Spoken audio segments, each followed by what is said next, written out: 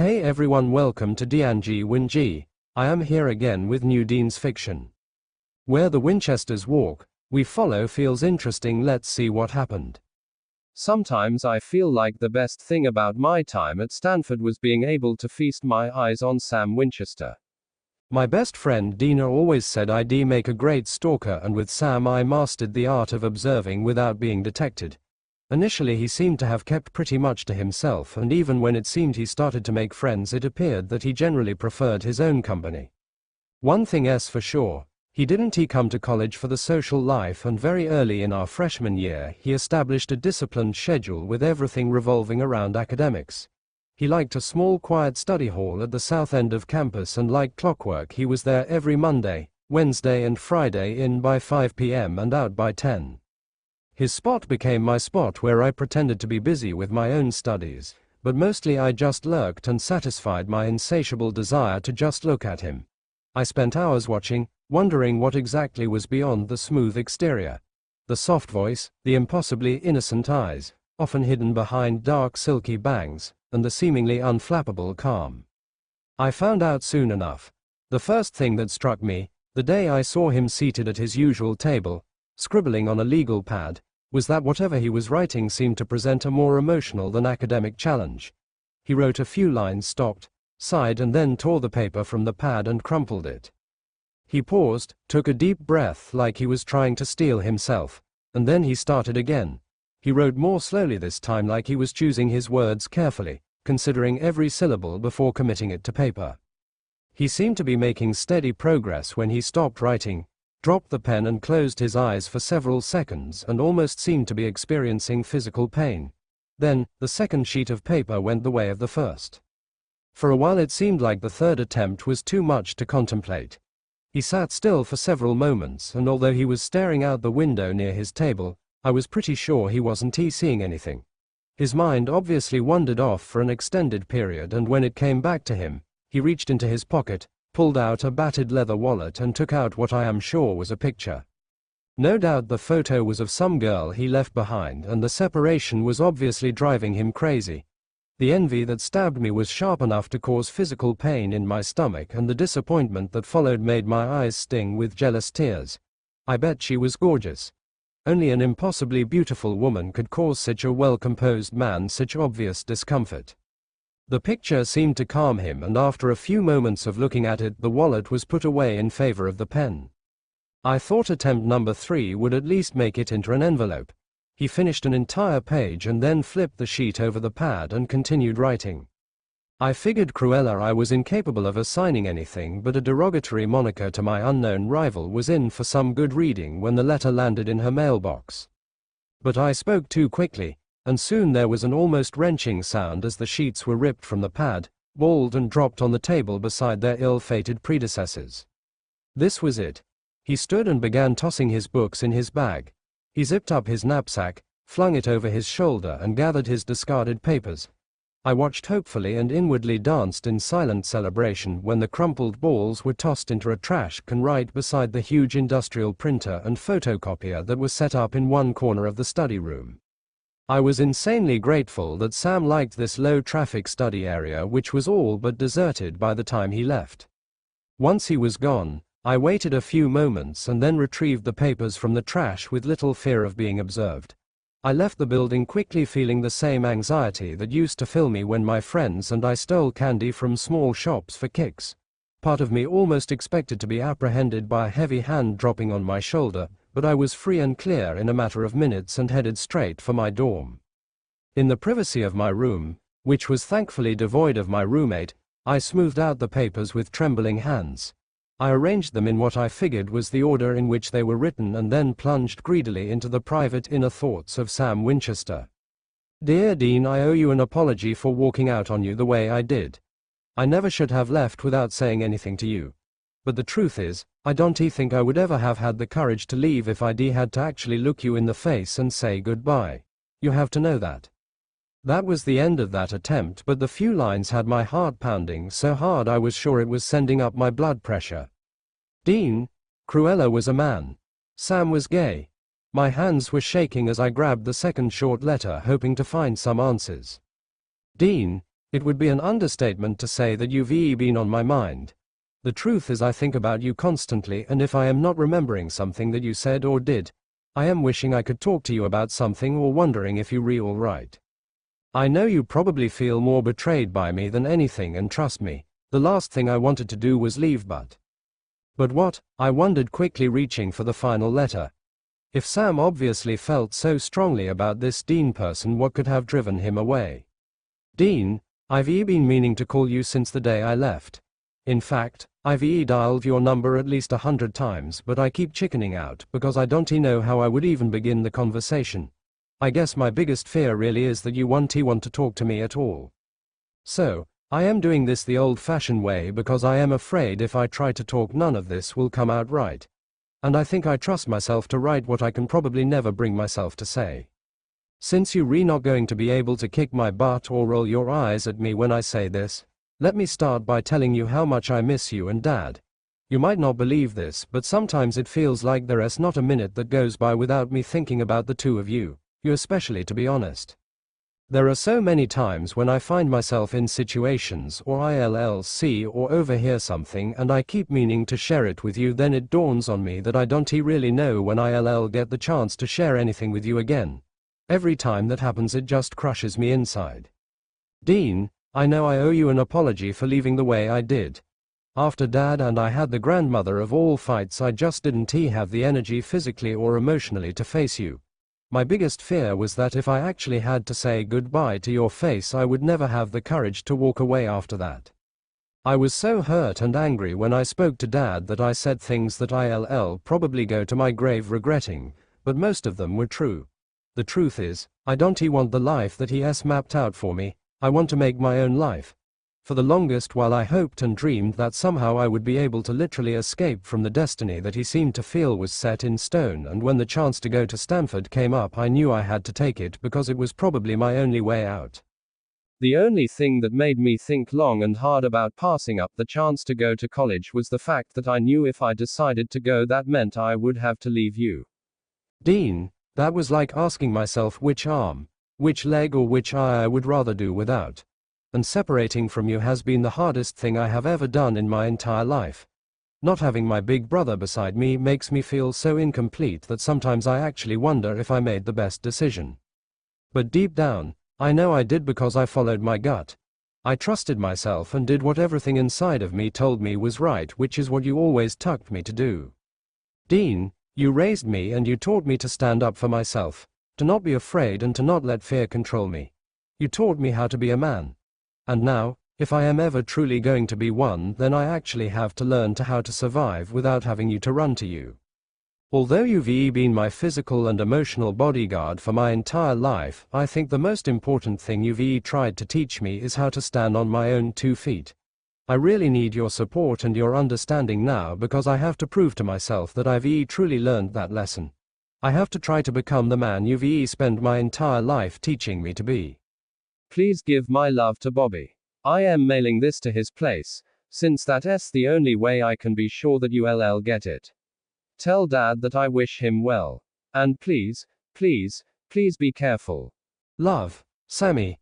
When I finished reading the letter I curled up on my bed, hugging my pillow as waves of emotions seemed to rock me.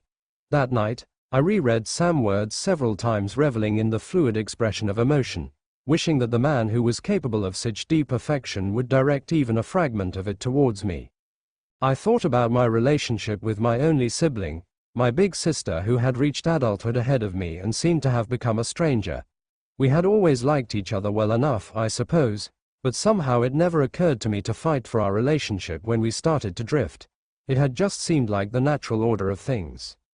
Obviously separation, be it gradual or sudden, was not natural for the Winchesters, judging from the way Sam was so obviously desperate to preserve the bond between him and Dean.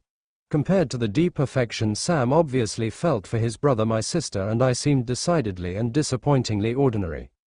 I lay in bed that night knowing I would never have the courage to actually approach Sam Winchester, and I'd have to be content to just watch him from the shadows.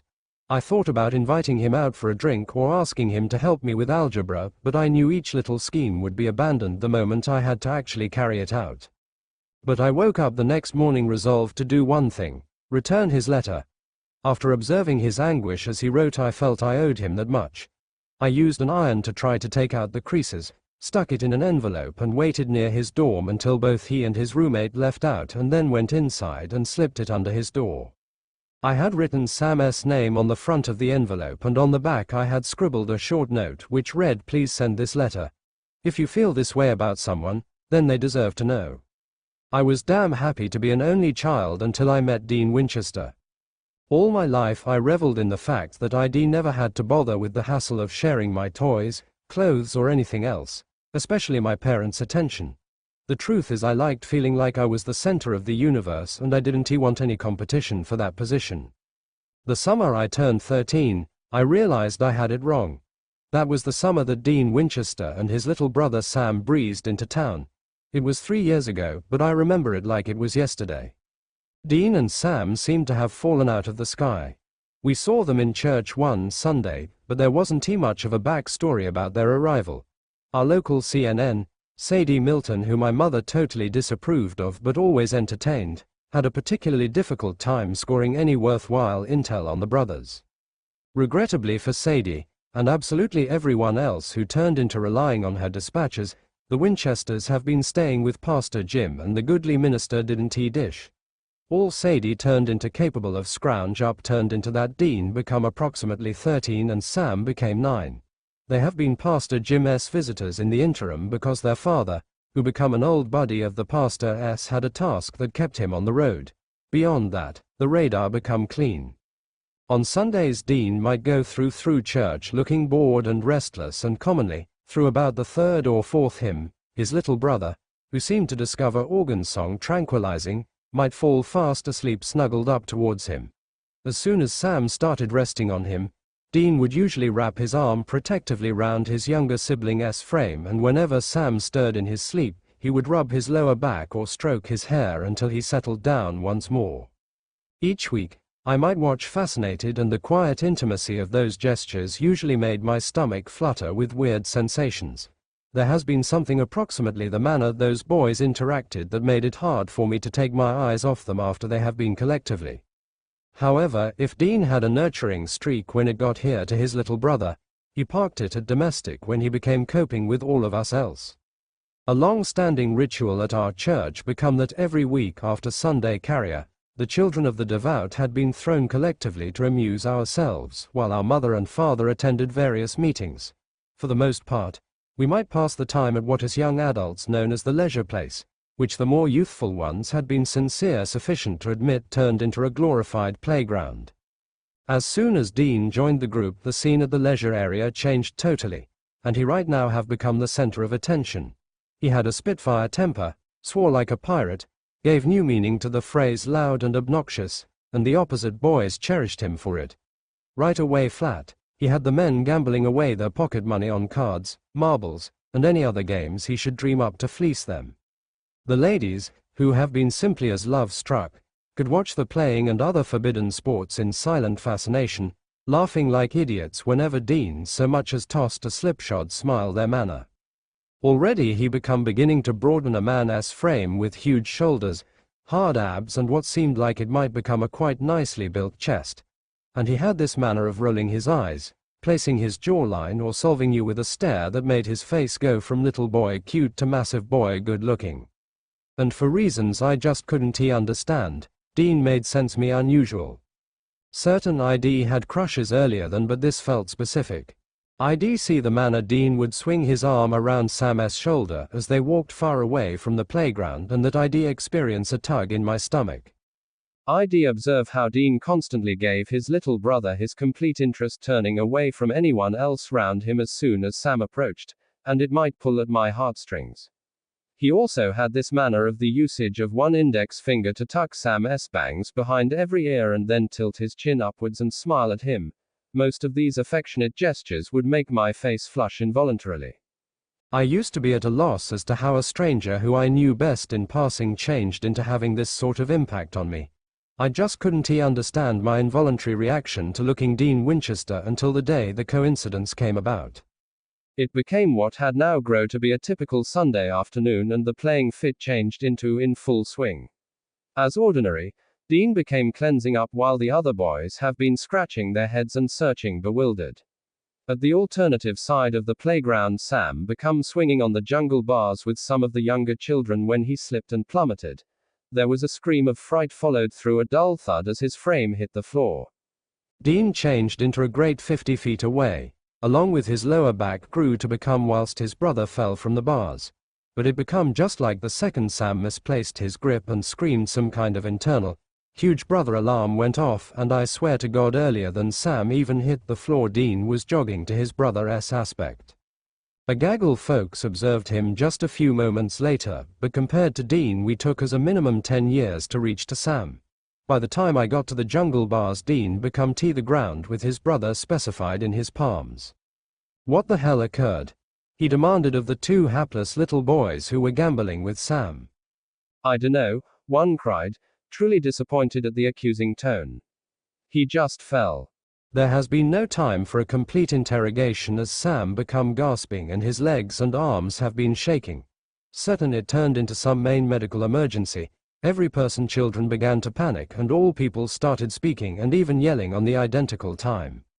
I noticed blind fear on Dean's face whilst his brother started out trembling in his arms and then in an on the spot it turned into gone. It changed into nearly like he felt the fear but determined to kill it before it is able to grow. Shut up, he shouted at everybody, retaining one hand below Sam's head and raising the other to ward us off. Simply back down and supply him a few air. Shocked into silence, all of us moved away but not up to now that we couldn't see what was happening. Once Dean had given us all to shut up, it turned into like no one else existed other than his brother. Sammy, he coaxed, elevating his brother into a sitting role. Sammy, pay attention to me, you need to respire, okay? Dean used one hand to assist Sam's lower back, after which with the other he started out gently rubbing Sam's chest. It's okay Sammy, you've just had the wind knocked out of you, that's all. It's no big deal, simply breathe. After some moments Sam opened his eyes and started out coughing. There you cross, Dean stated softly, that wasn't so difficult. After which the crying began. Sam howled so loudly that I almost ran as much as them to provide to assist, however I stayed nonetheless and stored my mouth shut, afraid Dean would start yelling once more. Dean quick pulled his little brother into his arms, hung on tight and then started out rocking him, soothingly. It's adequate Sammy, I got you, he stated quietly, stroking Sam's hair and rubbing his returned, it's okay. Whilst the crying didn't prevent after several moments, Dean gently eased his little brother away and raised Sam's chin barely so he could investigate his face. Tearfully, Sam glanced up at Dean and the look on Sam's face was sufficient to make my belly quiver. His big eyes were constant on Dean as though his huge brother turned into the source of all solutions, and Dean would know exactly what to do to make him experience better. Performing to pay attention the unstated message, Dean introduced his palms to Sam's cheeks and used his thumbs to tenderly wipe away the tears. Tell me in which it hurts, he said, and his voice was so mild I idea my heart could shatter. Dunno, Sam sniffed and shook his head. The response regarded to relieve Dean particularly, and he calmly ran his arms over Sam's shoulders and fingers, down his torso and then over his legs. While no contact seemed to purpose any pain, he requested, you may see me definitely right. Sam nodded, after which Dean pulled him lower back right into a hug and Sam rested his head on his brother's shoulder, hiccuping a bit, but for the maximum part, the tears appeared to be subsiding. Dean held him till the crying stopped completely and then he lightly eased him away once more.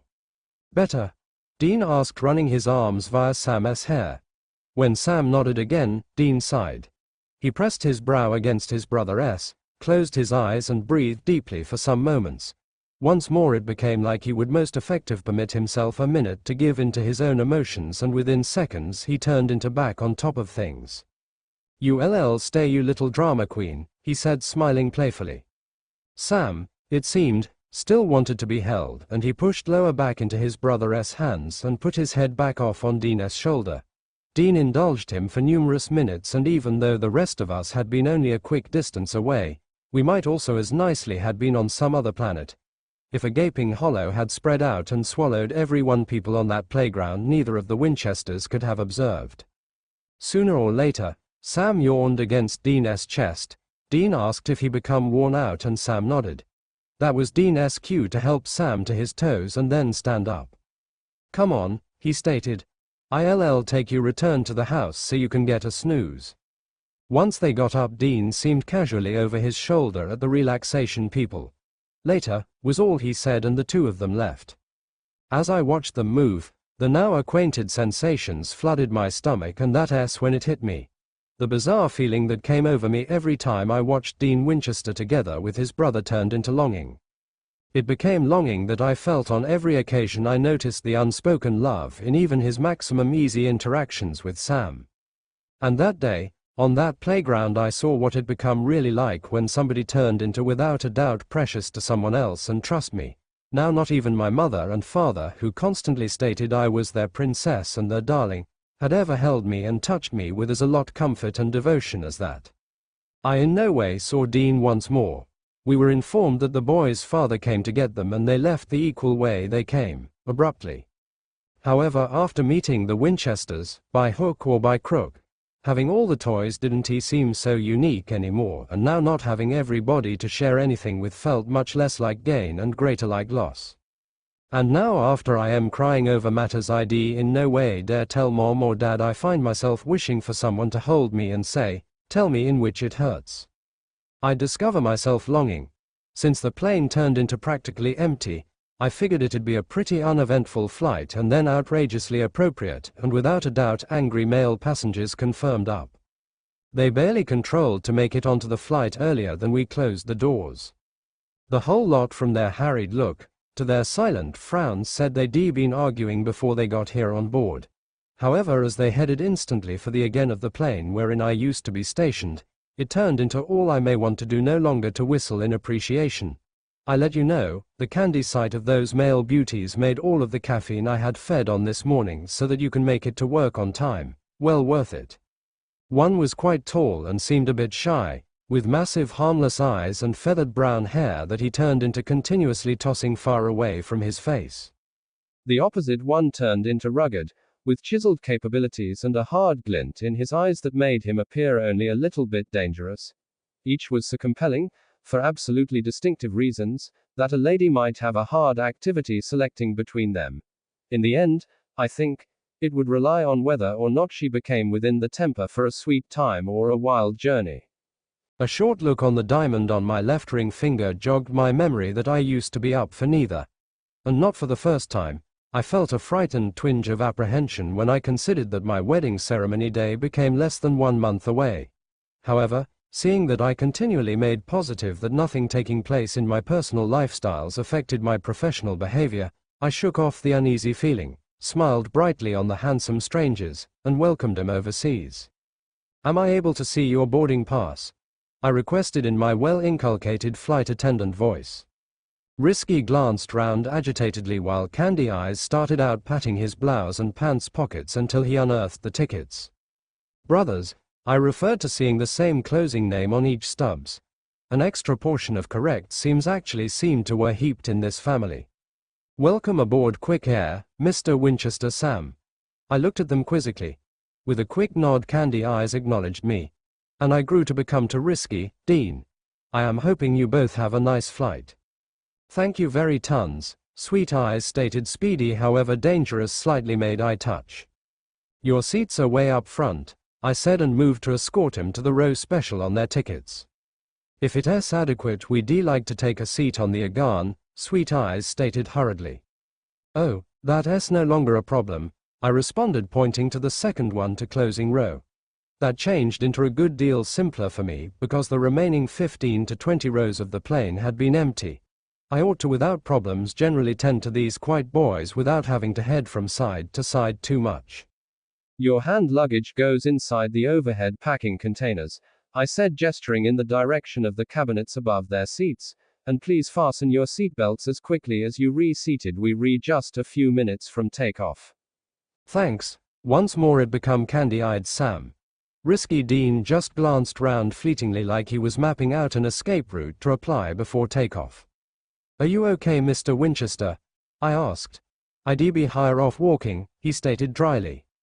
Dean, Candy Eyes reprimanded gently, We'll be pleasant. As quickly as I ensured that my passengers had been nicely strapped in, I stepped back to complete putting in place my station. From my work area, I couldn't help but overhear the Winchesters communique. "You acquire damn nerve dragging me on this flight," Risky turned into saying. "And oh Candy Lord," his voice meditated, his appears deep, urgent, edgy. In evaluation Candy Eyes sounded sensitive and almost docile, but something instructed me he changed into no pushover. "We don't have a choice, Dean." His voice changed into mild however firm. "We ought to get to Florida before sundown or this complete issue received T-paintings. Or even with you using like a maniac, it'd take us at least 2 days by means of automobile. You know how I experience about flying, Sam." Risky was trying to govern his extent, but he sounded mad as hell. "I understand, Dean, however we don't have any other choice. Properly, give me that pill, allow me pop it before they raise this component off the ground." For an uncomfortable second, there has been silence. Dean, Sweet Eyes sounded like he knew he was in trouble. "I forgot to get the Xanax out of the primary aid package." "What the hell? I am purported to fly cross U.S. sober. Just agree with me, okay? You'll be first class." Sweet Eyes sounded calm and defensive. "Like hell I will. Sure you will be, because I'm not going to let something take place to you." I was listening for the response from Dangerous whilst my co-worker Karen came promptly in the direction of me, briefly diverting my interest. "Hey, I know you hate the back, you want to trade places before takeoff," she offered. And normally, I would have jumped at the chance to work the front of the plane, except now I was becoming intrigued by what the Winchesters were saying. "Thanks," I said appreciatively, "but I am good." "Suit yourself." Karen smiled, then lifted my left hand. "I still can't get over this rock," she whispered wistfully. "It's the oldest cliché in the business, flight attendant snags millionaire." I had a better one. Flight attendant faints from starvation due to crash diet to fit into size 2 dress for wedding to said millionaire. Better still, flight attendant stays up all night crying after yet another fight with millionaire, hence the need for the caffeine cocktail in order to face the day. "I am insanely jealous," Karen went on. "I can't believe in 3 weeks you'll be a married woman." And there it was again, but this time stronger, that pang of fear. "Your prince will come." I put on my bright smile as I reassured her. "Until then, it's back to work." I gave her a playful push to start her moving back towards the front of the plane. As I turned to walk back to my station, the plane started pulling away from the terminal, and then heading slowly towards the runway. I quickly checked to make sure the overhead bin above the Winchesters had been properly closed. When the captain gave instructions to fasten seatbelts and prepare for takeoff, Dangerous Dean looked like he was about to start hyperventilating. He swore a blue streak of curses, barely getting the words out because his chest was heaving so hard. "Look, I am right here, okay?" Sam said, putting a comforting hand on his brother's arm. It was tossed off quickly, and even as I passed in the aisle I could see the hot blush that came over Sweet Eyes' face at the spontaneous rejection. Not wanting to miss any of the conversation, I sat down quickly and strapped myself in, straining to hear them over the roar of engine as we started taxiing down the runway. "You never let me be there for you," Sweet Eyes complained. He kept his voice low, but I could hear the anger and the hurt. "Sam, I am about to die and you getting all emo on me." My God. These two sounded like they needed couples therapy. "Nothing's going to happen to you, you stupid jerk." Sweet Eyes' protectiveness was showing again, even if it was laced with annoyance.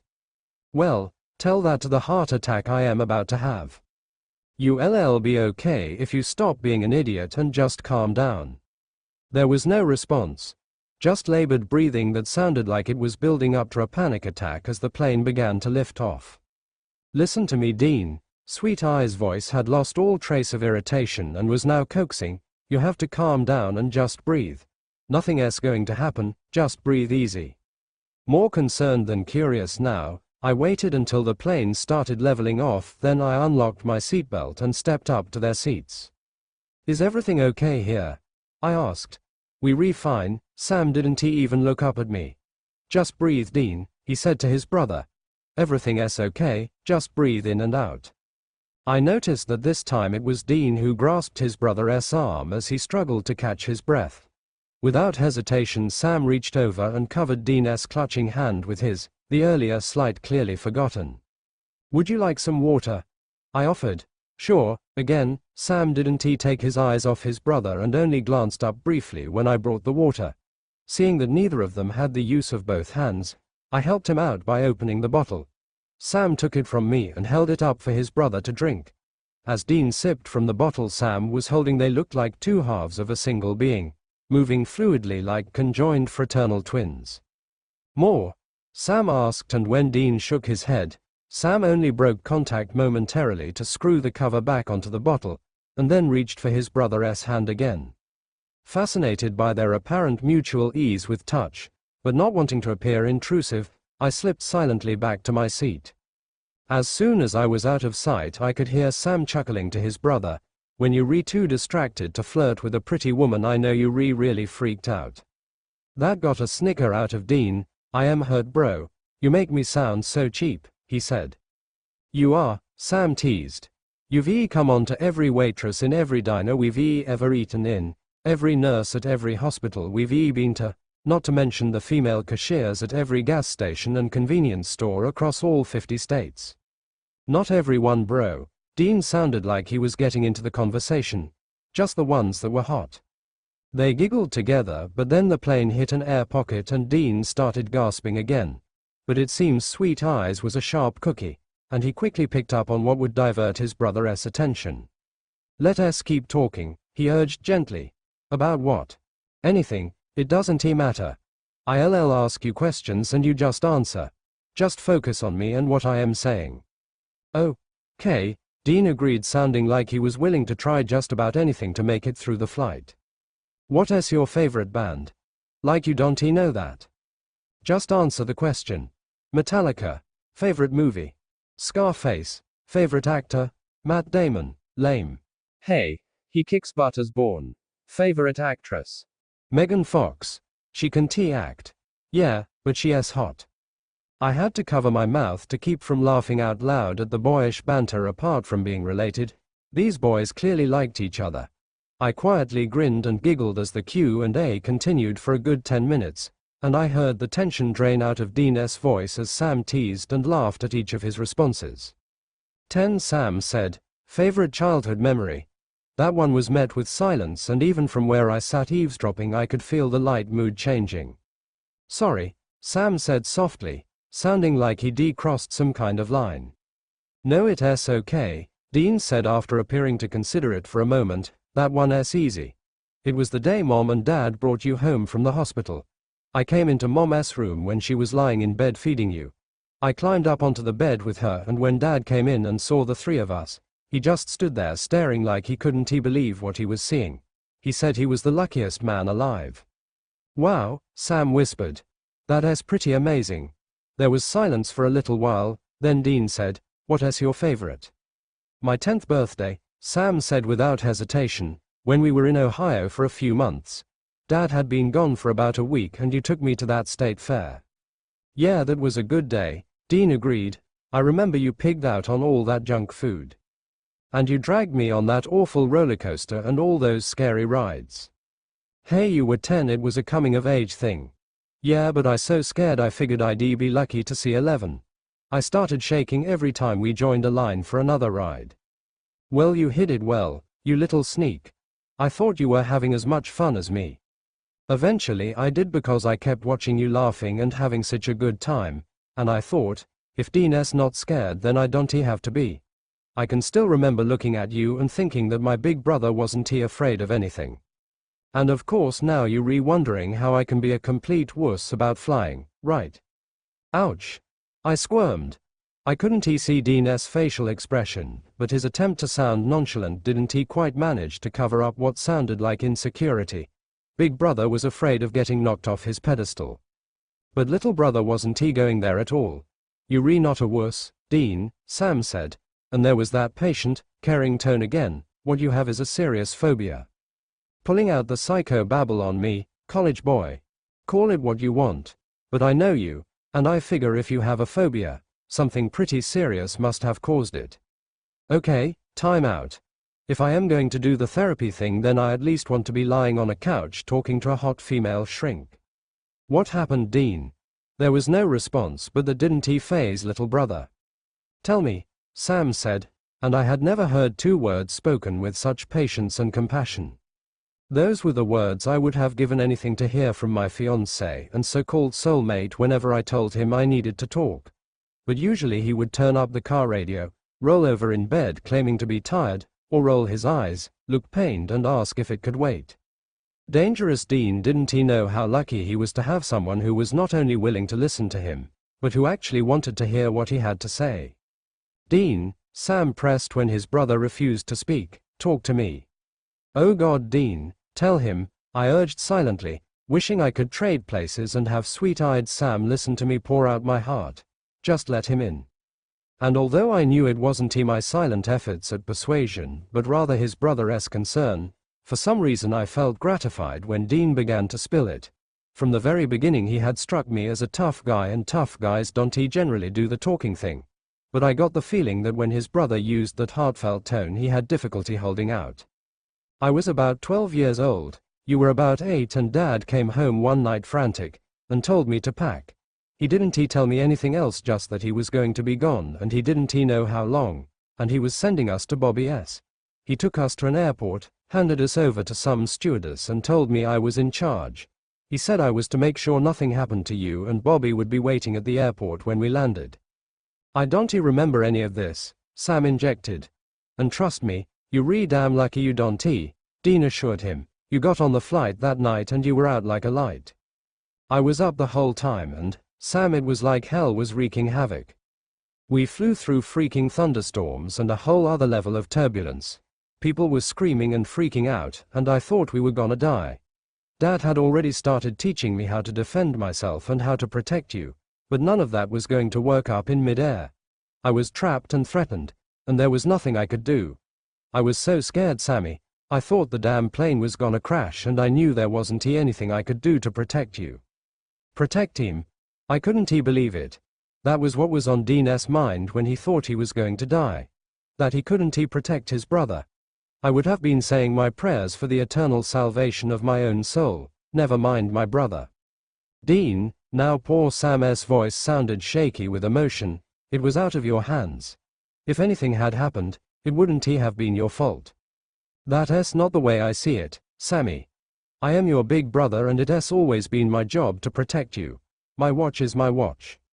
Wow. At 12 Dean was that protective of his little brother. At 12 I would have given up my little sister to the Nazis for an extra bag of M&Ms. You know, Dean, I am not even going to argue with you about how pig-headed and stupid that is.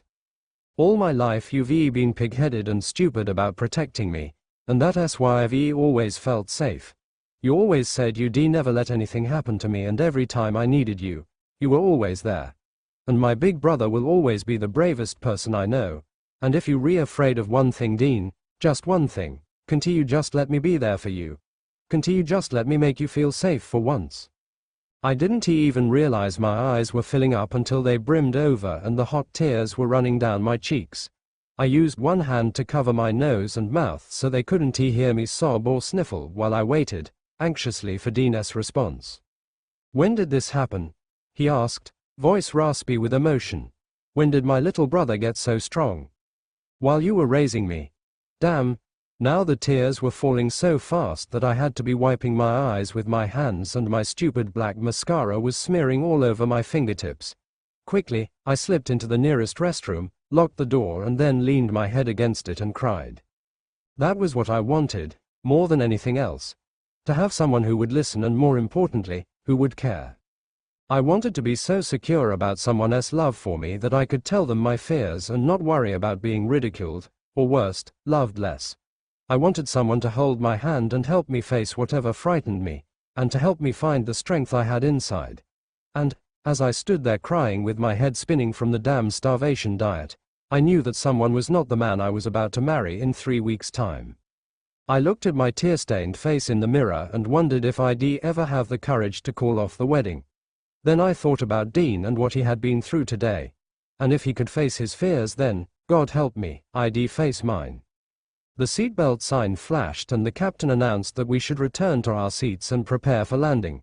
I quickly washed my face and was about to leave the restroom when I stopped, pulled the engagement ring off my finger and slipped it into my jacket pocket.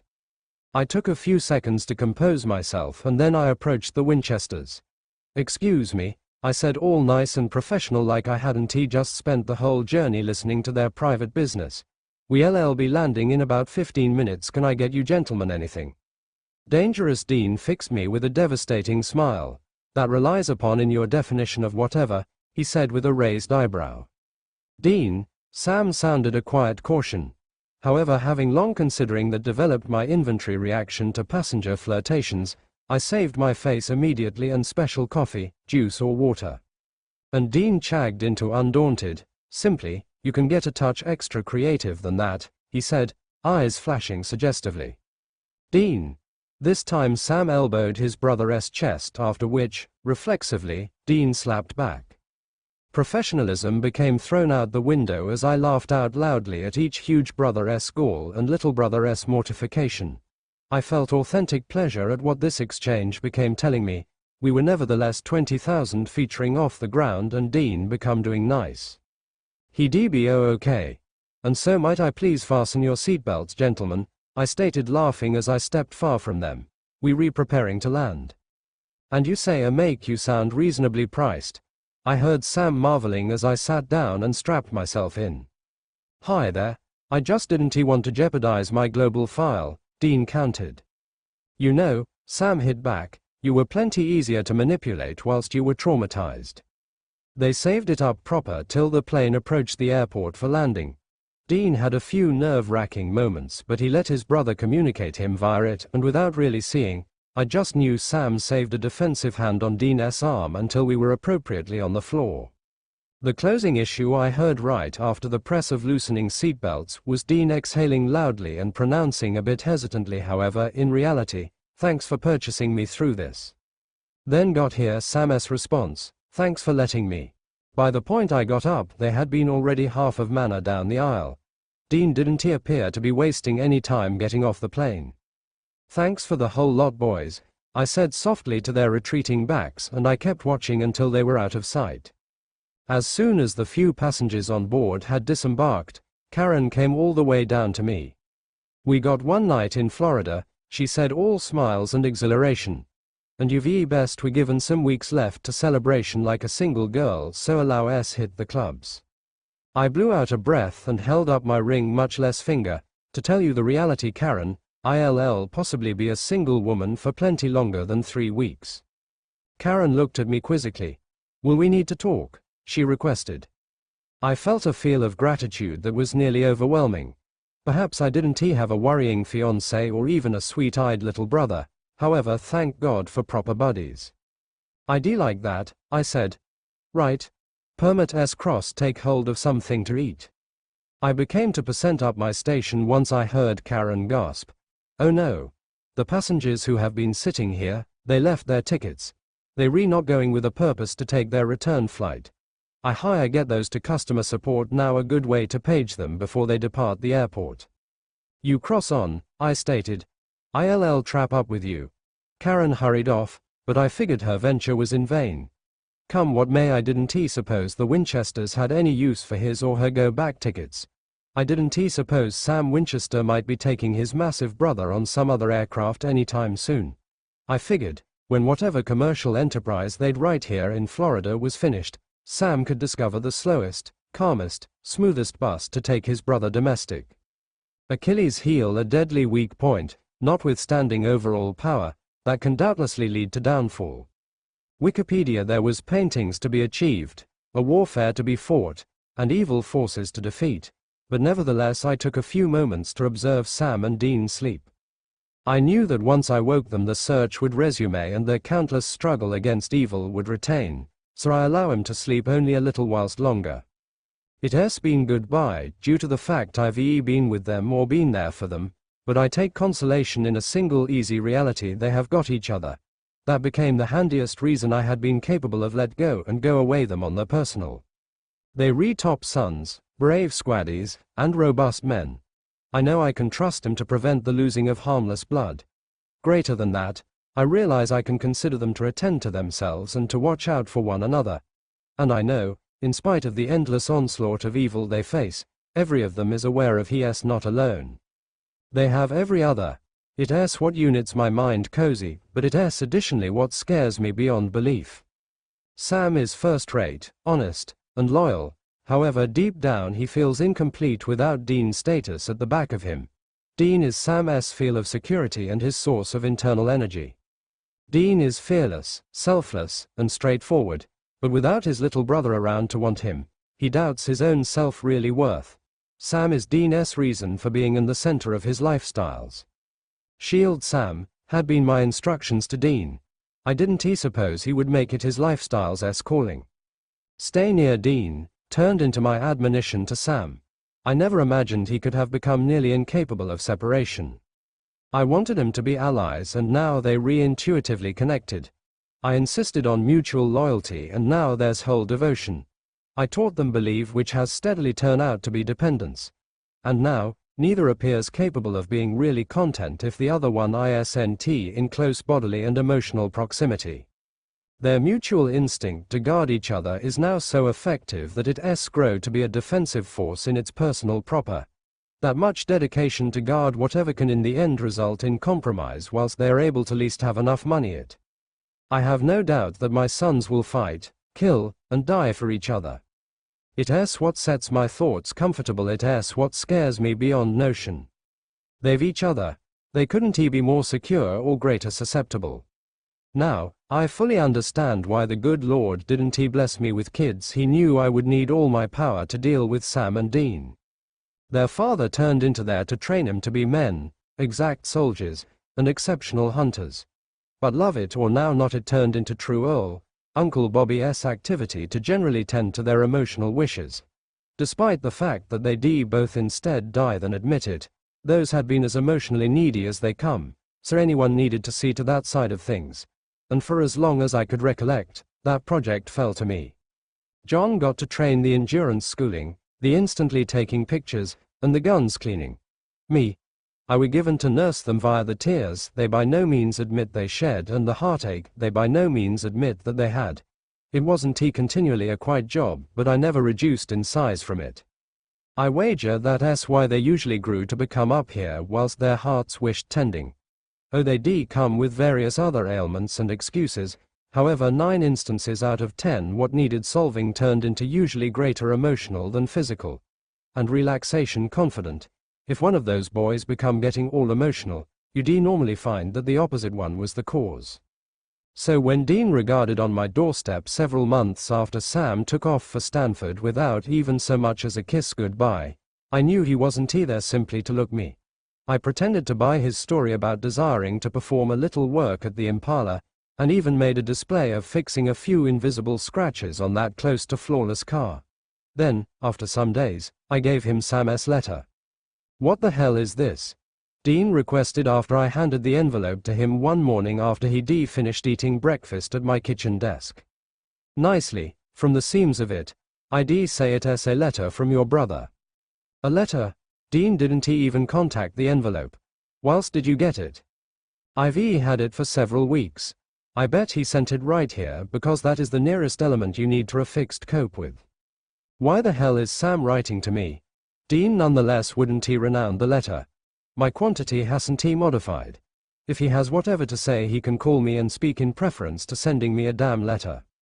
Properly, from what I've heard from you and your father and the sort of phrases you all parted on, I think it is a good signal that Sam is communicating in any manner, form, or shape. So that you retaking his side? Dean raised an eyebrow accusingly. Knowing precisely how to neutralize him whilst he started out to get unreasonable, I said, in all of the years I've been going among you and your brother like a few rattling fraternal Cupid, have you ever known me to take sides? Useless silence. Again, I shoved the envelope towards him. Now read the damn letter, Dean. No, he said, shoving it again. I don't want to hear about how first-rate lifestyles is in sunny California.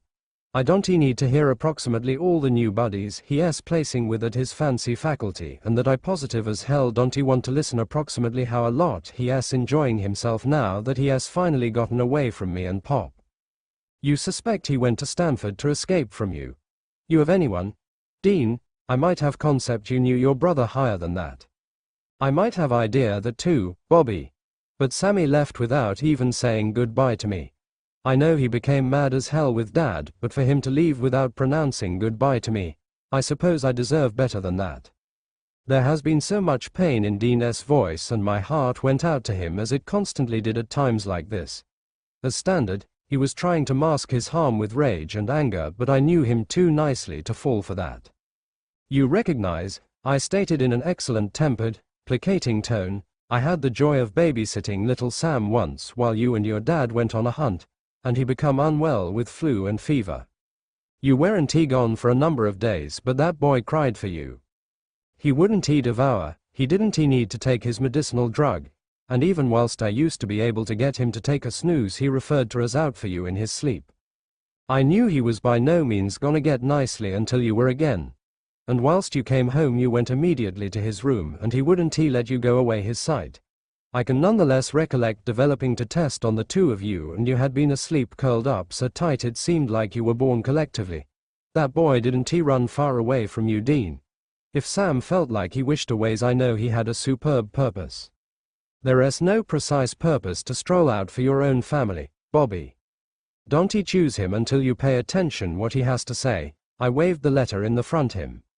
If Sam has anything to say, he can say it to my face, not in some stupid letter. I sighed.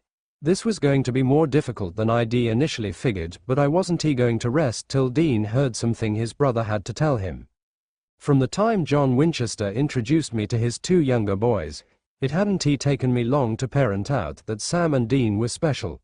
I never informed everyone but myself, but I considered it a privilege to have been able to see them grow up, and watch as the unique connection among them which seemed to were there from beginning developed into an unshakable bond. I'd visible that bond cast through 1,000 sacrificial gestures. Like when Dean would push his plate with the closing piece of meat on it towards Sam, no longer due to the fact he wasn't hungry, however due to the fact Dean could as an alternative starve than understand his little brother wasn't complete. I'd seen that connection fortified through 1,000,000 unspoken expressions of love, like while Dean might play reckless and hurt himself and little Sam might cry, every now and then uncontrollably, like he become the only in pain. And as the one's boys grew into men, I had vowed to do anything become in my electricity to safeguard that unbreakable hyperlink due to the fact, call me sentimental, I simply discern that a love so deep need to be preserved regardless of what. So now, I did what I had usually accomplished while one in all them turned into being cussed and unwilling to listen to the other's factor of view. I went between them. I opened the letter silently, praying I might be spared the humiliation of any photograph descriptions of co-ed antics, and I started out analyzing it out loud. Dean, I study looking pointedly at him, I've been meaning to call you since the day I left. In reality, I've dialed your wide variety at least 100 instances, but I preserve chickening out due to the fact I don't recognize how I'd even begin the communique. I guess my biggest worry actually is which you gain't want to speak to me at all. So, I am doing this the vintage fashion manner due to the fact I am afraid if I strive to talk none of this can pop out proper. And I suppose I agree with myself to write what I can possibly never deliver myself to say. I stopped analyzing and seemed Dean rectangular in the face.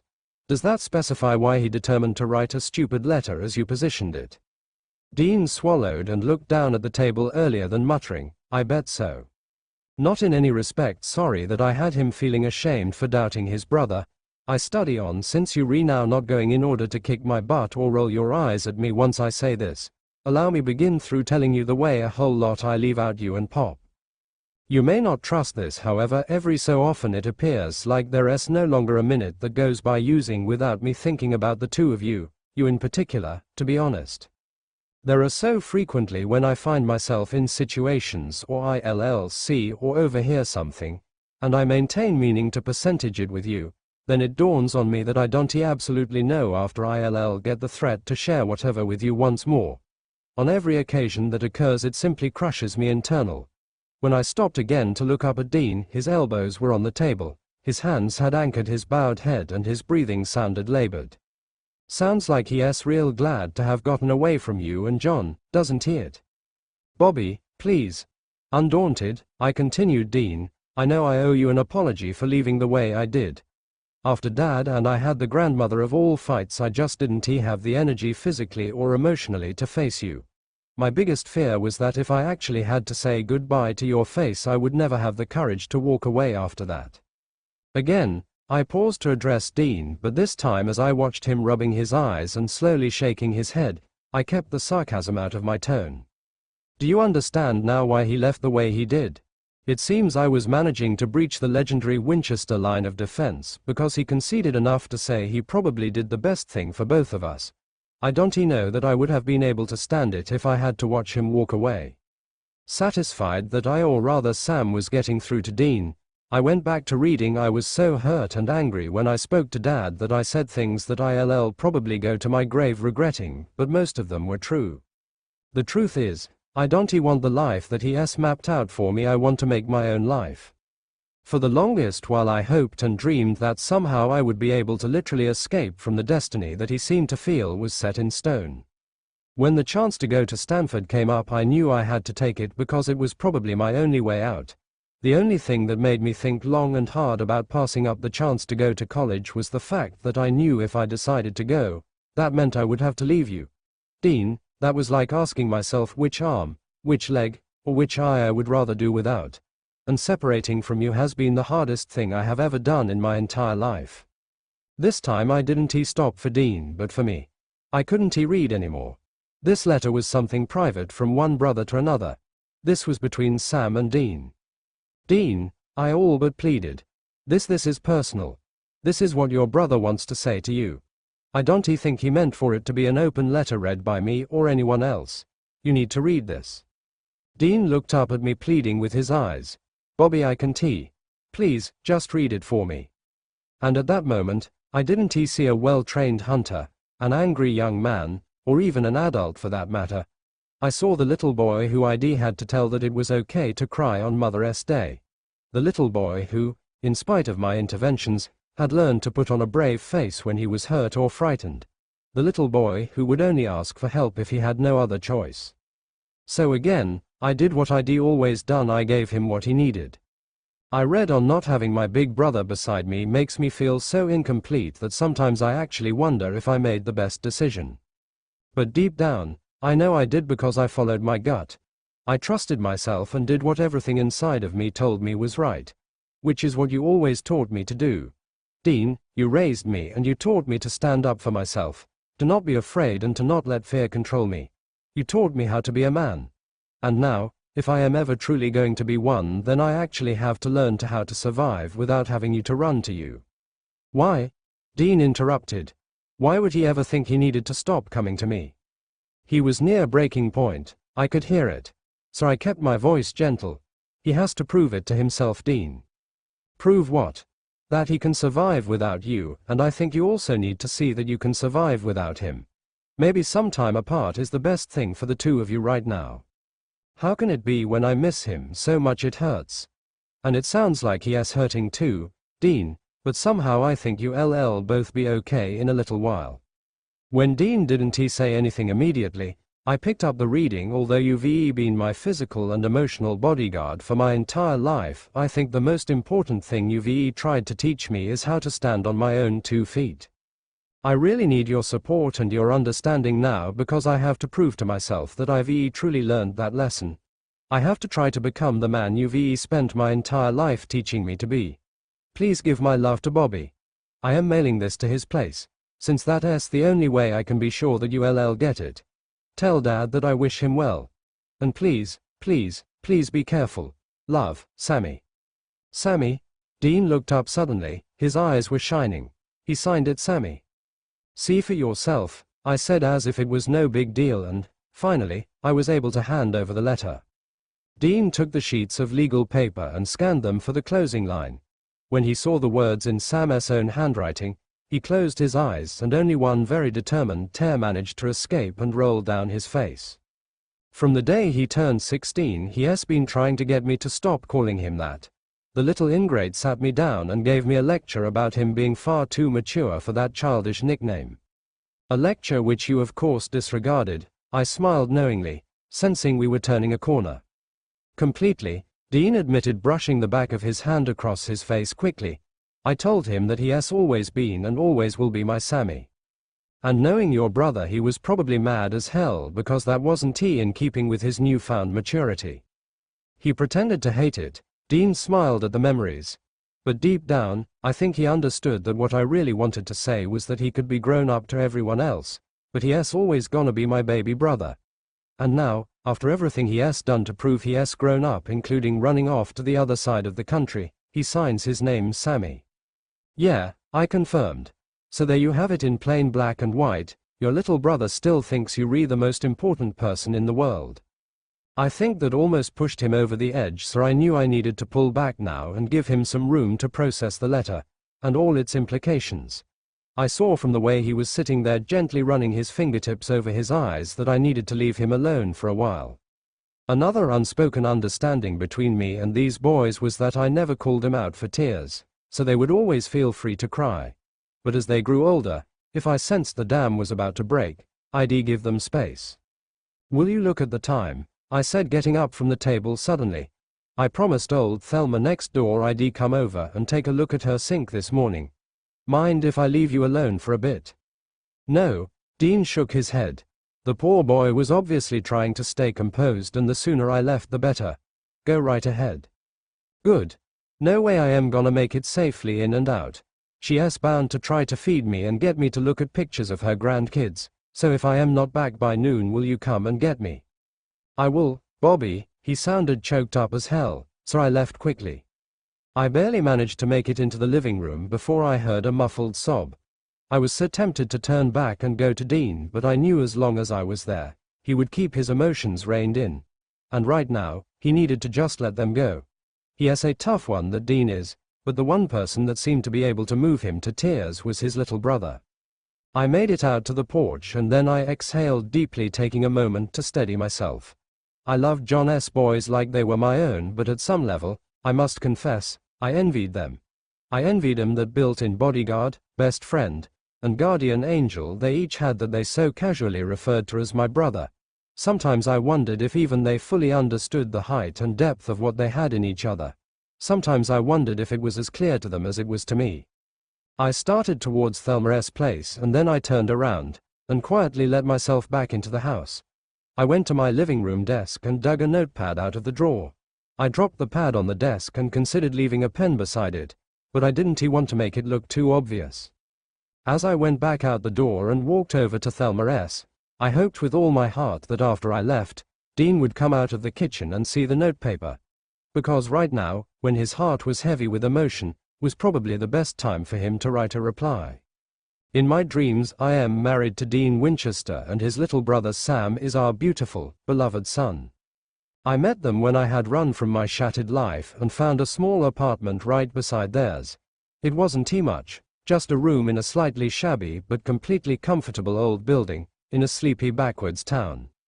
I would see them coming and going, Dean to work and Sam to school, and I don't think I'd ever seen two people more at ease with each other. They were always talking, laughing, or teasing, but even when they were silent they still seemed to be communicating. Instantly attracted to this fraternal chemistry, I quickly introduced myself as their new neighbor and gave them an open invitation to drop by. At first they seemed to be keeping their distance, but I wore them down quickly with little neighborly gestures like a cup of coffee here, and a tuna casserole there. Eventually we started to have conversations and I think they both concluded that Haley next door was okay. The more I spoke to them, the more I put the pieces of the Winchester puzzle together. Dean had just turned 19, although he came across as much older, and he was responsible for his 14-year-old brother. I found it fascinating to see Dean move seamlessly from parent to big brother to best friend as he interacted with Sam. In contrast to his brash, outgoing big brother, Sam was sensitive and initially came across as shy. But once you passed his personal tests, and I got the feeling there were many of those on several levels, he was charming, engaging, and a lot of fun to be around. Strangely, Although I liked them both as individuals, I absolutely loved them together. I was drawn to their easy familiarity and the way that practically everything about them telegraphed the wonders of a close bond between family. And nowhere was that bond more evident than in their conversations. Sam in particular loved to talk. Since my bedroom bordered his, and neither he nor his brother was particularly soft-spoken, I heard almost everything they said through the paper-thin walls. Sometimes I'd lay in bed for hours just listening to them talk to one another. And as I listened, I gradually got to know them. Dean was cheeky and facetious, but Sam was a by-the-book kinda guy. That became clear to me when they spoke about the brownies. "These brownies are excellent," Dean said, sounding like his mouth was full. "I think you should go out with what did you say her name was again?" "Marcy," Sam supplied without much enthusiasm. "I think you should take Marcy out and see what else she can bake." "I don't care how well she bakes, Dean, she's not my type." "Why?" "Because it's like she's on this mission to go through every guy in the entire class." "You kidding?" Dean didn't he sound like he necessarily thought that was a bad thing. "No, apparently it's my turn this week, hence the brownies. I only took them because I figured you'd like them, but when it came to her other offerings, it was thanks but no thanks." "Okay, Mr. Pure as Snow, you don't have to actually date her, but can't you at least string her along a little and get some more brownies?" "Dean, I suggest you savor this batch. Sometimes they fight." Like the night Dean came in just before dawn and Sam blew a gasket. No one was more than surprised than me when I jolted awake just after 5 a.m. to hear the normally composed Sam Winchester yelling, "Where the hell have you been, Dean? I've been worried sick." "Sorry, I kinda got caught up." Dean sounded so guilty that it didn't take a genius to figure out what had caught him. "Couldn't you at least have called?" Sam wasn't letting up. "Sorry, I was pretty busy." Dean sounded sheepish. "Whoever she was, she could have waited 5 damn minutes while you called to tell me you weren't coming home." "Come on, Sammy, we will look. I am not trying to cramp your style, but if you're going to be out half the night with God knows who, then at least call so I am not up worrying while you off having a good time." Was he jealous? I wondered. Did it upset him that his brother found someone else's company as compelling as his? "You do realize," Dean said philosophically, "that I should have you on a curfew and not the other way around, right?" "Dean." Sam sounded like he was trying to make an effort to keep the annoyance in his voice, but his brother was wearing him down. "Tell you what," Dean seemed to be turning on the charm. "I'll make it up to you. We can spend the whole day at the library on Saturday, and then after that we can go to the bookstore. Whatever you want to do, geek boy." "Shut up, you jerk." Sam's parting shot was punctuated with what sounded like a pillow connecting with Dean's head. I loved the fights and always welcomed them since the boys generally tended to blow off steam pretty quickly, and didn't stay mad at each other too long. I also liked to hear all the different ways Sam would say his brother's name. Sometimes it was Dean, clipped and stern when he was annoyed. Other times he yelled, "Dean," sounding serious and demanding when he was outraged or angry. There was also the exasperated and quizzical Dean, when his brother left him confused or exasperated. Then there was the soft, affectionate Dean, reflecting boundless trust and complete security. But the absolute best talks were the ones they had whenever Sam had a bad dream. Sadly, Sam was afflicted by awful night terrors that often had him waking up gasping for breath or bursting into tears. "Another nightmare?" Dean asked one night when Sam screamed himself awake, coughing and gasping. "Yeah," Sam choked, trying to catch his breath. "What was it about this time?" Dean asked. His voice was gentle with concern. "I can't remember. Don't lie to me, Sammy. Was it about Mom?" "No, was it about the fire? As usual. Who this time?" There was a brief hesitation before Sam said, "You." He sounded so scared and sad. It seemed so real, Dean. God, it seemed so real. The next sound was muffled sobbing, quickly followed by Dean's voice, soft and soothing. "It's okay, Sammy, I am right here. You're not going to get rid of me that easy." Next came soothing, hushing words until the sobbing stopped. Then Dean said, "Lie down, Sammy, see if you can go back to sleep." I heard a long tired yawn, followed by an even more tired "Stay, please." Not going anywhere. Dean sounded like he was getting pretty sleepy himself. "It's always better when you rehear," Sam said, and I am pretty sure he was asleep before the words were out of his mouth. "Always will be." No doubt, Dean joined him in dreamland in short order. For months I listened, falling in love with both of them and wanting to be with each of them in entirely different ways. Soon, I started to imagine myself encased in that cocoon of closeness they shared. All I ever wanted was a husband and a family. That's why I had gotten married just a few years after high school. But it had been such a bitterly disappointing experience. My husband, Roger, communicated most fluently with his fists. But each time he hurt me he would tearfully beg me to forgive him, and foolishly, I would. It wasn't until a particularly severe beating which caused me to lose our unborn child, that I realized he couldn't help himself, and the agony would never stop. That's when I left, and although Roger called often weeping and begging for yet another chance, I held my ground, refusing to go back. And living beside the Winchesters, I started to dream about love and family again. I spent long hours contemplating the situation, and it became clear that it was no coincidence that I had moved in beside them. Sam was still young in so many ways, and he badly needed a mother's care and affection. And Dean may have thought it was cool to be busy sowing his wild oats, but what he really needed was a faithful, loving relationship with the right woman. Dean needed a wife, Sam needed a mother, and I needed a family. Obviously, it was ordained that our three lives become entwined. And my resolve to bring us all together became even stronger after Sam got sick. I knew something was wrong when Dean came to my door with a very worried look on his face, asking if I had anything for a fever. It turned out Sam had a bad flu and Dean was worried sick because he had to go off to work. I could tell instantly that Dean was completely torn about leaving his little brother when he wasn't well, so I quickly volunteered to keep an eye on Sam, and insisted that Dean go to work. "Don't you worry about it," I reassured, shutting Dean up when he started to protest. "I'll come right over and stay, so I'll be there if he needs anything." It's not just that. I could tell Dean wasn't totally comfortable with the idea. I am the only one he'll really let take care of him when he's feeling this bad. He gets kinda clingy. "Trust me, I can handle a sick teenager," I said, relishing the idea of a weak and feeble Sam needing me to comfort him. I was sorely disappointed. Just as I'd figure, Sam was absolutely adorable sick. He looked so helpless and vulnerable that it was all I could do to keep myself from taking him in my arms and rocking him gently until he fell asleep. As he lay in bed with his damp bangs covering his closed eyes and obscuring his flushed face, it took everything out of me not to lean over, kiss his cheek and gently move the hair away. But as bad as he was obviously feeling, he was still so polite and careful not to put me out of my way.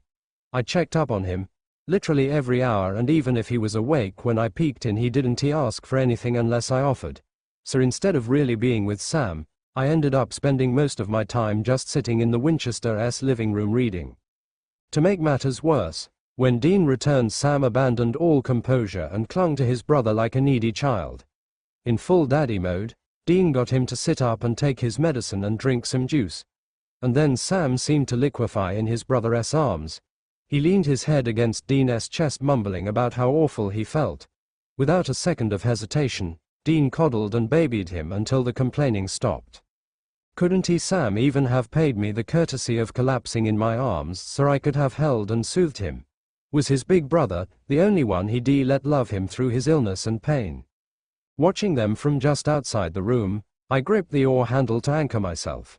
I knew if I let go I'd walk over and beg to be included in the circle of affection. But the circle had closed, leaving me beyond its boundary. Eventually I stepped away from the door, not wanting them to catch me watching. Several minutes later, Dean came out of the room and immediately went to the kitchen saying Sam wanted soup. "I can make it," I volunteered, hoping that would earn me a little more time with them. "Thanks," Dean said appreciatively, "but it's tomato rice soup. He'll only eat it if I make it.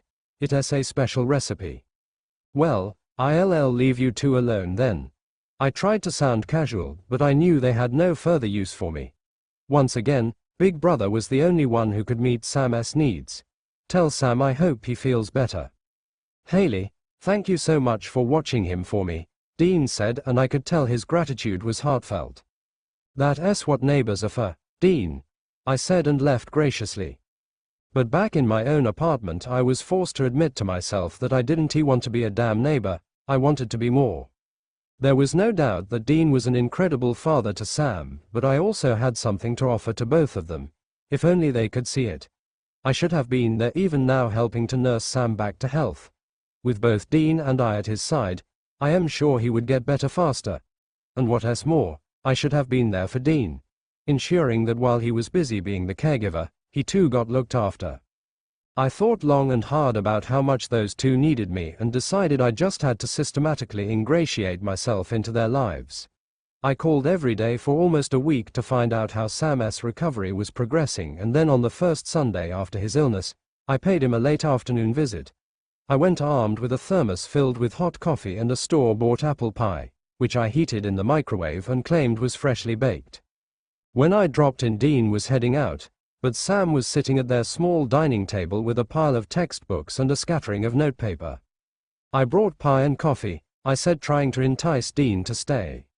"Oh, you're such a sweetheart," he said, pulling on his jacket. "I gotta go though, leave mine on the counter." Just before he sailed out he called back to Sam, "It's your turn to make dinner, surprise me." Sam and I ended up having coffee and pie, and then I listened while he read the history essay he had been working on. That led to a fascinating discussion about his favorite academic subjects, and I sat there thinking how nice it would be if we spent every Sunday afternoon like this. Looking to extend my visit, I asked him what he was planning to cook for Dean. "The usual," he shrugged in a non-committal, 14-year-old way. "I'll just open a jar of sauce and do some spaghetti." "Just like that?" I asked, horrified. "That's not special. And your brother took such good care of you while you were sick. Let us make him a nice meal." I went back to my apartment for ingredients and supplies and taught Sam how to make spaghetti bolognese from scratch. He was a quick study and we kept up an easy, pleasant conversation while we worked. I deliberately dragged out the cooking because I just loved doing something fun with Sam. But I also wanted Dan to come back and find us in the kitchen. I wanted to experience the thrill of having my husband walk in and see his wife and son cooking a special meal for him. When Dean did appear, just as I was taking a final taste of the sauce, I felt like someone had handed me the keys to the kingdom of heaven. My heartbeat quickened and I could feel the heat rising in my face. I blew out hard, trying not to be too overwhelmed by the powerful sense of elation that flooded my body. Dean sniffed the air appreciatively, inhaling the fragrant aroma of Italian seasonings floating through the small apartment. "Either Sammy learned to do something more than heat up sauce in the microwave, or I have a new guardian angel," he said, smiling at me. Undone by his captivating smile, I struggled to catch my breath and barely managed to keep my voice steady as I said, "Spaghetti bolognese, my mother's recipe." "And," Sam chimed in mischievously, "she taught me how to make it, so you better be nice to me or you're back to microwave pasta sauce next time." "Is that a threat?" Dean advanced on his brother, playfully shoving his shoulder. "Yeah," Sam rejoined, shoving him right back. "And my pasta beats your mystery concoctions any day." Ungrateful brat. Dean grabbed Sam in a chokehold, but rubbed his hair affectionately instead of strangling him. Sam laughed loudly and tried to elbow his way out of his brother's grasp. They continued to tease each other, effectively deflating my fantasy. The familiarity, the banter, the compelling sense of closeness, was still just between the two of them. In spite of my efforts, I was still outside that warm ring of affection. I was invited to stay for dinner, and after spending that evening with them, I knew that being on the fringes, watching the Winchesters was never going to be enough. Listening through the wall and wishing would no longer satisfy my needs. I wanted to be enveloped in that strong web of love. I had to be a part of that extraordinary bond they shared. For several days I contemplated how to move things to another level. Eventually, I fell back on the world's oldest female strategy. The way to a man's heart wasn't really through his stomach, and late one night, I knocked on Dean's door, determined to take the more direct route. I wore a silky black dress not much more substantial than a nightgown and held 2 bottles of beer in my hand. "In the mood for a drink?" I asked, holding up the beer and smiling sweetly when a yawning Dean opened the door. "Haley," he rubbed his head tiredly and looked at his watch. "It's almost midnight." "Yes," I tried to make my voice sound sultry. But I feel like having a nightcap, and I wondered if you'd like to join me. Dean sized up the scene and appeared to shake off his drowsiness. Hey, he raised his hands as if to apprehend me. This looks like you've got more than a drink in mind. Buoyed that he was the one to cut to the chase, I stepped into the apartment, quickly rested the beer bottles on the nearby kitchen counter and then moved towards him. Well, I whispered in the seductive tones I heard women use on television. Since we both grown-ups, they plenty things we can do at midnight. I ran my fingers up the side of his neck, and then gently held his chin so I could bring my lips to his. Instinctively, he responded to the kiss but quickly pulled away. I don't fool around with married women, Haley, he said, stepping back from me. Well, as far as I am concerned, I am not one. I moved towards him, put both hands behind his neck and pulled his lips to mine again. This time, it took less than a second for him to yank his head away. Then he reached for my left hand and held it up in front of my face. Then maybe you should stop wearing that. I looked at the cheap gold overlay wedding band in disgust. At one time it had been the symbol of hope and promise. So much so that even when I fled, I couldn't bring myself to take it off. Now, it was hindering my progress as I pursued the destiny that awaited. Fine, I yanked the ring off and tossed it carelessly across the room. Now, where were we? I think you were leaving. He walked to the still open door, giving me my cue to exit.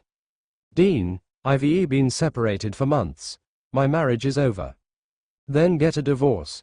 Give me a good reason to, I said, slowly pulling down the flimsy left strap of my dress and tossing my hair in what I am sure was an alluring way.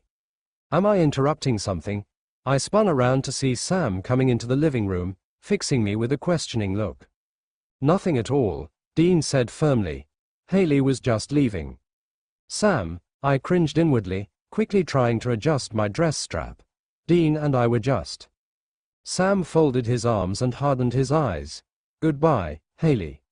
They may have been 10 feet apart, but the Winchesters were standing together and they wanted me of their space. I turned and hurried back to my apartment, leaving the beer and the failed seduction in my wake. Safe in my own home, I went straight to my room, flung myself face down the bed and pounded the lumpy mattress with my fists.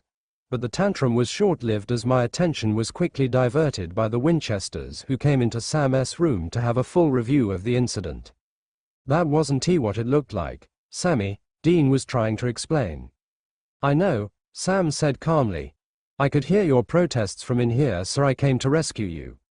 That had Dean snickering, much to my complete mortification.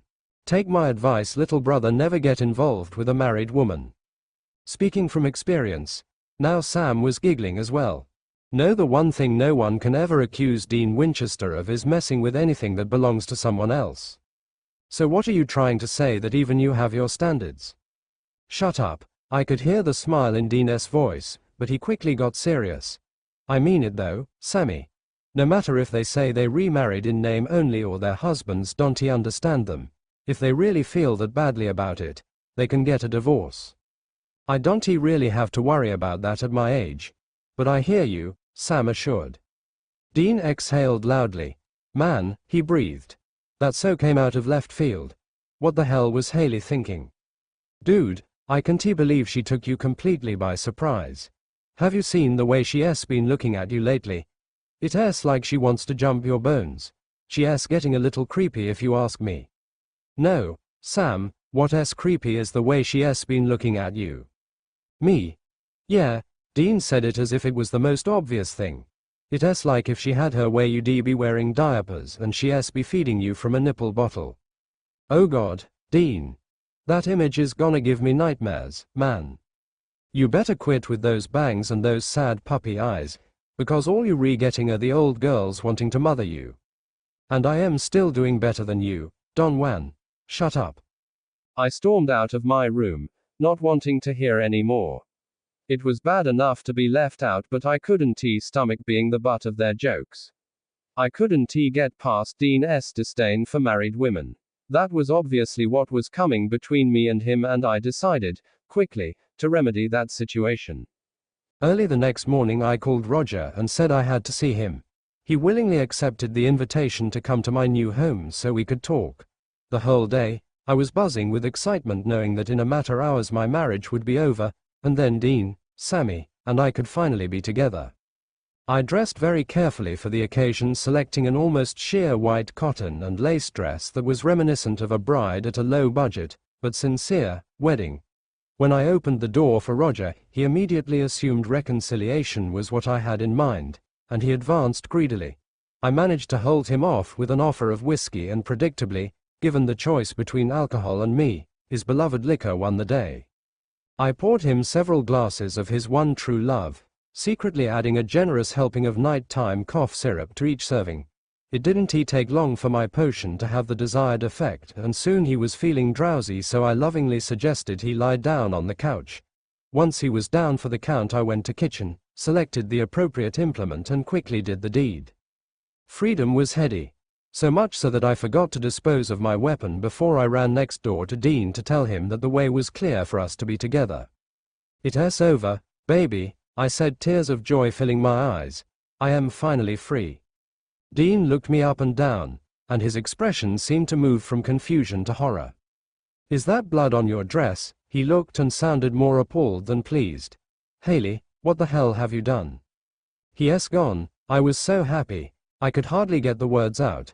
"Now you, me, and Sammy can finally be a family."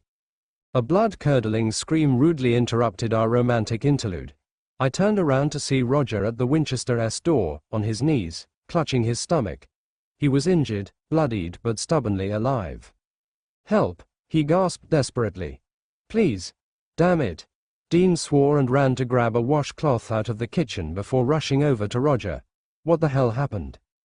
"Crazy witch tried to kill me," Roger puffed and panted, sounding like he was at death's door.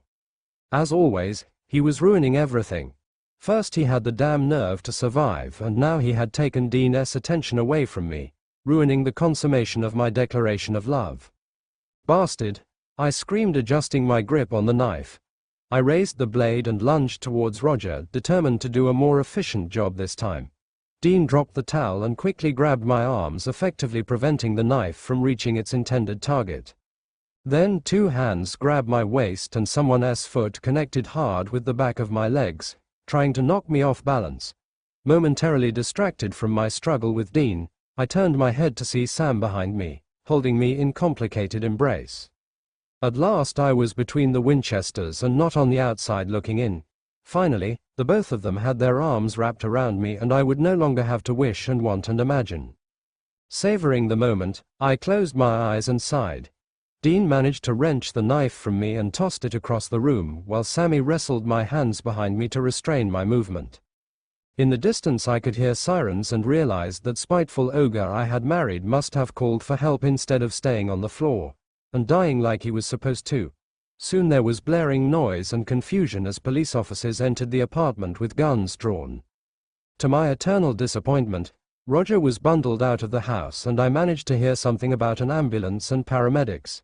Sammy was still holding me when 2 police officers accosted me, demanding to know my name, and loudly asking all kinds of questions. Sammy released me and I immediately faced him, gently bringing my hands to his face.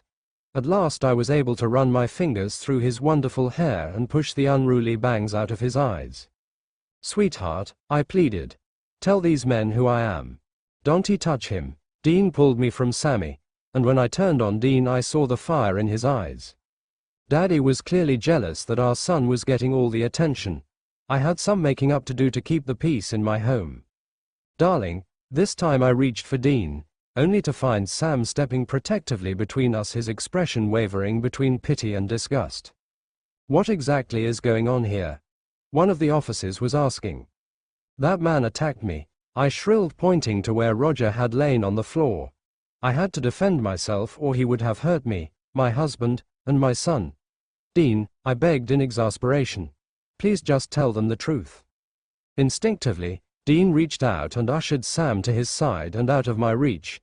Then, he addressed the policemen. "Officers," he said stoically, "I am Dean Winchester and this is my little brother Sam. This woman is Haley Miller, our neighbor." "She's not your wife?" The policeman sounded confused. "No, sir," Dean shook his head. "Dean," I screamed, bursting into tears at his denial. That's a lie and you know it. Is she your mother? The other police officer asked Sam. No, Sam said emphatically.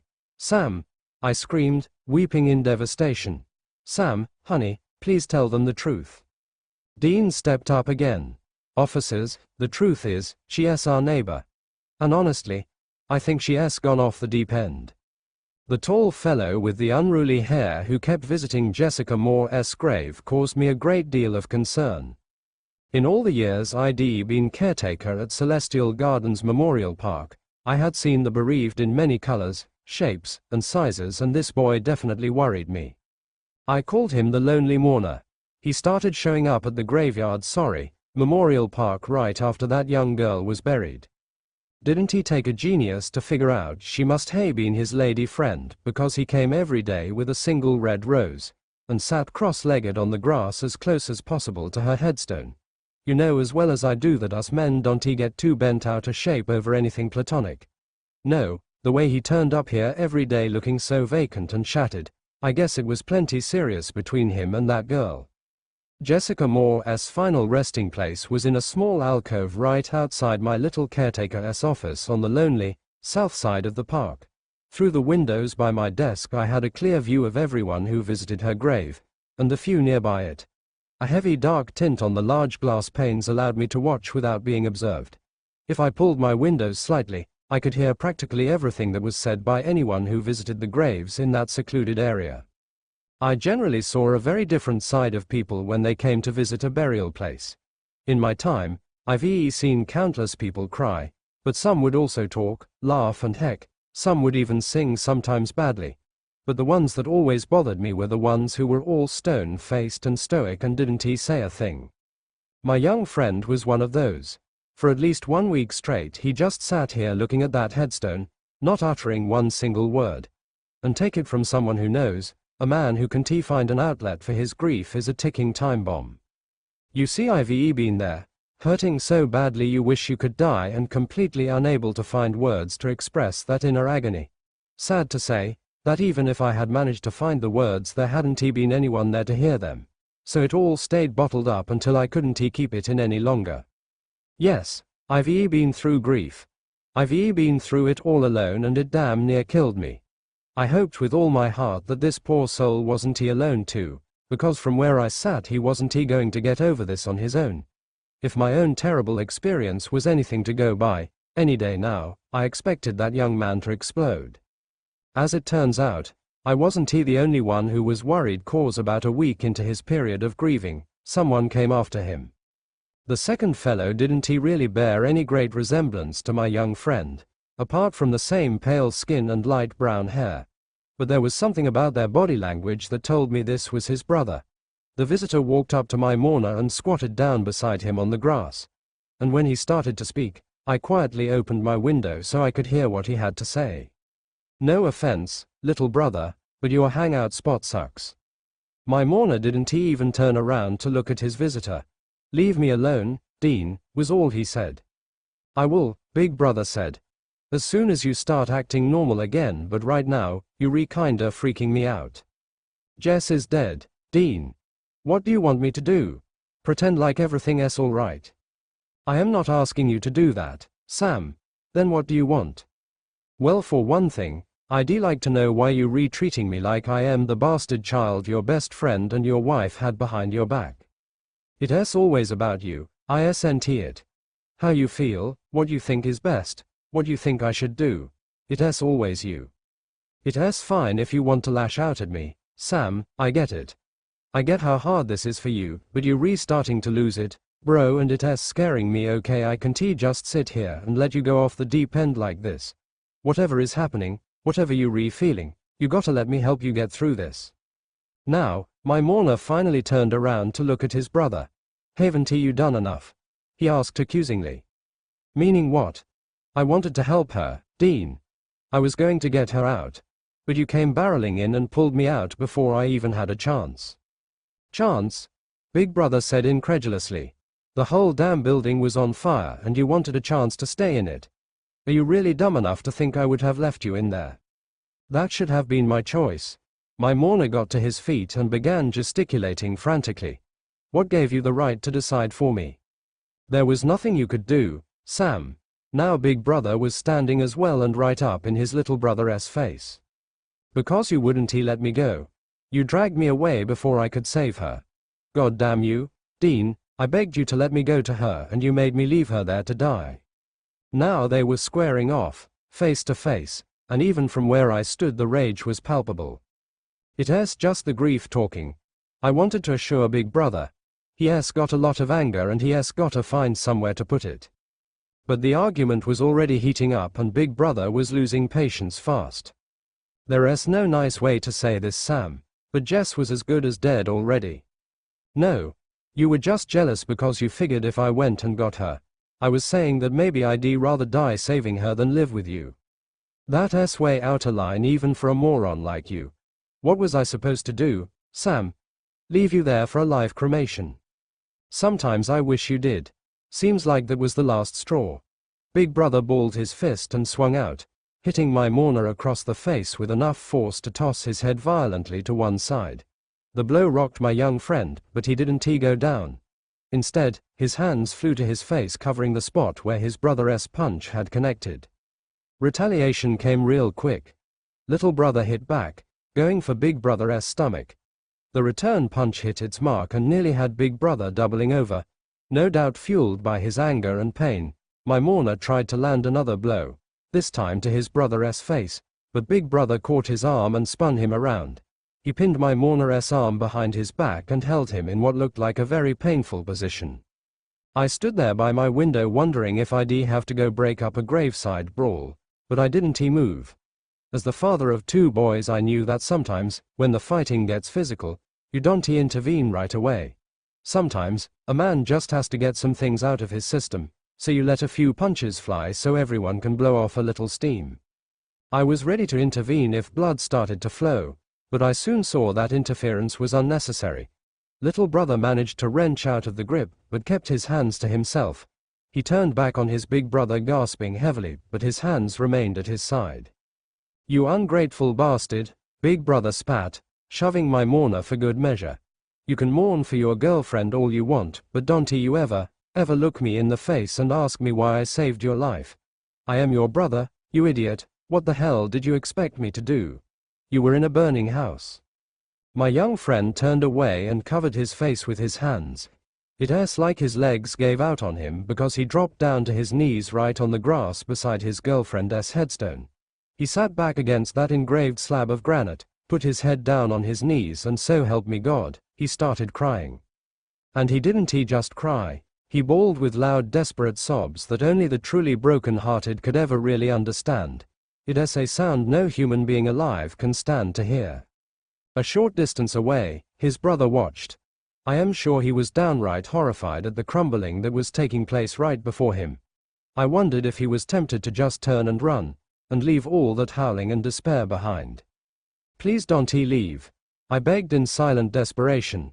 He needs you now more than he has ever needed anyone in his life.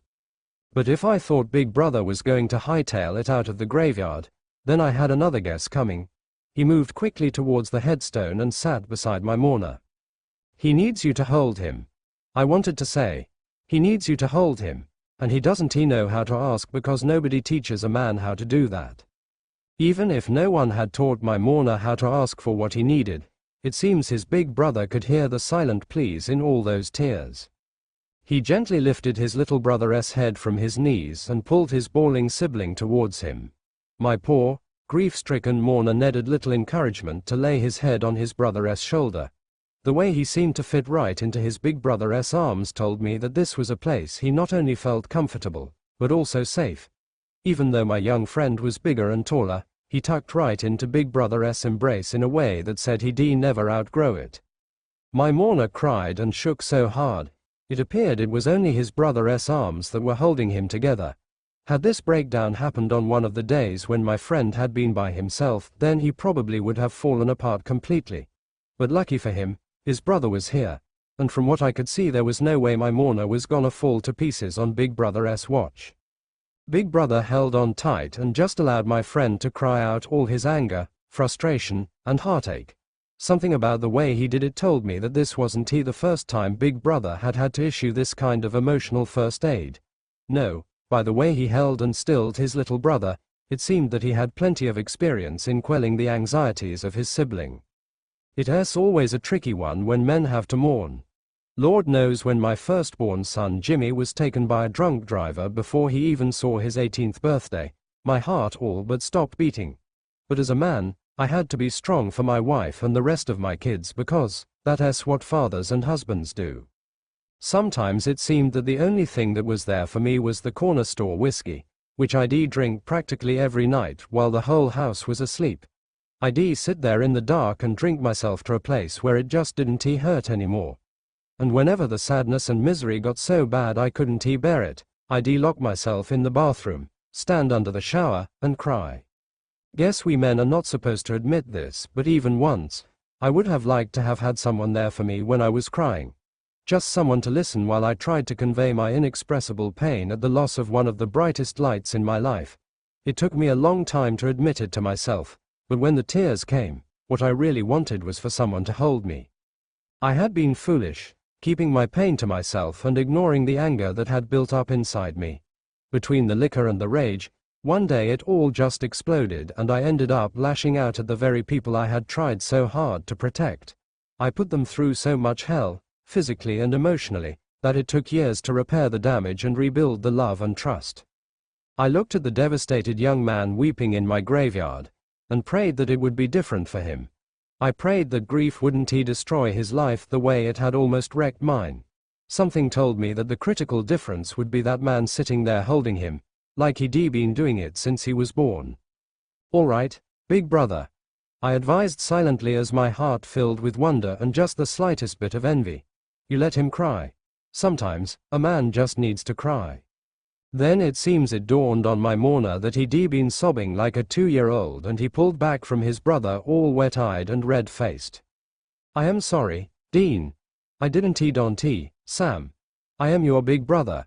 Whatever you need, it's okay. I know you don't do touchy-feely. I'll do whatever you need, whatever makes you feel better." They sat side by side against the gravestone so close it was like they were glued together. My mourner appeared limp with exhaustion and just let his head fall on his brother's chest. Big Brother kept a supportive arm around him. Their voices got softer, so much so that I had to struggle to hear the conversation. "It hurts, Dean. I never thought anything could ever make me feel this bad. It's going to get better, Sammy. I promise. I know you don't feel like it will, but it always does. I feel like I didn't do enough to save her. Sam, I was there. I saw Jess and I saw that fire, and there was nothing you could have done. You have to accept that because I am not going to let you keep blaming yourself. I am sorry, Dean. I know you are. I didn't mean to blame you. I just don't know what to do with all this anger. Believe me, I understand. But it's going to get better. You just need to ride it out. I am right here with you. If you want to talk, I'll listen, and if you need to scream or to cry, that's okay too. I can keep coming here. Every time I see her grave it hits me all over again. Then maybe you don't need to come back, not until you can handle it. I need to say goodbye now, once and for all. But I feel like I can leave here until I am ready to accept that I'll never see Jess again. Then stay as long as you need to, Sammy. I'll stay with you." They stayed for hours, and so did I, silently watching and listening. I sat there with them thinking about my own grief and pain and how I had dealt with it in totally unhealthy ways. How different could things have been if I'd had someone to help me cope with the loss? Someone who could have pulled me back from the edge, or picked me up when I fell so far and hard. After a long while my mourner looked his brother in the face and said, "I am ready." Big Brother stood first and then helped my young friend to get to his feet. My lonely mourner probably thought he had the worst of luck with his girlfriend dying. To me, he was darn lucky to have a brother who loved him enough not to care about all the stuff they say we men don't need. Because sometimes even a man needs to cry, and better still, he needs someone to hold him when he does.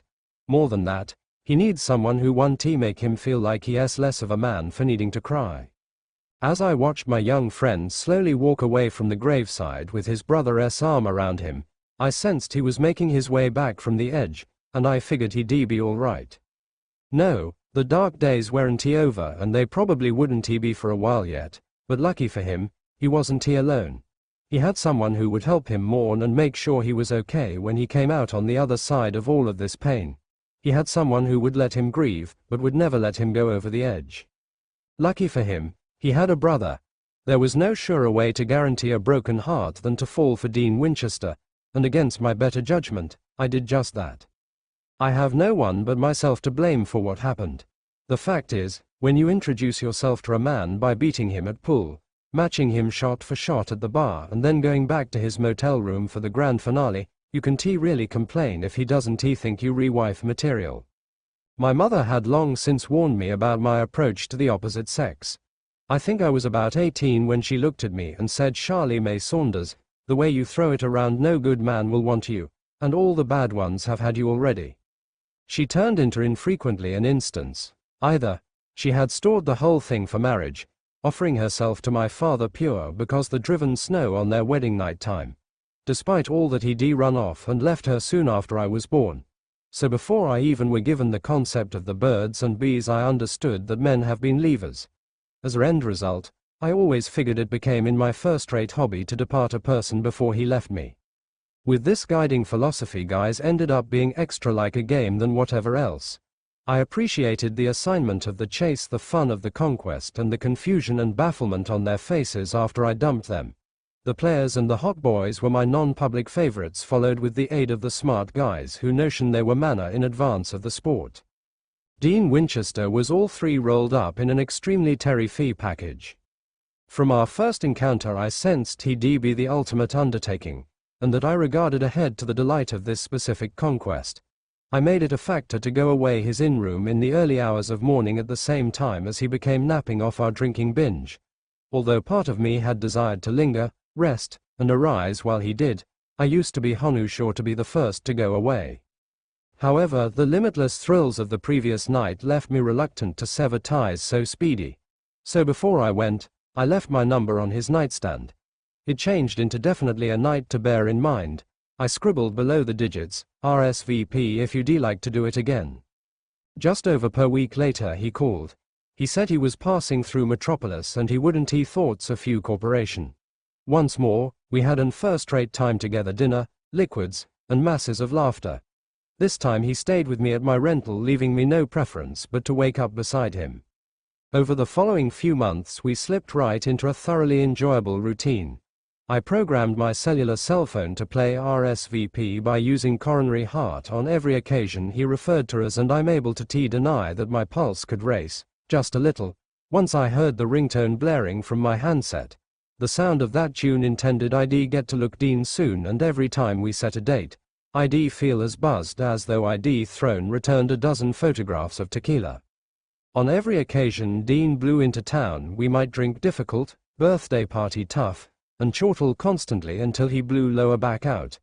Each goodbye become mild and casual with an unspoken % that although we by no means noticed each different once more, it have been one hell of a joyride. But how lengthy can you be around a person whose presence makes your head sense mild and whose touch leaves you dizzy, and hold resisting each form of attachment? For Dean the solution regarded to be indefinitely, for me it wasn't as simple. I fought hard against my desire to have a deeper connection with him. It didn't make experience to even attempt when the entirety approximately this guy regarded expressly designed to resist all kinds of romantic dedication. After I tried, in various oblique approaches, to attain out to him, he never reached lower back. Whenever I attempted to get past the proper time guy facade, I ran into an impenetrable brick wall. And any time I approached him on an emotional level, he turned into unresponsive. I realized I was falling for Dean after I began to feel a quiet inner desperation. That's after I commenced calling him instead of watching for him to name me. That's after I started wondering in which he became when he wasn't with me, and why a lot time needed to skip between his visits. That's when I stopped believing the tales approximately his task keeping him on the street and making his schedule so unpredictable. I became satisfied there have been different ladies accessible who shared the equal casual intimacy with him that I did. Ultimately, while he stayed away for 3 complete weeks claiming he have been operating, and then he spent a while with an vintage own family friend. My mood were given the hire of me.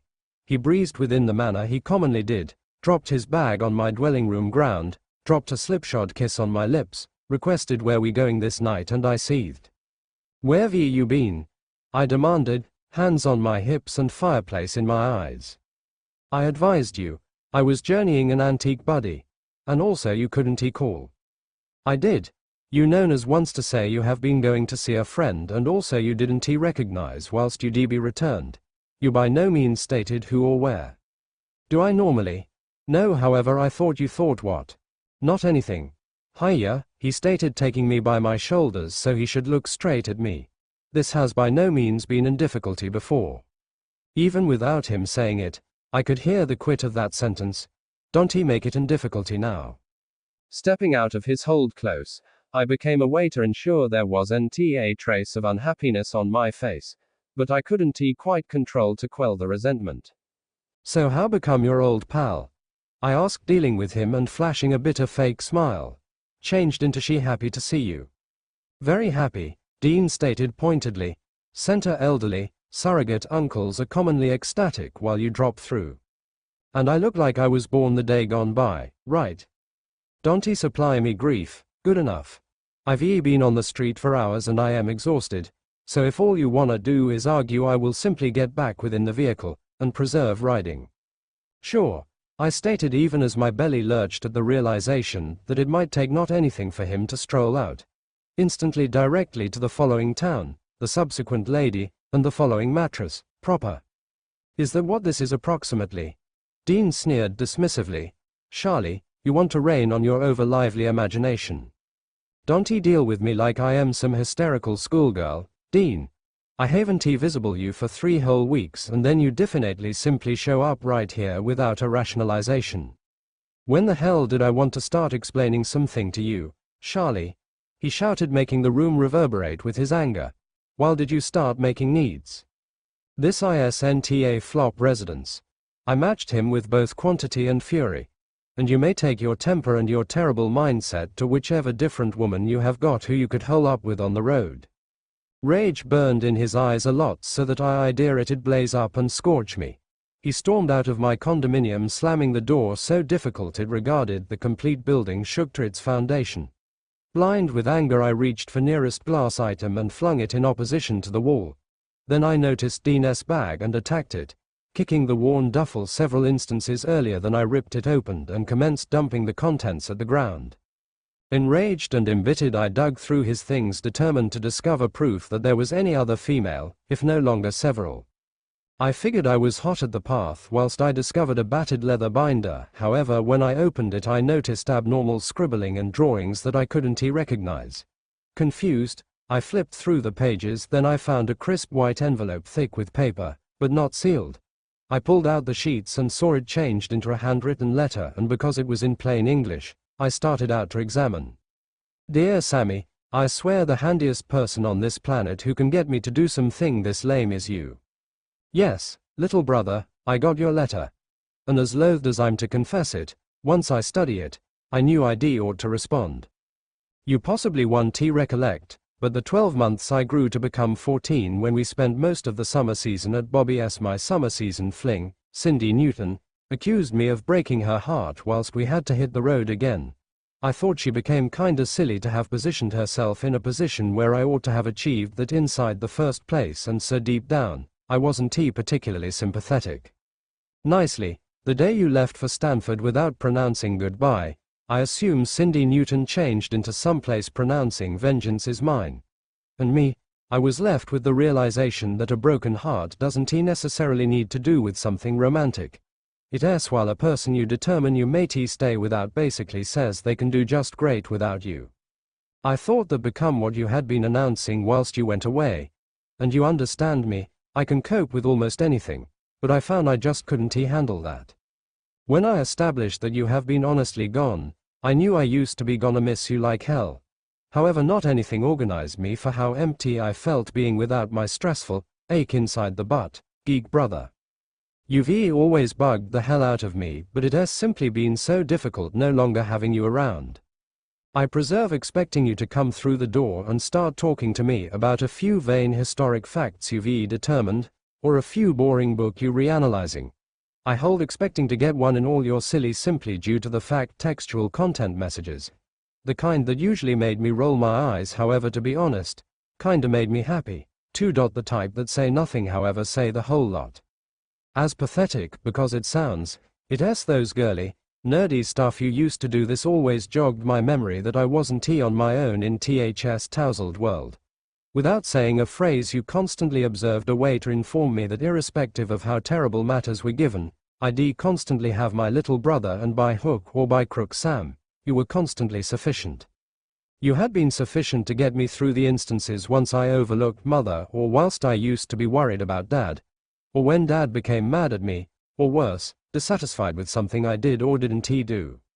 Whilst you have been little, you'd crawl into my lap, reach for my hand, or carry your hands for me to choose you up, and no matter what was going on, I'd immediately experience better. Then while you obtain older, you'd usually want to speak, and you'd need me to pay attention, and being there for you jogged my memory why I used to be right here inside the first place. And from time to time, it was while you didn't say an element. You'd simply sit beside me or ride shotgun with me, and you'd appear happy to just be there, and that constantly made me feel unique.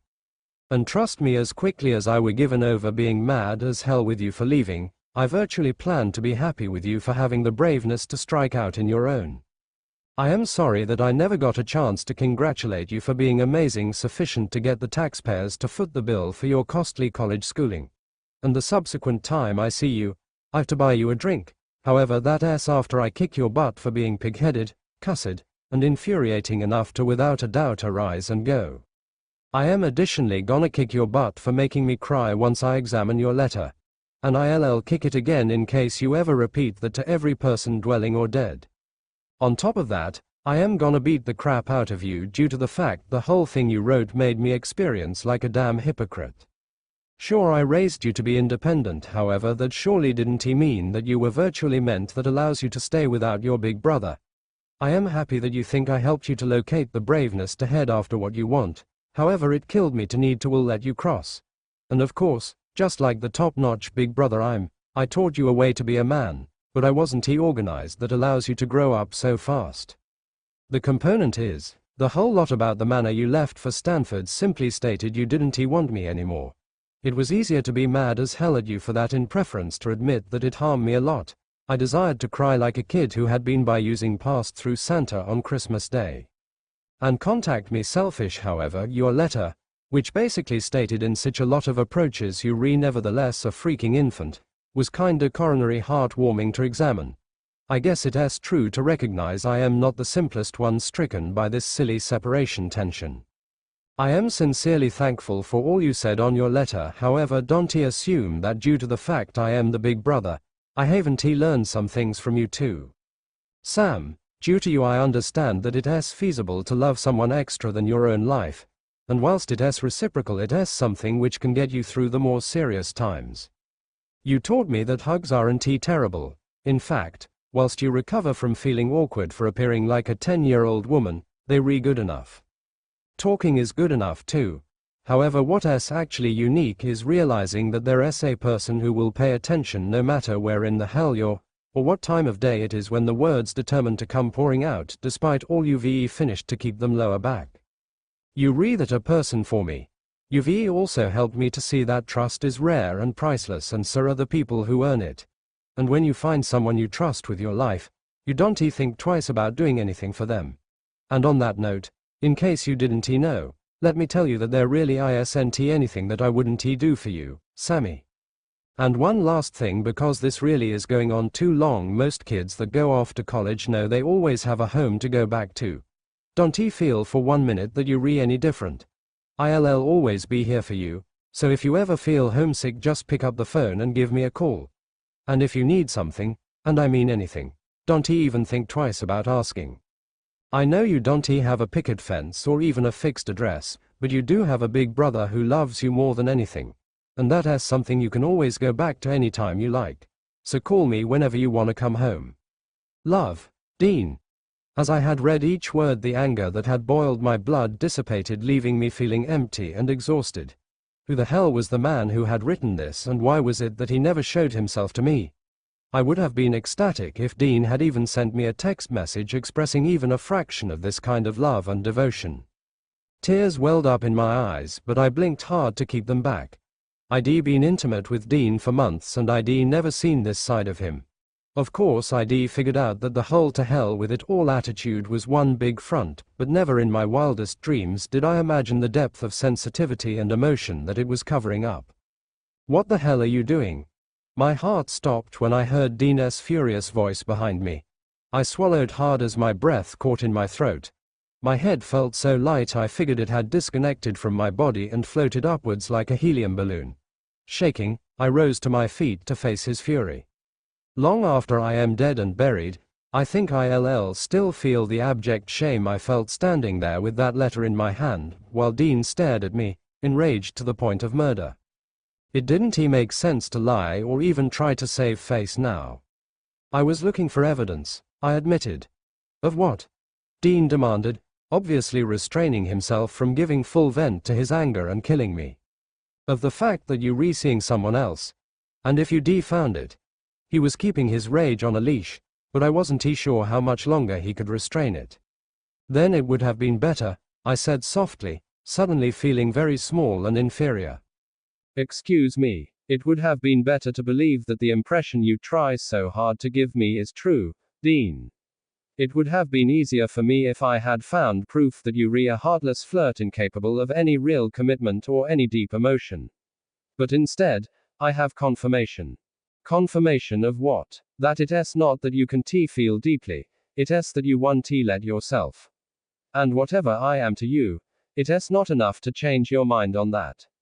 Charlie, he was backing down from his anger and backing away from my quiet confrontation.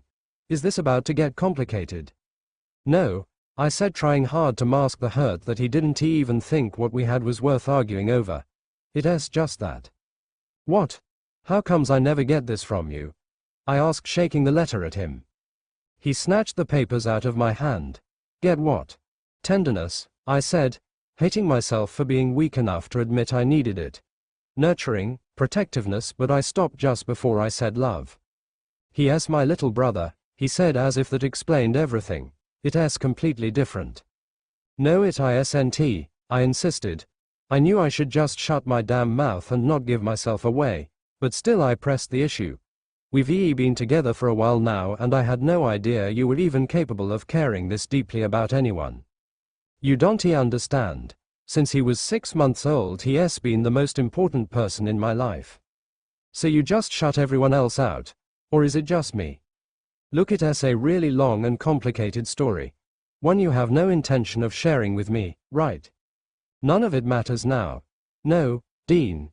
From the tone of that letter, I'd say your brother is all that does matter. Yeah, well, he's my flesh and blood. It's not like he's some girl You what, Dean? You picked up in a bar. You pop in on every now and again when you're in the mood for a roll in the hay. That's not what I am saying, Charlie. Don't make this into anything more than it Well, that's a loaded statement if ever there was one. I tried to sound dismissive, unaffected. So it is me then? No, it's not. It's me.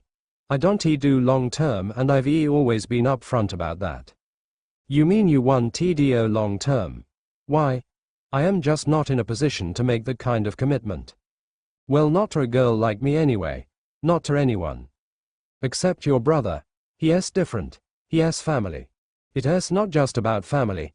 You obviously can help yourself when it comes to him. Is it because he's been around so long he managed to get close before all those walls came up? The bright red flush belied anything he could say in denial. Charlie, don't he? Or is that he's the only one you ever let in? Even without him uttering a single word, the violent clench of his jaw spoke volumes.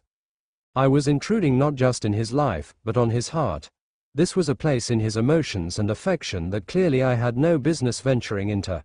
I was trespassing into sacred territory where I was neither needed nor wanted. He's my brother. I've taken care of him all his life. I can explain it, Charlie, but he is the only person I can honestly say I'll love for the rest of my life. I blew out hard. It wasn't just the words, it was the way he said them and the look on his face that confirmed that this was a love that would probably last longer than his life. And in the face of that love I felt small, insignificant, undeserving. Who was I to ever think that some nights of fun and excitement would ever put me in that category? You rewrite, I sighed. Yes, not just some girl you picked up in a bar. Charlie. I know what I am, Dean, and what else more I know what I am to you. Don't sell yourself short. He came close and ran his fingers gently down my cheek. I stepped back from the touch. I didn't know if it was pity or passion, and I wanted neither. What I did want, I discovered much to my own distress, was love. The deep, boundless devotion that was so clearly expressed in that letter. The care and the compassion that he worked so hard to suppress, but was obviously a big part of who he was. But it was plain as day that none of that was forthcoming, and I had already given too much of myself away. He is just a man, I reminded myself as I stepped back, putting some very necessary space in between us. He is as infinitely replaceable as all the rest of them you've ever tossed aside.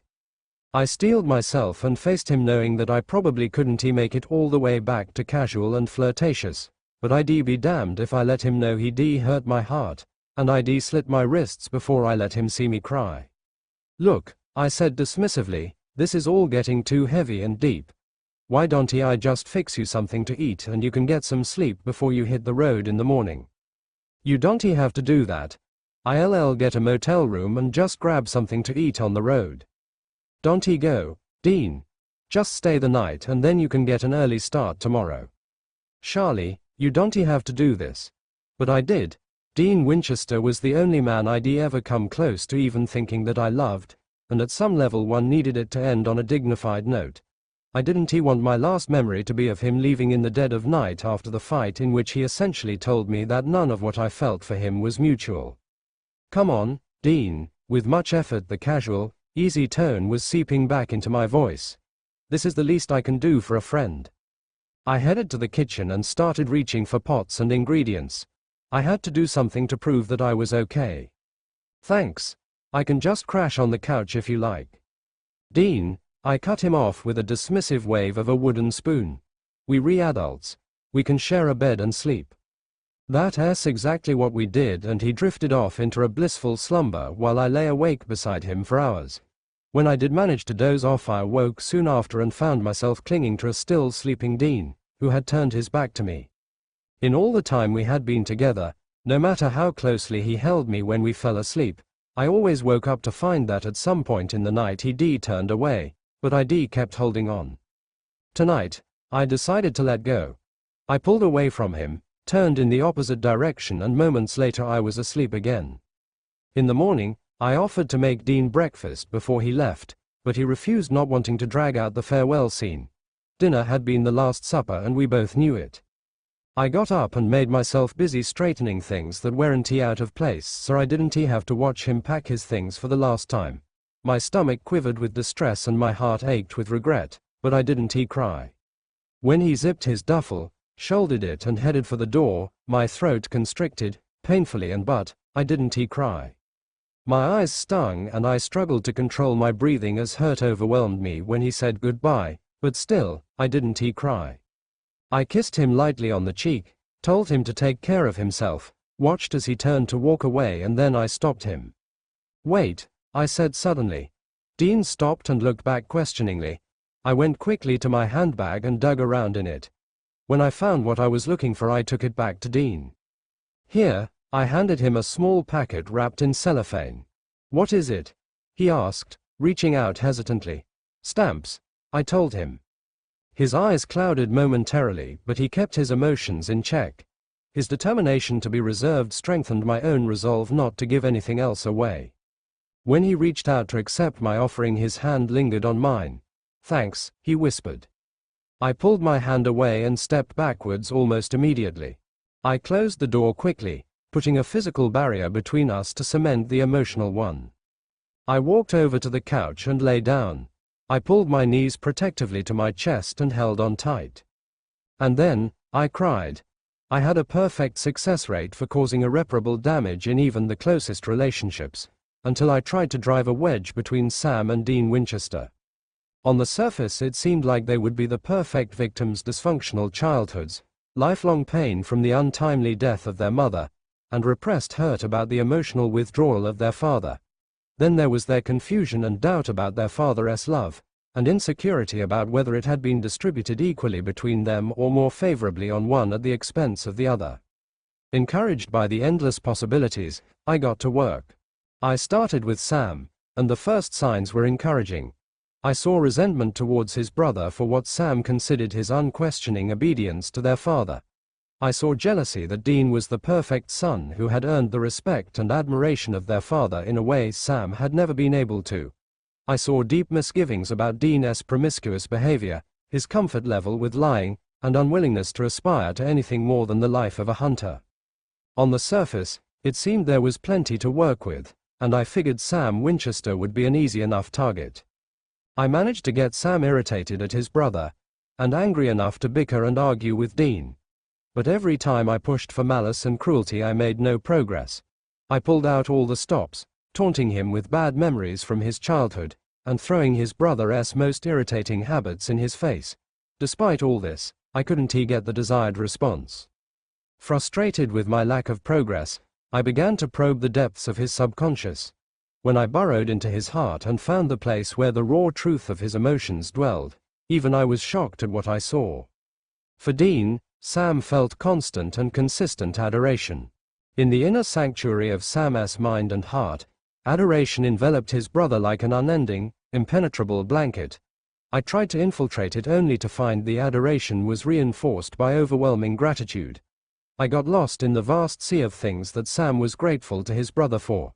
To make it even worse, entangled in all of this was an undying veneration.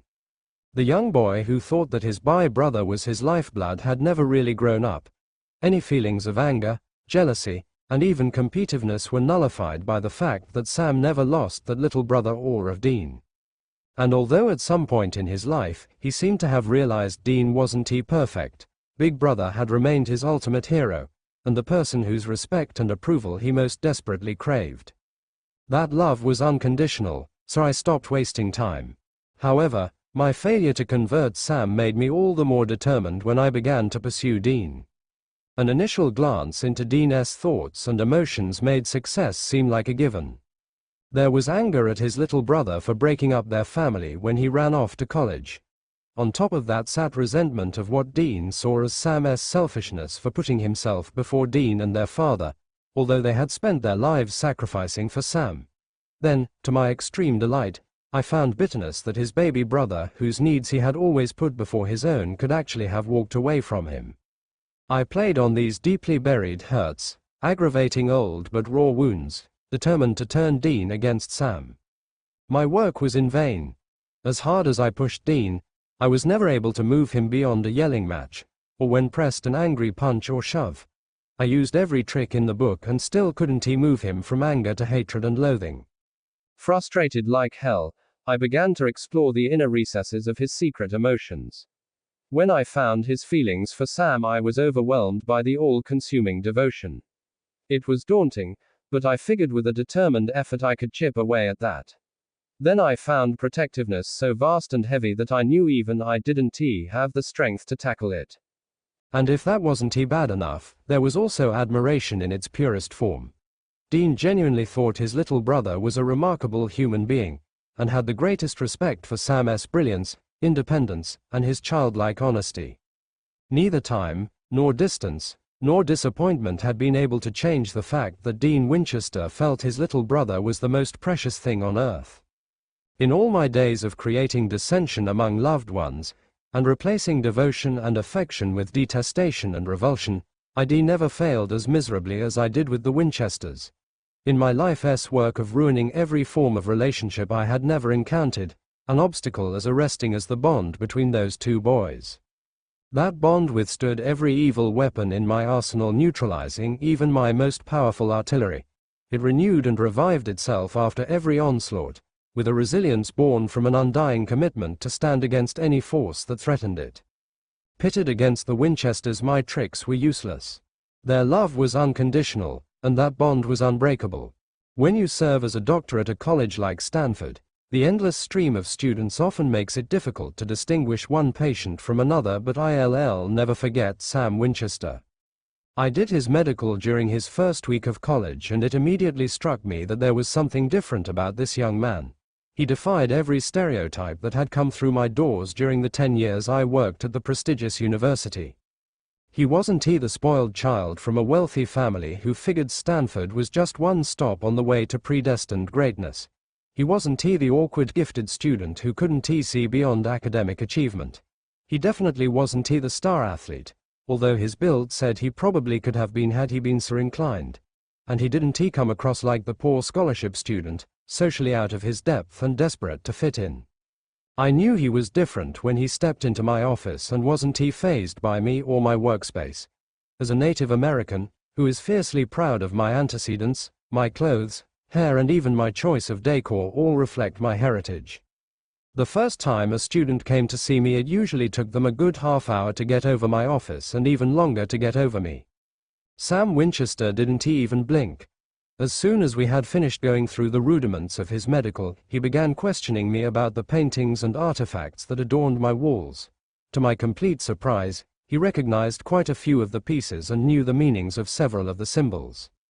Sam asked about my background, my childhood and my family, and I was only too eager to share. Interestingly, he listened, not with the fascination of someone being told an exotic tale, but almost like a student who was getting valuable information on a topic with which he was already familiar. As we stood examining my ancestral portraits, Sam's gaze fell on the lone full-color photograph on the wall. "Is that you?" he asked, pointing to the picture. "And my grandfather," I said, running my finger along the edge of the simple silver frame as if it would give me a connection. "Chief Rivermore Shane. That was taken the day I graduated from medical school. My grandfather practiced what would now be referred to as alternative medicine. I've kept my maiden name for my medical practice in honor of him. He was really the first medical practitioner in our family. I was just the first to get officially qualified." "And who has been more effective?" he asked, perceptively. "Ask me that out of office if you want an honest answer," I said with a wistful sigh. "I did medicine at Harvard, and I still consider Grandpa my most impactful teacher. Of course, if I used all the things he taught me, I'd have a malpractice suit every day. But he always said that every illness starts in the heart, and that's something I've carried with me.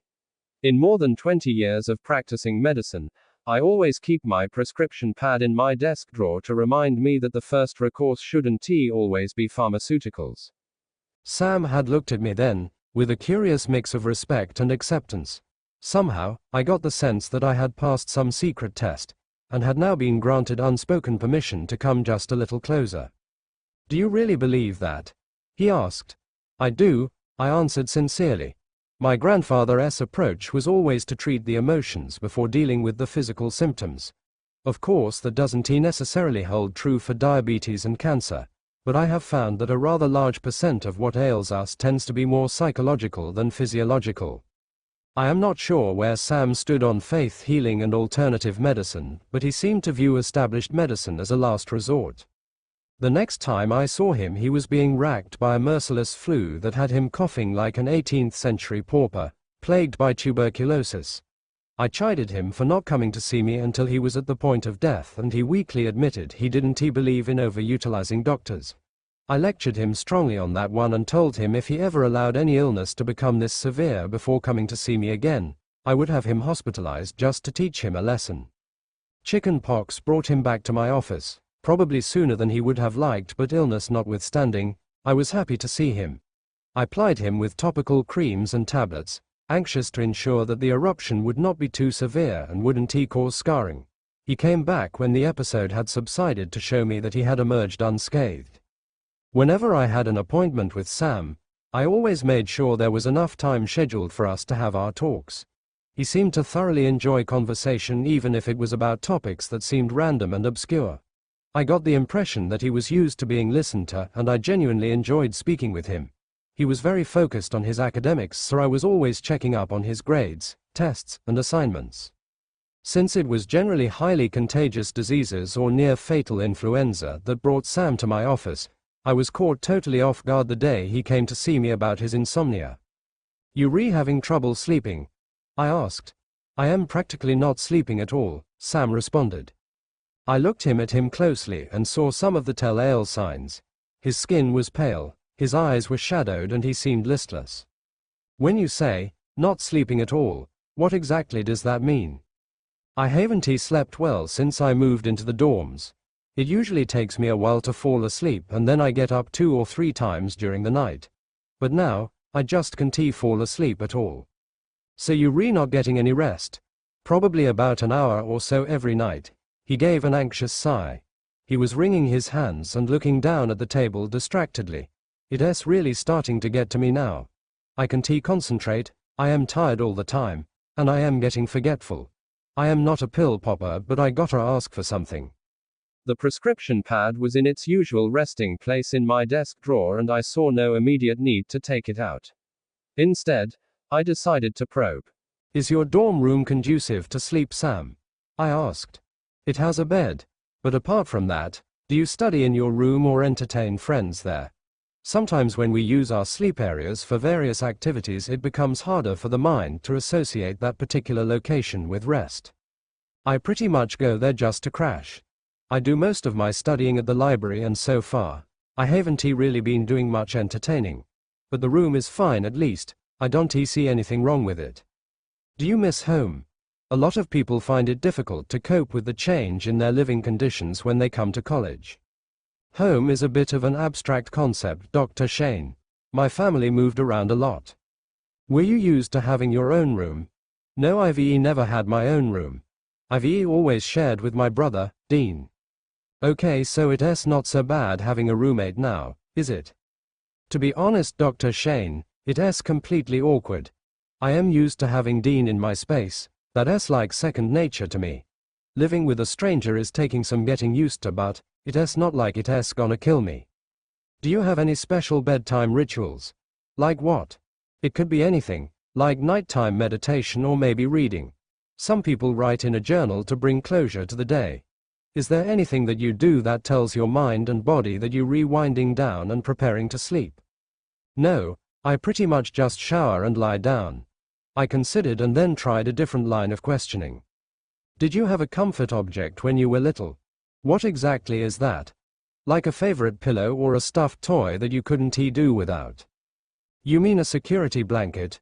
"Exactly." "No, not at all," Sam shrugged. "Like I said, my family moved around for most of my life, and we didn't take much with us. I never really got attached to anything like that." "So when you were little, there wasn't anything that you felt you had to have with you before you could go to sleep?" "No, nothing that I can recall. My brother was always the one who put me to bed. When I was little, I would just crawl onto his lap when I was ready to go to sleep. He'd tuck me in and lie down with me, or tell me a story, and he'd always stay with me until I fell asleep. But it wasn't like I couldn't sleep because I didn't have my special pillow or anything like that." "Your brother would lie down with you every night?" "When I was a little. Sure," Sam said casually. "Whenever my dad talks about my childhood, he refers to Dean as my sedative." I chuckled. "Nice big brother. The best," he said, and I am sure I heard a hint of sadness, but his face didn't reflect anything untoward. "My whole life I've been a restless sleeper, and I'd always had these really bad nightmares, so I was constantly climbing into Dean's bed to get away from the monsters." He looked up expectantly, like he was waiting for me to make a judgment. "It's a proven fact that sibling bed sharing promotes security," I smiled reassuringly. "There's medical evidence to support it. Sleeping in close proximity to someone you love and trust fosters feelings of well-being. That's why kids always want to sleep with their parents. Besides," I grinned mischievously, "I bet the monsters didn't bother you when Big Brother was close by." "They didn't dare," Sam smiled back. "So did your brother finally kick you out when you got big enough to fight him for the covers?" "No, I don't think he would have. Even if he had a problem with it, he wouldn't have made a big deal if he thought it was what I needed. But I didn't give him a chance. When I turned 10 I stopped. I figured it was the manly thing to do." "Had your sleeping patterns gotten better by then?" "No, it's never really settled down totally. How did you handle it when you had nightmares? At first I thought I'd had to just tough it out, but I am a pretty noisy dreamer, so I'd usually wake Dean up. He'd talk to me until I went back to sleep.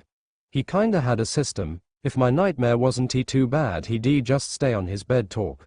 But if he thought I was really scared, he'd come and sit on my bed. Of course he'd sit up against the headboard, so it wasn't like he was sleeping with me or anything. But he wouldn't leave until I was out for the count. Sometimes he ended up falling asleep right beside me. So this is the first time you two have been apart for an extended period. First time in our lives, Sam confirmed. Well, that explains a lot. A lot like what? Well, Sam, most children, when they re-babies, they get a comfort object. It has something parents give them or they latch on to that makes them feel secure, especially when their parents aren't around. It has usually a blanket or a pillow, or sometimes it has a teddy bear. Children come to equate their comfort object with security and constancy, hence the term security blanket. And these things become particularly important at night, because when we get tired and sleepy, that's when we tend to feel most vulnerable, and that's when we really want to be close to whatever makes us feel secure. As a child gets older, their parents usually have to wean him from the comfort object. They have to get him to see that one pillow is just as good as another, or there's nothing really magic about that tattered old blanket. Usually by then the child has formed other attachments to friends, family members, or maybe even pets, so eventually they let go. Sam, I'd say, in your case, your brother was your comfort object. What? Well, from what you said, yes, the first thing you got attached to. He was who you always saw just before you went to bed at night, and probably the first person you saw when you woke up in the morning. When you were little and way beyond that, from what you told me, he was what you clung to when you felt most vulnerable. Yes, what has always made you feel comforted and safe, and so you've come to associate his presence with your own sense of well-being. When he didn't respond, but only looked down at his hands again, I went on. It sounds to me like the weaning never really did take place. So whereas most children have some kind of cut-off point for their dependence, yours just evolved. I am 18 years old, Dr. Shane. His tone was measured, but his annoyance was audible. I am not dependent on anybody. Sam, I gentled my tone, knowing we were in uncomfortable territory. I can only go by what you've said, and it sounds to me like you never stopped equating your big brother with safety, and he never stopped being your protector. So even when you felt like you got too old to crawl into bed with him if you were scared, you two just replaced cuddling with talking. The connection was still there, although it may not have manifested itself in physical affection. Sure, masculine pride would make you think that there was a big difference between him lying on your bed and talking to you, as opposed to hugging you until you fell asleep, but it was his presence, in whatever form, that made the difference to you. Sam wouldn't look at me, but I could see the blush creeping across his face. It has nothing to be embarrassed about, I said encouragingly. I grew up in a very close family, and I wouldn't change that for anything. You're really lucky to have such a close relationship with your brother. Which is more to my point, you've never really slept alone. And you're used to always having a comforting and protective presence. So college must be a huge adjustment for you. Strange environment, different living conditions, unfamiliar sleeping arrangements. Your psyche is probably reacting to your new circumstances, and that's why you're not sleeping. I don't see what the big deal is. Sam was starting to sound defensive. Like I said, I moved around a lot. One bed or one room is just the same as another. Sure. I deliberately kept my tone even to diffuse him. But going by what you said, your brother was always with you. So even if the room changed and the bed changed, he didn't. He was the constant. Yeah, he said softly. He always was. So here's my recommendation. I want you to try talking to your brother at night. Give him a call before you go to sleep, and that might help you to relax. Try that for about a week and see if it helps you to rest better. That's not possible. Why? I asked, suddenly concerned that something had happened to the much-esteemed Dean. That would certainly explain Sam's extreme sleep disturbance. It just isn't possible right now. Is he alive? Yeah, Sam nodded tiredly. So what has to prevent you from calling him? A pregnant silence ensued before Sam finally said, We're not really talking right now. Oh, how come? It's a long story. It usually is with families, I said understandingly. And I don't expect you to recount the details of the Winchester saga for my benefit. But if you and your brother aren't on speaking terms, the healthy thing to do is to patch things up. Give him a call. I don't know if he'll even talk to me, Sam muttered looking down at the desk. We had a huge fight before I left to come to school, and we didn't exactly part on a speaking terms.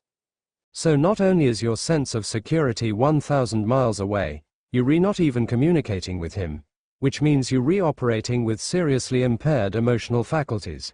No wonder you can't sleep. Sam looked up suddenly, ready to go back on the defensive. Dr. Shane, I really don't think that has anything to do with what is happening to me.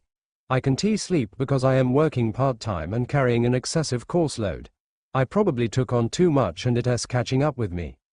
And in the short time I've known you, you've taken all of that in stride. When was the last time you got AB Sam? Still haven't he? Exactly.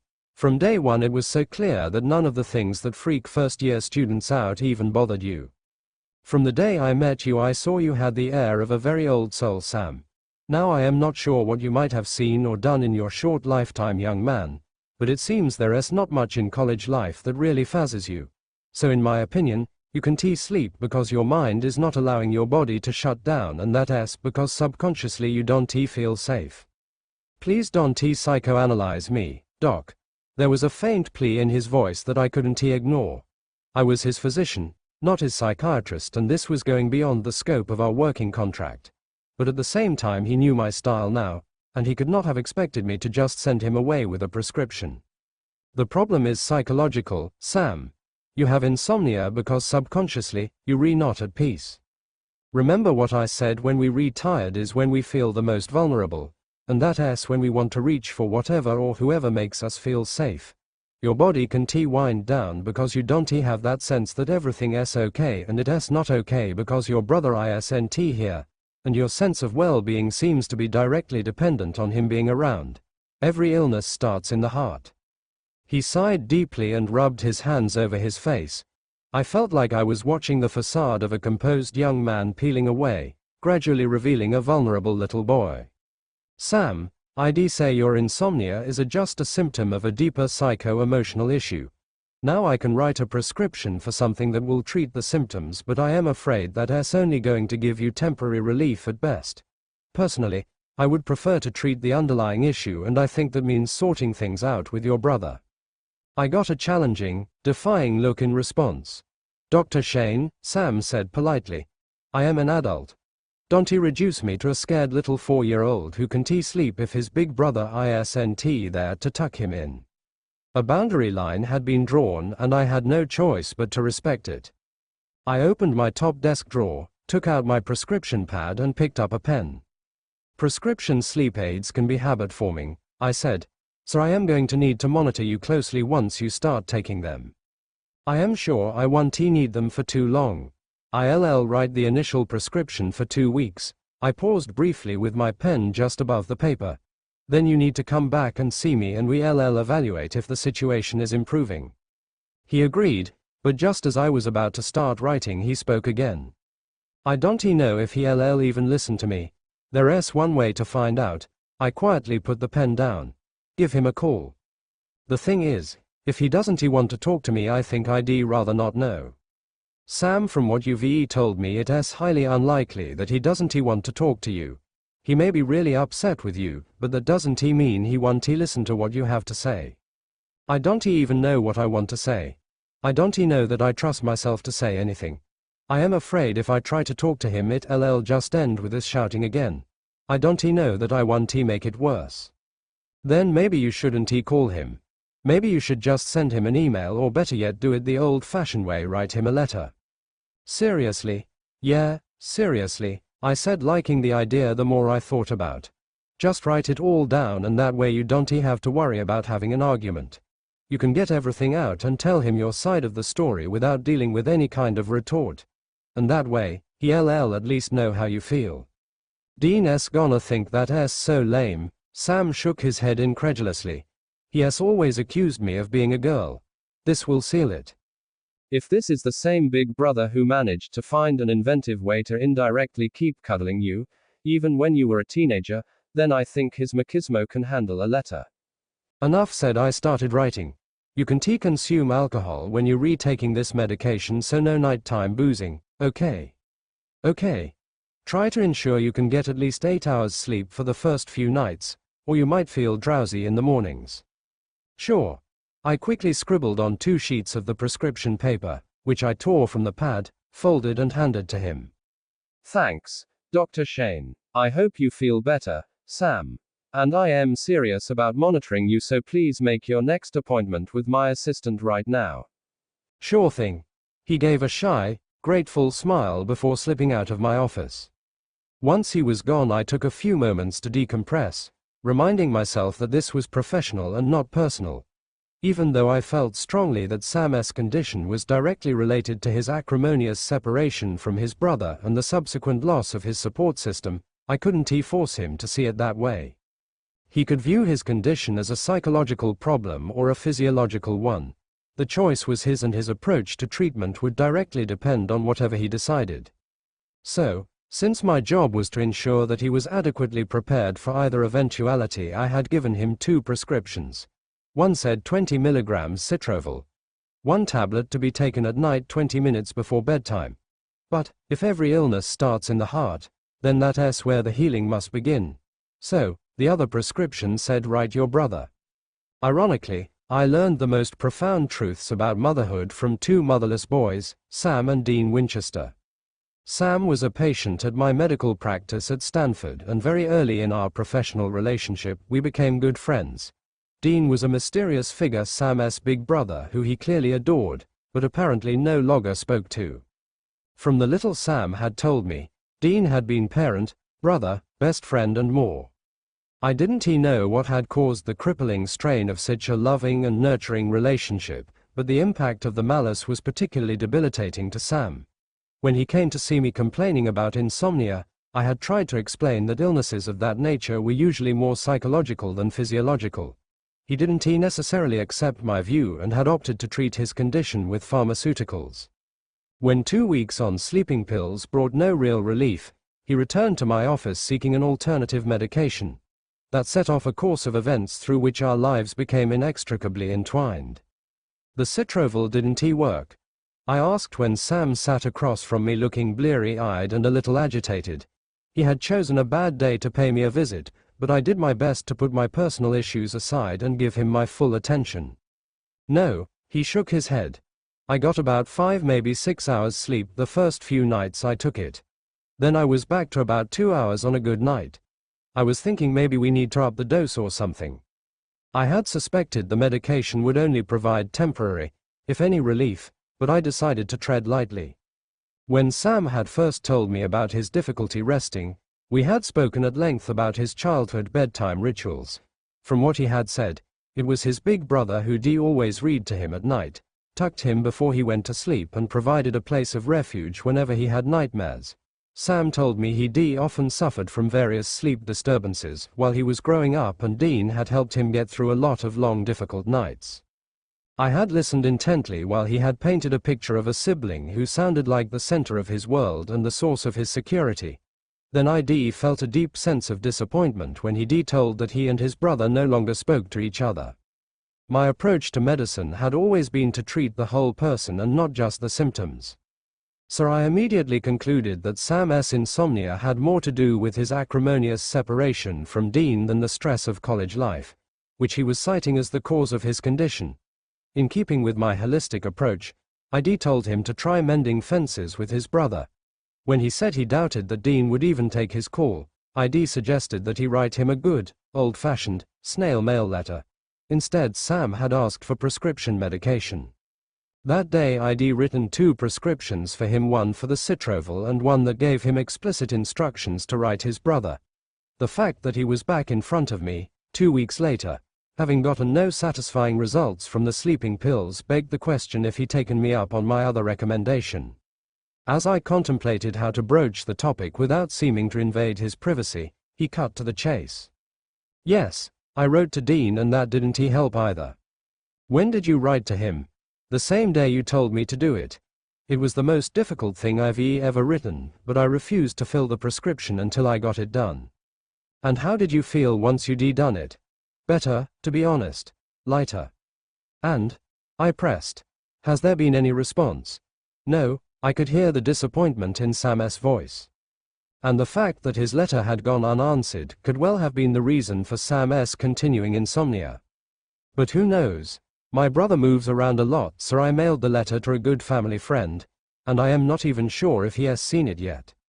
Okay, I conceded. So let us see what we can do about this medication. Yeah, but first, you gotta tell me what's up with you. Excuse me. My eyes and mind had started to drift while he was talking, but I quickly refocused on him. You don't look yourself at all, Dr. Shane. You've seemed distracted from the moment I walked in here. I am fine, Sam. I waved my hand dismissively. I think we here to talk about you. No, you not fine, he said gently. And we always talk about me. You listen to me more than anyone ever has. Except my brother. Now it looks like I need to repay the favor. Sam, that would not be appropriate. Again I tried, and failed, to sound as if I was perfectly fine, but Lord knows I wasn't. And Sam, being such a sensitive soul, had easily detected the sense of dejection I was trying so hard to rein in. I know you play everything by the book, Dr. Shane, but we don't only have a doctor-patient relationship. I like to think of us as friends. I am your doctor first, I put in quickly. Sure. That's why you spend the first 15 minutes of every appointment treating me and then the rest of the hour chatting about everything from Native American history to my latest sociology assignment. Sam, I gestured cautiously. Come on, Dr. Shane. I owe you about 100 hours of listening time. I've gotta repay you somehow. Our eyes met and I knew instantly we were crossing another boundary. We silently negotiated a few in the months I had been treating him like when I first told him about my Native American heritage, and my belief in several aspects of alternative medicine. There had been another quiet crossing when he had told me about his relationship with his brother. As I listened to him, I got the feeling I was being given an insider's look at a part of Sam that he shared with very few people. And now, he was extending an offer that would require me to reveal a similarly private part of my own life. For reasons I couldn't fully understand at the time, I took him up on it. You've caught me on a rough day, I finally admitted. How so? Well, let us just say it's the day I accepted the fact that I'll never be a mother. Seriously? Sam said softly. Seriously? I ran my hands over my face and looked down at my desk. Did you get some kind of test results or something? I could hear the concern in Sam's voice, and when I looked up it was reflected in his eyes. No results. I just decided to end my fertility treatment. But why? It sounds like you really want to be a mother. I've been trying for about 4 years now, Sam. I've been on a treatment regime for the last 2. I can't continue like this. It's affecting my relationship, my husband. It's wreaking havoc with my emotions, and ruining my entire sense of well-being. Everyone who cares about me has pretty much told me to stop, but you know when you want something so badly you're just not prepared to listen to anyone. Yeah, Sam said emphatically, closing his eyes and exhaling loudly. I knew without a doubt he must have had a similar experience. You see, I've never failed at anything major before because I've always been prepared to do whatever it takes.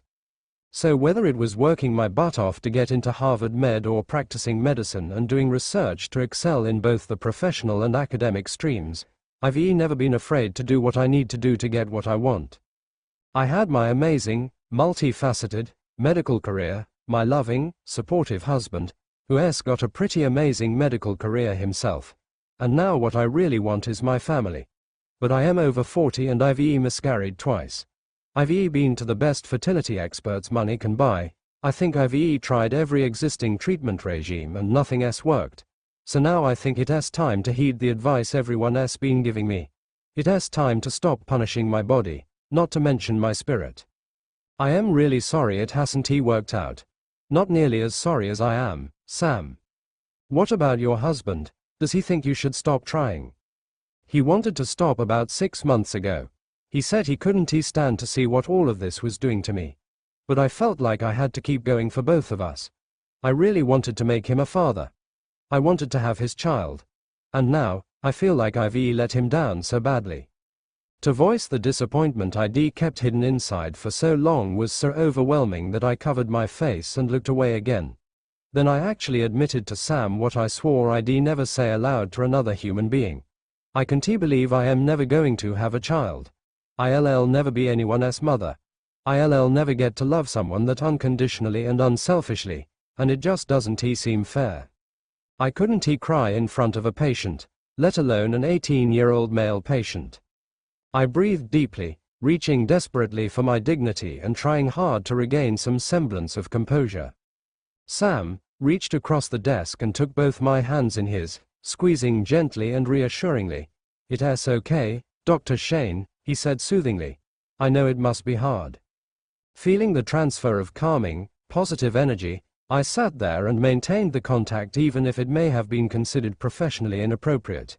At that moment I wasn't an accomplished medical scholar and practitioner, but an ordinary woman who had to admit that she was incapable of carrying out her most natural biological function. I needed to draw from the strength and support that Sam was transferring through his touch, or I would fall apart completely. After a few moments, I met his eyes and told him, without words, that I would be all right. "Thank you," I whispered. "And that's not from your doctor, that's from your friend." Don't mention it. He released my hands slowly and held my gaze until he was sure I'd be all right. "I am fine," I said honestly. "Then can I say something?" "Of course.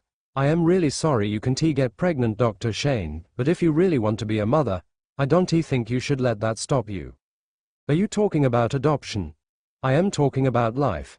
Mothering isn't just about biology or about a legal relationship between an adult and a child. It's about loving unconditionally and unselfishly, like you said.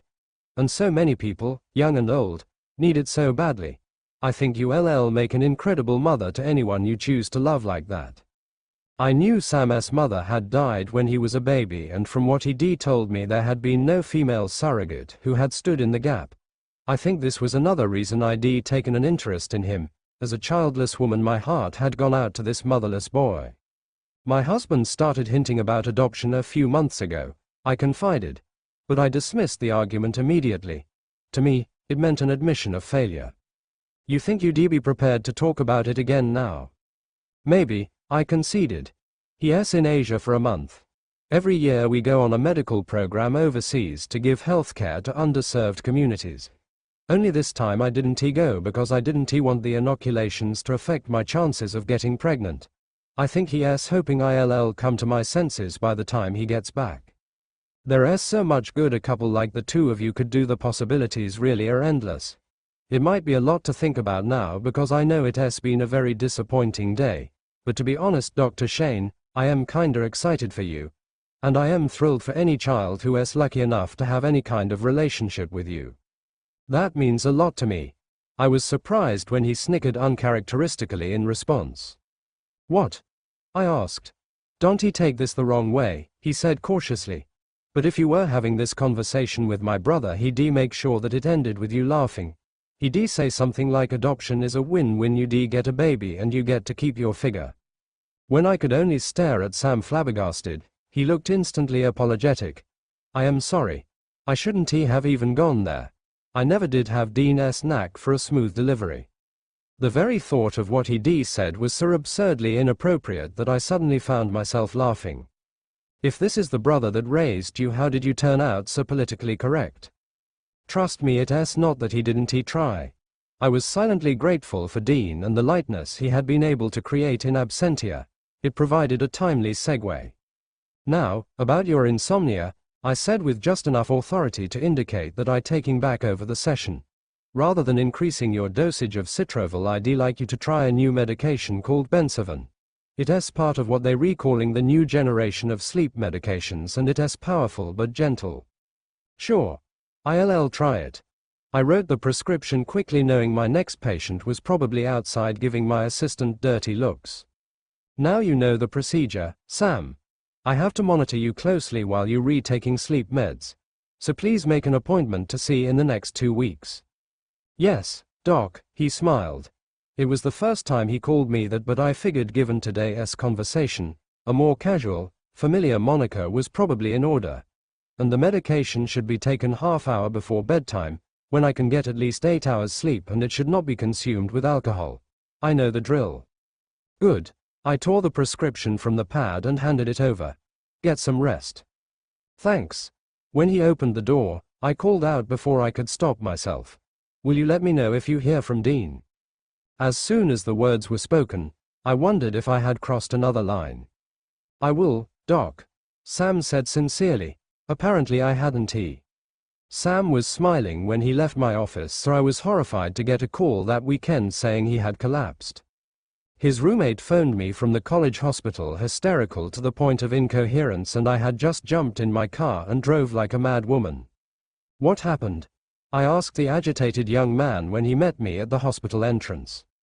I don't know, man, he said, still clearly rattled by the morning's occurrence. I came back from my shower and found him passed out on the floor. He left before I did, saying he was going to get the mail, and then when I got back to the room to get ready for work, I found him. I called 911. I couldn't find any emergency contacts in his cell phone, so I went through his wallet and saw an appointment card with your number on it, and I called you. I guess I was kinda just freaking out, and calling his doctor seemed like a smart thing to do. I don't know. It's fine. I put a calming hand on his shoulder. Has anyone said anything to you?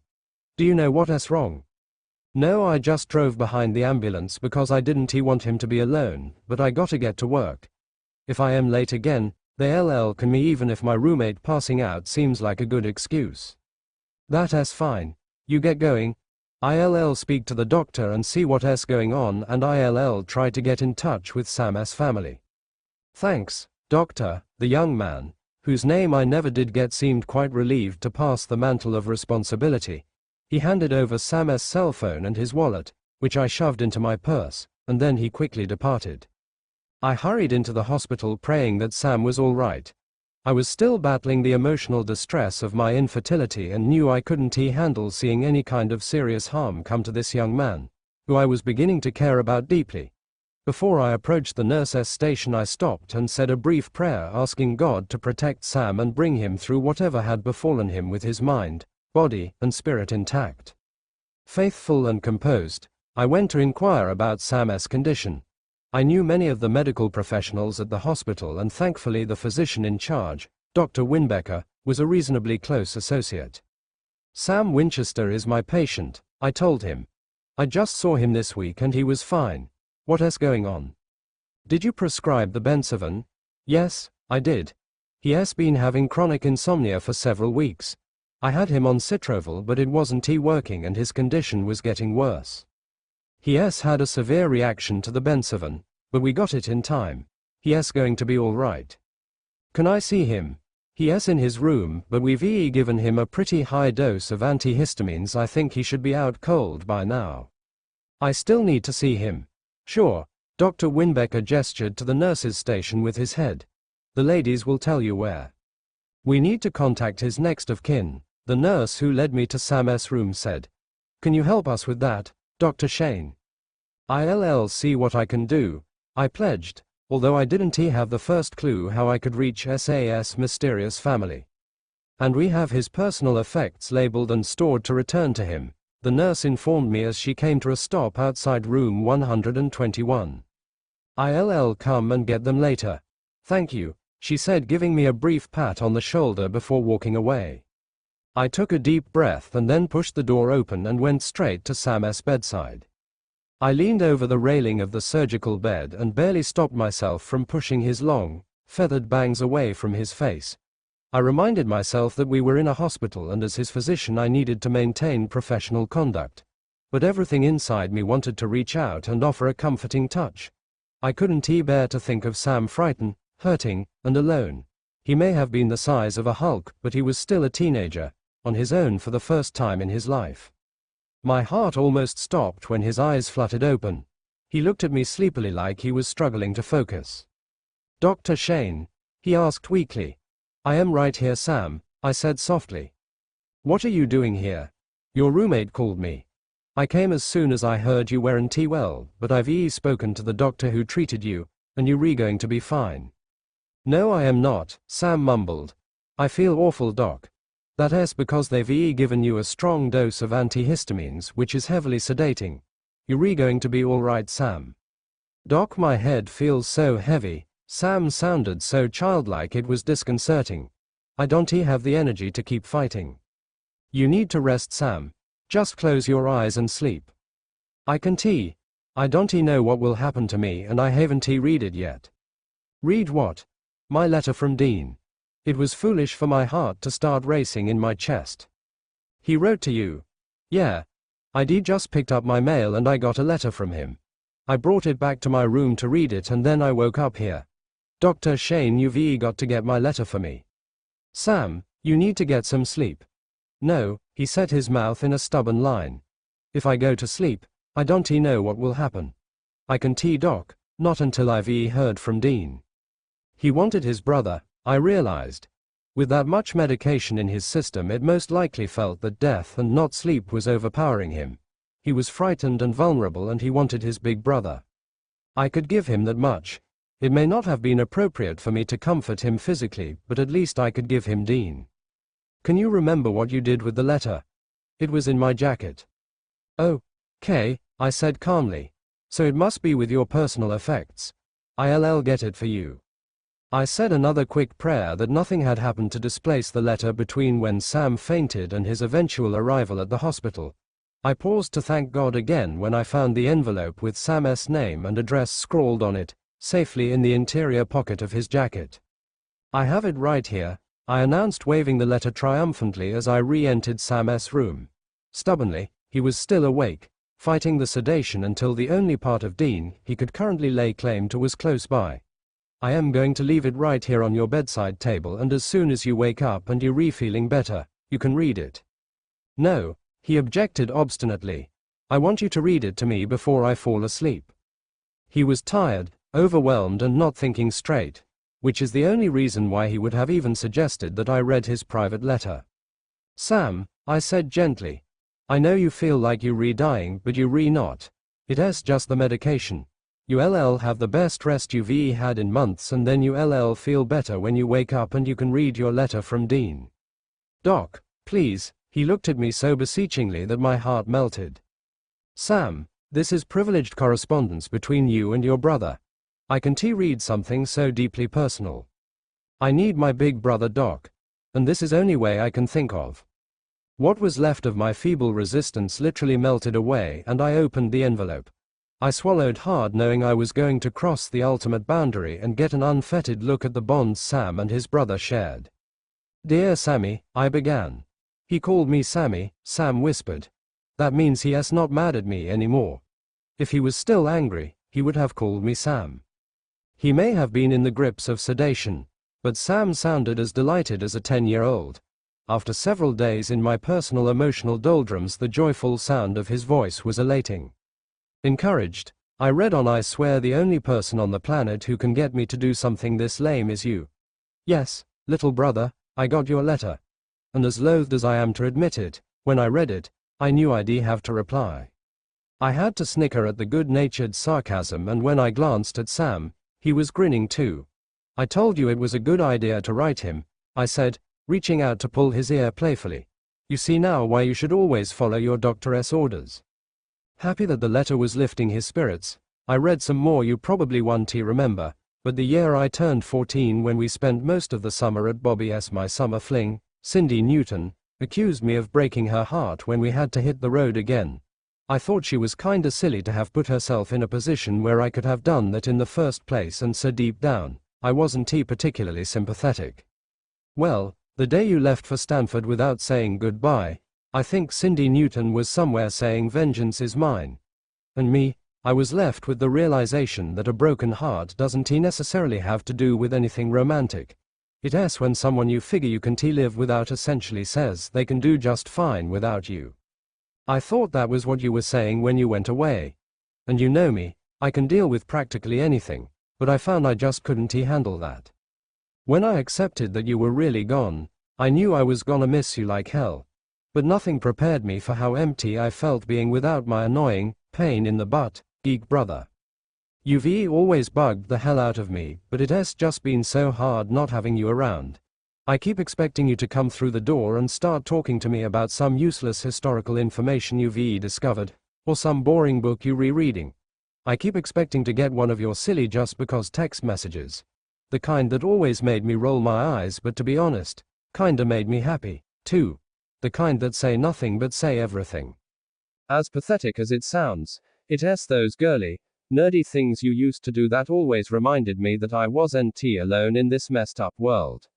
Without saying a word, you constantly found a way to tell me that no matter how bad things got, I'd always have my little brother, and somehow, Sam, you were always enough. You were enough to get me through the times when I missed Mom, or when I was worried about Dad. Or when Dad was mad at me, or worse, disappointed with something I did or didn't do. When you were little, you'd crawl into my lap, reach for my hand, or lift your arms for me to pick you up, and no matter what was happening, I'd instantly feel better.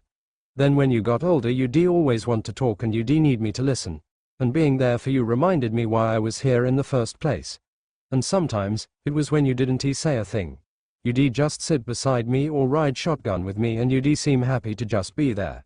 And that always made me feel special. I am sorry, Sam cut in again. He closed his eyes as if he was trying to process his brother's words. I just need a minute, Doc. I reached down and took his hand.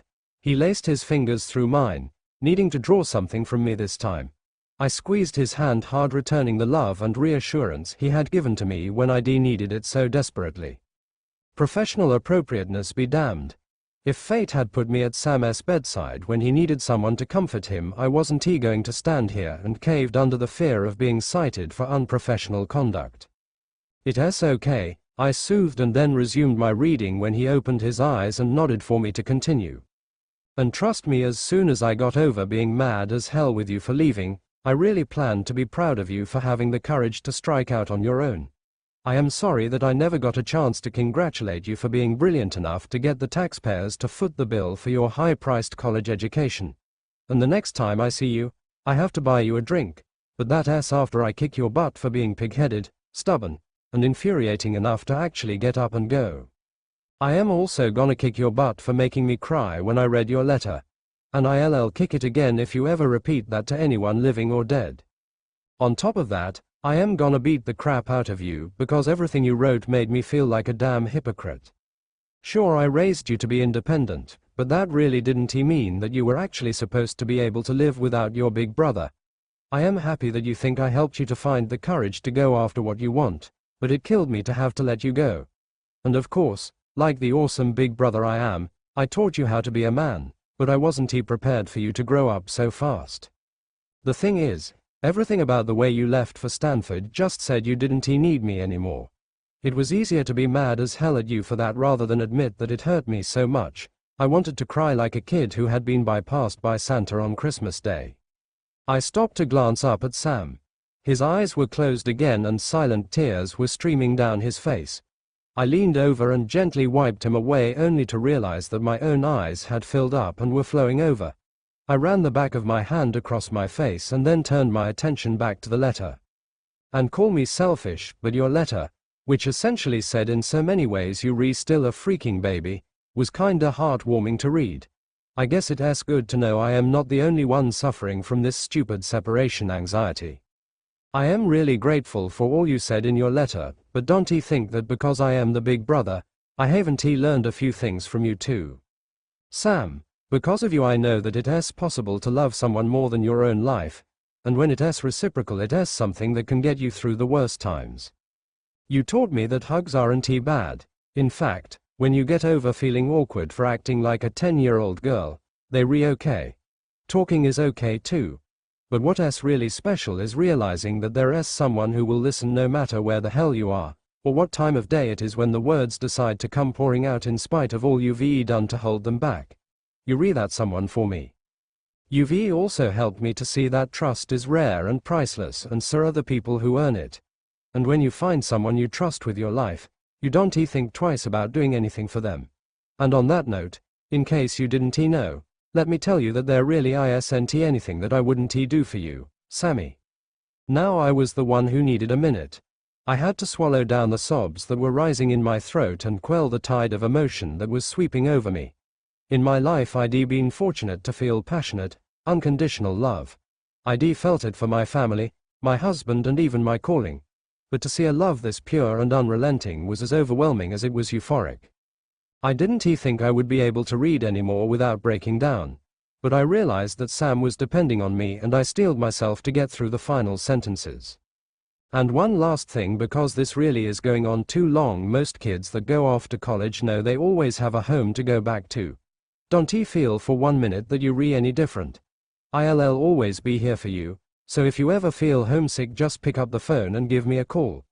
And if you need something, and I mean anything, don't even think twice about asking.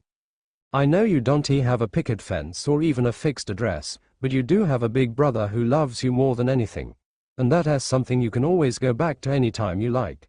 So call me whenever you want to come home. Love, Dean. I released Sam's hand so I could fold the letter and put it on the nightstand. Then I looked down at him, not sure what to do or say now. Sam was overcome and sobbing openly at his brother's heartfelt declarations. See what I mean, Doc, he said tearfully, straining valiantly against the pull of sedation. You don't have to give birth to someone to mother them. You just have to love them with all you've got. I abandoned all attempts to save face and maintain even a modicum of my professional composure. I leaned over and laid my head on Sam's chest and let the flood of tears flow out of me.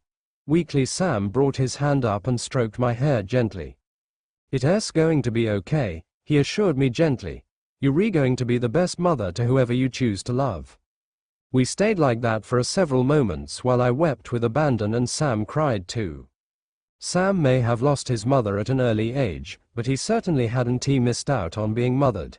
His big brother, who had neither conceived nor given birth, had been the most loving and devoted mother Sam could ever have wanted. This mystifying Dean, who I'd never met and may never know, was showing me that motherhood was so much more than biology. You could choose to be someone else's mother just by loving and supporting them and being there for them no matter what.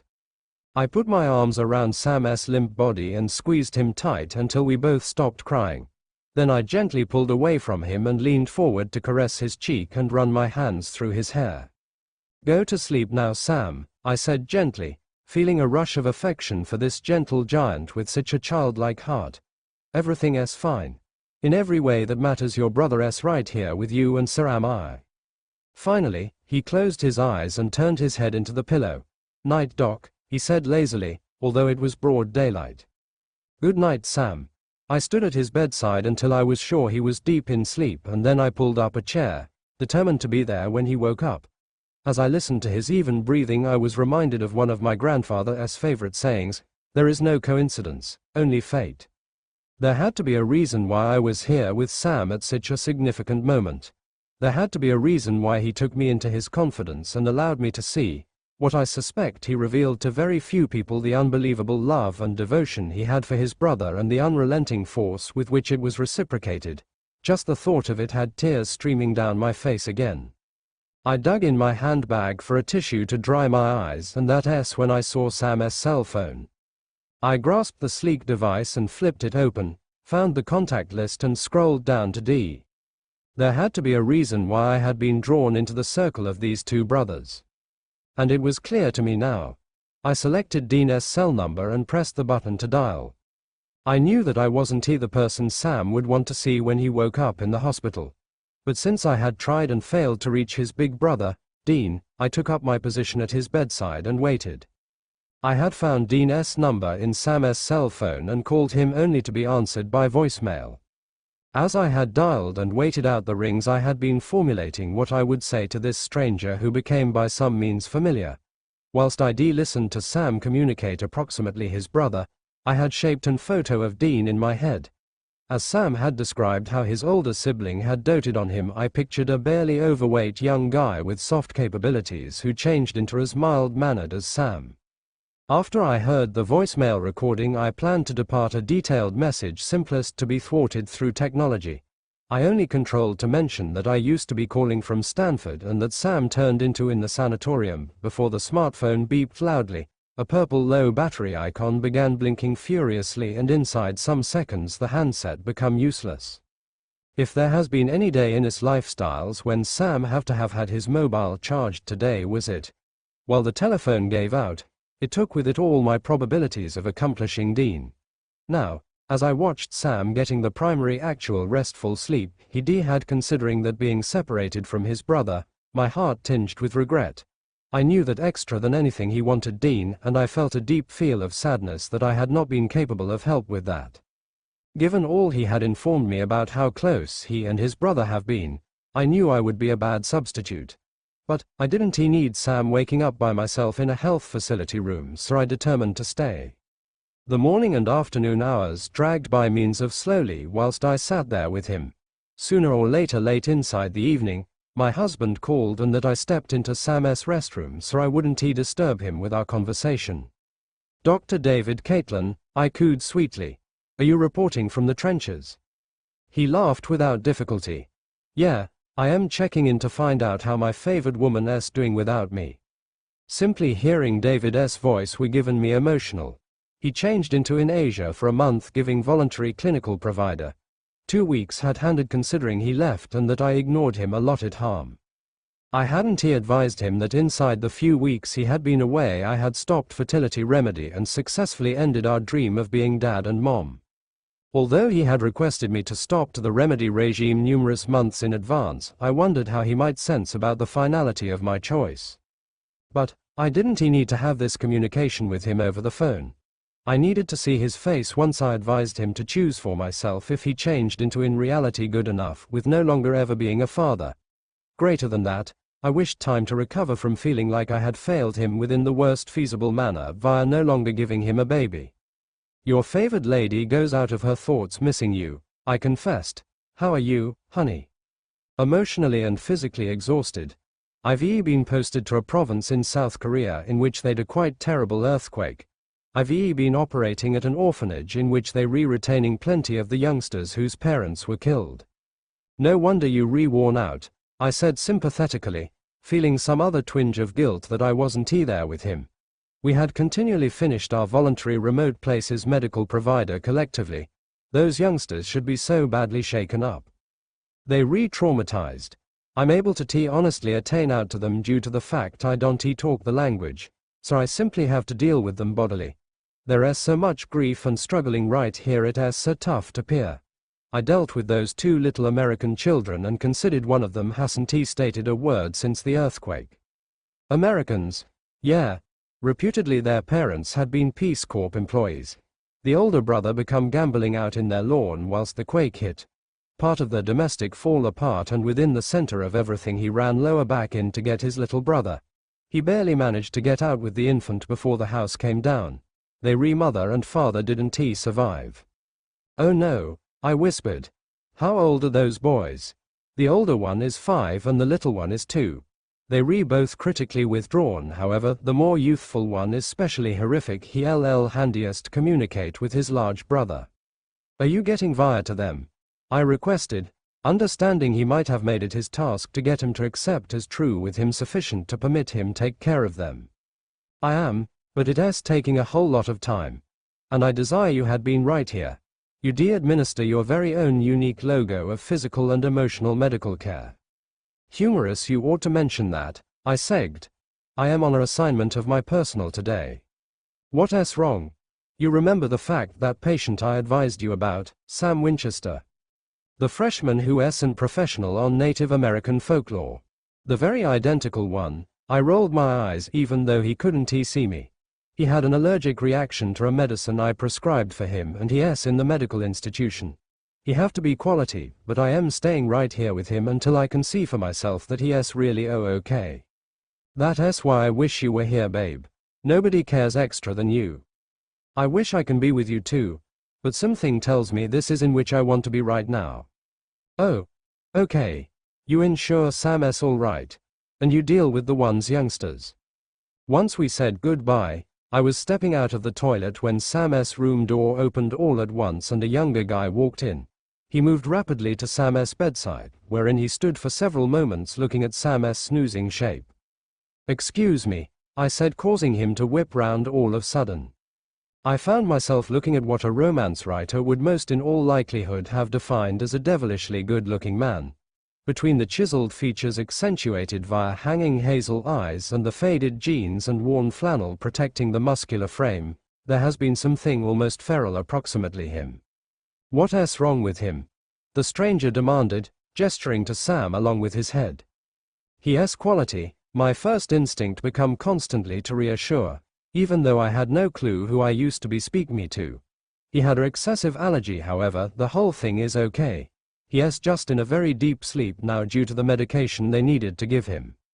The younger man seemed back at Sam, after which confronted me once more, searching, visibly relieved. And then, he did a double take. The transition to flirt becomes so slick and untrained I might have ignored it.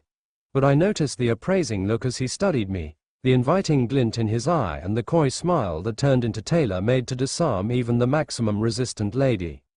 Properly, well, he said appreciatively. I see Sam's flavor has got an exclusive. Excuse me. I said you re-unique, he repeated brashly. And don't fear you gain trap me calling a stunner like you a cougar. I encourage your pardon. Hello, allow us be sincere. You re a bit above Sam's age institution, however I'll provide you with this, you continue to look warm. I don't trust this. No, agree with me, you do.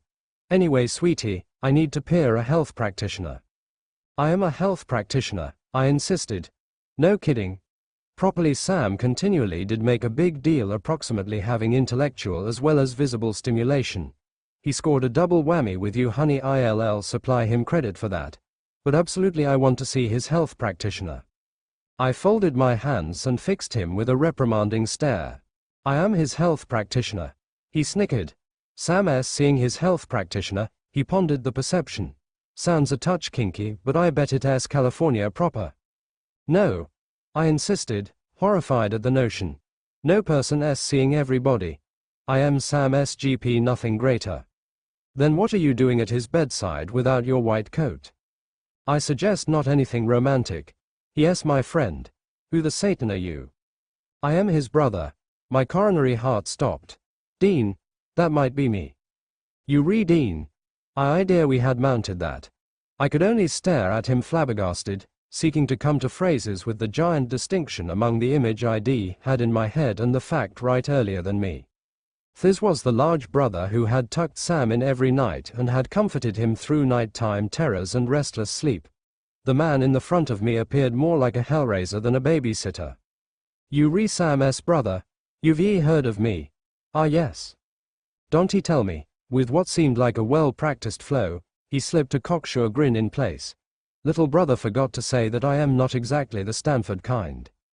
He attempted to sound amused, however I may want to hear the underlying tone of defiance and I may want to literally see the protecting wall arising. What changed into at play right here?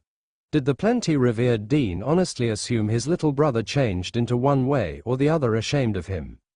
And due to the fact I knew that from time to time the toughest exteriors blanketed the deepest insecurity, I shrugged without problems and stated, you understand little brothers, despite the fact that they don't sincerely use the word great, that's all they bring about.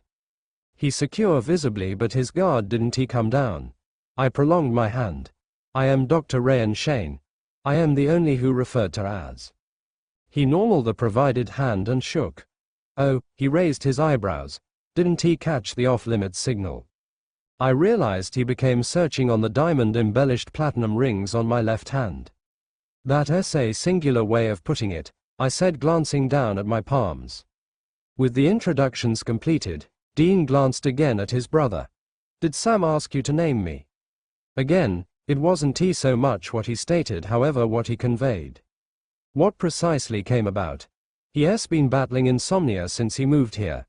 It was getting worse and he asked to go on medication. We tried one medicine and it didn't work, so I prescribed something else.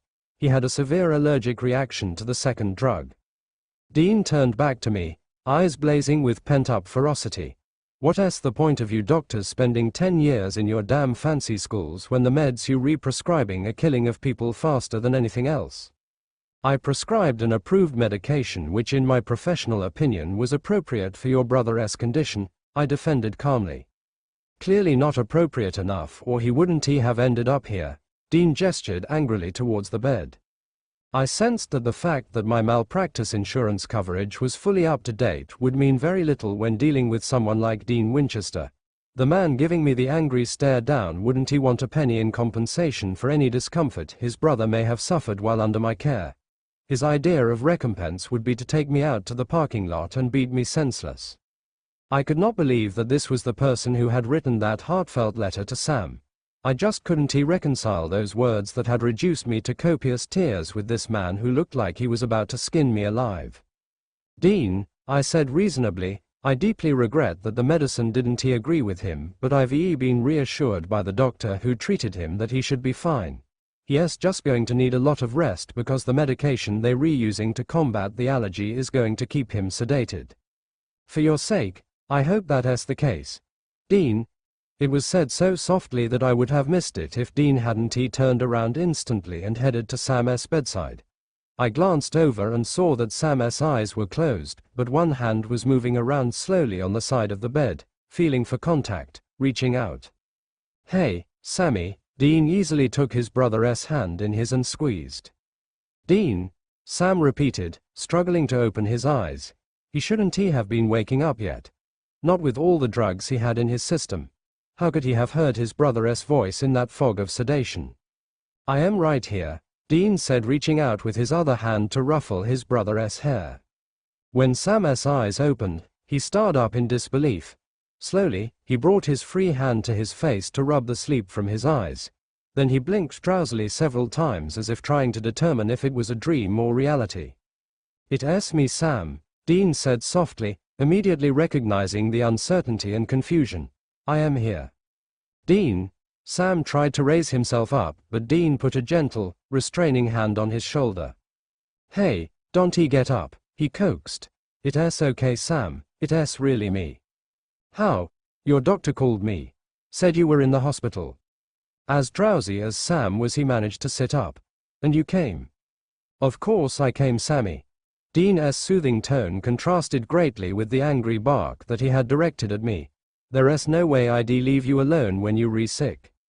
With a shuddering sigh, Sam laid his head against Dean's stomach, brought his arms up and around his brother's back and held on to him.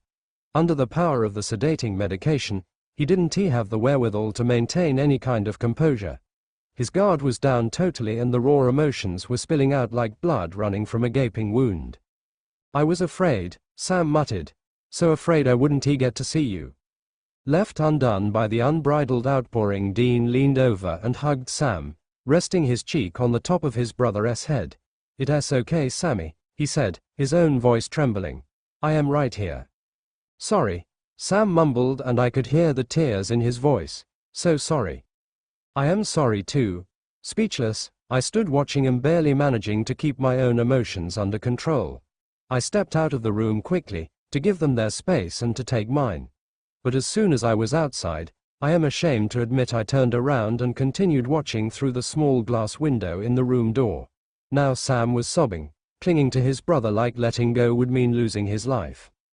And so help me God, the sharp-tongued, shark-eyed man who had confronted me was now holding his little brother, rubbing his back and talking to him, no doubt using the same calming tone that had surprised me earlier. If I hadn't seen the gentle gestures and heard the soothing words for myself, I would never have believed that Dean was capable of such an uninhibited display of affection. I recognized a mother's touch in the way Dean held and calmed Sam. In fact, everything about the unembarrassed way that Sam reached out for comfort and the unconstrained way in which that comfort was given seemed to telegraph parent and child. Breathing out hard, I turned away and began pacing the corridor outside Sam's room.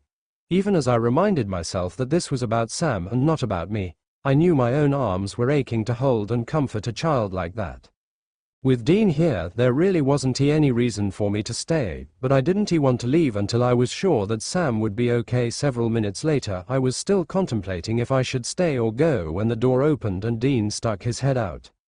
He's asking for you, he told me, shooting me a warning glare. Even as a childless woman, I could spot the look of a mother wolf warning that she would not tolerate another maternal influence on her young cub. Silently I re-entered the room and made it a point to approach Sam's bed on the left side since Dean had been standing on the right. I hoped it was clear that I had no intention of challenging Big Brother for pole position. "Hey Rip Van Winkle," I said, reaching for Sam's hand. "Hi Doc," he responded softly. "Did you rest well?" "Yeah," he smiled tiredly. The combination of the medication and fatigue made him look childlike and fragile. "Try to get some more sleep, Sam," I advised, running my hand through his hair and then letting it rest against his cheek. "You're still exhausted." "Thanks for getting my brother for me," he said drowsily. "I know that's what you wanted." I stroked his cheek with the back of my fingers. "Will you stay?" he asked, his eyelids lowering heavily. "I hate hospitals. You're the only doctor I trust." Immediately I looked over at Dean, asking permission. He nodded. "Of course I'll stay," I said, blinking furiously when I felt tears stinging my eyes. "You just rest and don't worry about a thing." Then Sam's attention was squarely back on his brother, as if Dean would disappear if Sam allowed him to stray from his line of sight. "It's okay, Sammy," Dean said in the gentle tone I now suspected was used exclusively for addressing a distressed little brother. "I'll be right here when you wake up." It was exactly what Sam needed to hear, and he drifted off peacefully, leaving Dean and I to glance wearily at each other across his bed. Dean took a seat at the small table in the corner of the room across from Sam's bed and gestured with his head to offer the remaining chair to me. "Did he seem okay to you?" he asked when I was seated across the table from him. "Yes," I responded. "He just needs to rest. He hasn't slept well for several weeks now." He appeared to be considering, but apparently my answer didn't satisfy him completely. "He has always been kinda clingy when he gets sick, but this was extreme even for him. It's the medication he has on, strong antihistamines to combat the allergic reactions, so he has heavily sedated, which essentially means he won't have his guard up at all. You'd be amazed at the effort we make as human beings to put our game faces on. He won't be able to do that with all these drugs in his system, so what you'll see are very raw emotions and expressions. It's almost like they've given him a truth serum." Dean shivered visibly at the idea of such extreme vulnerability. "Remind me never to get allergic to anything. The good thing is, he's not around strangers. From what he has told me, he trusts you implicitly. So if there's anyone he should be able to express his unedited feelings to, it should be you." I noted that Dean's face reddened slightly and understood completely when he didn't continue my line of conversation. "Do you know what caused the insomnia? Whose assessment do you want, Sam's or mine?" "They differ. Somewhat. What was his?" "He thought he was stressed out from working part-time and carrying a full course load." "And yours?" "I think he was quietly traumatized about being separated from you for the first time in his life, and the insomnia is how his fears were manifested." I noted he was blushing again. "If you a GP, what's with all the psychiatry?" "Because I got my formal medical training at Harvard Med, but prior to that my teacher was my grandfather, Chief Rivermore Shane. He believed that every illness starts in the heart, and for real healing to take place you have to treat the underlying emotional causes as well as the physical symptoms." "So you're half witch doctor and half doctor?" "Pretty much. Leave it to Sammy to have a certified GP who is a faith healer." Dean shook his head, smiling fondly. "Yeah, we clicked from the first appointment." I smiled too. "I see so many kids that sometimes they all just blend together in my head, but I knew from the first time we met that Sam was special." Dean looked at me contemplatively, seemingly reassessing. "Now can I ask you a question?" I ventured. "Sure." "How the devil did you find Sam?" The phone went dead before I could leave any significant details. "You said you were calling from Stanford and Sam was in the hospital. That was enough to go on." I had a feeling that was all he would say on the matter, so I left it at that. We meandered into a relaxed, companionable conversation that had me marveling a bit that we had only met a few hours before. His apparently inbuilt sense of suspicion seemed to wane as our discussion meandered across a range of subjects, and without either of us realizing it, the hours flew by. Near midnight, the calm, easy mood changed when Sam began stirring restlessly in his sleep and calling out for his brother. Dean was on his feet and at Sam's side almost instantly. "Dean," Sam muttered, one hand feeling around on the bed. "I am right here," Dean grasped the wondering hand and bent over to look closer at his brother. He frowned and brought his palm to Sam's forehead and then to his neck. Crap, Dean cursed. He's running a fever. Quickly, I joined Dean at Sam's bedside. I reached for Sam's hand to check his pulse and was a bit concerned that it was beating rapidly. I used the intercom button to page the nursing staff. Mr. Winchester is running a fever, I said when I received a response on the intercom. Can we have someone come and check on him, please? Almost instantaneously a nurse entered the room. I need Tylenol and ice, Dean barked at her. Dean, you're in a hospital, I reminded. You can give orders to the medical staff. The hell I can, Dean said agitatedly. It's my brother we dealing with. Sir, could you please step outside and let me attend to the patient, the nurse said. I am not going anywhere, Dean insisted. Dean, I pressed. Let the nurse do her job. Taking care of Sammy is my job, Dean argued. Sir, if you don't leave now I'll have to call security. Dean, I warned. Do not make a big deal out of this. You're of no use to Sam if they throw you out. Let us just take a walk and let the nurse look after him. Sammy, Dean took his brother's hand briefly. I am right outside. I put a firm hand on Dean's arm and guided him out of the room before he could change his mind. He tensed under my grip, but I didn't let go until I closed the door behind us. What the hell is going on? He demanded. Why is he running a fever? It happens when you're recovering from a severe allergic reaction, I explained. You need to calm down, Dean. It's nothing to worry about. That's easy for you to say. It's not your little brother who's in the hospital. Frankly, I don't know how you can be so damn calm all the time. Are you naturally composed or just well medicated? In my experience I've found that it makes very little sense for the doctor to panic. So nothing riles you up. I try not to make things get to me. Besides, my husband has enough angst for all of us. I keep telling him no self-respecting wasp is so impetuous. Again he considered me with his reassessing stare. So you went for your direct opposite, in every regard. I fell for my college study partner, I corrected him. The rest is history. And he allows you to stay out all night visiting patients. He's in Asia on a voluntary medical mission. Don't he tell me the all-American boy with the bleeding heart. Shut up, Dean, I shoved his shoulder gently. I am 3 times your size, he warned, snickering. Think about that before you pick a fight. As a doctor I know the best places to strike. You think about that before you challenge me. Now he was laughing, and for the first time since he entered the hospital, he actually appeared to relax. I love a woman with fire, he said invitingly. In spite of myself I had to laugh too. The only reason I want to knock you out here and now is that your little brother would never forgive me. At the mention of Sam, Dean's smile faded and he sighed deeply. The fatigue was beginning to tell on him. I put a hand on his shoulder and made direct eye contact. Sam is going to be fine, I reassured sincerely. Well, if the good witch doctor tells me that I guess I should believe it, Dean conceded. I'll let that one slide, I conceded in turn. And if you don't mind, I'd like to stay for the rest of the night. I'll keep out of your way, but I want to be close by so I can keep an eye on him. But you said this fever shouldn't be anything too serious. I don't think it is, but I'd like to stick around anyway. Sam's not just my patient, he's special to me. He obviously feels the same way because he asked for you. Sam never wants anyone around when he is sick. Only family.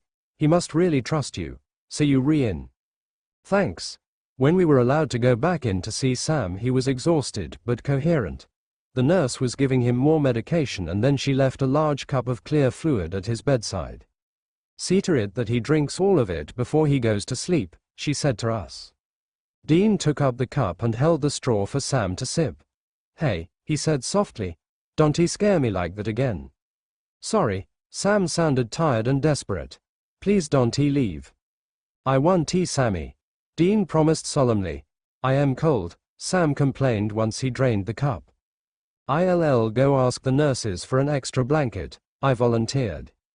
By the way, Dean whispered just as I was leaving the room, your doctor is hot.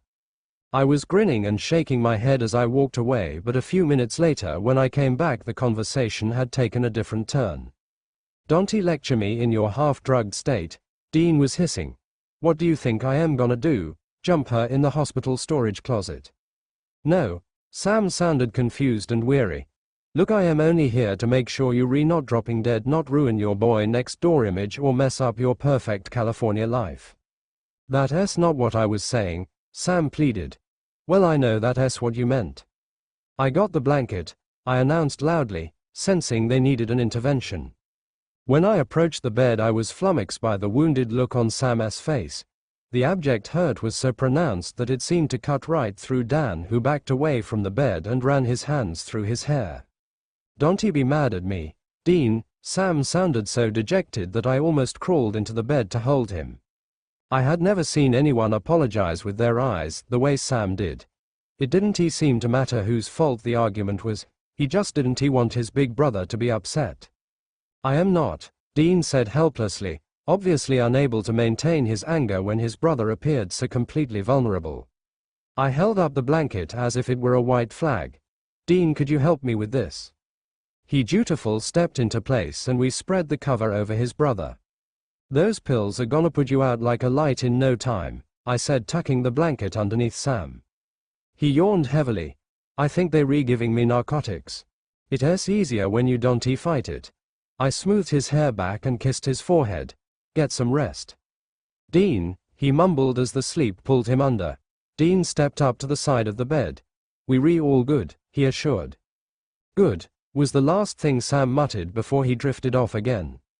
Once we were sure Sam was in a deep sleep, I left Dean alone and went to the 24-hour diner across from the hospital to get us some dinner. Soon after we had eaten I dozed off at the table and awoke in the morning to see Dean sitting across from me fast asleep. I allowed him to get some rest, but woke him up quickly when I noticed Sam starting to stir. Then I immediately buzzed for a nurse. The matron on duty came and briskly ran through all the necessary checks before pronouncing that she was reasonably pleased with Sam's progress. "You'll have something to eat now," she said. "No," Sam shook his head tiredly. "I don't want anything." "Mr. Winchester, you're going to have to take more medication. You'll need something in your stomach." "Bring him some soup," Dean ordered. "He doesn't like solids when he's not feeling well." "I don't want anything," Sam groaned miserably. "Yeah, but you'll have the soup," Dean said firmly. When the orderly pushed in the tray with the liquid meal, Sam made a face. "Lose the attitude, princess," Dean said, adjusting the bed to bring his brother into a sitting position. "What are you doing?" Sam demanded when Dean pulled a chair up to his bedside and picked up the spoon. "Oh, you think I don't know all your tricks by now? You'll take a few spoons for good measure and then say you're not hungry. This way everything goes down." "You are so not going to feed me, Dean. Would you prefer to have a gorgeous woman do it?" Dean held out the spoon to me. "Doc, you wanna take over?" "I think I'll leave you to it." I couldn't help giggling a little. "That way it will be a little less humiliating." "Open up, Sammy," Dean said, taking the cloth napkin up from the tray and placing it across his brother's lap. Sam stared at him, red-faced with his mouth set in a firm line. "Would you like me to do the plane? That always did the trick when you were little." "Dean," I cautioned. "I think there's steam coming out of his ears." Sam shot me a hateful look that had me covering a smile and retreating to the table to sit away from him and his brother. He turned angrily back to Dean. "I'll get you both for this," he hissed just before Dean slipped a spoonful of soup in his mouth. Dean shrugged, undaunted by the threat. "You know what this reminds me of?" "What?" "When you had to get your tonsils out." "Let us not bring that up now. I was so scared about being in the hospital." "Scared? You totally wimped out. You damaged the Winchester name irrecoverably. If I was that much of an embarrassment, why did you fight like hell with Dad and all the nurses until they allowed you to stay overnight with me? Hey, big brothers are obligated to step in when little brothers are wimping out." "I guess," Sam snickered, then got thoughtful. "I seem to recall you feeding me on that occasion as well." "Yeah, when you refuse to even eat ice cream it calls for drastic action. As usual you knew how to get me to do whatever you wanted." "All for a good cause, Sammy. You were better in no time. True. And you should know by now that the hospital scene doesn't scare me, so quit acting like you expect me hightail it out of here while you re-sleeping. I guess sneaking out in the dead of the night is more my style. Dean paused from his spooning. Well, he shrugged. You apologized profusely for that in your estrogen-inspired letter. Yours was just as sappy, Sam shot back. Anyway, Dean seemed to be in a hurry to skip over the issue of the letters. The fact is that nothing else changed. You're still a pain in the butt, but if it's an SOS, you know I'll be here. But what if I am not sick or dying? What if I just want to see you? Will you come and see me then? Your soup's getting cold. Dean, let us finish this so you can take your meds and then get some more rest. Dr. Shane, I think Sam's ready for his pills. That was my cue to come out of the shadows they had relegated me to when they began to communicate as if they were the only two people in existence. Are you done eating, Sam? I asked, getting up and stepping over to his bed. Yeah, he said, looking up at me suddenly. I picked up the small disposable container with the pills and the paper cup of water the nurse had left. Dean seemed relieved to have the interference and moved the tray aside and then stepped away from the bed. While I fed Sam the pills and then settled him back down, Dean busied himself pushing the food trolley into the corner. Sam just stared at his brother with hurt in his eyes. I realized that the undercurrents between these two were deeper and more turbulent than anyone would suspect. Whatever it was that had caused the falling out before Sam came to college was obviously still hanging between him, creating tension and insecurity. Writing to each other had been the start, but they clearly had a lot more to talk about. The letters may have been exchanged and heartfelt emotions may have been expressed, but deep underlying issues were yet to be resolved. I decided to step out of their space to give them a chance to talk frankly and start to work things out. I left him alone for the entire day, but when I returned very late that afternoon I found the tension between them had gotten worse. As soon as I entered Sam's room it was clear that I had walked in on an argument. Never one for pretensions, I addressed them frankly. If you two need a referee, I'd be happy to serve as long as I know the rules of engagement. No need, Doc, Dean said breezily. In fact, we should be celebrating. Sam's getting out tomorrow. Sam, however, did not look overly joyful at the prospect. That's wonderful, I said. Yeah, he didn't even try to fake enthusiasm. They say all I need after this is a week of bed rest. Great. Again I was the only one who seemed enthused. So Doc, do me a favor, Sam asked. Get him out of here, he pointed to his brother. He needs some real food and a good night's sleep. That's not a problem. He can come home with me. No, that's okay, Dean interjected quickly. I'll just find a motel near here and crash. Don't be ridiculous, I said firmly. I have more than enough room. You're coming to my house, Dr.'s orders. I expected resistance. At the very least I figured he would refuse to leave his little brother. But the lack of sleep and the obvious tension between them seemed to have taken their toll. You gonna be okay by yourself? Dean asked Sam. I'll be fine, Sam assured him. Once they give me my meds I am dead anyway, so you may as well get some rest. I agree, I chimed in. Does your husband know you're bringing strange men home while he's away? Dean sent a flirtatious smile my way. What doesn't he know won't hurt him, I grinned back. We said goodbye to Sam and walked out of the hospital together. I was going to tell Dean to drive behind me since he didn't know the way to my house, but I stopped in my tracks when I saw his car. Oh wow, I exclaimed as he approached the sleek, black, drop-dead gorgeous Impala. Is this yours? Yeah, Dean got a proprietary look in his eye. She's gorgeous, I gushed, running an index finger along the side of the roof and then down the bonnet. What year? 67. Oh my, so she's got some miles on her, but you couldn't tell. You obviously treat her like a queen. Can I see under the hood? You kidding, right? Do I look like I am kidding? He opened the driver's door, leaned over to pop the bonnet and then walked around me to lift it up. I surveyed the pristine front end and then bent down to get a close look. Niece, I cooed, examining the engine. You work on her yourself. No one else can touch her. You obviously know what you're doing. And how would you know? My father is a mechanic. We could never afford new cars in my family, so we got old ones and fixed them up. We all had to learn the basics for ourselves. Daddy has always been reverent about it. I always thought of him as a car doctor. Healing and care runs in my family, so I recognize a natural caregiver when I see one, and you, Mr. Winchester, were born to nurture. You must have the wrong person, he said. His horror was palpable. No, I straightened up to look right at him. I see the way you are with Sam. The call is barely out of his mouth before you re at his side to help him.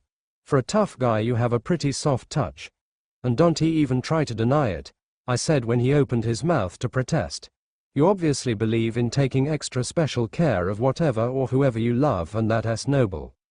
He looked away, embarrassed that anyone could see what he tried so hard to conceal. Don't worry, Dean. You hide it well, and I won't give your secret away. I dipped back under the hood. What's her name, by the way? I asked without looking up. Excuse me. Come on. A car like this must have a name, not to mention a personality, and face it, a guy like you isn't going to have a car that's a boy. I never really named her. She's just always been my baby. So this was his other child, I thought, recalling his nurturing and care of his sick little brother. And judging from the immaculate condition the car was in, this baby had been the recipient of all the loving care he hadn't been able to lavish on his younger sibling during their brief period of estrangement. I whistled appreciatively when I completed my assessment. She's in great shape, I concluded, straightening up to look at him again. Even a stickler like my daddy would be impressed. Why, thank you, Dr. Shane. He raised his eyebrows suggestively. I am good with my hands. Dean, I chastised seriously. Don't flirt with me in front of her, you'll hurt her feelings. Oh, he stroked the bonnet penitently. I am sorry, baby. That's better, I commended. He looked at me and I could detect the faintest twinge of fondness in his expression. You okay, Dr. Shane? He conceded as he brought the hood down gently. Thanks. We left my car at the hospital and I drove home with Dean so I could ride in the Impala. You weren't kidding, he said when he saw my split-level, ranch-style house. You have more than enough room. I settled him down in the self-contained guest suite and told him dinner would be ready in 45 minutes. I decided on fettuccine alfredo and savored the sense of calm relaxation I always experienced when I was cooking. Dean came down to the kitchen just as I was pouring myself a glass of red wine. I thought briefly about offering him one, then laughed at myself and quickly told him that the beer was in the fridge.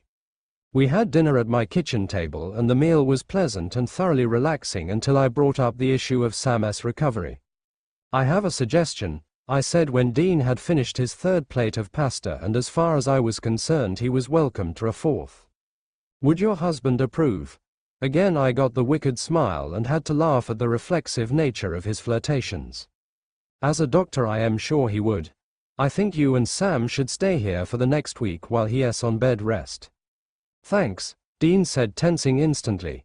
But no thanks. Why not? Where else are you two going to stay? I'll figure something out. Like what? I know you're not going to leave him until you think he's well and his dorm can hold you, him, and his roommate. So I'll think of something else. But wouldn't you rather he continue his recovery under the same roof as his doctor? Look, I don't need anyone's help to take care of my brother. I've done it all my life and I can manage just fine. And while you've been taking care of Sam, who's been taking care of you, Dean?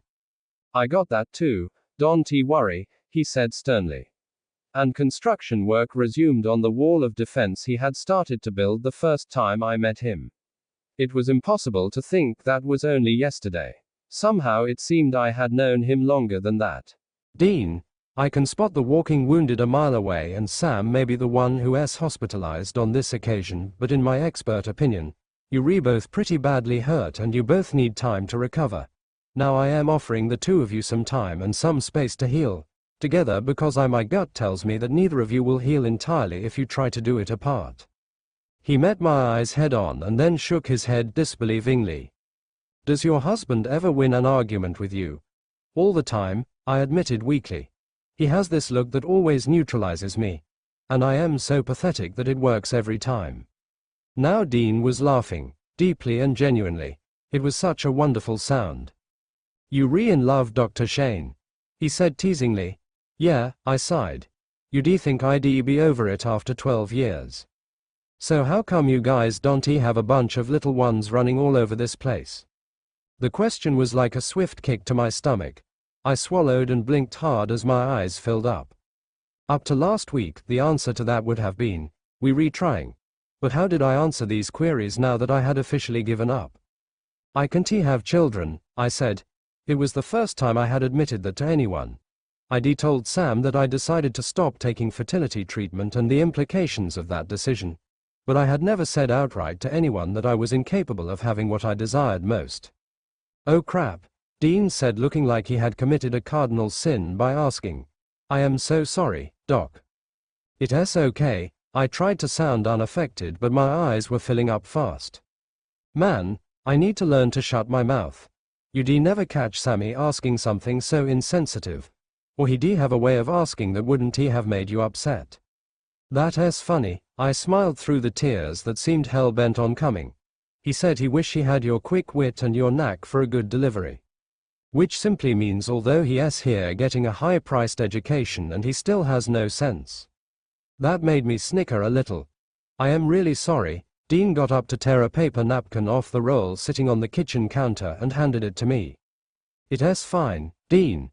I took the tissue and started dabbing. I can't have children and I'd better get used to saying it. But restating the distressing fact brought a fresh wave of grief, and before I could stop myself I was sobbing openly. I am sorry, I said, standing and pushing back my chair. Please excuse me.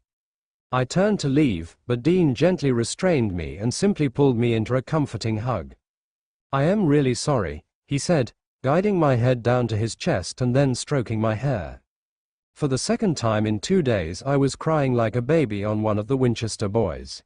In so many ways Dean seemed to be the complete opposite of his brother. But they had one vital thing in common: a deeply caring and completely tender heart. And Dean may have created brash exterior to fool the unsuspecting, but I now knew the considerate, compassionate man that was hidden beneath it. "Sir, I guess this is what gets me riled up," I confessed, pulling away slowly. Dean smiled sympathetically. "It sucks 10 ways to hell that a woman like you can be a mother. I look around this place and it seems like you and your husband have everything." "You never have everything," I said soberly. "But you have to fight to hold on to what you have that's important to you. Like your relationship with your brother. And on that note," I went on when there was no protest or objection, "are you going to take me up on my invitation?" Dean was completely serious when he looked at me. "I'll have to ask Sam." "He'll agree if you agree." I had picked up that much. He was quiet for several moments, considering. "You're not the only one who can spot the walking wounded," he said contemplatively. "I get the sense that Sam and I aren't the only ones who need time to heal." "No, you aren't," I said openly. "I don't believe in coincidence. If we all here at this point together, then we all meant to help each other." "You win, Dr. Shane." Dean held up his hands in surrender. "Recovery week starts tomorrow. Let us see if any of us will survive." Recovery week would have kept a team of psychologists busy for a month. Although I hadn't expected everything to go smoothly, no one could have anticipated the explosive clash and epic meltdown that occurred before the 7 days were over. But before we descended into almost unbelievable angst and melodrama, Sam, Dean, and I were as carefree as 3 teenagers in a college dorm. My home took on an entirely new character with the Winchester boys around. There was noise, banter, occasional confusion wrapped up in the warmth and comfort that comes when you have people you care about in close proximity. Getting to know Sam and Dean individually had been one thing, but dealing with the 2 of them together was an entirely different experience. I often found myself retreating to the sidelines to just observe their interactions, trying often in vain to figure out the numerous dimensions of their multifaceted relationship. To say the boys were close was to truly define the term understatement. To me, the Winchesters seemed like a single soul existing in 2 bodies, with the force of that singularity constantly pulling them into the same sphere. Neither of them seemed capable of being totally at peace unless the other one was in close proximity. They were each other's greatest source of emotional security. That became clear the second night Sam was home from the hospital and we all hung out in my living room chatting. Just before midnight I went to bed knowing if I didn't get some rest I'd be a wreck at work the next day. I left Sam and Dean in my living room and was surprised that they were still there at about 4 a.m. when I woke up to get a glass of water. I heard the voices as I strolled to the kitchen and stopped to listen at the door. Apparently, the late hour wasn't lost on Dean, and he was trying to coax Sam into turning in for what was left of the night. Dude, it's way past your bedtime now. I am good, Sam said easily. Sam, you supposed to be getting rest. Yeah, so I'll sleep late tomorrow. I think the idea is for you to rest around the clock, not stay up all night and sleep all day. Dean, how long has it been since you and I just sat and talked like this? There was a marked silence. Too long, Dean admitted in quiet voice. I've missed it, Sam said, not even attempting to disguise the emotion in his voice. I've missed you. There was more silence, and even from where I stood eavesdropping the air was pregnant with feeling. I waited, wondering if maybe Dean would tease Sam about being so expressive. I wondered if he would make a snide remark like men generally did when the conversation got too heavy. But I had forgotten which siblings I was dealing with. Me too, Sammy, Dean said softly. I swallowed hard as my stomach fluttered at all that was expressed in those simple words. That incident prepared me for another element of Sam and Dean's relationship, the fact that they were able to convey volumes to one another with very few words. Even more profound was their ability to disarm each other with certain key phrases. Dean's defenses always seemed impenetrable and his resolve was like granite. That is, until Sam's eyes got soft and emotional, and he said, "Please or worse, Dean." As strong-willed as he was, Sam complied with all of Dean's instructions once Dean's answer to Sam's why included the magic words, "Because I am your big brother." To see the power each of these extremely stubborn young men had to make the other cave in was to have clear visibility of both Sam and Dean's greatest source of vulnerability. I suspect the fact that they understood that they were each other's greatest weakness was what made him so fiercely protective of one another. Dean's reputation as his little brother's bodyguard preceded him, but I soon discovered that Sam was equally overprotective. Any notion I had that this aspect of this boy's relationship was one-sided was quickly dispelled the night Dean injured himself in my kitchen. He was fiddling around with a high-tech electric knife and accidentally slashed his wrist. The instant gushing of blood would have set off massive panic for most people, but Sam immediately sprang into action. He rushed to his brother's side and held out his hand. "Let me see it," he demanded. Dean shook his head and started turning away. "It's no big deal," he said, trying to deflect his brother's attention, but he gave himself away when began to inspect the wound and gasped softly.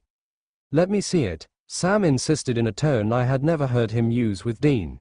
Prior to this I had only seen in him in little brother mode, vulnerable, needy and compliant. Now, he was taking charge. Reluctantly, Dean held out his hand. Sam examined the bleeding wrist and hissed, "Doc, do you have a first aid kit?" It was less a question and more an order. "Yes, I do." I got up and quickly rummaged through one of the counter drawers. "I need antiseptic, please." I paused to assess the situation, completely puzzled. "Hurry, please." Sam's tone was stern. Quickly, I opened the kit, pulled out the bottle of antiseptic, liberally doused 2 cotton balls and then handed him over to Sam. "You know the drill," he warned Dean gently. "This is gonna sting." Swiftly and efficiently he cleaned the cut, apologizing softly when Dean winced. "Do you have any antibacterial anointment?" he asked once the wound was clean. I pulled out a tube and screwed off the cap. "Thanks," he took it from and steadily applied the dressing. Sam was in the same mode that I had seen Dean switch into when Sam had started running a fever while he was in the hospital. It seemed to be how the Winchesters boys reacted if either of them felt that other was in jeopardy. They transitioned to a zone where nothing and no one existed but his brother, and all that mattered was whatever he needed to be okay. Neither of them seemed even vaguely aware of the distinct shift that occurred when one or the other even so much as stubbed his toe. But to an outsider, looking on, it was obvious when one of them went into protective mode to safeguard the person they valued more than their own existence. "I need some gauze and a bandage," Sam ordered. That was when the full implications of what was occurring struck me. Is the irony of all this lost on the two of you? I had to ask. Ha! It was said in unison and I found myself looking at two confused faces. Under these kinds of circumstances people usually defer to the doctor, I explained. Sam held Dean's wrist possessively like he expected me to try to take his big brother away from him. But, Dr. Shane, Sam defended heedlessly, I had to make sure it was done right. And I went to school to learn how to do it right, Sam. I had to make the point explicitly. But you don't trust anyone when your big brother's hurt. That's not true. Sam's face reddened but he still didn't relinquish Dean's wrist. Yes it is. Uriah's overprotective as he is. He is standing right here, Dean made sure to point out. How does your hand feel? I asked him. Okay, although Sam's acting like it was near amputation, I'll survive. I stepped in between them and briefly took Dean's hand to examine his wrist. All appears to be in good order, I conceded. Good job, Sam. Bandage him up. Thanks, Doc, he said a little shyly. He applied the bandage in what looked like well-practiced motions, then he squeezed his brother's shoulder. You okay? He asked quietly. I am good, Dean replied softly. Thanks. I didn't mean to bark orders at you. Sam turned to me apologetically. That's okay, honey. I had to go up on tiptoes to ruffle his hair. I know you were just worried about him. Then I turned my attention to Dean. I am going to put you on some antibiotics just in case. And I am giving you a painkiller. I don't need any of that stuff. Dean started to protest but I silenced him with a stare. You'll take the meds, I ordered quietly. Yes ma'am. Dean held up his hands quickly. Whatever you say. Good. I went up on my toes again, this time to give Dean a quick kiss on the cheek. You'll be better in no time. Now this is the part of the medical treatment I like, he said, catching me in a bear hug. I squeezed him back affectionately. Once you start flirting I know you'll be okay, I laughed and rubbed his back. Dean planted a loud kiss on my forehead and then flashed his brother a superior smile. Jealous? He asked. Sam rolled his eyes and dumped his used medical supplies in the garbage. Not likely, he shot back. The little exchange was typical of how differently both boys interacted with me. Sam was careful to observe all of the conventional boundaries, and Dean deliberately ignored them. The contrary approaches played out in our infinitely memorable poker marathon. On my day off, Sam had slept until noon and woke to find Dean and I in the den completely engrossed in a game of poker. Greatly concerned, Sam approached the card table demanding answers. Dean. Doc. What's going on? Your brother is teaching me to play poker, I said without looking up from my hand. Sam immediately turned on Dean. You're showing my doctor how to gamble. Yeah. Dean quickly rearranged his cards. And she's catching on fast. I don't believe you. Quiet, I need to concentrate or Pocahontas here is gonna take my lunch. Dean. Sam objected, scandalized. All the name-calling proves is that he's getting scared, I said calmly. You two are joking, right? Sam still couldn't believe it. What are you guys gonna do tomorrow, hustle pool? Oh, you play pool too? I asked Dean. Better than I play cards, he replied slickly. So maybe we can. No you can't. Sam cut me off instantly. To Sam I was the dignified Dr. Shane, a Mona Lisa-type figure for whom he reserved the most decorous and respectful treatment. It would never dawn on him to suggest that I engage in a potentially degenerate activity like gambling. His brother clearly had no such hang-up. Dean got his kicks from seeing how far he could push me, and from scratching the surface to see if what was beneath bore any relation to the polished exterior. Sam seemed to regard me as a gift to be treasured while Dean treated me like a present to be enjoyed. Both approaches were as flattering as they were gratifying. You're a respectable woman, Doc, Sam said, further illustrating my point. My brother is a bad influence. Well, Dean said philosophically, you ended up at Stanford so it's either I am not that bad or I don't have that much influence.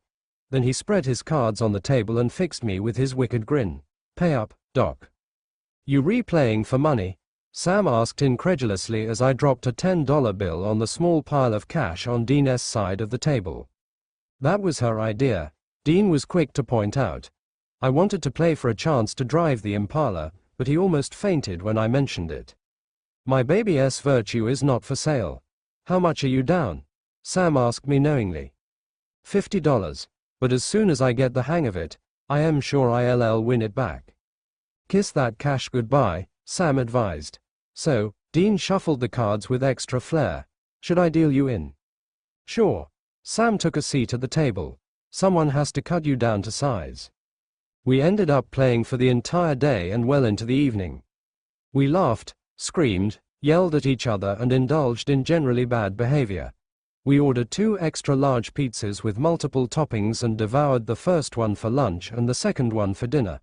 After dinner we switched to horror movies and sprawled across my large sectional sofa with pillows and blankets. Sometime after 11 I got up to go to bed and without thinking twice I embraced and kissed each of the boys and told them good night.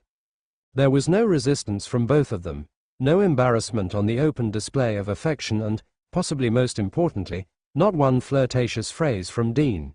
Earlier than I drifted off to sleep that night time I notion approximately how splendidly the week was going. It have been see you later given that I'd been capable of just allow move and enjoy myself, and overlook the curse of infertility hanging over my head. From the looks of factors I wasn't the only one taking part in this surprising reprieve.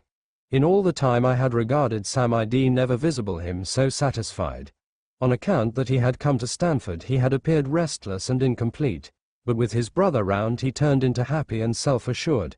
And Dean, who had been suspicious of the whole thing and all of us while he got here to Metropolis, became now comfy and relaxed.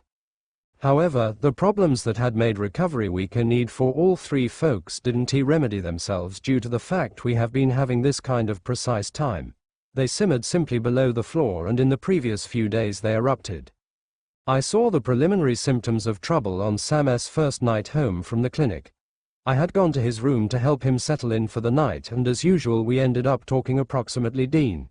I discovered Sam sitting up in mattress, analyzing a magazine, his hair nevertheless slightly damp from his bathe. Prepared for mattress? I asked. Just about, he smiled a bit tiredly. This ought to assist you rest. I perched at the facet of his bed and located a folded, snow-white satin comforter on his lap. My grandmother made it for me whilst I used to be leaving for university. I've had it ever in view that. Wow, Sam said squeezing a handful of satin and down feathers. She did this all by using herself. Yes, I said proudly. Grandma become gifted along with her arms. Those patterns, he traced the complicated embroidery along with his index finger. They Native American healing symbols, right? Healing and luxury. I constantly pull it out if I am under the weather bodily or emotionally. I curled up underneath it for weeks after both my miscarriages.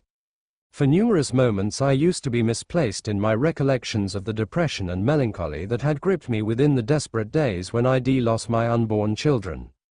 I've been meaning to speak to you about that, Sam stated tentatively, but being drugged out of my head kinda had me distracted. That's nice, Sam, I tried to reduce him off quickly. You had your own health to think about. And speak me of which, I went on when he tried to forestall me. You should be getting a few relaxation now. I have an entire week to relaxation, he brushed off my deflection lightly. We can communicate for a couple of minutes. I need to recognize how you're and how you feeling approximately the whole lot now. I am quality, I stated frivolously, whilst the memories threatened to weigh down me. I've common my role. There is definitely not lots I will do approximately it at this stage. Are you kidding me? There is an entire lot you could do. Have you ever given any greater concept in your alternatives? We have plenty time to discuss all of that but now it is mattress time younger man. Okay, he conceded final the magazine and setting it on the nighttime table. Do you realize in which Dean is? Within the garage giving the vehicles a once over. The handiest way he'd take delivery of loose room and board was if I allowed him to provide me some assist around the house, so he is checking to look if the automobiles want any work. Would you like me to get him for you? No, Sam stated fast. It appears like he has been with me 24/7 due to the fact that he came. It is precise for him to ge a bit area. You men don't need separate rooms, do you? I figured you'd be okay. Sharing the visitor suite, however, there is plenty space. No, I am first rate. I simply what is it, Sam? It is just this sense I have. It is silly. No, if you experience something it can be silly. What is wrong? I sense like Dean s gonna depart me. Properly he can live in California for all time. I don't assume him to. However, I think when he leaves I am now not going to see him again for a long term. Why do you watch that? Because I understand how he is and it is like he is maintaining his distance. Distance? He has dropped the whole thing to return and spot you and he is staying on till you recover. Yeah, and now that I am getting better he is pulling away, and I get the sensation as soon as my week of relaxation is over he is gonna pass as a long way as feasible inside the opposite path. In case you feel that way, why don't you talk to him about it? And tell him what? That I don't sense like he wants to be as close to me as he became before I left. If that is what you re-feeling, yes. No document. Dean might possibly just beat the crap out of me for being this sort of wimp. Of course, he'd make sure that I used to be absolutely recovered first. I am surprised to hear you assert that, Sam. From what I've visible that is the closing factor that would appear. I watched you inside the health facility among the medicine and your contamination you were completely prone and yet it became so clear which you felt secure with your brother. From the extent of trust I saw between you two I don't suppose there is something you couldn't tell him. I am no longer going to inform him that he has to be close to me or to spend time with me. That must be his desire. I agree. But you assuming you understand what he is questioning and in my enjoy it is always dangerous to make the one's assumptions. If you sense like there is something there among the two of you, then you need to take a seat him down and feature a good communicate. There isn't something to speak about. It is only a feeling I've that is all. I am probable just being emotional because I am tired. Dean might say I am being a girl. Properly you get a few rest then. I went return to where I started. There is masses time for speaking. That goes each approaches you realize, Sam stated tiredly. I know. I stood up, arranged the comforter over him and leaned down to kiss him. While he said good night and curled into his pillows he seemed so younger and susceptible that my heart reeled with longing. Once I left the room I leaned in opposition to the door to steady myself and combat lower back the melancholy that threatened to crush me. I would never have the privilege and satisfaction of telling my toddler good night. The feel of loss became so widespread and deep I felt like I would drown in it. I grew to become away with my head down and walked straight into Dean, who turned into coming near the room. You are okay? He requested. I took a deep composing breath and instructed him I used to be quality. You sure? He seem satisfied. Effective. I confident. Is napping beauty nonetheless awake? Just about, I said stepping away. Go on in and say good night. I had taken safe haven in the kitchen where I distracted myself by packing out the mountain of groceries I had offered to stock the pantry for the lad's visit. Midway through the enjoyable chore I used to be joined by means of Dean, who commenced to assist without being requested. How is Sam? I inquired. Out like a light now. Top. Whilst I was speaking to him he noted that he changed into curious approximately what your plans were after this. Did he say whatever approximately it? No, do you thoughts if I ask? Ask what? What are your plans? To hit the road. Are you coming lower back any time quickly? I suppose Sam receives antsy if you men are separated for too lengthy. Sam may be okay, Dean said dismissively. He got here to California because he desired to start a brand new existence. The last factor he wants is me hanging round an excessive amount of. You cannot absolutely agree with that, I said, greatly surprised. Of direction I do. Have you discussed this at all? Sure we did. We ventilated it very well in an epic yelling suit just before he left domestic. I had to roll my eyes. And in view that then, frankly I think the much less stated approximately it the better. They're most effective so many times you could concentrate for your little brother essentially tell you to get the hell out of his life. Even supposing that is what he implied before Dean, now he is. Now he is feeling all clingy and prone as it is the primary time he has been unwell because he has been on his very own. Agree with me, once he is back to complete energy he'll want to get on along with his existence, his new existence that is. Have you two even spoken about the insomnia and what introduced it on? Sleep has continually been a first-rate problem for him. That isn't something new. I wouldn't be the only to tell him that his brother's extreme sleep problems were introduced on through their separation. The fact that Sam's complete feel of protection and health had shifted totally out of sync whilst he wasn't in touch with his brother becomes something that Sam ought to tell Dean, now not me. Document, I recognize what you're looking to do, but Sam and I are desirable.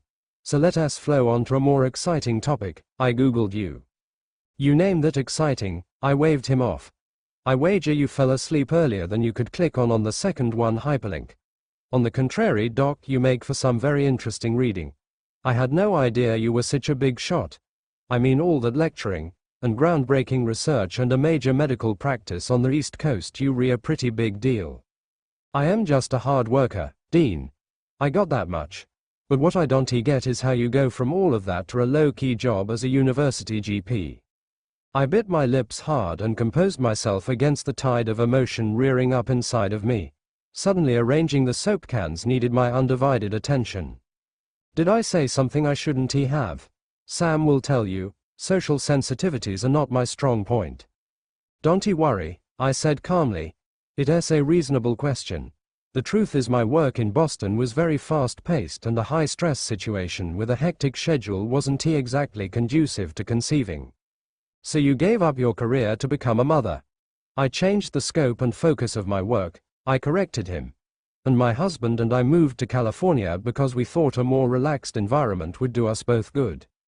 But it didn't work out, the pregnancy that is. No. I moved from the shelves to the wine rack, keeping my back to Dean. Now it was of the utmost importance to have all the white wines on the left and the reds on the right. My neurotic organizing didn't seem to faze Dean. Does it hurt nearly as much as I think it should? He asked. Because apart from shedding some very dignified tears last night you seem quite okay with all of this. I am fine, Dean. I am not the first woman to deal with infertility and I am not the type to sit around crying. I did everything that was humanly possible and it didn't work out. I just have to live with it. Have you considered all your other options? If you're talking about adoption, no, I haven't given it much thought. And it's not just my decision to make. I have my husband to think about as well. I suppose we'll discuss it when he gets back. I gripped the counter for strength, wondering how I'd ever be able to look David in the face and admit that I had given up. How could I take away his dream of having his own children? You really don't want to talk about this, do you? Dean guessed. There really isn't anything to say. I finally found the fortitude to look up at him. It's late. I changed lanes as I regained my composure. We should both get some rest. You know it's amazing to watch you do that. Do what? Take control and dictate. You got one hell of a spine in that tiny body of yours. Good, I smiled. So I won't get any resistance when I tell you it's time for bed, young man. None whatsoever. We did touch on the hot button issues of infertility and adoption again until the second to last night of the week. We had finished dinner and as usual we were lingering at the table talking. Sam and Dean had me laughing uncontrollably as they recounted two distinctly different versions of a road trip that they had taken to celebrate Dean's 21st birthday. They ended up in a heated argument over whose memories were more accurate. I had to yell at the top of my voice to break 'em up. When you two start to argue like this I am tempted to just lock you both in a room and let you slug it out, I said in exasperation. Sam and Dean looked at one another, looked at me and then started laughing hysterically. Boys, Dean said when he regained control of himself, you have the perfect personality for mothering boys. My laughter subsided immediately. Really? I couldn't keep the skepticism out of my voice. Sam obviously heard it and shot me a worried glance. Yeah, Dean continued easily. You don't take yourself too seriously, so you won't mind it when they run you ragged and you'll give them their space because you understand that boys have got to raise a little hell. But at the same time you don't put up with crap, so you'll be able to keep them in line. You somehow manage to be incredibly affectionate and not make a man feel like a mama's boy, so they'll be balanced or evolved or whatever the hell it is they expect men to be these days. You have all the right qualities to bring up boys. He meant it as a compliment, but having spent the whole week so close to them that I was constantly grappling with my own deep sense of need, I snapped. Don't he do this, Dean? I said, trying and failing miserably to keep the anger out of my voice. Don't he remind me that I failed at the one thing that matters most. Fail? Why is it that you high achievers have to take everything so personally? This isn't the SATs, doc. You can have children, that's just biology, it's not a reflection on you. He didn't understand. I realized as I felt the pressure rising in my chest. No one understood. Look, maybe I don't have the necessary sensitivities, Dean pressed on. That's what we have Sam for, but the way I see it, this isn't the end of the road. You want to be a mother and lots of kids don't have mothers that's a win-win. Oh, so I should just pick myself up and go and get a child like I am going to the mall for a new pair of shoes. You make it sound a little callous when you say it like that, but yeah. I pushed my chair back from the table and stood. You know what my problem is with that, Dean? I am supposed to adopt a child another woman gave up. A woman who has no intention of mothering her child can have one and I can T. It happens, Dean said reasonably. And it's not fair, I yelled in a voice so shrill I didn't recognize it. Who the hell decides who gets to have children and who doesn't? You have women who have multiple abortions, who abuse their kids, who abandon them, and all I want is to be a really good mother and I can get pregnant. I've been to all my friends' baby showers, I am auntie, godmother and every goddamn thing in between to everyone's children and I can have my own. I am fed up of all the envy and all the dejection I feel when I see women with their babies. I am sick of watching my husband playing with other people's kids. I am sick of feeling like he'd have everything he ever wanted if he hadn't married me. I am sick of people's pitying glances when I tell them I am over 40 and not a mother. This whole thing is so damn unfair and I am mad as hell and going baby shopping is not the solution. Sam stared at me with a wide-eyed expression that would have conveyed less shock if I had grown an extra head. Dean just gave a knowing look like it was the best thing for all concerned that I was behaving like someone suffering from severe hysteria who had neglected to take the necessary medication. Either way, I knew I couldn't stand to face either of them any longer. In spite of my best efforts, the whole ugly truth had spewed out, leaving me splattered with shame. I am sorry, I said quickly. Please excuse me. I hurried out of the dining room, went outside by the pool and sat on a lounge chair. Alone in the cool night air, I surrendered to the hysterical weeping that I'd managed to hold back for weeks. I made no attempt to stop when I heard footsteps approaching or when I felt the lounge chair sink with additional weight. When two arms pulled me into a comforting embrace, I let myself go totally and bawled like a child who was abandoned and alone. Dean let me cry until my throat was parched and my energy was spent. Then he pulled back gently and used one finger to raise my chin so our eyes met. What is it about adoption that scares you so much? He asked gently. I am afraid it won't be the same as having my own child. I am afraid that every time I look at my adopted son or daughter I'll keep remembering that I failed. I don't want to end up making some innocent kid feel like they're a consolation prize. Is that all? No, I am afraid I won't love them enough because I wasn't the one who gave birth to them. None of that's gonna happen, he said confidently. How would you know? Because I've seen the way you are with Sam. I've seen the way you look at him, the way you care for him. And it doesn't matter if Jackal or a one-eyed mule gave birth to him, he's your boy. Is it that obvious? Yeah, it is, so just let it go, Doc. Just release all that anxiety and all that anger and you'll realize that you're more than ready. I sighed loudly. You know, before I met you, when Sam used to go on and on about his big brother, I really thought he was biased. But I've realized that every word he said is true. You are amazing. He kissed me quietly on my forehead and then got to his feet as Sam approached us. I'll go tidy up the kitchen, Dean volunteered, leaving his spot on the lounge chair empty for Sam. You okay? Sam asked, taking up position. Yeah, I said softly. There's nothing subtle about my big brother, is there? Not a thing. But he means well. Yeah, he does. You've been great for him, by the way. Me? I was genuinely surprised. Yeah, usually his relationship with women is pretty one-dimensional. I kinda picked that up. Somehow I suspect he has left a trail of broken hearts from coast to coast. You know what I think? I think losing mom broke his heart and he is determined that no other woman is going to do that to him again. But he is different around you. He actually lets you hold him. Dean never lets a woman hold him unless he is trying to, well, you can figure the rest out. Yeah, I sighed. When you strip everything away, a boy just wants his mommy. True, Sam admitted. And being here with you this week, it has made me wish. He paused, unsure if he should continue. I mean, it has made me wonder a lot. I pulled him into a hug and let him put his head on my shoulder. Me too, sweetheart, I said, stroking his hair. Me too. We stayed like that for a while until he released me, and for the second time that night I was looking into the eyes of a Winchester boy. I need to tell you something, Sam said quietly. You need stop beating yourself up. It is downright hurtful that a woman like you can't have children, but it is not because you waited too long to try or because you decided you wanted a career. It is not your fault. The same way it is not my fault my mom died when I was a baby, or Dean's fault that he missed his own childhood because he was taking care of me. Life is just screwed up like that, and none of us will ever really understand why. And you rewrite it isn't fair, but you just have to do the best you can with what you've got. That night, I lay awake for what seemed like hours thinking about what both Sam and Dean had said.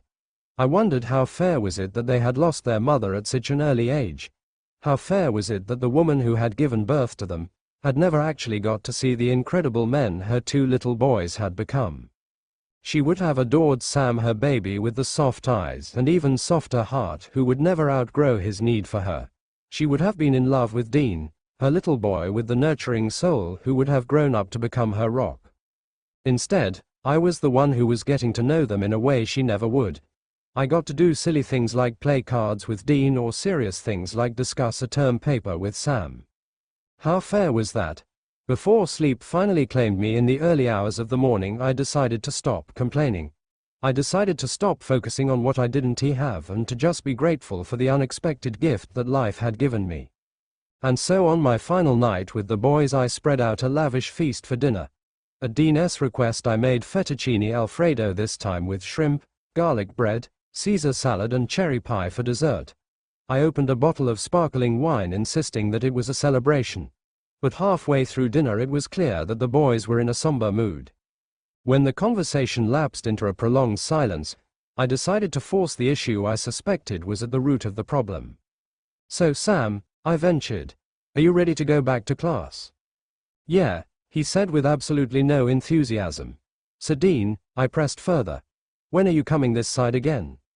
Not sure, Dean shrugged. We'll see which way the wind blows. I thought you said you'd come back for Thanksgiving, Sam said sharply. I said I'd think about it, Dean corrected. Before another tense silence could start dragging out, I jumped in with a suggestion. Why don't you boys have a standing date? Maybe it could be the last weekend of every month.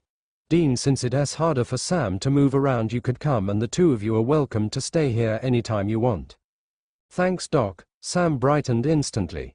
Dean, what do you say? That might not be convenient. Cut the crap, Sam snapped. You set your own schedule, you know I don't have the flexibility to come to you. Dean shrugged nonchalantly. Well, you should have thought about that when you decided to haul up stakes and move all the way out here. Sam flinched as if his brother had hit him. You're never going to forgive me for that, are you? You know what your problem is, little brother.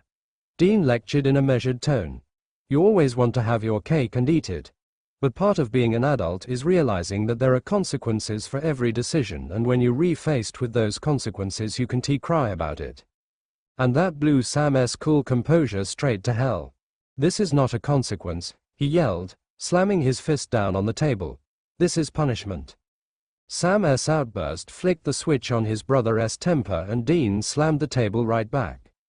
You made your choice, Sam. You walked out on your family. You said you wanted a new life, and now you have it. What the hell do you expect from me? I expect you to be my brother. Sam got to his feet and barely kept himself from flying at Dean. But Dean stood and squared off with him anyway. I watched them, holding my breath, frightened that the shouting match would degenerate into a brawl and I would be faced with the less than pleasant task of tearing him apart. If you think being your brother means to come running when you call and then back off when you decide you don't need your family anymore, Then you re on your own, Sam. You said you'd never do this to me, Dean. Sam looked angry enough to kill him. You promised. You promised too. Dean shot back. But your word didn't mean a damn thing when you decided to go after what you wanted. Well, now you've got it, Sam, so live with it. Dean turned and slammed out of room. Seconds later, Sam stormed out in the opposite direction, and I was left staring at the cold remnants of the Last Supper. Future generations will be told that World War III actually started in my dining room, and the spark that lit the fire was a cataclysmic argument between Sam and Dean Winchester. The severity of the clash should not have been a complete surprise to me given the Winchesters' tendency to do everything with crushing intensity. However, when the yelling and the table slamming started, I became desperately afraid that the shouting match would escalate. I wasn't completely sure that it wouldn't get physical until Dean stormed out, and seconds later Sam followed suit, but headed in the opposite direction. In the aftermath of the fireworks, I found myself feeling more annoyed than anything else. I hadn't invited the boys here because I wanted a ringside seat at a yelling match. The whole point of this week together was for them to settle all the unresolved conflict that was festering below the surface of every interaction, just looking for a chance to rear its ugly head. They were going to clear up these issues once and for all, even if I had to tie them up together and force them to talk it out. I caught up with Dean first and found him preparing to make an unceremonious exit well ahead of his previously stated departure time. He had come up to the room he was sharing with Sam and started gathering his things and tossing them onto his bed. When he dragged his duffel out from the closet and began shoving his clothes into it, I intervened. "You may as well put that back," I said using my most authoritative tone. "You're not going anywhere until you settle things with your brother." He stepped past me, went to the bathroom and came back with his kit of toiletries. "As hard as it is for me to say no to you, Doc, this time I've got to turn you down. I am getting out of Sam's way." "Out of his way? He has done nothing but pine for you the whole time the two of you have been separated." "So you keep saying." Dean shoved the kit into the battered, army green bag. "But I am not buying it. Sam has exactly what he has always wanted, a chance at a new life." "That's not all he wants," I pressured him. "How would you know?" "Because I've gotten to know him. Well, I've known him all his life. I am the one who tried to make up for the fact that we didn't have a mom. I am the one who had to play nurse when he was sick or be there for him whenever he had a bad day, and trust me, when you're as moody as he is, you have a lot of bad days. I had to look out for him 24/7. I fought the bullies on the playground. I was there for every school concert, every report card, the first kiss, and the first date. I patched him up when he got his butt kicked in a fight and then went and dealt with the bastard who kicked it. I was there from the day he was born, and I never would have left him.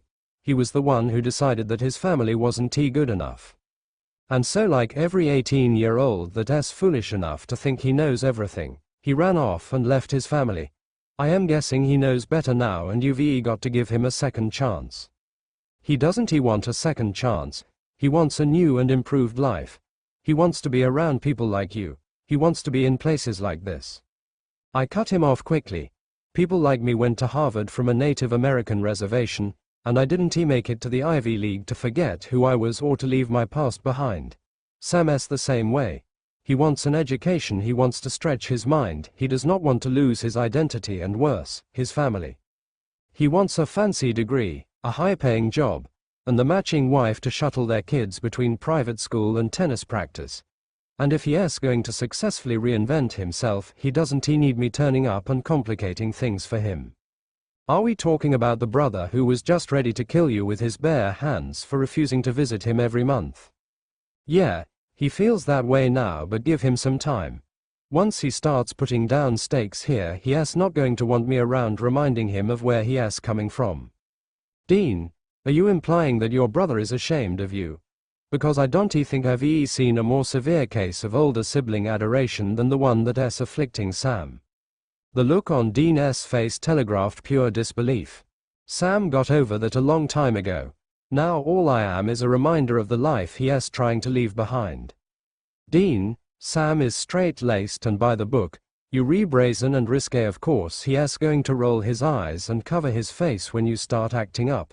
Especially because most of the time you do it just to embarrass him. It's the same way you roll your eyes and cover your face when he's being a geek and embarrassing you. But Sam's not ashamed of you. Clearly, I had aggravated a raw nerve. Dean couldn't even look at me. I've heard enough, he said tersely and tried to return to his packing. Well, too bad. I grabbed his shoulder and turned him back around to face me. Because there's more. Ignoring our height difference, I squared off with him. I had to listen to you yesterday, Dean. And as hard as it was to hear the truth, I knew you were only telling me because you care, and now you need a little truth therapy too. Anger blazed across his striking face as he tried to silence me with a blistering stare. But beneath the rage, I saw the hurt as tears glistened in his dazzling hazel eyes. His heart was broken, I realized. Tough as nails, devil may care, Dean Winchester was still devastated by his little brother's rejection, and he wasn't going to let himself be hurt that way again. The flippancy about maintaining any kind of contact with Sam after this visit and the casual way that he blew off all of his brother's entreaties was all to disguise the damage that had been wrought on Dean's emotions when Sam left home, and to safeguard Dean's feelings from taking that kind of battering ever again. I could tell Dean was still reeling from the onslaught, and he didn't need me ordering him to play nice with his brother when the wounds were still raw. This time, someone needed to take care of him. You don't see it, do you? I said softly. See what? You don't see the way your little brother looks at you. Like you're the only person that matters and your approval is all that he lives for.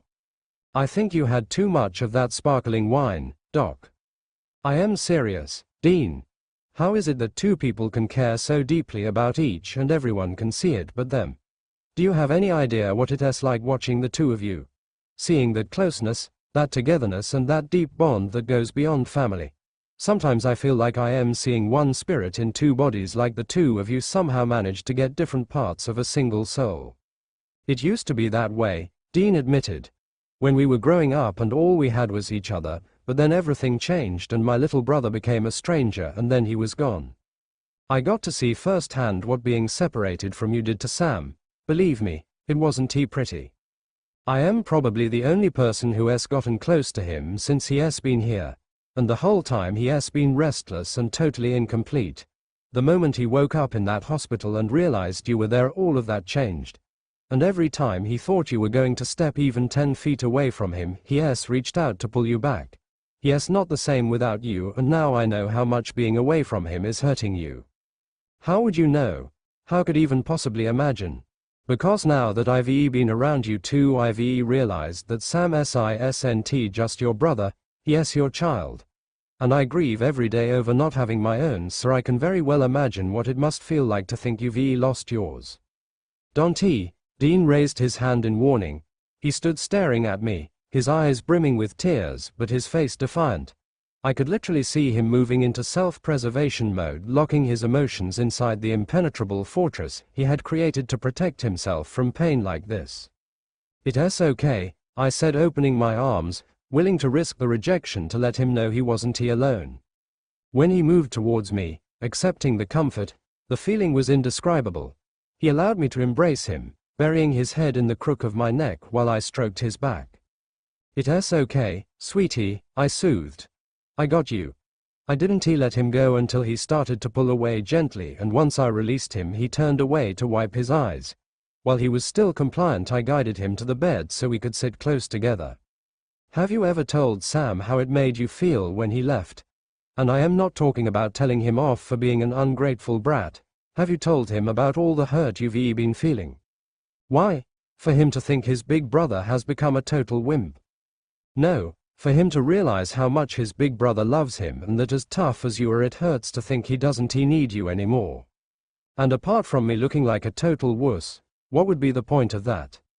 Well, for one thing, it would let your little brother know how much he means to you.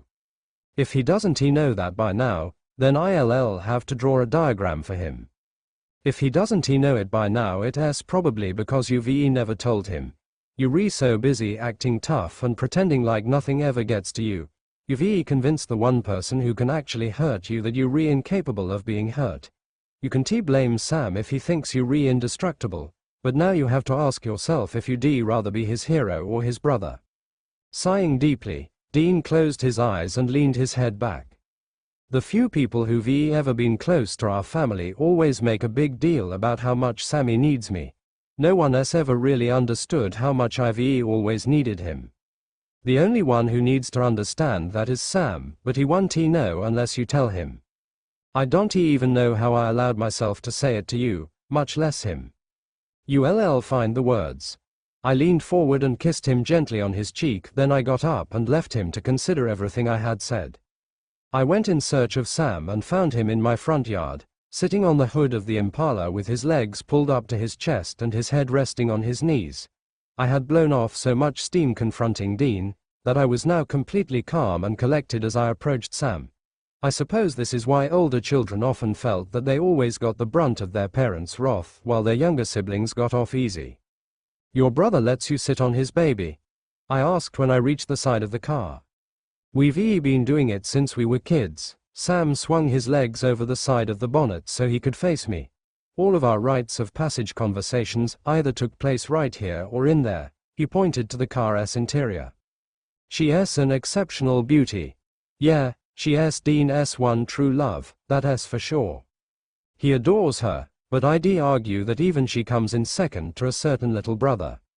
Sam snickered, in spite of himself. I think it is safe to say that I've been dethroned. My brother doesn't even want to see me. Do you really believe that? You heard him, Doc.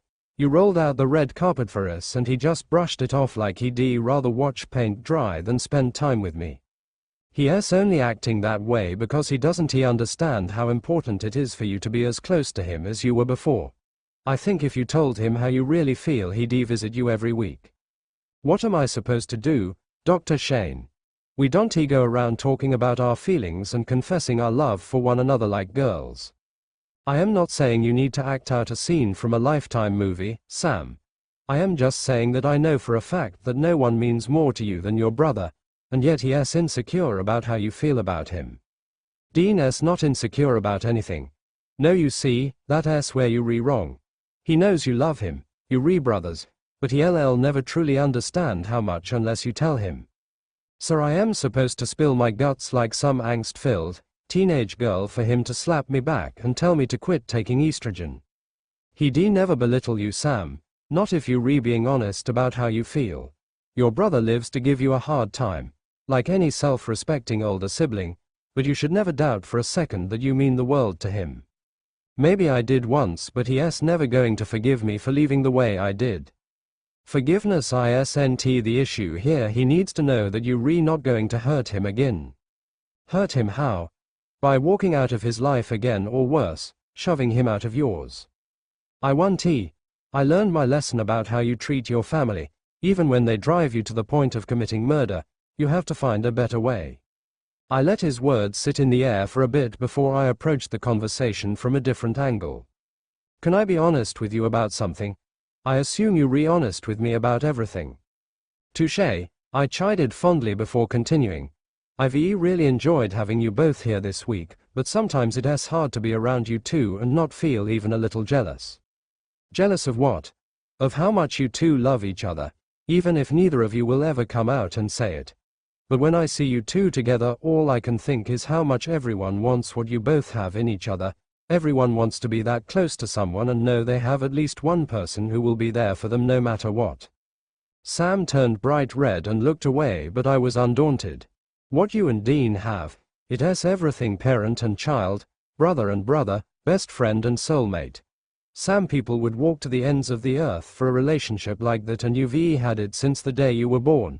Don't give it up for anything. Inhaling deeply, Sam covered his eyes with his hands. I don't know what to do, he said, exasperated. I am losing my brother and I don't know what to do. Without hesitation I reached out for him and held on tight. Just tell him how you feel, Sam, I said softly. Just be honest with him. Doc, nothing means as much to me as Dean, and I don't know how to tell him. You do, honey, I insisted gently. It is all in your heart, just waiting for a chance to come out. I hugged him until he was steady and then left him to consider his options. I had done all I could. It was up to the boys to take things from here. I went back into the house thinking I would just crawl into bed, pull the covers over my head and sleep. I made it up the stairs and was entering my bedroom when I heard the guest room door closing. I looked out to see if Dean was making good on his threat to leave and saw him clear the hallway and head towards the stairs, empty-handed. Then I heard the front door open and shut. I stole to the end of the hallway and glanced around the corner. From my hiding place, I could see Dean going down the staircase while Sam came up. I literally held my breath, wondering if they would pass each other without a word or worse, resume the quarrel. Somewhere near the midway point, they stood face to face for several moments before Dean sat down and then Sam sat beside him. You could drive a truck through the space that was left between them, but the two of them sitting together was a good first step. I have never been one to eavesdrop on people's conversations, but I was too invested in this relationship to walk away now. As the boys sat in silence for much too long, my heart was pounding so hard I was afraid they would overhear it and realize they had an audience. It was Dean who put me out of my misery by diving off first. "Well, some things never change," he said, sounding like he was making a concerted effort to keep his tone light. "You're still formidable when it comes to a shouting match." I've always had to be. Sam was obviously trying to keep his voice casual too. How else was I going to keep up with you? I thought you would have grown out of that by now. What, yelling my head off or trying to be like my big brother? Both, I guess. Double negative. I haven't changed, Dean. I am still your little brother. Sometimes I can almost believe that. And then I think back to what it was like the last few months before you left home, and it was like you'd become a stranger. I thought I had it all figured out, Dean. I thought if I just got away, I'd be able to shake off everything that I felt was holding me back. Like your family. Like my family's situation, there's a big difference there. I'll defer to you on that, college boy. Yeah, well, having been smart enough to make it to college doesn't mean you don't make stupid decisions. And running off and leaving my family definitely wasn't the wisest thing I've ever done. I am sorry you felt that you had to. I knew if I had to look you in the face and say goodbye, I never would have left. And now that I've been here, I realize that the same family situation that I felt was holding me back is actually what has made me who I am, so I could even make it here in the first place. Oh, so Dad and I finally get credit for something besides screwing up your life. I never said that. That is not what your actions said. If I could take it all back, Dean, believe me, I would. It wasn't just that you left. I mean, it was hard not having you around, but that wasn't the hardest part. What was? Just knowing that I'd tried my best and it hadn't been enough. With Mom gone and Dad having his issues, I really tried to be there for you, and in the end, you felt like you had to run from me to get what you wanted. That was a tough one to swallow. There was a discomforting pause, and then Dean said, "You hurt me bad, Sam. There are not that many things that I am particularly good at, but I always thought I was a good big brother. I cared more about you than I've ever cared about anyone, and when you feel that way about someone, and they just turn and walk away, it hurts like hell. Dean, I never would have done it if I had any idea how much pain it would cause. And if leaving taught me anything, it is that so much of what I needed was what I left behind. I mean, here I am at college, where I've always wanted to be, and none of it has any meaning because the person I really want to be proud of me isn't even here. Dean, when I ran off, I left the best part of me, and I didn't realize that until it was too late. Sam, look, I know you had your reasons for leaving, and you don't need to compromise your future because you worried about hurting my feelings. If you want something different, if you want to build something here for yourself, I won't stand in your way. You've never been in my way. I know you weren't happy. You wanted something more for yourself, and I am not going to stop you from getting it. You're free to live your life the way you want, Sam. I won't hang and constantly drudge up the past. If you want a clean break, I am not going to deny you. You keep telling me that you know what I want, and you haven't even asked me. You've made it very clear what you want, Sam. You ran off and left me and Dad, and you didn't even say goodbye. It is obvious to me you want a clean break from the past, you want your space, and you want your independence. That is not what I want. Then what do you want? I want you to drop everything and move out here. I want to be able to see you every day and talk to you all the time. I want to fight over whose turn it is to get breakfast every morning, and I want to have a beer with you to wind down every night. I want the person I trust the most and need the most within my reach all the time. I swallowed hard as my stomach hollowed with emotion. I guess Dean was grappling with his emotions too, because there was no reply coming from that quarter. In response to his brother's silence, Sam sighed. But maybe that's more than I have any right to ask for or expect, he said softly. So I'll settle. I'll settle for us talking on the phone all the time even if there's nothing to talk about. I'll settle for seeing you whenever you can swing by, and I don't want you to take too long in between visits. Sam, Dean, I am not letting you leave until you understand that nothing is the same for me without you. If I don't have my big brother, then nothing makes sense. And I want everything to be how it was before, when I knew that you'd always be there for me, no matter what. I could tell from the way Sam's voice was wavering that he was dangerously close to tears. If Dean's response was unfavorable, I suspected the emotional damage would be of catastrophic proportions. So what about you? Sam said softly. What do you want? My wreath caught in my throat as I squeezed my eyes shut, literally willing Dean to give his brother a second chance. What do I want? Dean's tone was so gentle that his voice was almost unrecognizable. I want you to come back on the road with me, Sammy. It's just so weird not having you around, you know. I miss you getting on my nerves, I miss you backing me up, but mostly I just miss looking over and seeing you in the passenger seat, and knowing that we're in it together come hell or high water. We still are. Sam's voice was brimming with emotion. We always will be. Well, I'll never ask you to walk away from all of this. That's more than I have the right to ask for. You know what you want, Sam, you always have, and I'll never stop you from going after it. I just don't want you to change. I need you to be the same pain in the butt you've always been. And I need you to let me do what I do best and what I enjoy more than anything else. I need to be your big brother. The quiet but distinct sound of sobbing told me that Sam had finally lost the battle to control his emotions. My heart went out to him as I heard him inhale sharply, seemingly trying to get himself back in check, but a subsequently shudder was a clear indication that he was failing miserably. He was exhausted, I realized. Between the separation from his brother, the insomnia, the illness, and hospitalization, and now the reunion which had been in danger of ending in another separation, he had as much as he could take. Again, I was reminded that in spite of Sam's size and maturity, he was still a teenager. I glanced out from my hiding place and saw Dean slipping his arm around his little brother and guiding Sam's head to rest on his shoulder. Sam sank into him and Dean shifted so he could wrap his other arm around him and envelop him fully. Sam had stored it all up, the grief and regret of the separation, the resentment and anguish at Dean's refusal to make reconciliation easy, and worst, the fear that he would lose his brother altogether. He had refused to release any of his pent-up sorrow and despair until he could unburden himself on the only shoulders strong enough to bear his pain. He had held himself together until his big brother let him know it was okay to fall apart. I had tried to be there for him, but at best I was a poor, though much appreciated, substitute. I loved and comforted him as best as I could, but it wasn't me who he needed to truly make him feel secure. He needed Dean to be his mother and comfort him through his pain, to be his best friend and listen without being judgmental, but most importantly, to be his big brother and give him strength when he had none. I slipped back into hiding, sat down on the floor in the hallway and pulled my knees to my chest. I covered my mouth with both hands to stifle the sounds of my own sobbing. I think I had cried more since encountering the Winchesters than I had in my entire life prior to this. It redefined overwhelming to see a love so all-encompassing that it defied every classification I had tried to assign to it.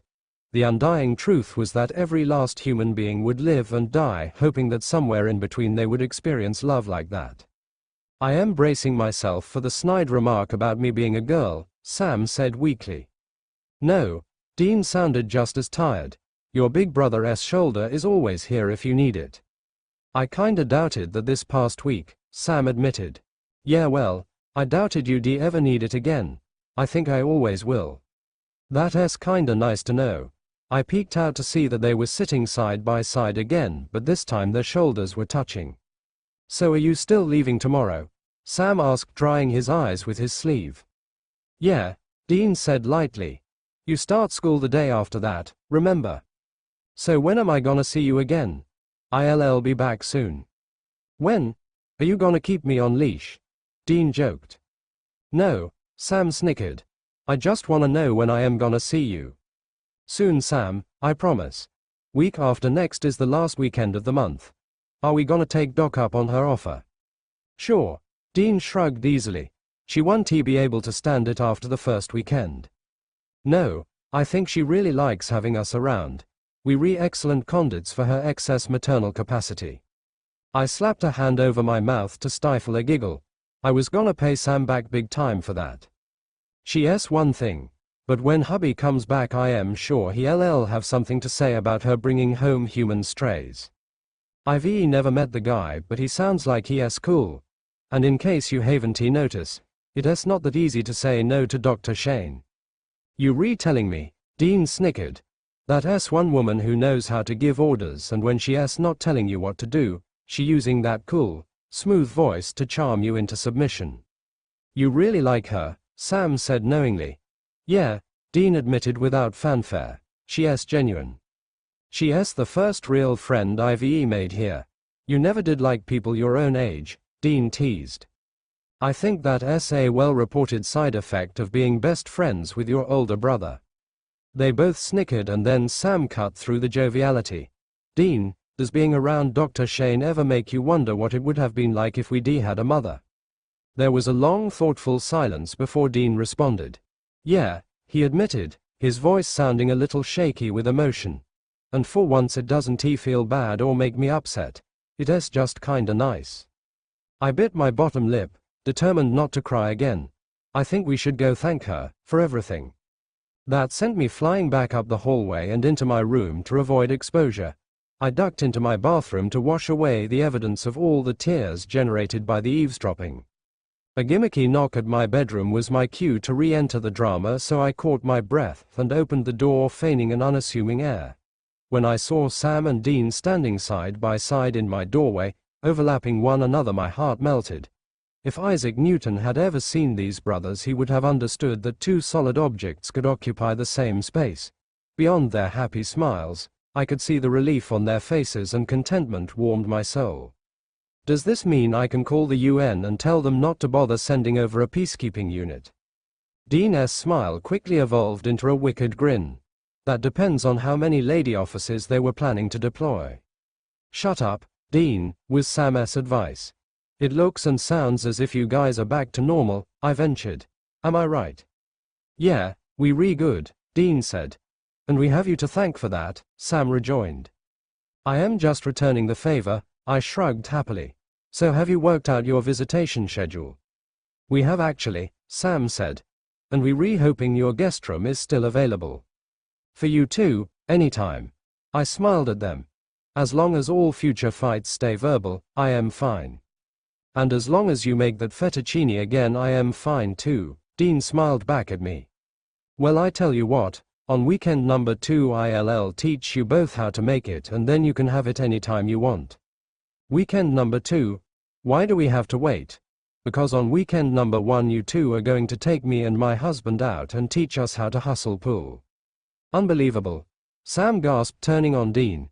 You see, this is why I never liked introducing you to any of my friends. Anyone who's around you for longer than 2 minutes get corrupted. Why don't you both just kill me now? Oh, don't worry, Sam, I cooed sweetly. On weekend number 3 we'll hit the bookstores and we'll drag Dean along.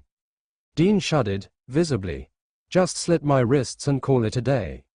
Wimp, I couldn't resist tweaking his nose. The three of us would have descended into a teasing war, but my mobile phone started blaring the love song Dean had programmed as the ringtone for my husband's number. As the opening lines of the sultry ballad rang out, Dean and Sam exchanged conspiratorial smiles. We'll give you some privacy, Sam said, taking Dean's arm, trying to usher him out of the room. We'll be in the kitchen heating up leftovers, Dean Calais over his shoulder. Come join us when you're redone. I will, I said, retrieving my handset from the bedside table. Tell hubby we said hi. Dean raised his eyebrows suggestively. Shut up, Sam ordered and dragged him away. I had a mile-wide grin when I answered the phone. Hey sweetie, I couldn't hide my excitement at hearing from him. He was in South Korea on a voluntary medical mission and had been posted in a disaster zone to provide emergency medical aid following a particularly bad earthquake. He was assigned to an orphanage that had suddenly had a large intake of physically and emotionally injured children whose parents had been killed in the earthquake. Generally he called me every day, but there had been a few days of silence. I was beginning to wonder if I'd been dethroned by a South Korean beauty. I cooed flirtatiously. "Rayan, I am sorry I've been out of commission for the last few days, but you're not gonna believe what is happening over here." His voice had a familiar edge that almost instantly set off my internal alarms. "What is it, David?" I asked, bracing. "They're going to separate the boys," he blurted. In the last several days he had been devoting a lot of his time to two younger brothers who had lost their parents in the disaster. Each time he spoke about them it was evident that his fondness was growing. Separate them? How? They're going to be put up for adoption and there's a possibility they might be separated. I don't consider everyone could be so merciless to youngsters. David, I don't understand, can they really separate siblings? The pervading expertise is that maximum potential dad and mom can have the funds for to undertake 2 kids, and when you consider that Ryan, the little one, is most effective, he stands a higher hazard. So if they find a person who is inclined to adopt him by myself, they'll cut him up. Ray, given that their mother and father died, Ryan infrequently speaks to everybody except his big brother, Adrian. I am the simplest one that he'll even reply to if Adrian isn't round. And Adrian risked his lifestyles to store his little brother after the earthquake, and what is his praise, to lose him for good. They both just lost their parents, they could lose each different now. Instantly, I began pacing. David turned into running strictly at an emotional stage one had to get assented on answers. "Oh. Okay honey, chill out," I stated moderately. "Allow us talk this logically." "Ray, there's not anything logical approximately what they're redoing. However, nothing has passed off yet, right? It is simply that doubtlessly they will be separated. If they discover dad and mom who are willing to adopt both of them, then they'll stay collectively, right? That is a large if, Ray. Yes, however, there has simply been a major disaster on this town, so I assume it will likely be a bit even as earlier than any capacity adoptions can take form. Who is aware of? But I am now not sitting around ready to peer what can occur. I've contacted her attorney and that I am going to look him the following day. I am going to discover if the youngsters have any rights. Perhaps I will help them to get back to the States. Both manner, I need to know what other options are available. This is ridiculous. Do you need me to return over there? I requested. I'm able to ask you to do that, honey. I understand you have been afraid that the inoculations you want to journey might mess with all your fertility treatment. David, in case you need me there, I'll come. He didn't communicate for several moments absolute confidence. He turned into thinking about all of the implications of my willingness to travel. Are you certain? He whispered. No question, absolutely no. How the deeper that means of my offer. I am very certain, I stated, surprised at the feel of peace I felt as I made the admission. I didn't understand how to tell you, David, but I decided to forestall trying to get pregnant. I am not pretty sure what that means for us. Something it manner, we'll determine it out collectively like we do everything else. How rapid are you able to get here? My eyes crammed and flooded over. Even as I was busy telling Sam and Dean to accept as true with the love that they had for each other and not supply into the crippling fear of rejection, I must have been taking my own advice. I love you, David, I gushed, feeling as giddy as I felt the primary time I informed him. I like you too, Ray, he said. And I pass over you so much. A loud crash resounded from the kitchen, observed by using the superb sound of Sam's laughter. Then Dean's voice rose above the noise, issuing threats of revenge. I have so much to tell you, I stated, leaning within the doorway of my bedroom, listening fondly to the pleasant chaos. I'd wait until David and I have been head to head to inform him how we'd be spending a number of our weekends for the next few months. I can't wait to hear. Deliver me a day to get matters sorted out on the floor over here, after which I'll be on a flight. Ideal, he sighed. I sense like I am losing my thoughts without you here to hold me grounded. While you get here, you should repair my sanity. Weeks ago, these boys had been overall strangers. I don't see how I were given so stuck up so quick. Caught up. I knew David better than every person else, and that I may want to hear it in his voice. He became extra than caught up. He become falling in love. And because the noise in my kitchen elevated with Sam and Dean brutally teasing each other, I realized, so become I.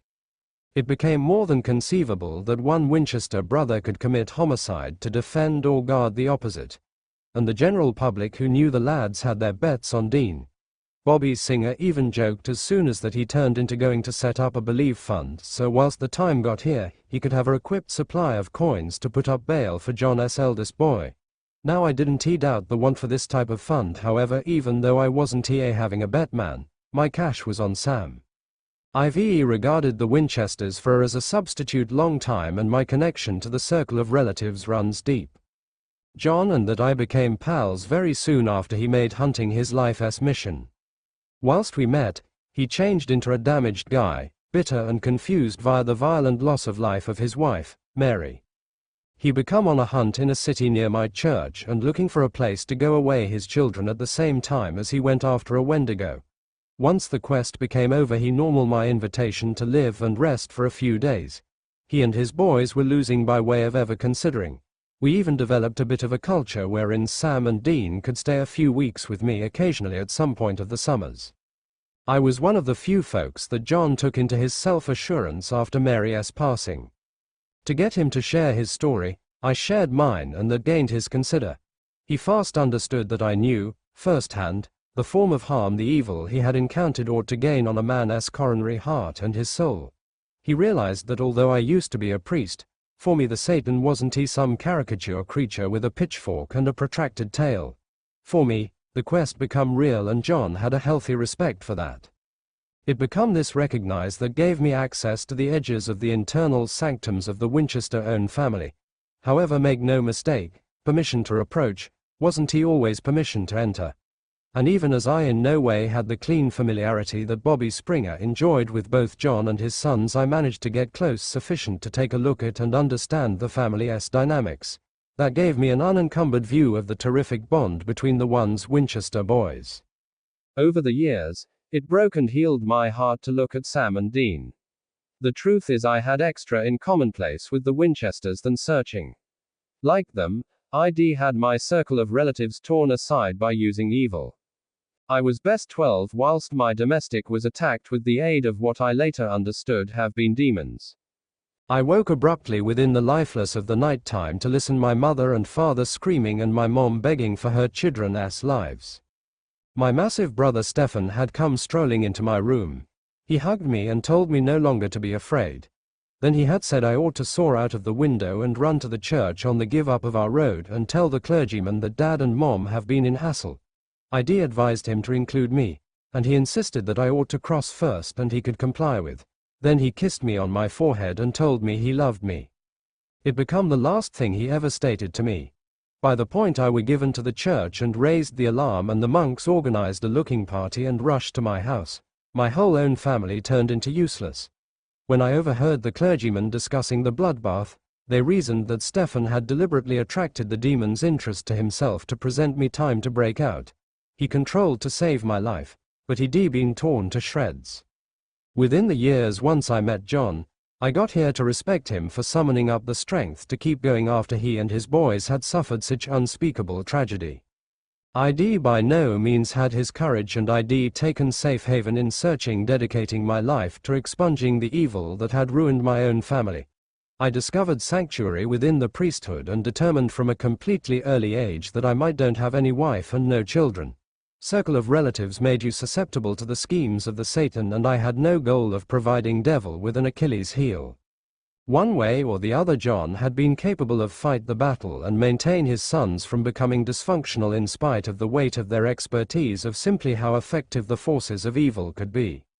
But, inside the face of their regular exposure to hazard and death, the boys developed a powerful mutual shielding intuition.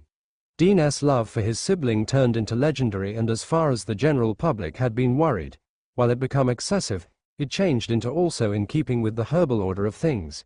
In the end, absolutely everyone is aware of that big brothers are protectors and little brothers are covered. The so-known as herbal order changed into absolutely pondered within the dynamics among Dean and Sam, but even when the boys have been younger I had detected something else. The ferocity with which Dean cared for his little brother became in fact equaled with the aid of the feral devotion that Sam had for him. You notice, that's what only a few people had been capable of recognize. Little brothers may be more youthful and most often smaller, but that didn't imply we didn't have the identical innate choice to shield our protectors.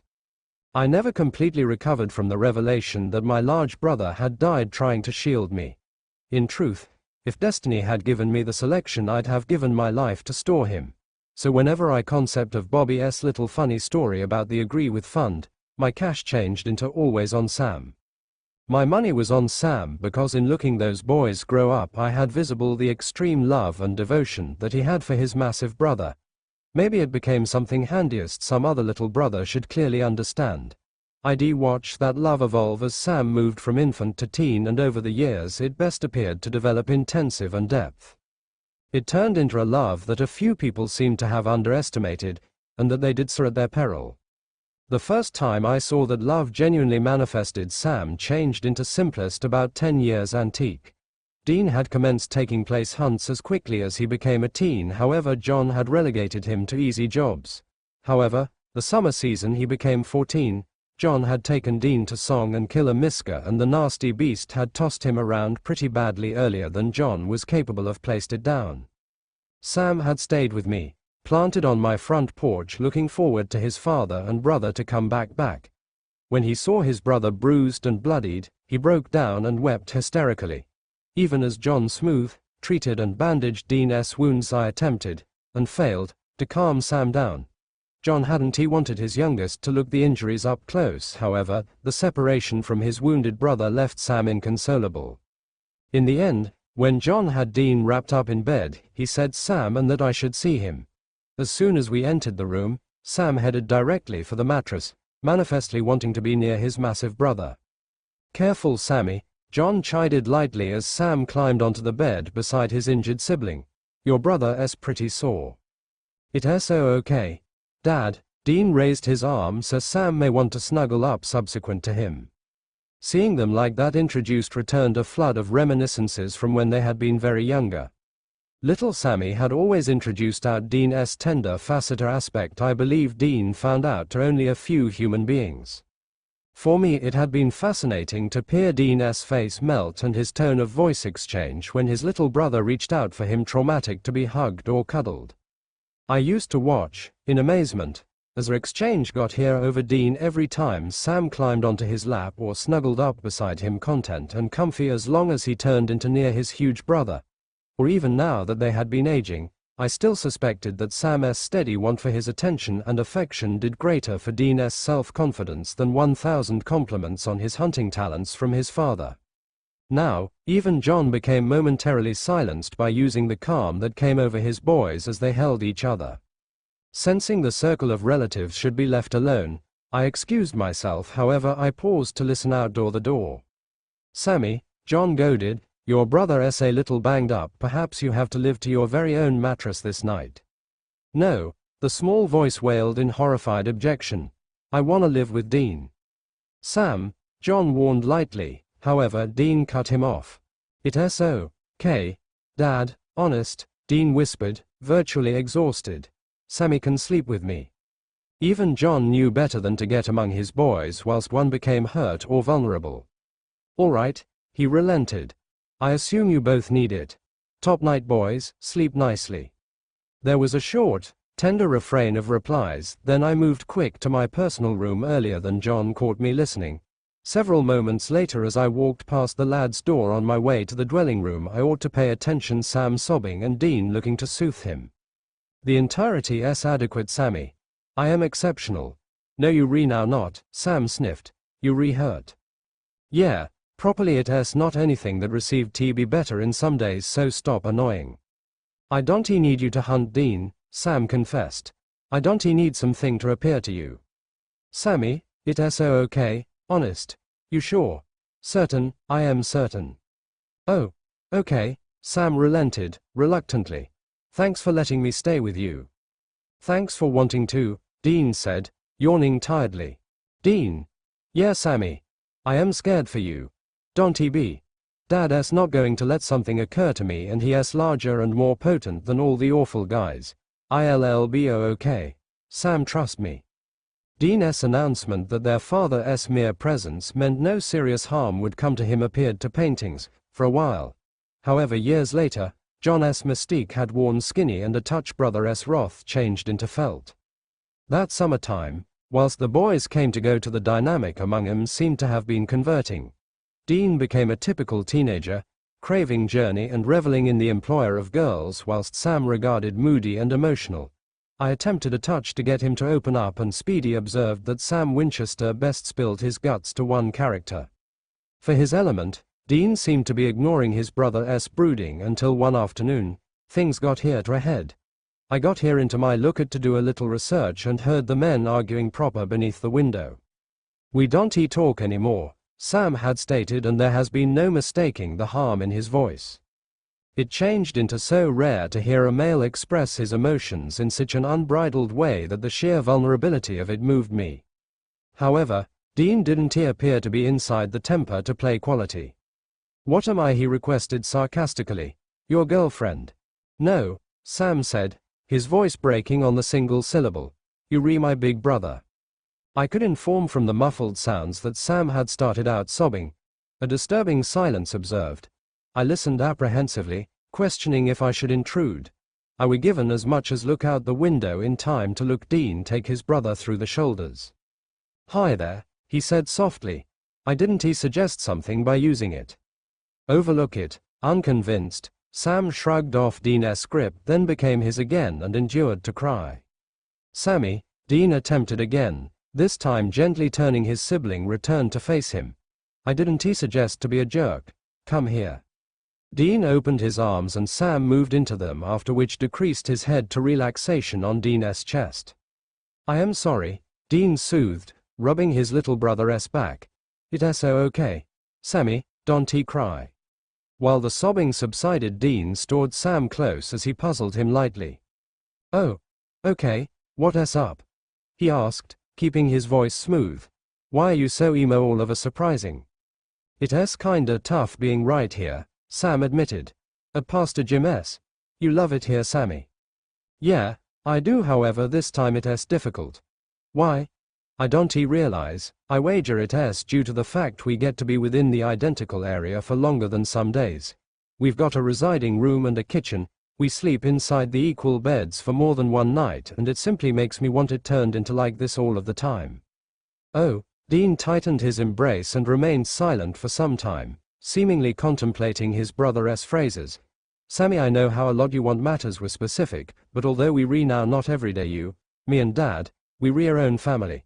And so what if we re now not like all people else, we were given every other. But I experience like I by no means see you anymore, Sam complained.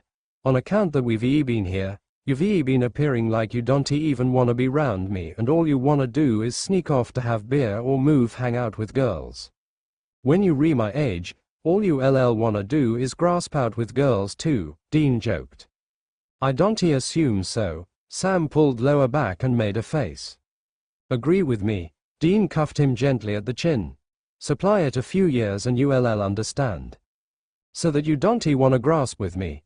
Don't be in full, Sammy. I usually wanna hang with my pain inside the butt, little brother. Finally, Sam smiled. You certain? Positive, I am sure, Dean stated effortlessly. So what do wanna do these days? You pick out. Severely. Sam sounded truly excited now. Yeah, seriously. Dean slipped an arm around his sibling's shoulder and began leading him away from my window. I am all yours. Suddenly Sam stopped and looked straight at his brother. I am all yours too, he said truthfully. Hey, come on, Dean held up his hands trying to downplay the rising emotions. But Sam hadn't yet grasped that as a man he was to be cagey about his feelings, so if his brother felt weird, he didn't care. I mean it, Dean, he said sincerely. You re my big brother, you re the best thing in my life. Even Dean couldn't let machismo rob them of this moment. Well, you've always been the best thing in mine, he admitted, gently mussing Sam's hair. I turned away from the window and sat on the nearest seat that would accommodate me. I bit my lip and closed my eyes as I struggled to keep my emotions in check. Those deep, heartfelt admissions took me back to the night I was held, kissed and then helped out of a window. The night my big brother had told me that he loved me and I hadn't said it back.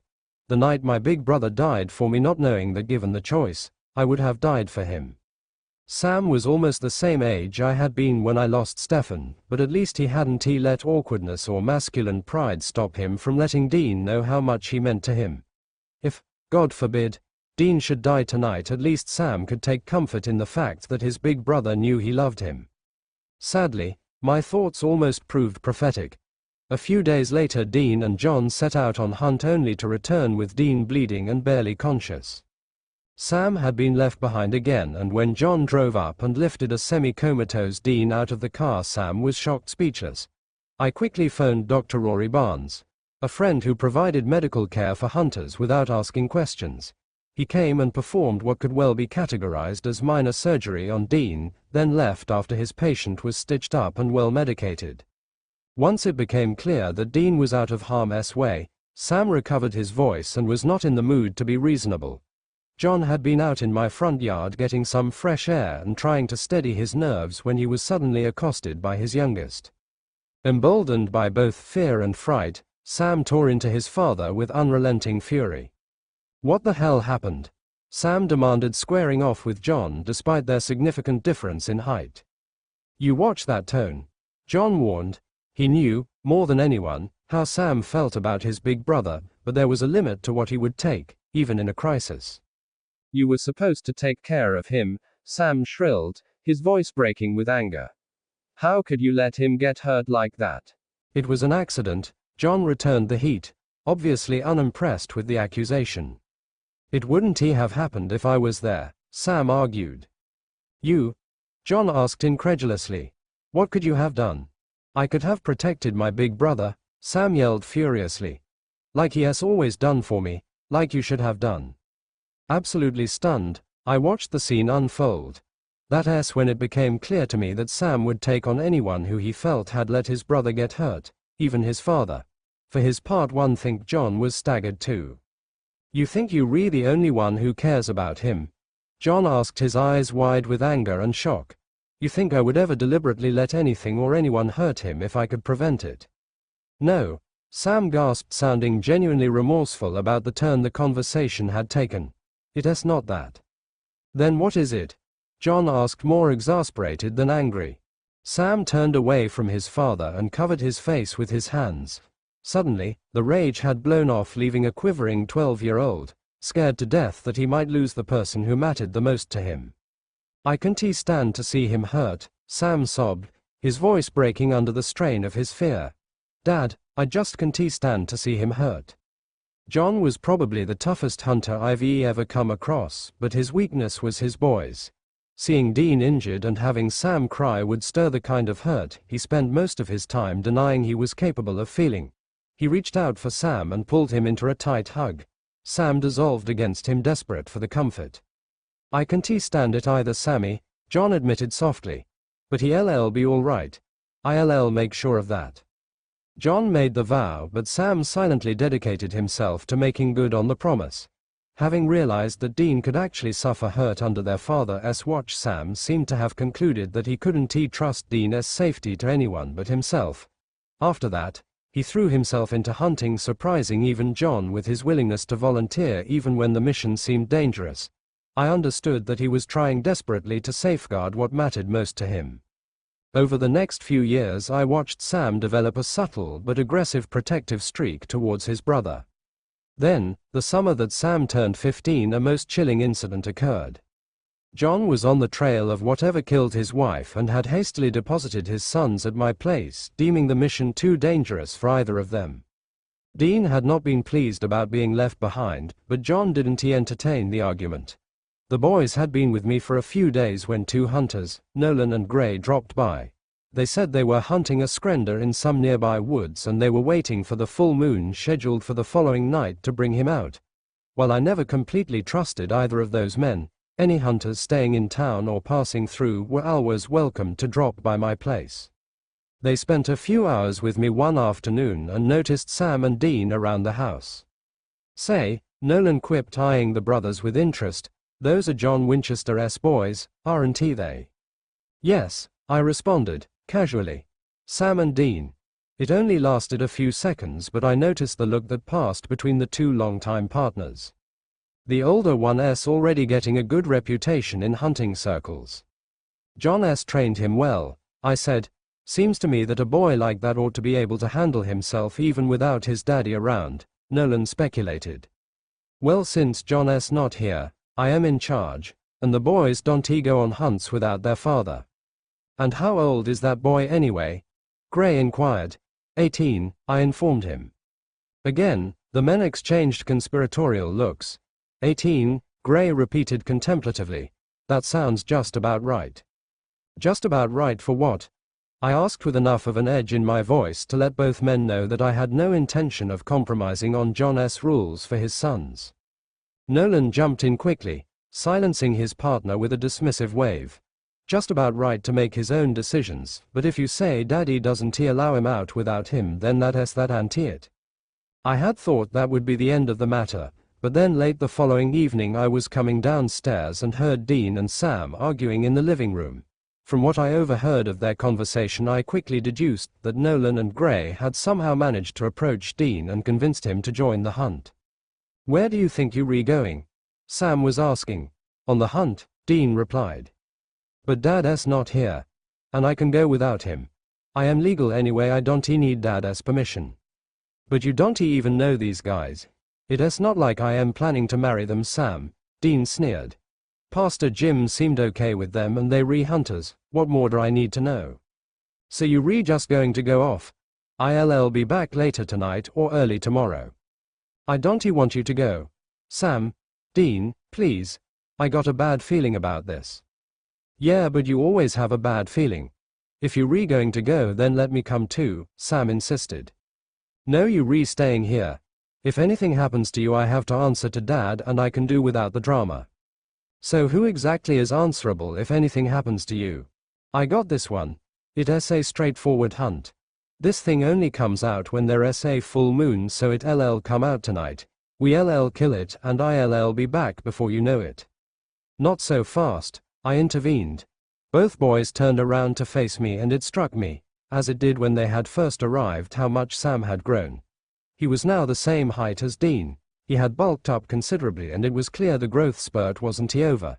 But I knew even if Sam eventually gained the height and weight advantage, he would always be the little brother. You know the rules, Dean. I addressed John's eldest directly. You're not allowed to go on hunts without your father. I am 18, Pastor Jim, that no longer applies to me. Until your father informs me that the rules have been adjusted, the status quo stands. With all due respect, Pastor Jim, legally I am an adult, so you really can't tell me what to do. Dean. Sam objected. No, Sam, I said calmly, deciding to appeal to reason. Dean is right, he's old enough to make his own decisions. But, Dean, I have to tell you, Nolan and Gray would not be my choice of partners for your first outing without your father. I forgot that Dean was a Winchester, stubborn and proud. Consequently, my expression of concern was interpreted as a challenge. I can handle myself, Dean declared, eyes flaring with defiance. That had been the end of the matter. And when Nolan and Gray came to pick him up later that night, I didn't protest when Dean walked out the front door. While Dean was gone, Sam combed through all my books trying to find more information on the Skrender. It wasn't a creature I was familiar with, and so I had no idea where to tell him to look. When I turned in that night, he was still at it. I figured the hunt would be over and Dean would return before he stopped reading. Sometime after midnight, I heard an urgent knock on my bedroom door. I opened up to see Sam, his face stricken with panic. I found it, he said urgently. Where? I asked. I wasn't aware that I had any kind of information on Skrenders. I've never even heard of them. I found it in my dad's journal, Sam said, holding up a leather binder filled with papers which looked very much like the book I'd always seen John using to take notes. Pastor Jim, I think Dean's in trouble. Calm down, Sam, I admonished. What did you read? Dad said these things feed during the full moon and they prey on adolescent males. What? I ran to my bedside table to get my glasses and then took the book from Sam. Dad wrote that the best way to catch one is to use live bait. Oh dear God. I looked at the pages hurriedly, seeing that John's notes confirmed what Sam had said. I never really trusted Nolan and Gray, but it's hard to think that any hunter would use a kid as bait to catch a creature. I told Dean I had a bad feeling about this. Pastor Jim, we've got to go find him. My gut's telling me my brother's in trouble. Oh. Okay, I said, racking my brain trying to figure out how to approach this particular dilemma. Let me put on some clothes and then we'll decide what to do. Hurry, Sam urged, stepping out of the room to allow me some privacy. When I emerged a few moments later, fully dressed, Sam was still in the hallway, pacing. Did they say where they were going? He asked as I stepped out of my room. No, just that Skrender's Rest in the woods. The nearest place dense enough for a creature to hide is about half-hour out of town. We can start there. We both headed downstairs and were crossing the living room to go through my front door when the telephone rang. At this hour, the shrill sound gave me the chills. Phone calls after midnight rarely meant good news. Hello, I answered urgently.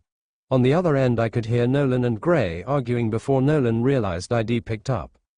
Jim, he said, his voice trembling with panic. You'd better call that doctor friend of yours and see if he can come by real quick. What happened? The hunt didn't really go according to plan and young Dean sustained some injuries. Sam must have seen the shock register on my face because he immediately started asking questions. Where are they? What did they do to my brother? I raised a hand to quiet him. What happened to Dean? I demanded. The Skrender got to him, Jimmy. Me and Gray were able to kill it, but it did a little bit of damage before we could put its lights out. I breathed in deeply, wondering how in heaven's name I would tell John that one of his boys had gotten hurt on my watch. How quickly can you get here? In about 20 minutes. Do it in 10. I ordered. I terminated the call and then quickly dialed Dr. Barnes and told him it was an emergency. By the time I finished talking to him, I realized that Sam had gone out to the veranda to wait for the return of the ill-fated hunting party. Whatever he had gathered about his brother's condition from listening to me had told him enough. When I stepped out on the porch and he turned to look at me, there was fire in his eyes. His young face betrayed an abject rage that was so potent I thought it would blaze up and burn me. I remembered the last time we were together when Dean came home from a hunt injured. I remembered how Sam had railed at his father for allowing harm to come to his brother. And that had been the hurt and anger of a pre-adolescent boy. Now, I was looking at an enraged young man with the strength of a bull and the skills of a trained killer to act on his fury. Suddenly, I felt very afraid. The doctor arrived first and immediately began setting up shop in my guest room. He knew the drill and could find clean sheets and plenty towels on his own. What seemed like hours later, Nolan's dilapidated vehicle came rumbling up my driveway. Sam bolted from the porch and ran towards the odd car. Nolan barely managed to hit the brakes before Sam yanked open the back door to get to his brother. I ran up behind Sam and quickly assisted him in lifting Dean out of the car. Dr. Barnes rushed out of the house behind us, trying to get a look at Dean and assess his injuries. Get him inside, the doctor ordered after just a quick once-over. Nolan and Gray jumped out of the car and ran around to help, but they weren't fast enough. Sam and I carried Dean into the house and up the stairs, and then laid him out on the bed in the room Dr. Barnes had prepared. I noted that he had covered the bed with a thick sheet of plastic to make the post-op cleanup easier. Quickly and gently, Sam and I deposited Dean on the bed. When he was fully laid out, we had a chance to look at him, and it wasn't pretty. His t-shirt was soaked in blood which appeared to be seeping from wounds to his chest. I need to be alone with my patient, Dr. Barnes said, digging in his bag for the necessary equipment. But Sam stood his ground. I am not leaving my brother, he said, his mouth set in a thin line. Sam, Dr. Barnes didn't look up from his work. There's nothing you can do. I can help, Sam insisted. Sure you can, and you can start by letting me to my job. I dropped a hand on Sam's shoulder to steer him out of the room. We both paused to look back at Dean, aghast at the bloody mess. I swallowed hard when Dr. Barnes cut away his t-shirt, revealing what appeared to be extensive injuries. I quickly recalled that John's notes said that Skrenders fed on vital organs first, and I realized that those wounds had most likely been inflicted while the creature was trying to tear out Dean's heart. I glanced over at Sam and saw that he was carrying out his own assessment. A dark look shadowed his usually innocent eyes, sending me the disturbing signal that he had come to the same conclusion. Instantly, Sam turned and walked out of the room, heading downstairs to the kitchen where Nolan and Gray were waiting, anxiously. "What happened?" Sam asked. His tone was so controlled and deliberate that my blood ran cold. "Things kinda got out of control," Gray volunteered, anxiously wringing his hands. "We set a trap and..." "We had a good plan," Nolan cut him off. Being the smart one in their little duo, he must have sensed Sam's mounting rage. But things got off kilter and Dean got hurt. "You used him as bait, didn't you?" Sam said so softly that I was now deathly afraid. "Now look here, boy." Nolan held his hands up in an appeasing gesture. "No one deliberately tried to hurt your brother." For the second time in less than half an hour I saw black rage redden Sam's face and his eyes flare with anger. "Skrenders feed on adolescent boys, not on grown men. Neither of you could have lured it out of hiding. But Dean could. You used my brother as prey for that monster." "So what if we did?" Gray seemed to have gotten fed up of being interrogated by a 15-year-old. "Even if he did look more like 20. Hunters use all kinds of bait all the time. And Dean's got plenty experience by now. We figured he'd be quick enough and smart enough to get out of the way in time." "So he didn't even know?" Sam hissed. "You put Dean's life at risk and he didn't even know the game plan." "We got to him in time," Gray bragged, even as I prayed he'd wise up and shut his mouth. "Plus we killed that nasty Skrender and this town is safer for everyone." "Wrong on that score," Sam seethed, stepping towards Gray. "It's safer for everyone besides the two of you." 1 minute Gray was standing there looking defiant and the next he was gasping and pleading for his life. Sam backed him up against the kitchen wall and then his hands clamped onto Gray's neck like forceps. I froze as I watched the quiet, gentle young man seemingly intent on committing murder in my kitchen. Nolan was quicker to respond. He grabbed Sam from behind and tried to pull him off his partner. In my estimation, it was Nolan's action that saved Gray's life, because when Nolan refused to let go, Sam turned on him. While Gray slipped to the floor gagging, a fist flew to Nolan's gut, doubling him over. Then several more punches flew and the round of blows was capped off with a right hook to Nolan's bowed face, which sent crumpling to the ground. It was when Sam set his sights back on Gray that I pulled myself out my shocked stupor and grabbed him in a firm shoulder lock. This young man, who I had known since he was a little boy, was not going to shed blood under my roof.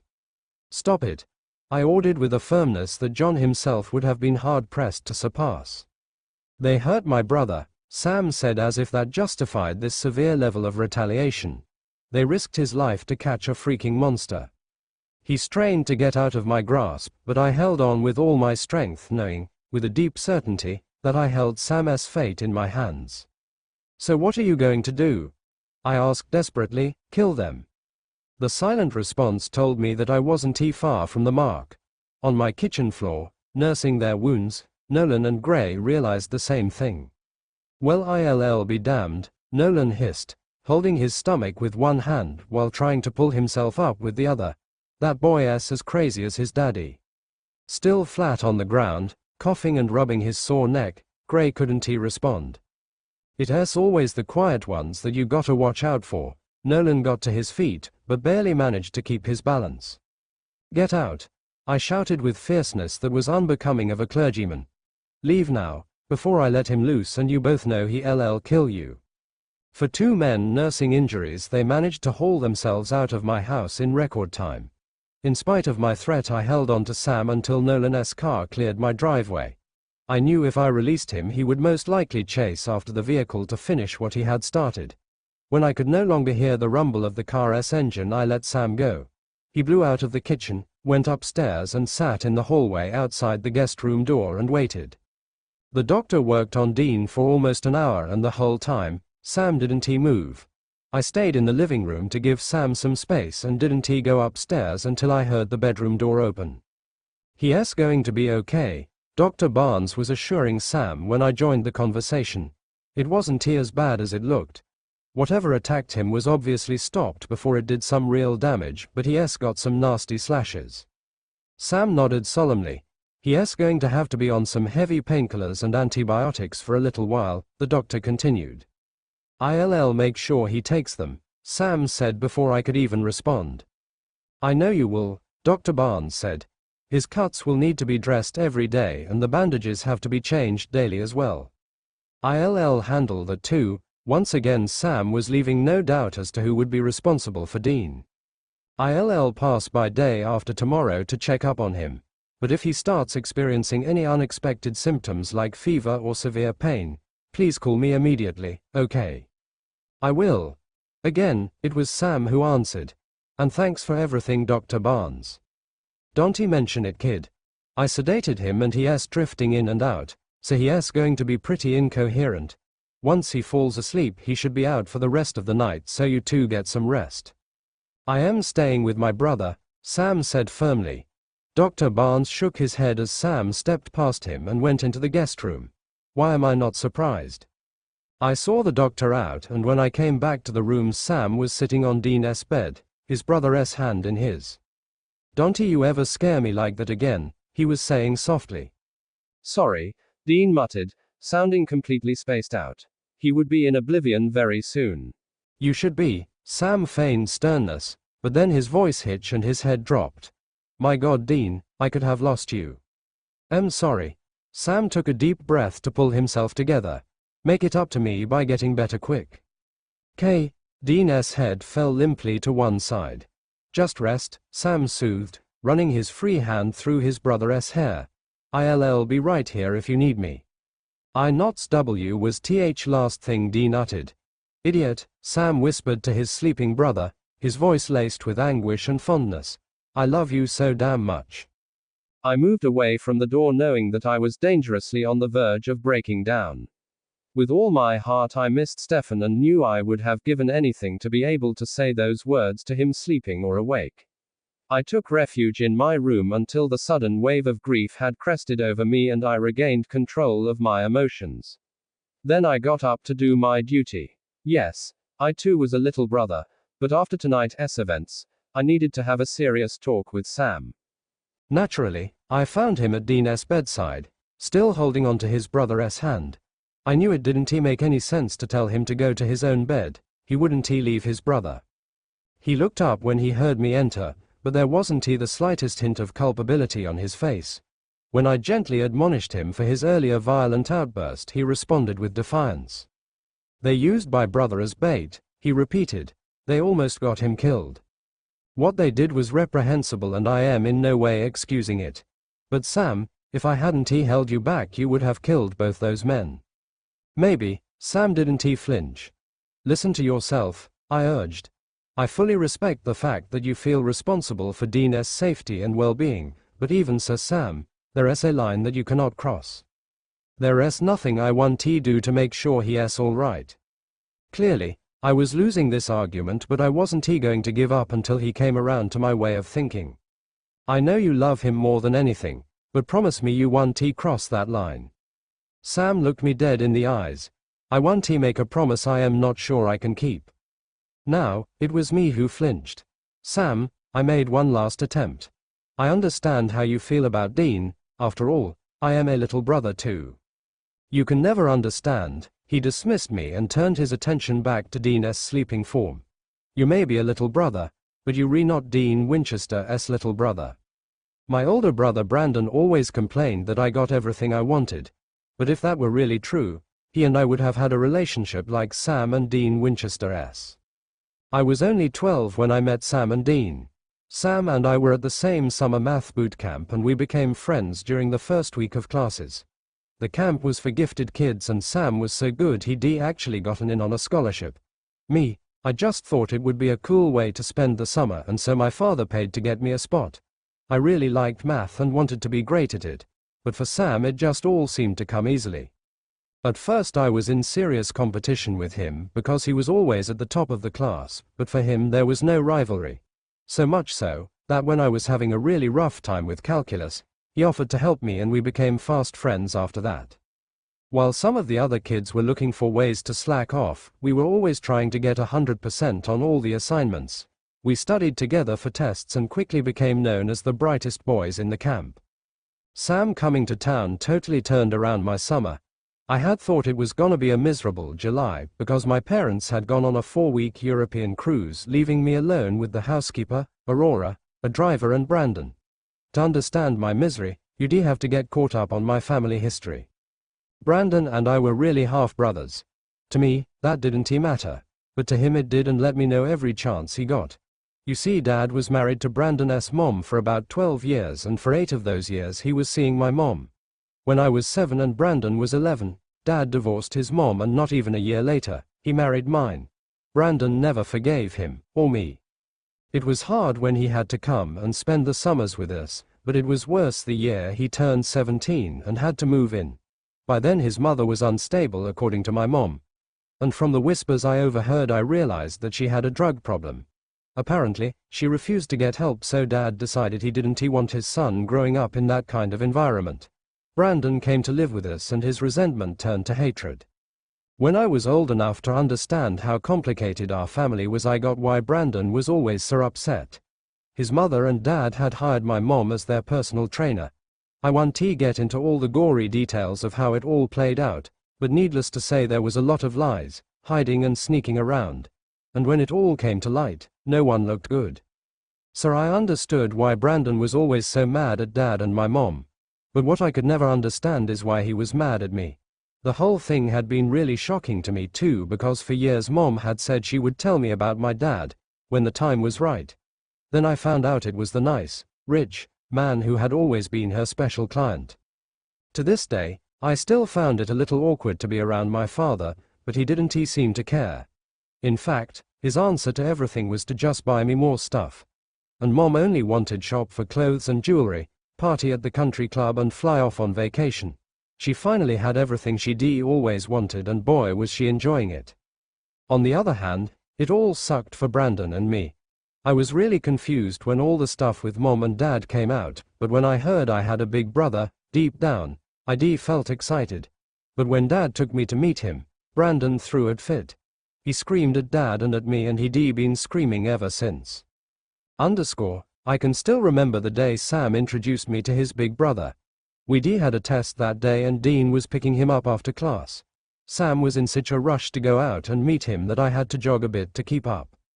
Dean stepped out of an awesome black car, looking like a movie star tough guy in his jeans and leather jacket.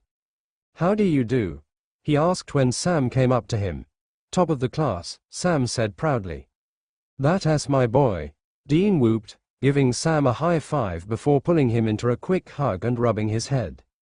"You owe me pizza," Sam said with a grin that was at least a mile wide. "You earned it." Dean kept his arm around Sam's shoulder, while Sam stood there looking thrilled to be soaking up the praise. "You keep up this freaking brilliance and I am gonna end up broke." That made Sam laugh out loud. "If you don't wanna go broke, stop making bets you can afford." Laughing just as hard, Dean opened the passenger door of his car for Sam. "You shut up and get in before I make you starve." "Hey," Sam finally remembered I was with him. "This is Chris, who I told you about." Dean turned his attention to me and suddenly I felt self-conscious. I don't know what I was expecting, but it certainly wasn't the wicked smile I got. "So," he said, "you're the other math nerd that's geeky enough to keep up with Sam. Good to meet you." I tentatively shook the hand he offered. "Nice to meet you too. I've heard a lot about you." "Yeah? Well, don't believe a word geek boy says. Don't worry, it's all good." "So how did you do on the test?" "I got the second highest mark, behind Sam." "Awesome." It took me a few seconds to realize that Dean's raised hand meant he was giving me a high five. When I slapped my palm to his, I felt like $1 million. Having a guy like Dean give me props for getting good grades really felt cool. "So can Chris come with us for pizza?" Sam asked. I was sorry he did that because I figured Dean would probably say no. He offered to treat Sam, not me. "Sure," Dean said easily. "I am feeding one nerd, may as well feed the other."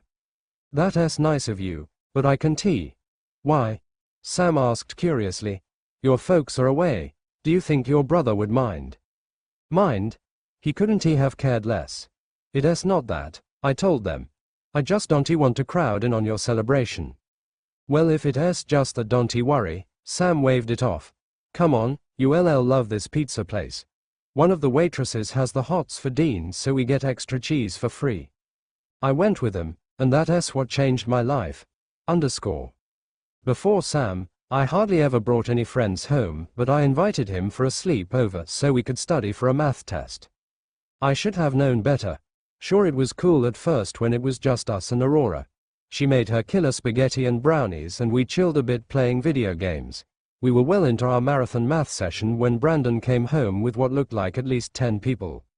They came straight into the den where Sam and I were studying, chatting and laughing loudly.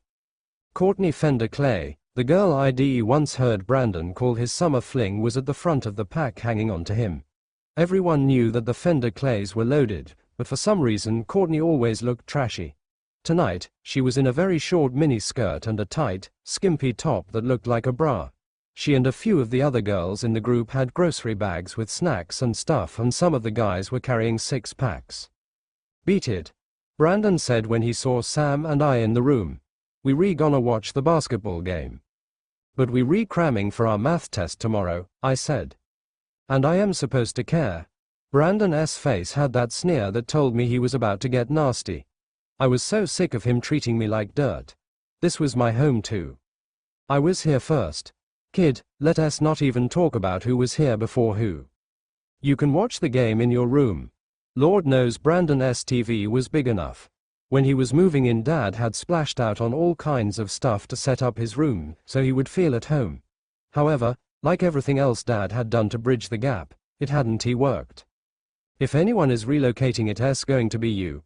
Make me, I yelled, feeling like anger was bubbling up in my stomach. These days it didn't take much for me to start getting angry when I had to deal with my brother.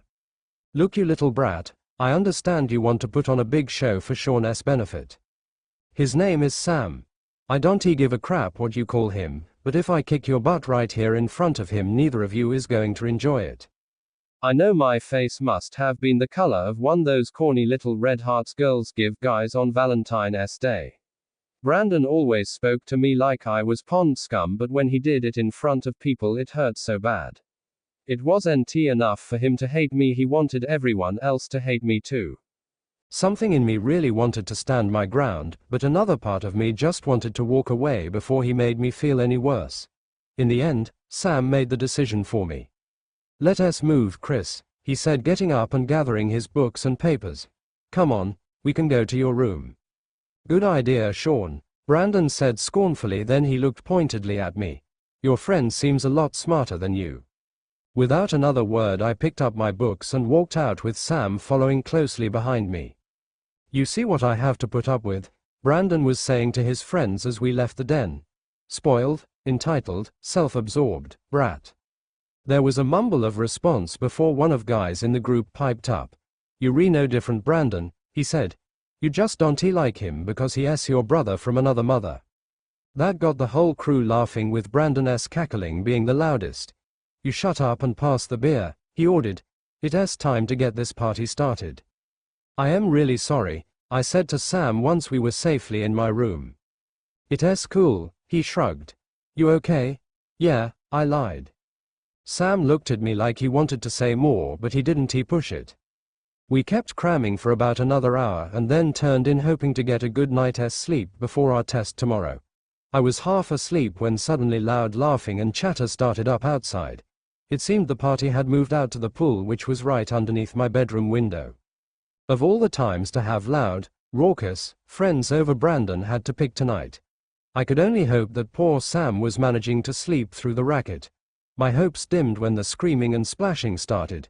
My guess is that Brandon and his crew had plowed through the 6-packs and were now wasted and tossing each other into the pool. I pulled a pillow over my head to drown out the noise, but it was impossible. Things seemed to go from bad to worse, and before I knew it my bedroom door was thrown open and some guy and a girl stood there mauling each other. Hey, I said, sitting up quickly and switching on my lamp. In the bed beside mine Sam bolted upright too. We trying to sleep. Oops, the girl giggled, sounding really spacey. I guess this one's taken. Come on, the guy said, dragging her away. They got at least 100 rooms in this place. They laughed and stumbled off, leaving Sam and I looking at each other, both too embarrassed to say anything. And if all that wasn't bad enough, the next morning as we were having breakfast in the kitchen, Courtney came in yawning. Her hair was all over the place and all she was wearing was a little black lacy thing that looked like a swimsuit. She looked like one of those women in the underwear magazines my mom ordered stuff from. Sam turned bright red and looked down at his plate. Feeling embarrassed and helpless, I did the same. Courtney totally ignored us and called across the kitchen to Aurora. Brandon and I need breakfast in bed and bring some aspirin while you re-at it. She turned and walked out, almost slamming the door as she went. I pushed my plate away and looked up at Sam. Next time, we go to your house. We did go to Sam's house and the difference was like night and day. Although it was small and the stuff around the place was kinda old, the Winchesters' house was a home. And although their dad was off working and it was only the two of them, Sam and Dean seemed like a complete family. It was the little things that made their relationship seem special to me. Stuff like the division of chores with Dean cooking and Sam washing up. Or the fact that Dean would actually ask if the music was too loud when he played his hard rock while Sam and I were trying to study. Then there was the stuff they thought no one saw, like the way Dean couldn't come within 1 foot of Sam without ruffling his hair or slipping an arm around his shoulder. Or the way Sam would always close his eyes and lean in when his brother reached out for him. Then there was the way Sam would look at Dean when Dean was giving a joke or telling a story, and you could just tell that Sam thought he had the coolest big brother in the world. When I compared their small, untidy house to my father's spotless, mini mansion, the Winchesters' home won, hands down. So the Winchesters' house became the place where Sam and I would study. And one night, when I stayed over, I saw a side to the brothers' relationship that sent me over the edge. During a study break, Sam and I had helped Dean wash his car.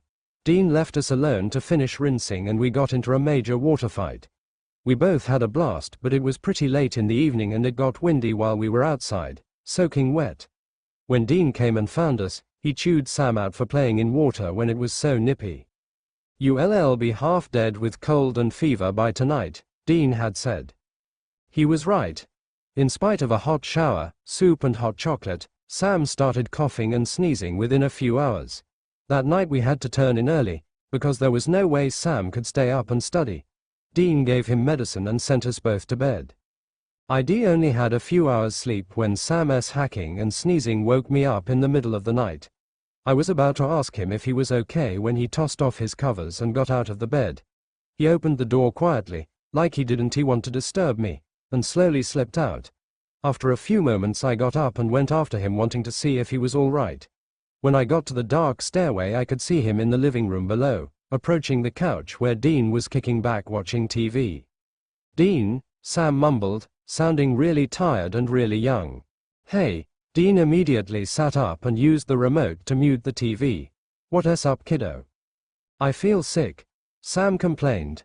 Then I almost gasped out loud when he dropped down on the sofa beside Dean and laid his head against his brother's chest. I braced myself, waiting for Dean to shove Sam away and tell him to grow up and stop being a baby. Instead, Dean wrapped his arms around his little brother and one hand stroked Sam's head while the other rubbed his back. "This is why I was so mad about that water fight," Dean said softly. "You know it doesn't take much for you to come down with a cold." Sam just sighed and burrowed in closer. Dean hugged him for a while and then gently eased him back so he could feel his forehead and then his neck. "Okay," Dean sounded really tender. "You're running a slight fever and I know the coughing has been on you all night, but I think you'll survive this one, Sammy." "I feel awful," Sam wailed, and he sounded just like a 2-year-old. "My head hurts and my throat is sore." He leaned back against Dean and back into the hug. Instead of feeling awkward and moving away, Dean pulled Sam in closer. "It's okay," Dean soothed. "Big brother's got you." I watched from the shadows, feeling weird about seeing all this, but I couldn't walk away. "You're such a tough guy," Dean joked softly. "Until you get the sniffles and then you're back in diapers." I couldn't believe Dean was saying that and there wasn't even a sneer in his voice. and instead of pulling away and feeling embarrassed that he was behaving like a little kid, Sam just buried his face in his brother's neck and held on tight. Sam was acting like a baby and Dean wasn't mocking him, he was comforting him. Even as the awkwardness tickled my stomach and I felt like something was creeping up the back of my neck, I couldn't look away. I sat there in the shadows just watching and wishing. Instead of seeming silly and mushy, it just seemed so nice.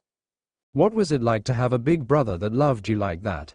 How did it feel to have someone who would hug you real tight when you felt sick or frightened instead of calling you a wimp and shoving you away? They cuddled for quite a while and I watched. When Sam seemed to be nodding off, Dean drew back a bit. It's too soon for your next dose of meds. How about I tuck you back in and wake you up in a few hours? Can I stay down here with you? Sam asked.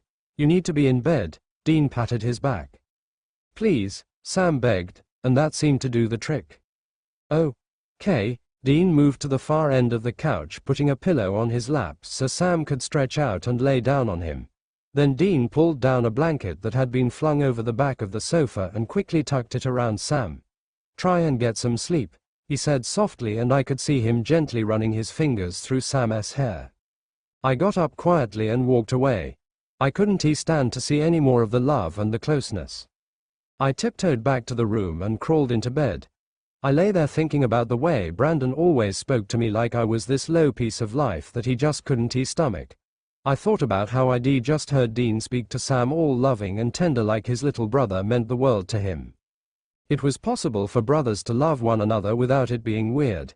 So why couldn't Brandon love me? It had to be because I just wasn't lovable. I pulled the covers up over my head and bawled. When I woke up the next morning I knew something was wrong. I tried to sit up and my head felt like it weighed at least 100 pounds. When I swallowed my throat hurt. I looked at the opposite bed and saw Sam fast asleep under a mountain of blankets.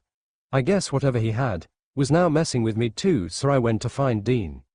Oh, he said when I caught up with him in the kitchen. Looks like my patient count just doubled. Dean, I don't feel so good, I mumbled, covering my eyes as a coughing fit began. You don't look so good. He came towards me and felt my forehead. And you sound even worse. He opened the fridge, took out some juice and poured me a glass. Well, I'll say this for you. He ruffled my hair. You're a true friend, you clearly don't want poor Sammy to suffer alone. That made me laugh, which started up the coughing again. Here, Dean got the cold and flu medicine from the dining table. Dose up, and as soon as Sammy wakes up I'll take you home. I didn't want to go home, I wanted to stay with them. But of course I couldn't tell them that, so I just took my medicine and ate the breakfast Dean made for me and then went back to lie down. The meds made me really sleepy and I must have clocked out, because one minute I was lying down and the next I was hearing Dean and Sam whispering. Sleeping Beauty is finally awake, Dean snickered softly. How are you feeling? A little better, Sam yawned. I snuck a look out from under the blanket that was covering most of my face and saw Sam shifting to the edge of the bed where Dean was sitting. He put his head in his brother's lap so Dean could pet him. I'd say from your level of clinginess, a full recovery is still a way off, Dean teased, brushing Sam's hair out of his face. I'll be better soon, Sam promised, but then he started hacking again. Take it easy little buddy, Dean said, rubbing his back, which seemed to calm the coughing. There's no hurry, besides, you got company now. Company? Yeah, poor Chris is coming down with a cold too. Seriously? Yeah, I was just waiting for you to wake up so I can take him home. Oh, Sam sounded worried. What's wrong? I don't think he's going to be happy about that. You know his parents are away and he and his brother, Brandon, don't get along. They don't. No, it was so weird, Dean. It's like his big brother doesn't even like him. Don't be such a drama queen, Sammy. Cut the poor brother some slack, little brothers are generally a pain in the butt. No, it's not even like that. Brandon really doesn't like him.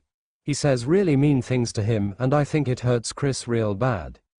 Okay, so maybe his brother's a jerk, but he's got his parents. Yeah, but they haven't been around all summer. I swear, Dean, He has all this money, but sometimes it's like he's all alone. And if that's the case, I feel bad for him, but if he's sick he should be at home. So let me wake him up and we'll take him back to his place, and then I'll make you breakfast, and then it's back to bed for you. But Dean, Sammy, anything can happen, and I can take responsibility for Chris. Why? You take care of me. Sure I do. Dean tickled Sam under his chin. But you remind Sammy.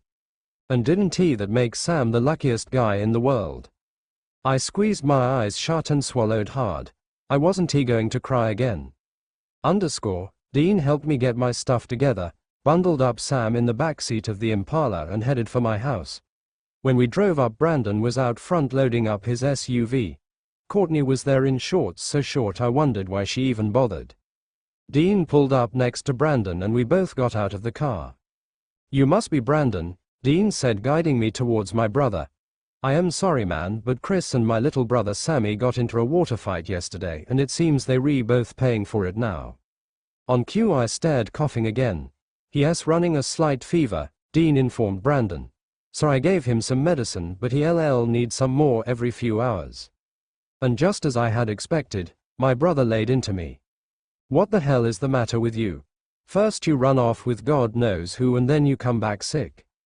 Hey, Dean raised his hand like he thought he could get Brandon to chill out, but he didn't know my brother. It's not his fault. Kids catch bugs all the time. You just need to watch him today and make sure he gets his flu meds and he should be okay soon. Well, I've got plans. Brandon turned the heat on Dean. I've been planning this beach trip for the last week and I am not going to blow it off to play nursemaid to this moron. Did he really have to say that in front of Sam and Dean?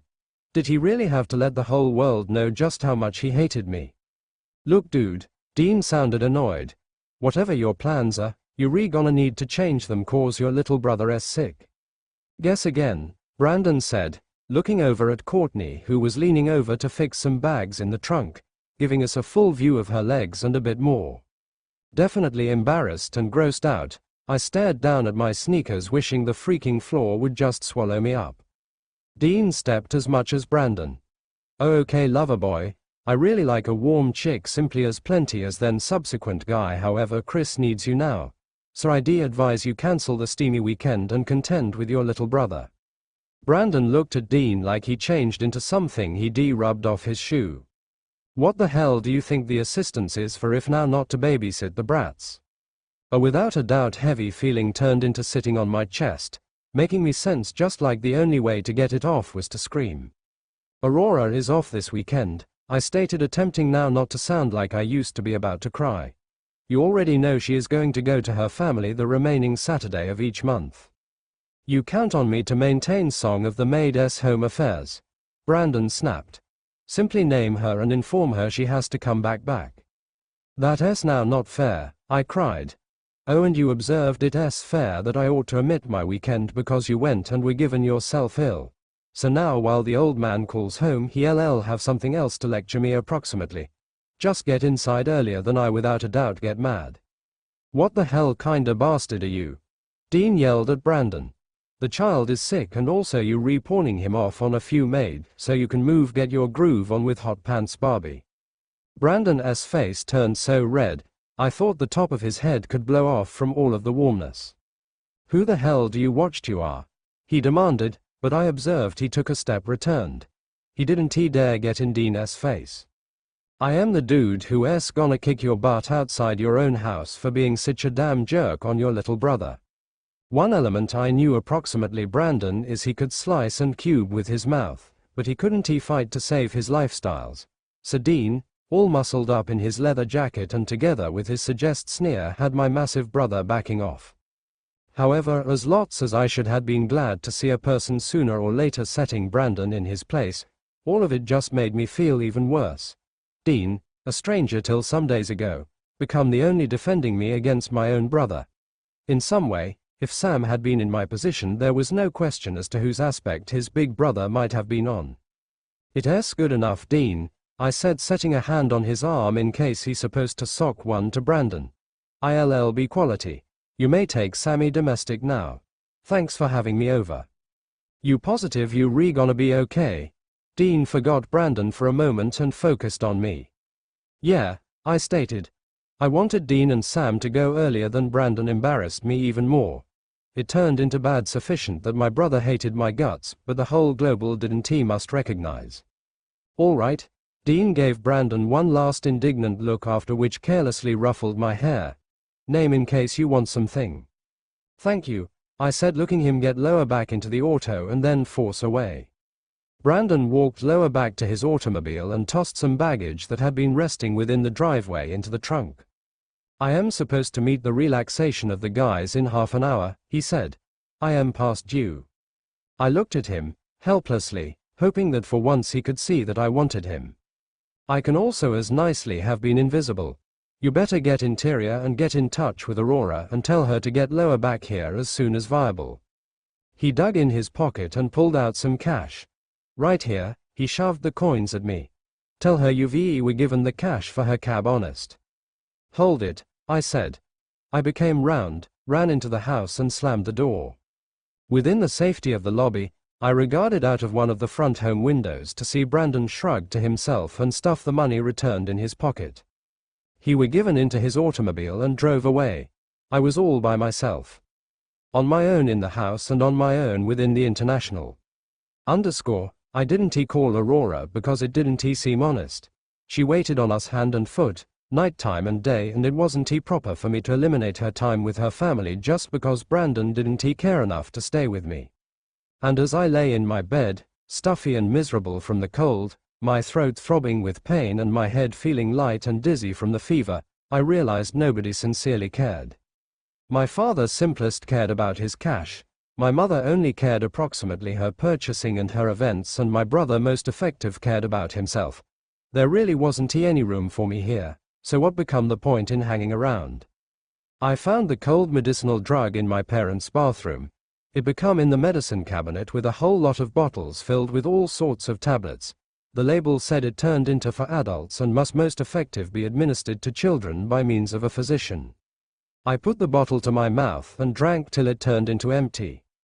It was a bright pink, much like the kiddie cough syrup I usually took, however it tasted so extraordinary. Instead of the sweet cherry taste, it was bitter and harsh. While the room started to transport around me, I gagged and heaved. Then my stomach commenced griping like the time I had eaten a whole bucket of ice cream and had ended up ill in mattress for days. Heaving and coughing, I reached for the telephone and slightly controlled to punch Sam and Dean's quantity. I didn't call my brother or my mother and father, I called folks who had been total strangers a pair weeks in the past. When I heard Sam's voice I began crying. However, it wasn't even like normal crying, I was shrieking and gasping for air. Sam. I was so relieved to have touch with a person, although turned into via the cell phone line. Chris. Chris, what's incorrect? I swallowed it all and I don't recognize what to do. Swallowed all of what? I am sorry, Sam. Sorry for what? Chris, what's taking place? I couldn't answer. I'd fallen from the mattress right down to the floor and the cell phone had dropped out of my hand. The final element I heard changed into Sam screaming for Dean. Once again, I woke to pay attention, the Winchesters speaking. Come on, Sammy, Dean was announcing. We got to him in time.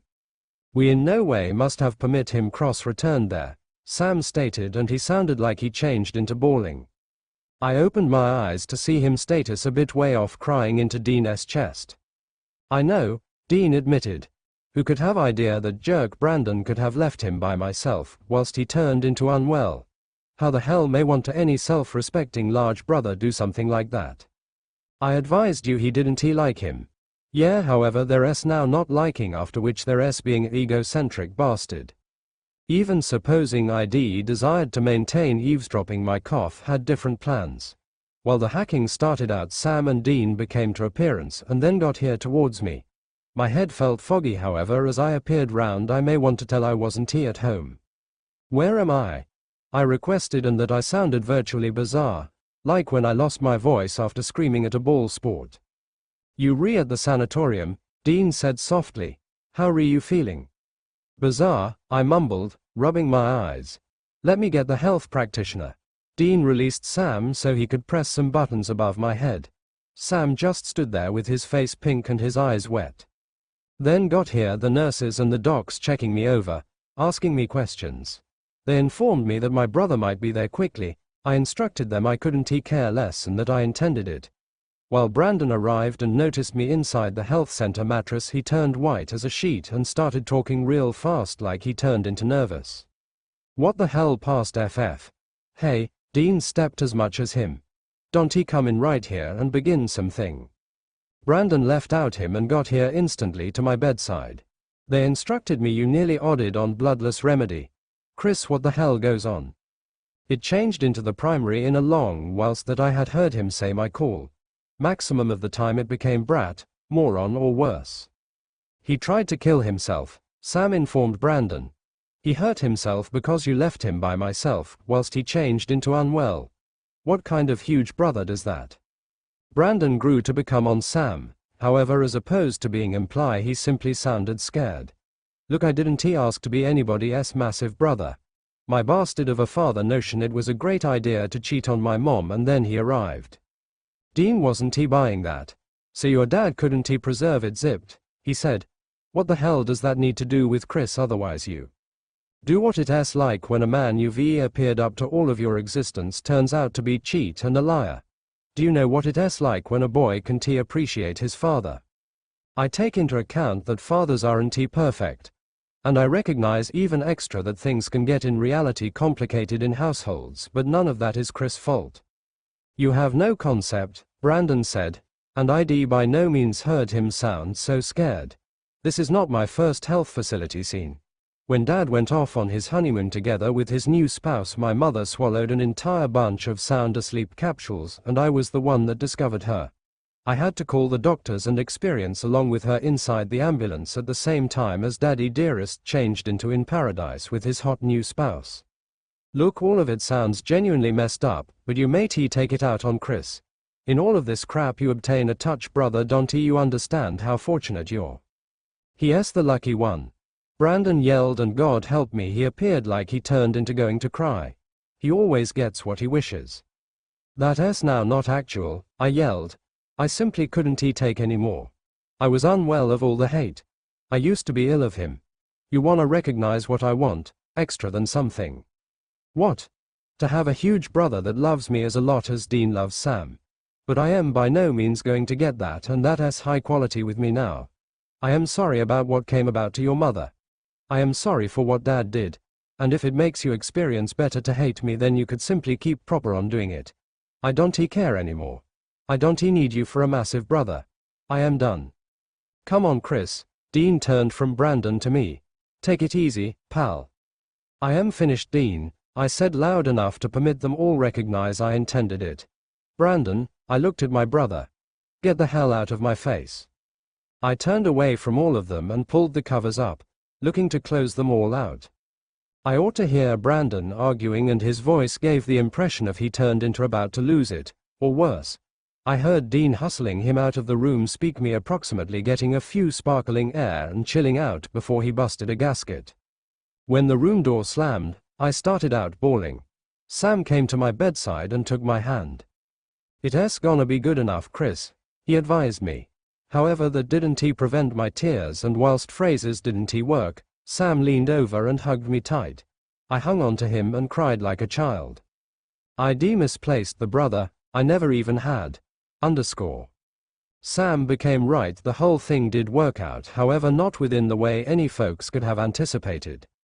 Parents rushed lower back from their holiday and he took at the family crisis like it turned into a big commercial enterprise deal or something. There was counseling, therapy and even a big reconciliation trip so we could all bond. Brandon stopped being suggest to me, however that was approximately it. He didn't want us to be near. He didn't really want to be a huge brother. And I used to be okay with that because it really didn't matter to me anymore. You see, quickly after mother got here lower back from Europe, she found out she turned into pregnant. It become going to be a boy and I used to be going to have a touch brother. From the day I found out, I loved him even though he was just a bunch of shadows on an ultrasound. I didn't care approximately mother or dad or Brandon, I used to be going to be there for him all of his existence. I was going to hug him while he cried, take care of him whilst he became sick and kiss him and cuddle him even when we have been large sufficient to have kids of our own. Humans come into our lives for a cause, and now I realize, I met Sam and Dean Winchester not so they might assist my huge brother to love me, however so they may educate me how to be a large brother. In no way in my wildest dreams did I suppose I'd ever set eyes on Sam Winchester once more.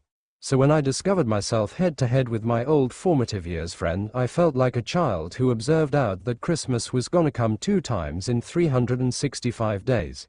Sam Winchester became certainly one of folks that had left an indelible mark on me after I'd simply emerge as a teen. The opposite person became his large brother Dean. If the look of thrilled surprise on Sam's face turned into any indication, he appeared shocked however just as happy to look me. "Chris," he requested in disbelief and uncertainly. "Chris Hollingsworth. The one and best," I showed, grinning. "Oh my God Sam, that is like some kinda dream." "An amazing one or a horrific one?" he requested. "A great one," I responded, commencing as much as hug him. He stepped forward and grabbed me, slapping my returned a few instances for right measure. "How the hell have you ever been?" I requested. "I've been okay," he said frivolously. "Manifestly you better than good enough, you right here." Here turned into a one-of-a-kind educational and management program on the prestigious Sherwood University, one of the satisfactory schools inside the United States. Every year, Sherwood had a summer season course for the 200 pinnacle performing beginners from elite universities throughout the US of A. The privileged few who have been regular had been fondly and grudgingly called the Pinnacle 100. And when I keep in mind how superb Sam had been while we were youngsters, it changed into no wonder he made it into the program. I had grew to become up on commencing day, pleased to have decided on however absolutely fearful and uncertain about who or what I might encounter. Now, seeing Sam, I just had a gut feeling that this turned into going to become a top-notch experience. "So what have you been up to?" I asked Sam while the 2 people went to grab lunch one halfway through our day-long direction orientation. "Nothing much," he said guardedly. This was typical of Sam, he never gave much information. The summer we had been friends, we slept over at one another's homes and we met each other as siblings, but I was never really clear on stuff like what his dad did for a living or why Mr. Winchester was never around and Dean seemed to have been doing most of the parenting. I really haven't been up to anything out of the ordinary. "Come on dude, I wasn't buying that. You in the top 200 and you certainly didn't get here by doing nothing, so you either being modest or secretive." "Well on that score, I just finished my first year at Stanford. I got in on a full scholarship." "See that's what I am talking about," I said giving him a high five. As a teenager Sam had been one of the few kids who actually liked schoolwork. I'd always appreciated having a friend who didn't think it was nerdy to want to be at the top of the class. "I bet Dean must have been real proud of you," I said knowingly. "I still remember that time we aced that math test and he took us for pizza. I can just imagine the celebrations when you got into Stanford." A strange look came over Sam's face, like what I said had caused him deep, physical pain. His eyes clouded over and for a guy who was pushing 6'4", he suddenly looked like a lost little boy. The grimace was quickly replaced by a smile that didn't quite reach his eyes. "I'll say one thing," he quipped. "There was a lot of excitement when I told my family about Stanford." "I can just imagine," I said hoping it was a good kind of excitement. From Sam's delivery, I wasn't sure. "And how is Dean anyway?" This time, Sam bit his lip and closed his eyes painfully again. "He's okay, he's on the road a lot and we don't really get to see each other much." "You kidding?" I couldn't believe it. "You guys were so inseparable." "We were," Sam clarified, his tone implying that was then and this was now. "Stuff happens." "Stuff like what?" I had to ask. "You guys were the closest brothers, the closest siblings, I ever met." In fact, close didn't even begin to describe the Winchesters. They were devoted. Sam had idolized his big brother and Dean had dotted on Sam. On the outside, Dean came off as the classic bad boy, part James Dean, part modern-day thug. But when it came to his little brother he'd been as gentle as a mother with a premature newborn. And Sam had reveled in the attention and affection. I didn't think that anything could have ever come between them, and I felt a deep sense of disappointment when I realized that something, or someone had. People grow up, Sam said simply. And people want different things out of life. But tell me, how are you doing? Great, obviously, since you in the top 200 too. I noted the deflection, but what could I say? Sam and I hadn't seen each other for more than 6 years, so I couldn't expect that he'd be rushing to tell me if there was trouble between him and Dean. I still love schoolwork, I admitted, a little sheepishly. I am right here at Sherwood University. You kidding? Nah. Got in on scholarship as well, although my dad is always quick to point out that I didn't need it. Can you imagine? I also got accepted to Harvard and Yale, but I didn't want to move away from home. So since Sherwood's a top 5 school, and it's an easy drive from where I live, I decided to just come here. My little brother's only 6 and I didn't want to leave him. Little brother? Sam asked, and it was the first time he seemed genuinely excited. Yeah, I said, grabbing my smartphone and scrolling to the pictures where I had at least 100 shots of my pride and joy. The same summer we were in math camp, my mom got pregnant. I handed the phone over to Sam. This is David. Good-looking kid, Sam complimented, flipping through the shots. You think you have enough photos of him? I know I get carried away, I shrugged easily. But I want to capture everything because he changes so much every day. I swear, Sam, it was like he was in diapers last week, and the next thing I know he's gonna be getting ready to start dating. I don't think he'll have any problems with the ladies, Sam commented. He's gonna be a handsome devil.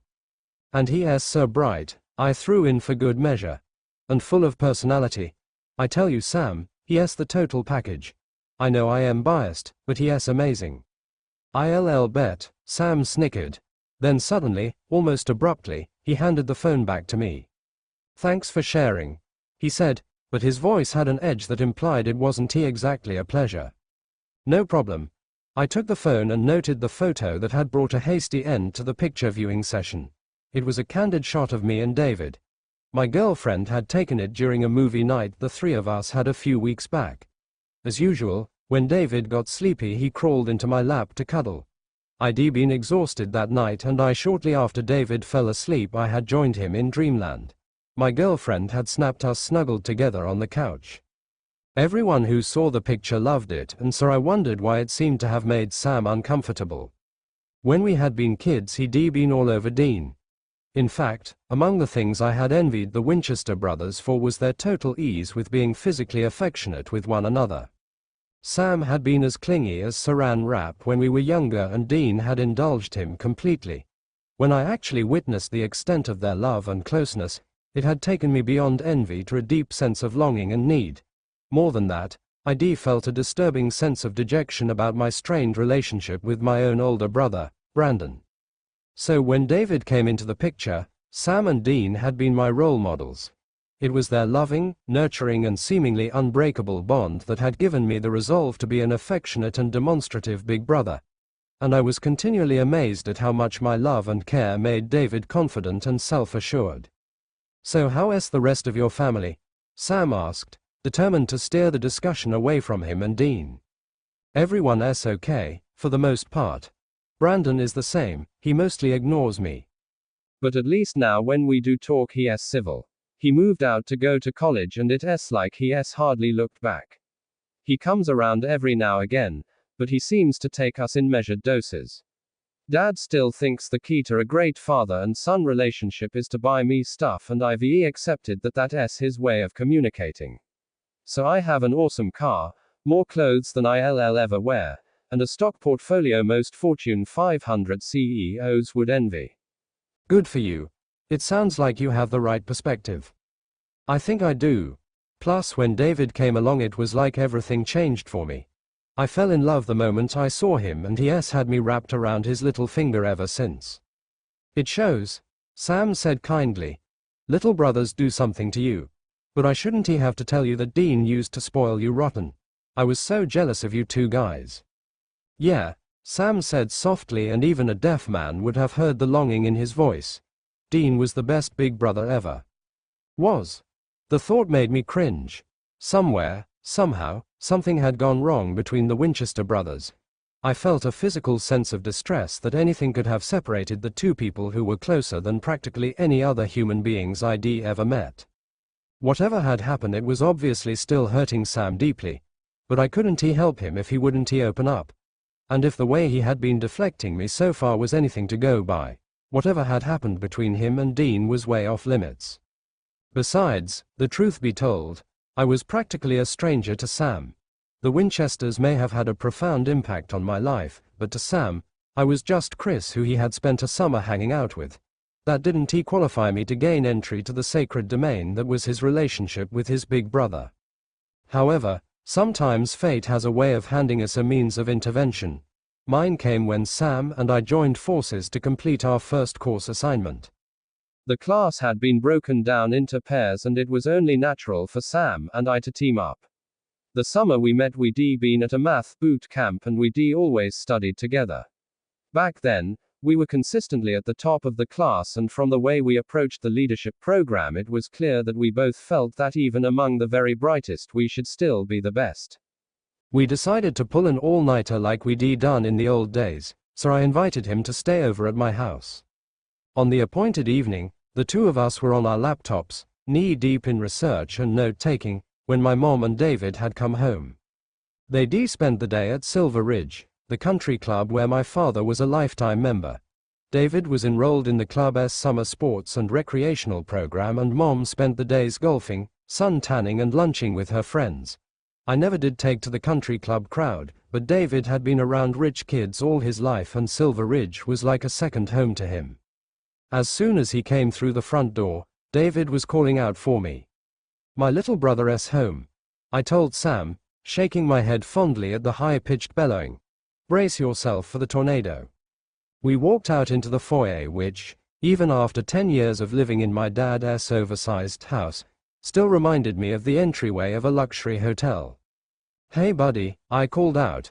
David bolted in my direction and launched himself at me. Anticipating his landing, I dropped to my knees and opened my arms. I caught him in a bear hug, squeezed him hard and planted a loud kiss on his forehead. Watching the reunion, my mother rolled her eyes and sighed. "No one would believe you two saw each other this morning." "Hey," I shot back at her. "I miss this little twerp when he's not around." "Clearly the feeling is mutual," Mom smiled. "And to think, I spent hours in labor bringing this kid into the world and the only one he has eyes for is you." "That's because I bribe him with hugs and kisses," I joked, leaning over to plant one on her cheek. "This is my friend Sam," I told David, who was still nestled in my arms. "Hey Sam." David turned and tilted his head to look up at him. "You re tall." "Hey David," Sam smiled warmly. "I heard a lot about you from your big brother." "Cool," David responded, then turned to me. "I am starved, can we eat?" "Sam and I have a lot of work to do, so you and Mom go ahead," I advised, setting him back down on his feet. "Go and wash up first."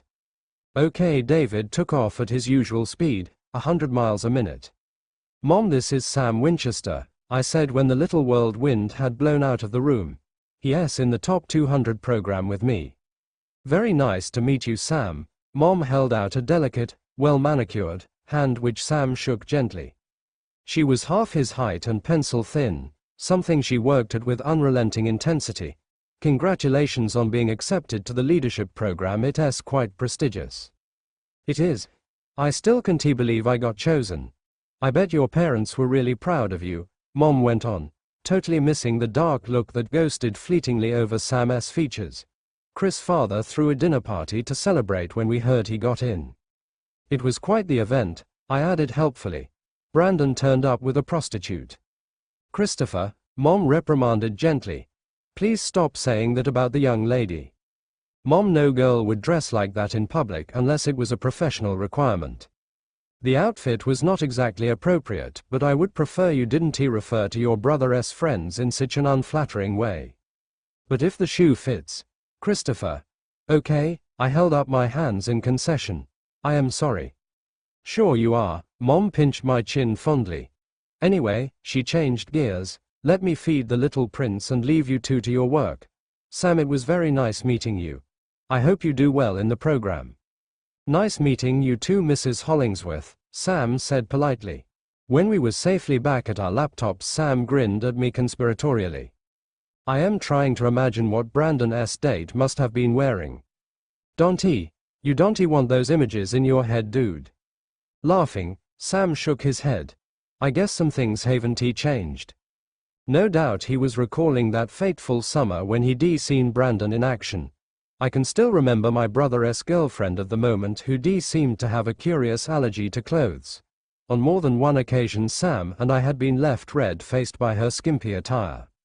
Some things never will, I matched Sam's grin. Once we settled back down to work, Sam and I put in a solid stretch.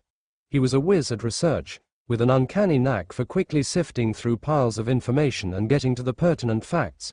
We were busy sorting through stuff when we heard a loud crash in the kitchen, followed by even louder howling. In a second I was on my feet and running to the scene of the trouble, knowing instantly that David had hurt himself. When I burst into the kitchen I found him on the floor beside an overturned stool. He'd obviously been trying to get something from one of the top cupboards and had taken a fall. I crouched down beside him, pulled him to my chest and held on tight. "I got you," I whispered. "It's okay, buddy, I am right here." Sam, who had followed me into the kitchen, gave me a few minutes to calm David down and then he intervened.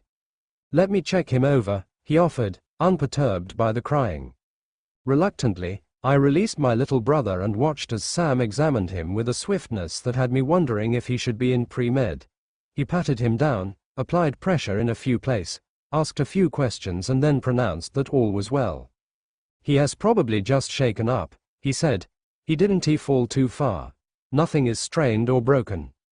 David was still sobbing a little, so I pulled him back to me, rubbed his head and softly told him he would be all right. "What's going on?" Mom asked, hurrying into the kitchen. She looked like she'd just jumped out of the shower. Her hair was dripping wet, and she was in her fluffy bathrobe. "Nothing much," I reassured her. I knew from experience, if I didn't make a big deal about an incident, David would usually hush up faster. Our little Superman had a fall, but he'll be okay. "Did you fall off the stool, David?" Mom came towards us and knelt down. Sniffing, David nodded. "What were you doing up there?" "Opening the cupboards," David admitted. "Why?"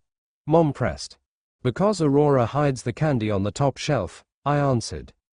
"Snitch," David sobbed. "David, I keep telling you, if sweets were good for you they'd have them on the dinner table every night right beside the vegetables." "Your brother's right," Mom corroborated. When David looked like he was going to start crying again, I intervened quickly.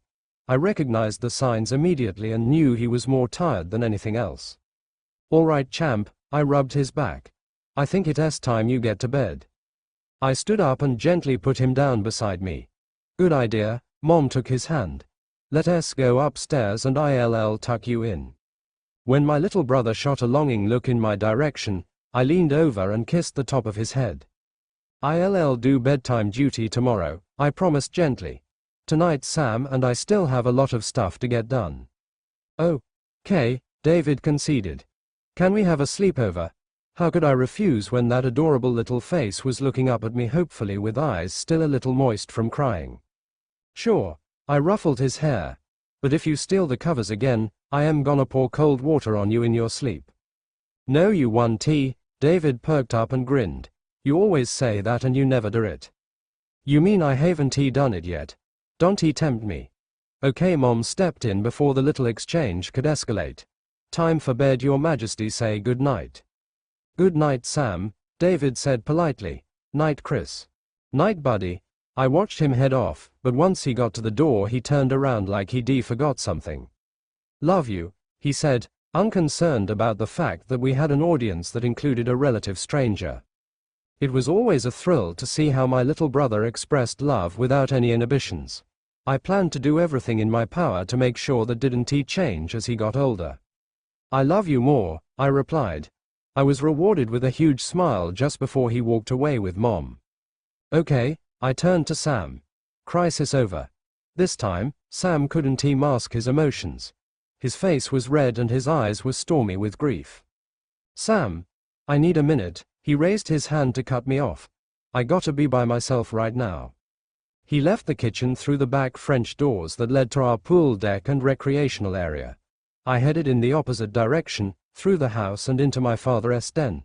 I stopped at what Dad fondly called his gentleman's bar, poured 2 glasses of his best scotch and grabbed the bottle for good measure. Armed with the liquor, I met Sam out by the pool. He was sitting cross-legged on the ground with his face in his hands. I sat down beside him. "You look like you could use this."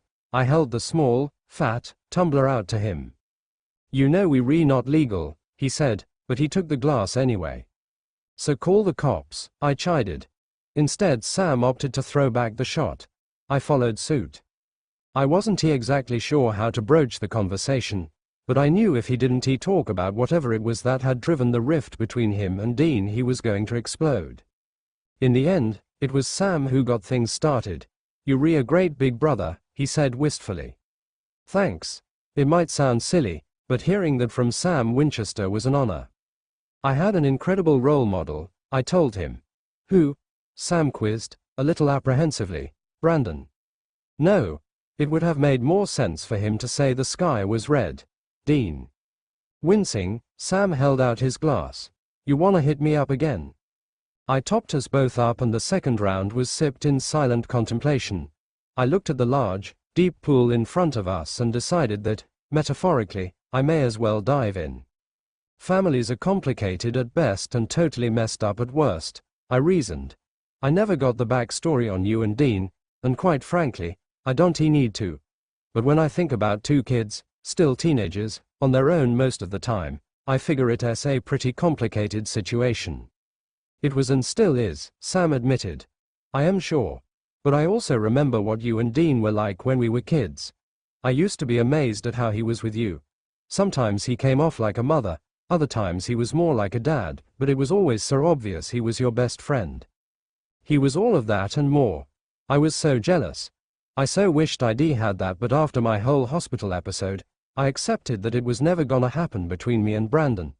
But when David came along, I knew exactly what I had to be for him because I thought about you. Me? Yeah, you know my family saga. Brandon hates everybody, Dad would rather buy us stuff than spend time with us, Mom's obsessed with transforming from the other woman to the wife, and I just wanted to protect David from all the crap I've had to deal with. That's a pretty tall order. Yeah, it is, and that's why I thought about you. You were a kid living in what seemed like a precarious situation, and yet you were always so secure, and that's because you had Dean. And I wanted to be everything for David that he was for you. You guys made me realize that a big brother's love can make a hell of difference. Admit it, no matter what else was going on around you, Dean always made you feel loved and safe. He did, Sam whispered, his voice trembling. He always did. Then what could have come between you two? Like I said, Chris, people grow up and want different things out of life. Sam, you have a remarkable knack for responding to a question and not providing an answer. I hope you're reconsidering law as a future career. You want the truth. Dean and I haven't spoken since I got into Stanford. You mean for a whole year? Yes. My father and I had some very different ideas about what I should do with my life. Dean sided with Dad. Look, I know people change, but the Dean I knew always wanted what was best for you. If he took your dad's side in all of this, he probably had a good reason. What was best for me was to get away. That was the only way I could finally get to live my life on my terms and not keep doing what they wanted. And Dean stopped speaking to you because of that. No, it was more like I stopped speaking to him. I swallowed hard, trying to process these revelations. 2 people who seemed incapable of living without each other hadn't so much as spoken in over a year. If Sam's emotional edginess was any indication, he wasn't weathering the separation too well. 6 years ago, the Winchesters, with their unique brand of love and devotion to each other, had shown me that as much as life may suck, a brother's love can make all the difference. Back when we were 13, Sam was the one who had that, and I'd been the one looking on, wishing, wanting and longing. Now, the tables had turned, and I owed it to him to remind him of what he had in his relationship with Dean. I owed it to both of them. You know, I began, making every effort to keep my tone light. You're not the first person to tell me that I am a great big brother. That's not surprising. You're really good with David. Yeah, People tell me that all the time.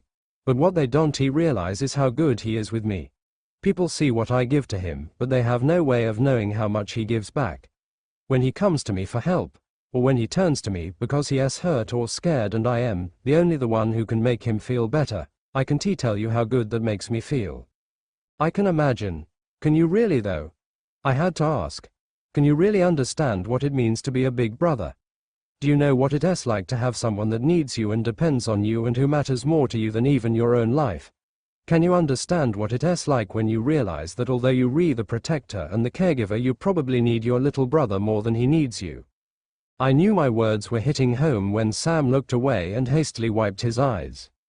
Sam, speaking as a big brother, I understand that one day, David might want to go his own way.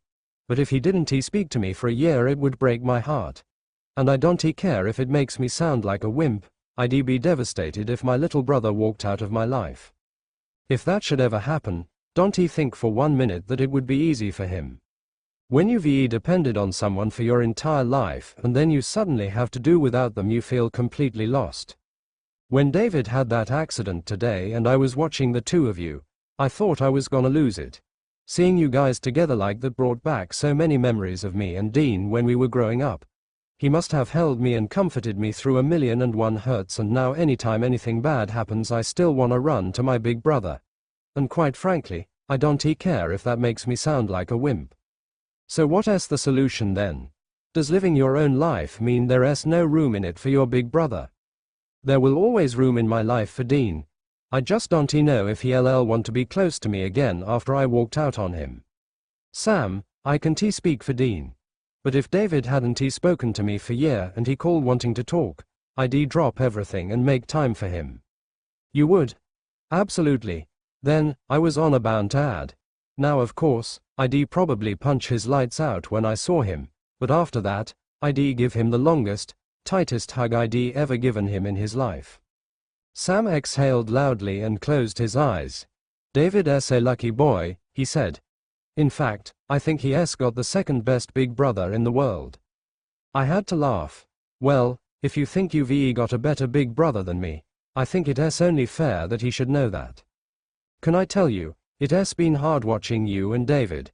It's been like this glaring reminder of everything I've lost. Look, I don't know all of what went down between you and Dean, but I don't believe for one moment that you've lost your brother Sam. A love like that can never really die. There was a lengthy silence while Sam appeared to mull over what I had said. When he did speak again, he sounded resolute and determined. Do you think we can finish up the assignment in the morning? I have a phone call to make and I have a feeling it's gonna be a pretty long conversation. I bit my lip as my eyes filled and my stomach felt a little awkward. No problem, I tried for a casual tone, but I don't think I succeeded. We've broken the back of it anyway and we're way ahead of the deadline. I got up and took up our glasses and the bottle of scotch. I better get rid of the evidence of our little indulgence, I snickered. Yeah, you do that, Sam advised, reaching into his shirt pocket and pulling out his cell phone. I am gonna head up to my room and watch some TV, I told him as I walked towards the back entrance to the kitchen. Come up when you've finished your phone call. Chris, Sam called out, just as I was about to step through the French doors. Thanks. No problem, I shrugged easily. No, I mean it, Sam said earnestly. Thanks for listening to me and thanks for letting me spill my guts. But most of all, I really want to thank you for reminding me that in spite of everything, I really do have the best big brother in the world. You do, Sam Winchester. And don't you ever forget it. Okay, so can we please get one thing straight? I had not tried to come between Sam and Dean Winchester. Apparently, no one can do that. Sam was my friend and I merely intervened in a situation that I saw as detrimental to him. He'd lost his way since Jessica died and he left Stanford and I was simply trying to get him back on the right track. That meant getting him away from his brother. As you can well imagine, my goodwill mission was an unqualified disaster. But before you all get ready to skin me alive, let me recite the course of disturbing events that led me to conclude that I had to separate Sam from Dean. It had been a year since Jessica died and to honor her memory I decided to have a memorial to mark the anniversary. Any tribute to Jess would have been incomplete without Sam. So although it took all my powers of persuasion, I managed to convince him to come back to California for the service. The minute I set eyes on Sam, I knew that some kind of intervention was an absolute necessity. The Sam I had known at Stanford and the Sam that I saw 1 year later were two completely different people. At college, Sam had been on a fast track to professional success and a prosperous life. He and I were LSAT study partners, and not only had he aced that test, he was top of our pre-law class as we headed towards our college graduation. He and I had applied to the same law schools, and I had really hoped we would have ended up together to continue our academic partnership at the postgraduate level. Then, out of nowhere, came the fire and we lost Jess. After that, Sam dropped out of school and I hardly heard from him. I had only seen him once since he left Palo Alto, and I won't even go into the details of that encounter. But the fact is, I had no clue what had been occupying his time since he left college. When I finally saw him again, Sam looked and sounded so different it was unbelievable. He had always been in good shape, but now his body was a dense mass of hard, lean muscle. His features had sharpened, leaving him with a stern, chiseled look that telegraphed danger. However, it was his manner that had changed the most. He moved from being laid back and completely easygoing to taking on the same haunted, desperate look I'd seen in Dean's eyes when he had blown into town a year earlier and whisked Sam away. Now, Sam seemed to view everything and everyone except Dean with deep suspicion. To be absolutely frank, I hardly knew Dean, but my original impression of him had been decidedly unfavorable. He'd appeared suddenly, and the next thing I knew was Sam had disappeared with him for a weekend. He'd given Jessica some story about going with Dean to find his dad, but Jessica hadn't bought it entirely. As soon as Sam and Dean had taken off, she had come to my place and unloaded all her fears about Sam and his family. Sam had been unbelievably secretive about his past, and Jessica was scared about what he may have been hiding. Jessica's questions were never answered because she died before she even had a chance to talk to Sam about any of these issues. I can still remember standing outside the smoldering remains of the apartment she had shared with Sam, watching the Winchesters. Sam was taller and bigger, but Dean seemed to hover like some kind of fraternal Svengali who had come to reclaim his own. Even with his obscure background and without the backing of wealth and class, Sam had been a leader at Stanford. However, I saw a different side of him once his older sibling was around. It had been shocking to watch Sam transform into Dean's little brother, reliant and needy like a child with a parent. Dean seemed to have such a powerful hold on him that I actually wasn't completely surprised when Sam said he was dropping out of school to go on the road with his brother. Very soon after I observed the dynamics between them, I had sensed we would lose Sam to Dean's hypnotic pull. My mother had always said never make any life-changing decisions too soon after death and divorce. So I'd tried to intervene when Sam broke the news that he wasn't going to law school. I had tried, in vain, to convince him not to give up on his education and career, but nonetheless, he went with Dean. They left Palo Alto right after the funeral, and damn if I hadn't seen a triumphant look on Dean's face when that Impala pulled away. At that time, the only thing that had given me hope was that maybe, being on the road going nowhere with Dean, would bring Sam to his senses. I hoped he would see that he had given up his shot at everything, for nothing. No such luck. While there did seem to be some amount of tension between them, like they were in the middle of an unresolved dispute, there was no mistaking their closeness and complete familiarity. They moved in unison, with each always ensuring the other was in eyeshot or close proximity. They spoke a language known only to them, having entire conversations with just their eyes and facial expressions. They looked like they were part of some secret society, a dark clique with a membership of 2, that no one else was permitted to join.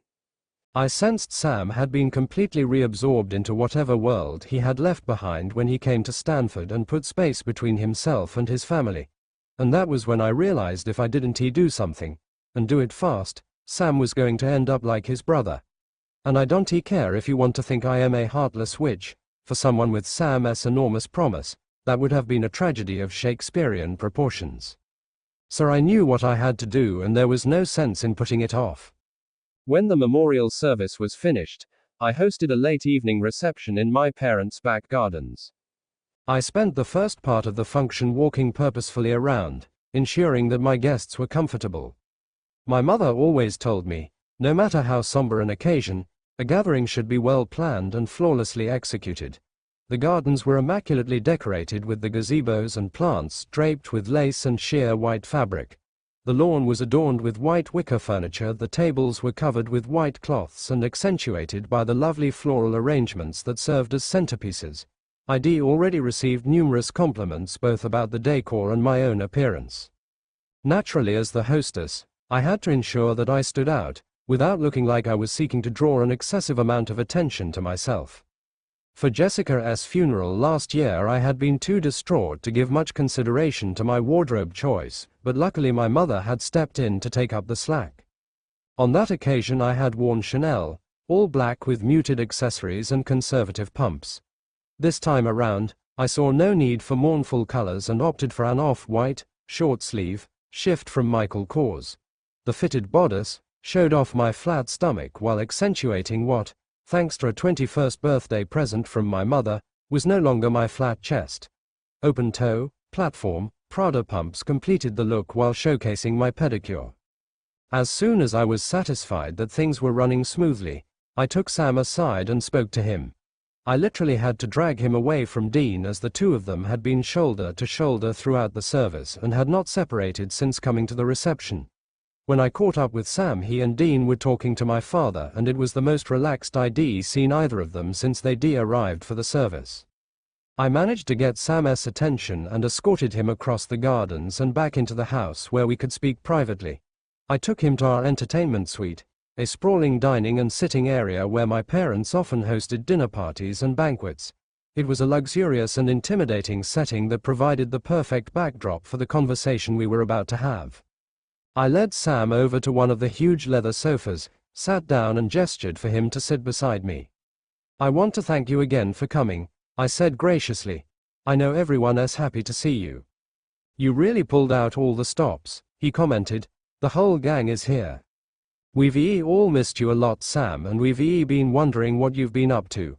You haven't really been in touch with anyone since you left school, and sometimes it feels like you dropped off the planet. I've been with my brother Kylie. You know that. I know you with Dean, but what I don't know is what exactly that entails. We had some family stuff that we had to take care of, and it has taken us a while. And is everything settled now? Not really. So what is next? Dean and I have things we need to get done. Things like what? That's really between me and him. Kylie, what is it with you two? Since the day he turned up here, it has been like you guys have all these secrets that no one else can get in on. You've been running all over the place with him, and where is it getting you? You wouldn't understand. You rewrite about that. I don't get why someone with your talent and potential would want to settle for what you have now. Sam, when you left Stanford, you didn't just drop out of school, you dropped out of life. And I think it is time you got back into it. I didn't drop out of life. I needed some time to think things through. It has been a year, Sam. I know that. His voice hitched, telegraphing mounting irritation. I've had a lot dealing with, and Dean has been a big help. Now he is the one who needs help, and I am gonna be there for him. And what exactly does he need your help with? Kylie, we just lost our dad, okay? What? How? We had a really bad accident. I was driving. Dean ended up in coma and my dad died. Sam, I stepped towards him and opened my arms. I am so sorry. I moved to embrace him, but his body was stiff as board against mine. The situation was so awkward that I just gave him a quick squeeze and moved away. When did it happen? Not too long ago. But Dean was always closer to him, and he is taking it a lot worse than me. From where I am standing, he looks the same. It is you I am concerned about. I am okay, believe me. But I've got to be there for him. Yes, but for how long, Sam? You can't keep putting your life on hold to deal with these issues. You've got to take it as it comes and keep on moving. Believe me, that is what I am doing. No, you not. I had to insist. I look at you and all I see is an excess of potential going to waste. I appreciate your concern, but I can take care of myself. Are we done here? No, then what? I have a proposition for you.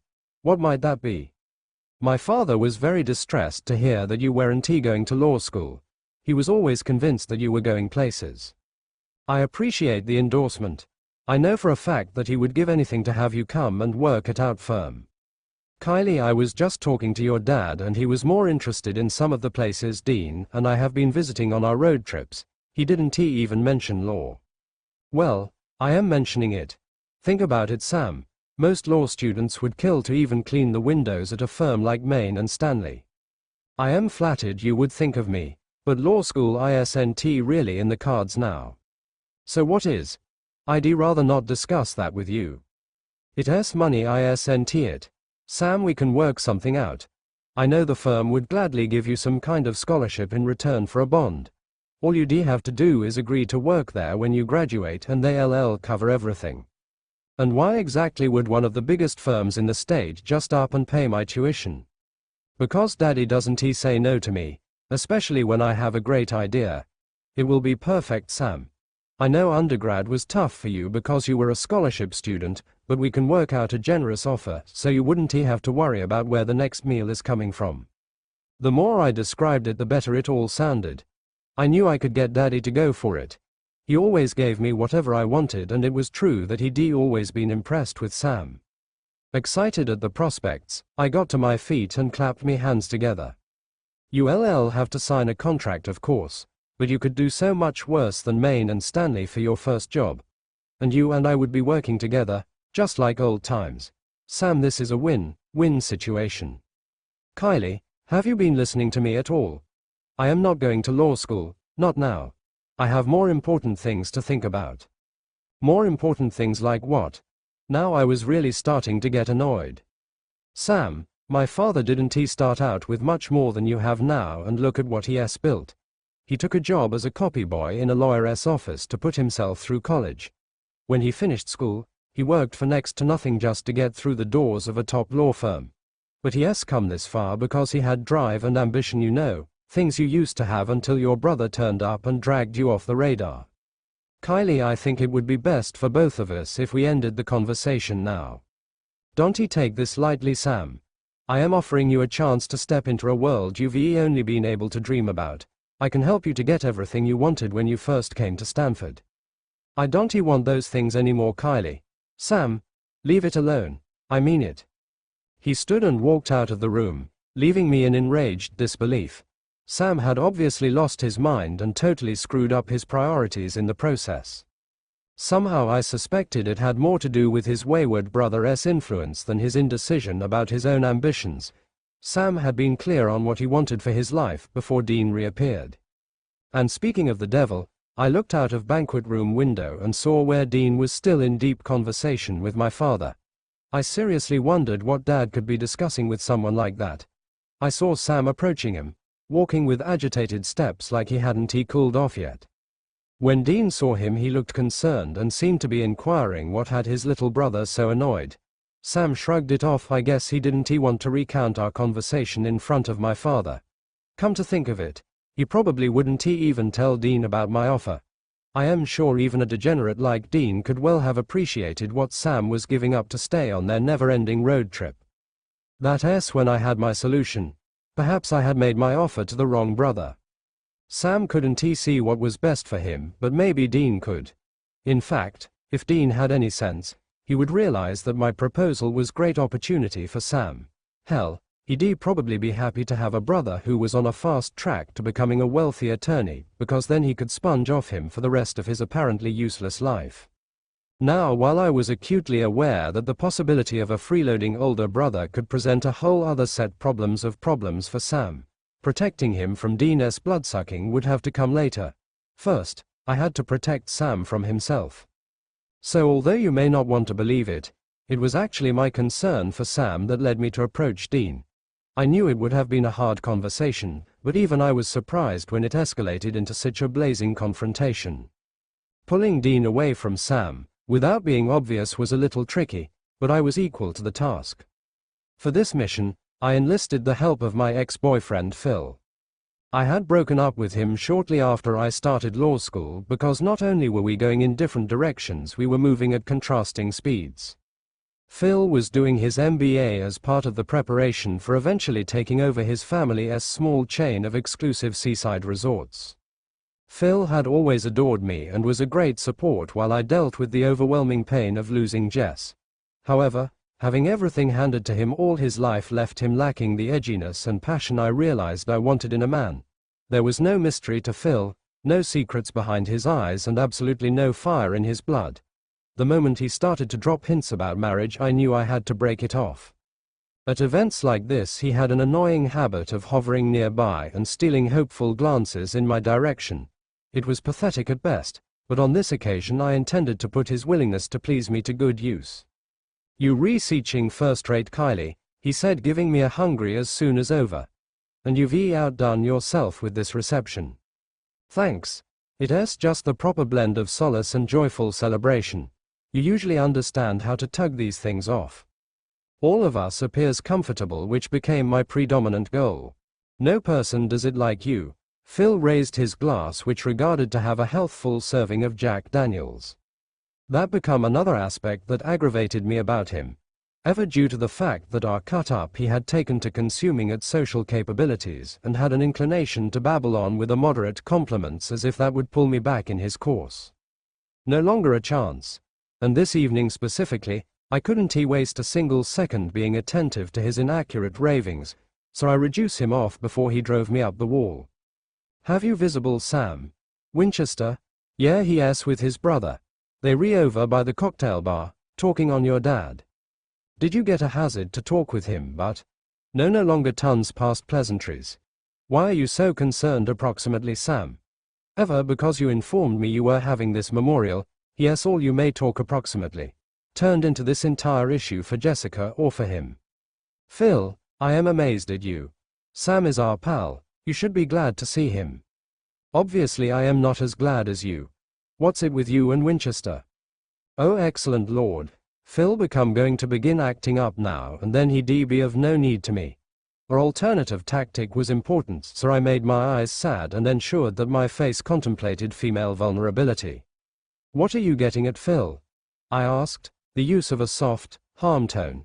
"Sam become my fine buddy's boyfriend and your buddy too. From time to time I feel like whilst we lost Jess, we misplaced him as nicely, and I don't want to mention goodbye to any extra of my pals, literally or figuratively." "Good day." Phil gentled his voice right away. "I am sorry, babe, don't get disappointed." "Simply have a look at him," I persevered, seeing I used to be making suitable development. "He appears so extraordinary now. I've attempted speak me to him and it hasn't helped. Maybe you could get him to open up approximately what has been happening with him." "You suspect so?" Phil seemed dubious. However, the sight of me looking needy and dependent should normally compel him to furnish me something I preferred. "Yes.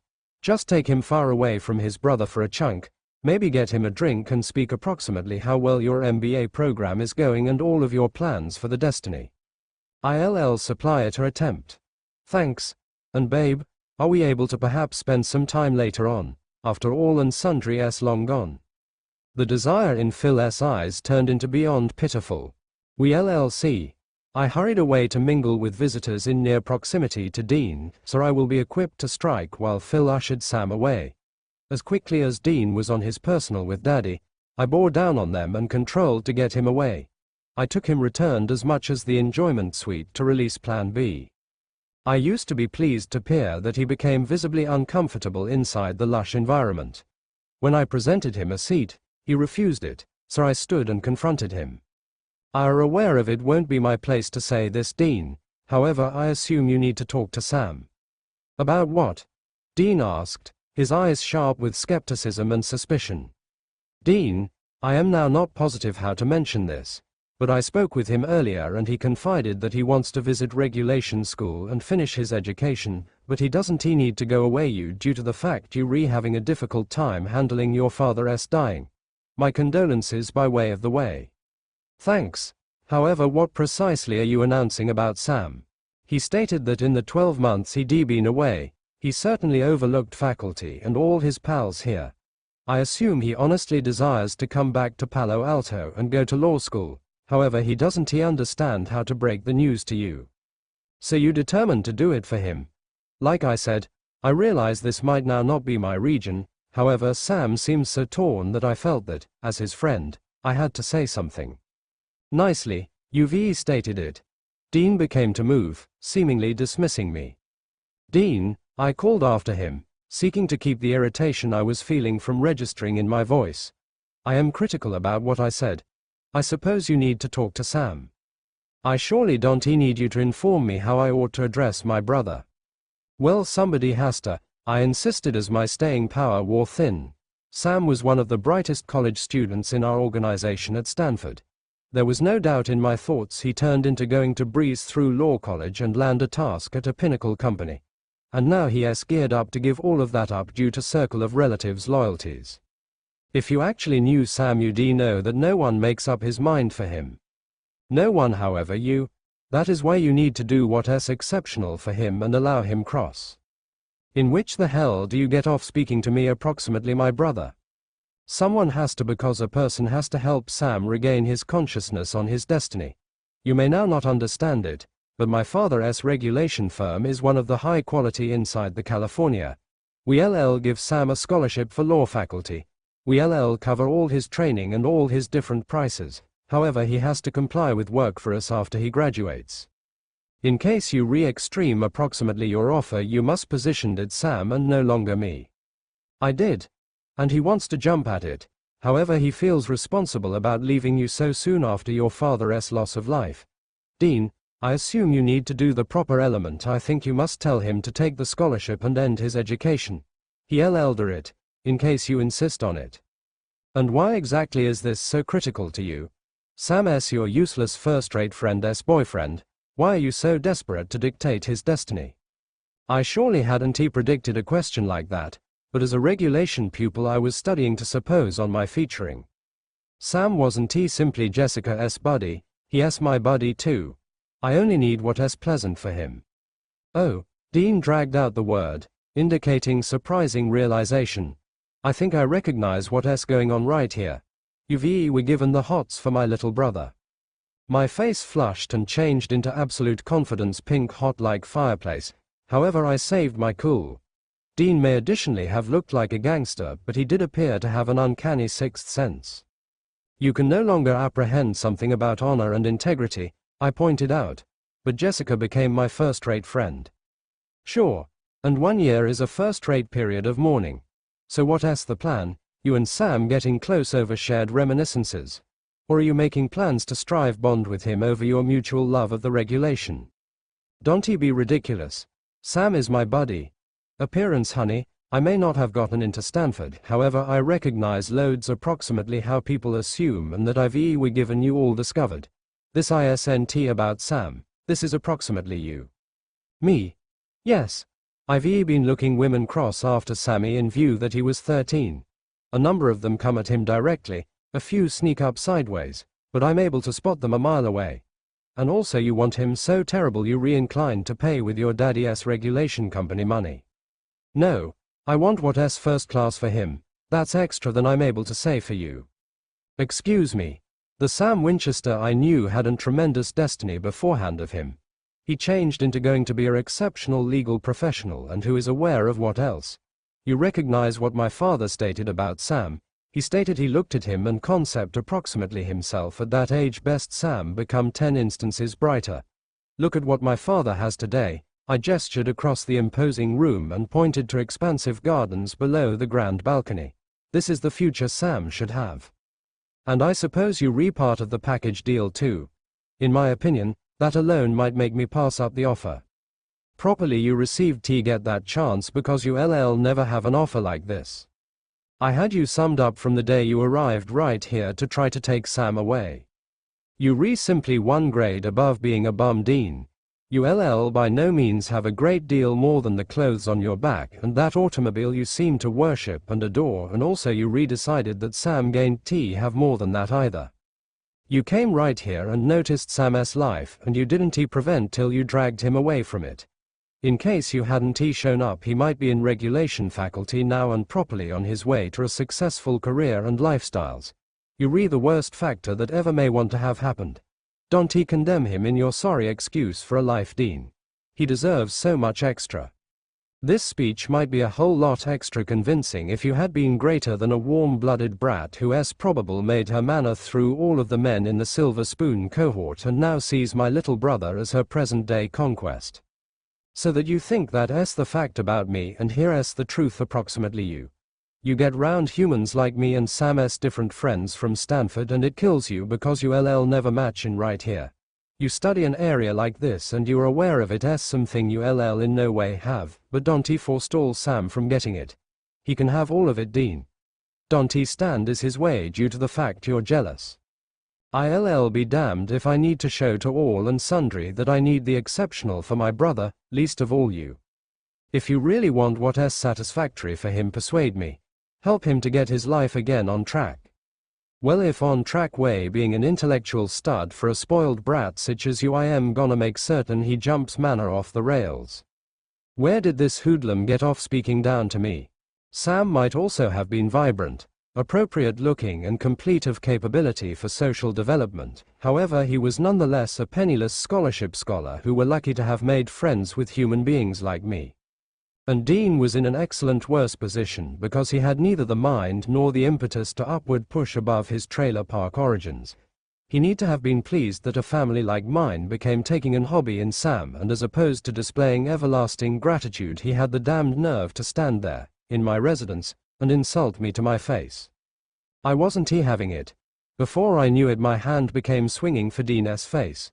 Sure, I was going to knock the tar out of him, and can you blame me while you recollect what he said?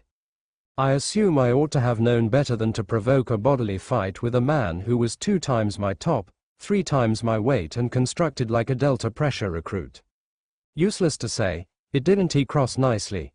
My hand was just about to make touch with his face while he caught it and wrenched it tough. You don't wanna try that, sweetheart, he warned, and that I felt very afraid. You selfish bastard, you realize that, I spat, decided that he wouldn't see me recoil. Honey, I am that and more. And you better be thankful that I don't show you exactly what I am able to right here and now. If I gave you even half of what you deserve, I assume your agree with fund crew could locate it pretty disturbing, and also you wouldn't revel in it one bit. I had the disconcerting feeling that I was staring into the face of a person who changed into capable of killing me along with his bare fingers. I considered myself fortunate whilst he shoved my hand away and stormed out of the room, slamming the massive O.K. Take a look at door in the back of him. I dropped down at the nearby chair, respiratory difficult and seeking to steady myself. It took me numerous minutes to regain my composure. However, once I did, I critically considering storming downstairs and ordering our butler to toss Dean out on his rear quit. The simplest issue that saved him was the fact that I figured it wouldn't cross over well with Sam. But I wasn't organized to be insulted like that in my very own home. So Sam's big brother, or now not, Dean should depart. I'm hoping he did make a scene when I informed him to go. Then maybe Sam ought to see the distinction between the lifestyles he should have and the existence he turned into settling for together with his unwell-tempered, unambitious brother. Then, it regarded like the gods had been smiling on me because I heard raised voices simply under the balcony. I stepped out on the porch to peer Dean and Sam squabbling in full view of all my visitors. I've had approximately as tons of this as I can belly, Dean yelled. I am taking off. What's gotten into you? Sam seemed confused by means of his brother's agitation. An excessive amount of goddamn rich human beings for one day, Sam. I am outer right here. I couldn't believe the vanity and impudence of Dean Winchester. How ought he insult Sam's buddies like that? He became creating a scene at a sacred event being held to honor the reminiscence of Sam's lady friend, and because he obviously felt outclassed and intimidated by way of those who have been his social superiors, he turned into embarrassing his brother. If this didn't make Sam see that he had to extricate himself from his past and his family, nothing could. I were given the shock of my existence while Sam took off after a fast chickening out Dean. Wait, he said, sounding like a bit boy whose mom become about to depart him at the mall. Dean, please, keep on. I got here in from the balcony, decided to get to Sam before he chased Dean down. He had to see the fact that changed into staring him lifeless within the face. If he desired any sort of modern future, he had to reduce ties with his beyond. 5-inch heels actually didn't facilitate fast motion, and by the point I were given downstairs Sam had caught as much as Dean, stopping him in mid-stride just outdoor by the front door. "Where in the hell do you think you going?" he demanded. Dean grew to become and unleashed his fury. "Is this what you wanted?" Dean asked, gesturing toward the facet lawn in which my visitors were no question whispering about their little show. "What are you talking approximately? Did you want an existence like this? With events on well-stored lawns and buddies who live in houses bigger than most of the accommodations we've crashed in? Wherein is this coming from, Dean? I requested you a question. Is this what you need? I am not answering that until you calm down and inform me what is occurring. Is the whole thing good enough here, Sam?" The query got here from my father, who seemed worried, but now not too perturbed, that the argument among the men might expand. My mother had continually informed me that well-bred people by no means quarreled in public. In case you were so unfortunate as to be stuck inside the middle of a controversy, then you definitely tried to smooth matters over as nice as feasible to keep your dignity. Each member of my family had mastered the skill of suddenly pausing and flashing reassuring smile in the event you bought stuck in the midst of a dispute. The Winchesters, however, had no such revel in, so it didn't arise to both of them to attempt to keep face below the occasions. "I am sorry, Mr. Maine," Sam said, now not taking his eyes off Dean. "However, my brother and that I are having a difference of opinion. Nicely, maybe you would possibly want to just step into my wife's Chinese language rose lawn over there. Then you may get a few space from the tiresome celebration crowd and settle your dispute in peace." Now and again, I couldn't consider my father. Rather than throwing Dean out for causing a disturbance in the front of my visitors, he changed into shrugging the whole lot off and giving him a personal place to fight. Where became my mother once I wished her? She turned into so much better at slicing human beings down. Daddy had a tendency to hit the ball out to the left subject after I could least come up with the money for it. "I'll depart you boys to it," he said, heading return to the collection. "You now not leaving here until we talk," Sam hissed, practically hauling Dean into the side garden. I accompanied him to the arbor, treading softly so my heels wouldn't alert him to the reality they had been being followed. I knew the rose garden like back of my hand and went to a small hollow in one of the excessive hedges so I should watch Sam and Dean without them seeing me. I felt an interesting surge of adrenaline rush through my stomach as I happily contemplated the prospect that this may well be the communicate that helped Sam to sooner or later intense ties with Dean. "Look, if you remaking plans to pitch a hissy healthy due to the fact I ruffled up your easy Stanford photograph, keep it. Dean, you not being honest. I got here for Jess no longer to have some kind of stroll down reminiscence lane.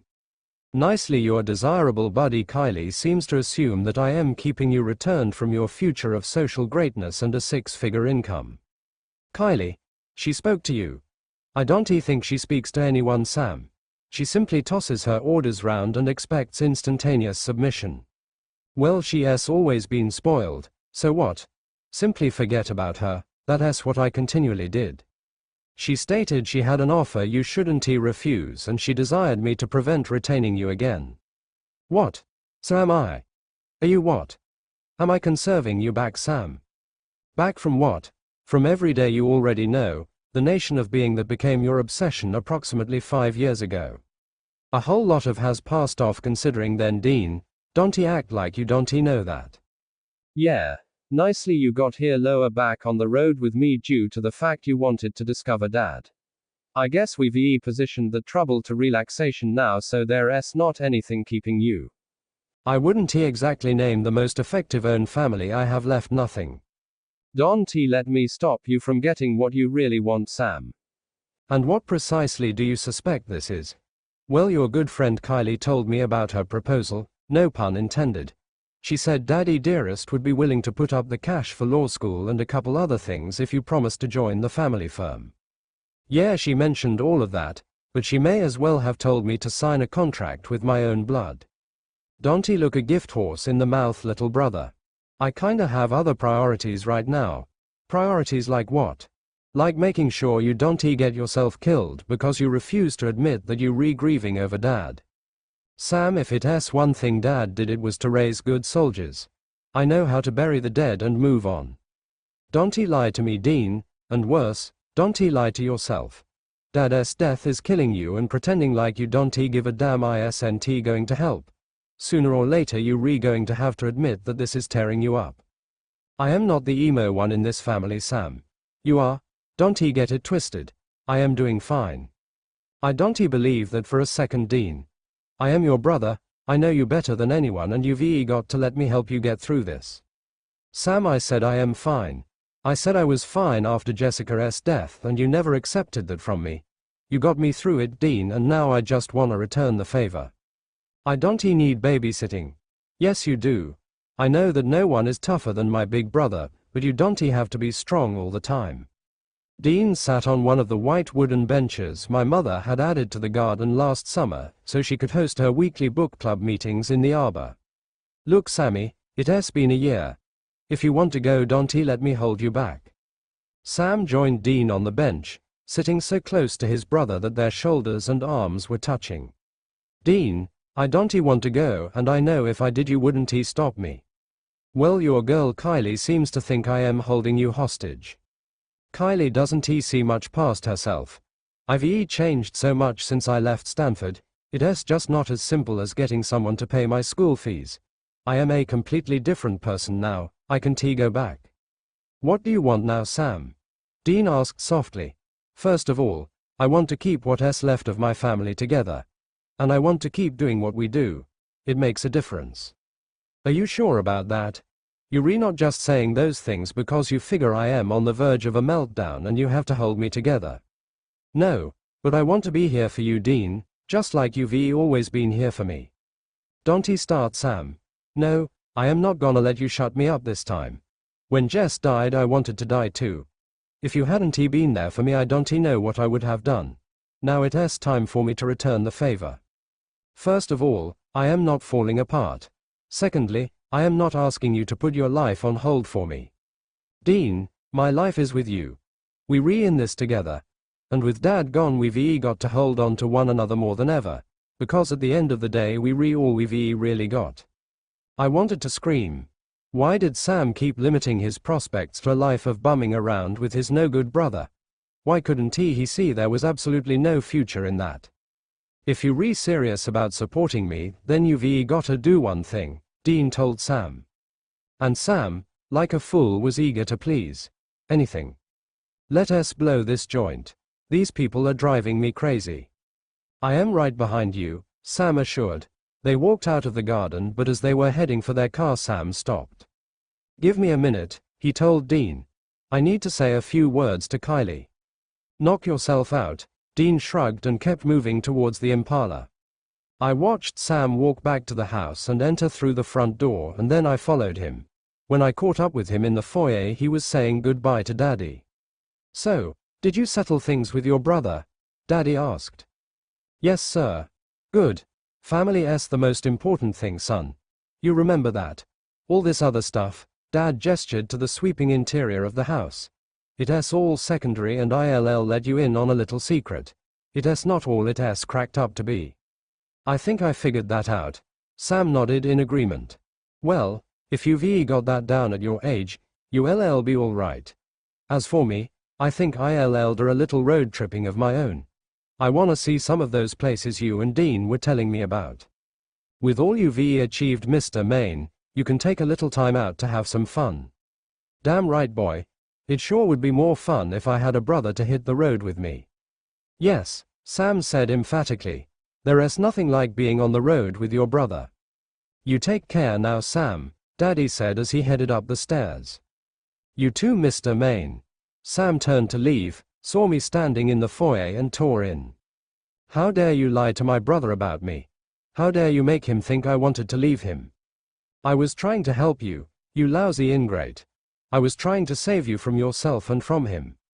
Sam stepped right up to me, and his eyes were blazing with a fury that I feared could only be quenched by the spilling of my blood. For the second time in one day, I found myself staring into the face of a man who looked angry enough to kill me. In Sam's mind, I'd tried to come between him and his brother, and for that, he'd probably gut me alive without even flinching. Frightened to the core of my being, I backed away. Seemingly realizing he was on the verge of committing murder, Sam turned and headed for the front door. "I don't understand you," I whispered, genuinely confused. "While you were in undergrad, we never heard one word about your family, and now, all of a sudden, your brother is the most important thing." Sam paused, inhaled deeply to calm himself, and then faced me again. "He has always been the most important thing, Kylie. I just got my priorities a little screwed up when I was here. If you want my opinion, I'd say they got screwed up after you left. Dean is an adult. Why does he need you to babysit him? Anyone who really knows us would know that he has been babysitting me for most of my life. He calls it being a big brother. If he really cared for you that much, he would put his own needs aside and think about what is best for you. He has never done anything else, and the fact that you don't know that just means you don't really know me. Hate me all you want, Sam, but I was only doing what I thought was best for you. More to my point, Kylie, you have no clue who I am. Being with my brother will always be what is best for me. Folks used to say that love can make you bear a burden gladly. Well, I never understood what that meant until I met Sam and Dean Winchester. I was at a pretty dark place in my life when I had a brief but meaningful encounter with those two young boys. Nothing in my life was going right, and then I'd gone and made matters worse. Trouble is, when you back yourself into a corner, sometimes you gotta do some pretty rough things to get yourself out. So I'd come up with a plan to try climb out of the hole I'd fallen into. It wasn't a pretty plan, but I was gonna carry it out. Then John Winchester was brought into my emergency room, ripped to shreds and fighting for his life, and the rest was history. The truth be told, it all really started to unravel when I asked my best friend Chloe for help. We'd just gotten to the hospital and were getting ready to start our shift when I made a request that really shouldn't have seemed like anything out of the ordinary. Unfortunately, Chloe knew me too well. "I am gonna need you to cover for me on Friday. I gotta take the day off." "What's up?" "Nothing, there's just some stuff I gotta get done, and I have to go out of town to do it." "And you can't do this stuff on Saturday?" "No, I got an appointment for Friday." "For what?" "Just something that I gotta take care of. So will you help me out?" "I got no problem working for you, Gina, but you have to tell me what's really going on. You've been acting so weird these last few weeks, and every time I try to talk to you about it you lie and say you're okay." I didn't like Chloe's tone at all. If we kept this up, she'd make me talk, and I'd sworn I wouldn't tell anyone what was really going on. I know I've been preoccupied. I tried to sound casual to fake her out. But that ain't got nothing to do with this. "Gina, I've been your best friend from before you got your first training bra, so you might be able to lie to just about anybody else and get away with it, but not to me. Now you've been sick, miserable and preoccupied for the last few weeks, and I wanna know what's wrong. It has nothing for you to get all concerned about. I just haven't been feeling well. Gina, you're a nurse, we work at a hospital. The only time we get worried about not feeling well is if we start bleeding through our eyeballs. You're gonna have to do better than that." "I don't have to tell you anything," I said heatedly. The badgering was fraying my nerves and I could feel my eyes starting to tear up. "You're right, you don't, but you will if you want my help. How can you give me such a hard time when you know what the last few months have been like for me?" Now the stupid tears were spilling over like I hadn't cried enough lately to fill one of them big pools they swim in at the Olympics. "Look," Chloe's voice got all soft as she patted my shoulder.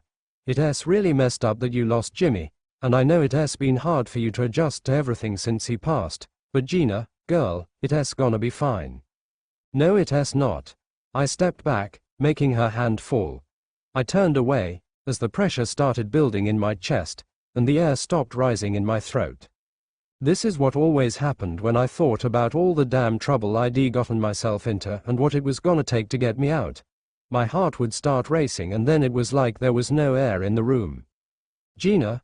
Chloe stepped towards me and took me by the shoulder. "Gina, honey, you need to calm down and take a deep breath."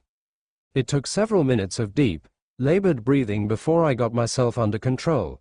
And when I did, the tears were coming so fast all I could do was grab poor Chloe and bawl on her shoulder. "Gina, you gotta tell me what's wrong.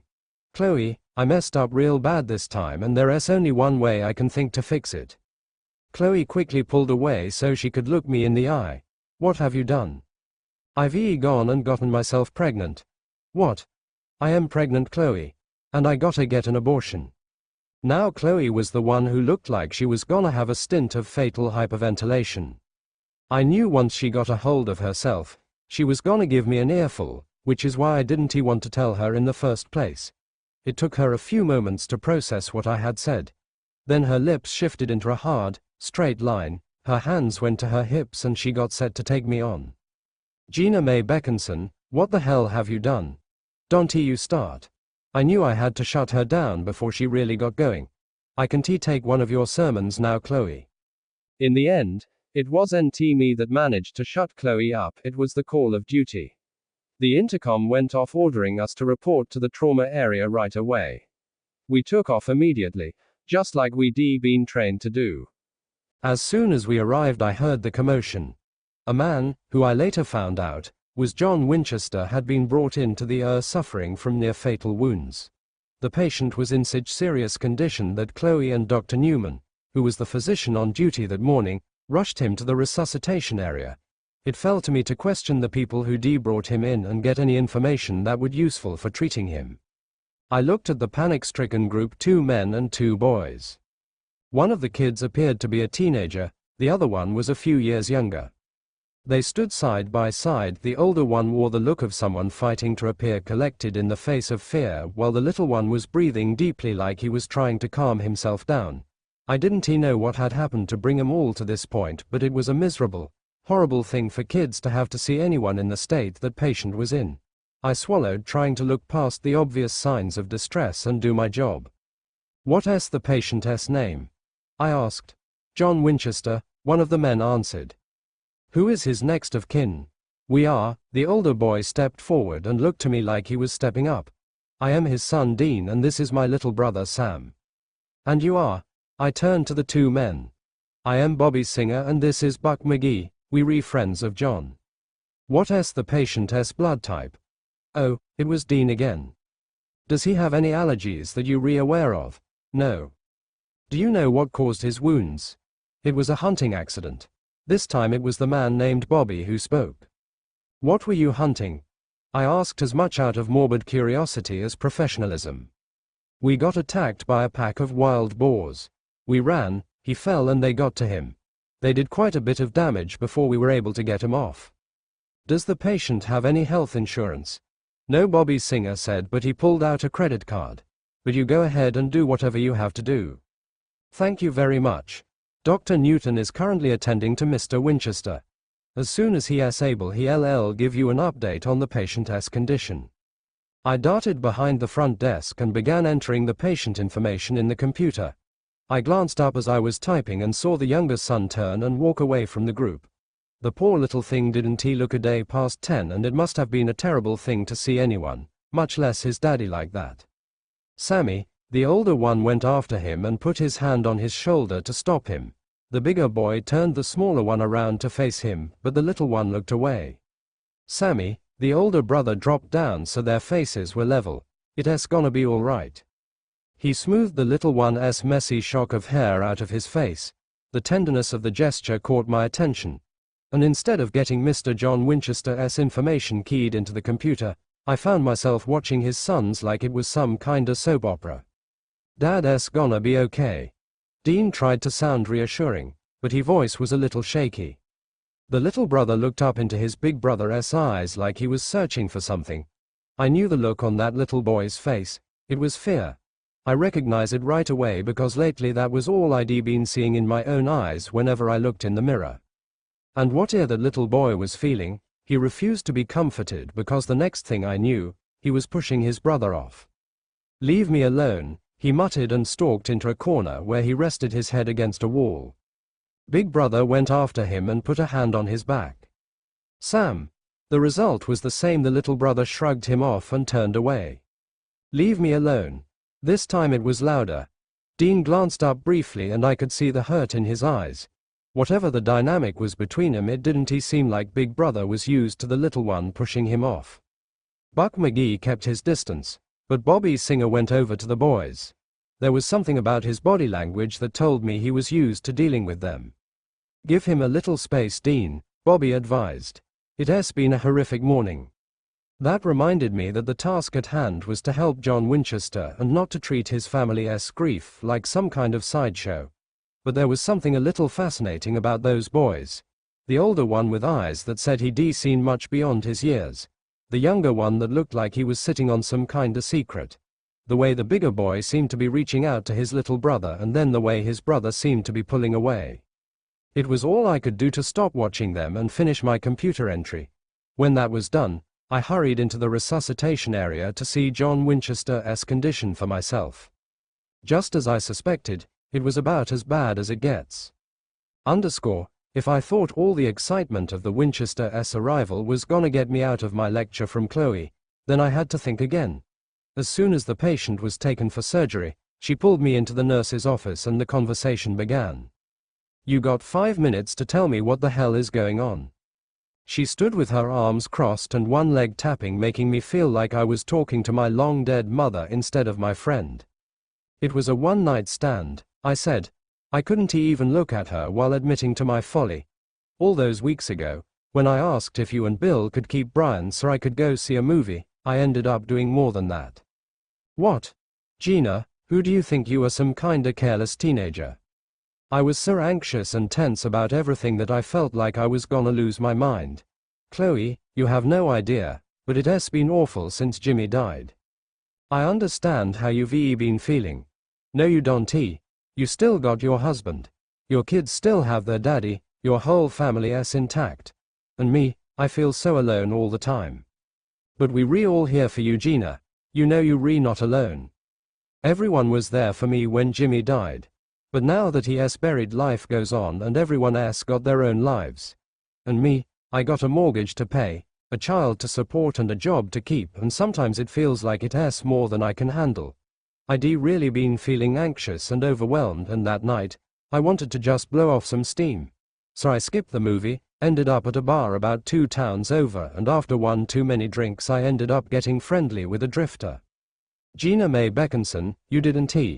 I did. He asked me back to his motel, and I said yes, and then at 2 o'clock in the morning, I woke up sober and tiptoed the hell out of there so I wouldn't have to face him. I kinda just blocked the whole thing out, put it down to some kinda temporary insanity. Then I missed my period and I realized I didn't even know the man's last name, much less have his number. I think it took every ounce of Chloe's self-control for her not to mark the sign of the cross on me and then try to drive the devil out. We'd been good church-going girls ever since we were little. We were the kind who played by the rules, listened to their parents, and saved everything for the men we married. Okay, now look, Gina. Chloe dropped the lecturing voice and seemed like she was trying to reason with me. So you made a mistake? No, I said, sounding like some kinda borderline hysteric. A mistake is when you pick up the wrong package at the supermarket. This is a full-blown catastrophe. I love Jimmy with all my heart, and I haven't even been a widow for a full year, and I up and get pregnant for a man I don't even know. So you've done something that you're ashamed of, and you think the solution to that is to just get rid of your baby. With everything that has been happening, I don't know what else to do. You mean there's more? Yes.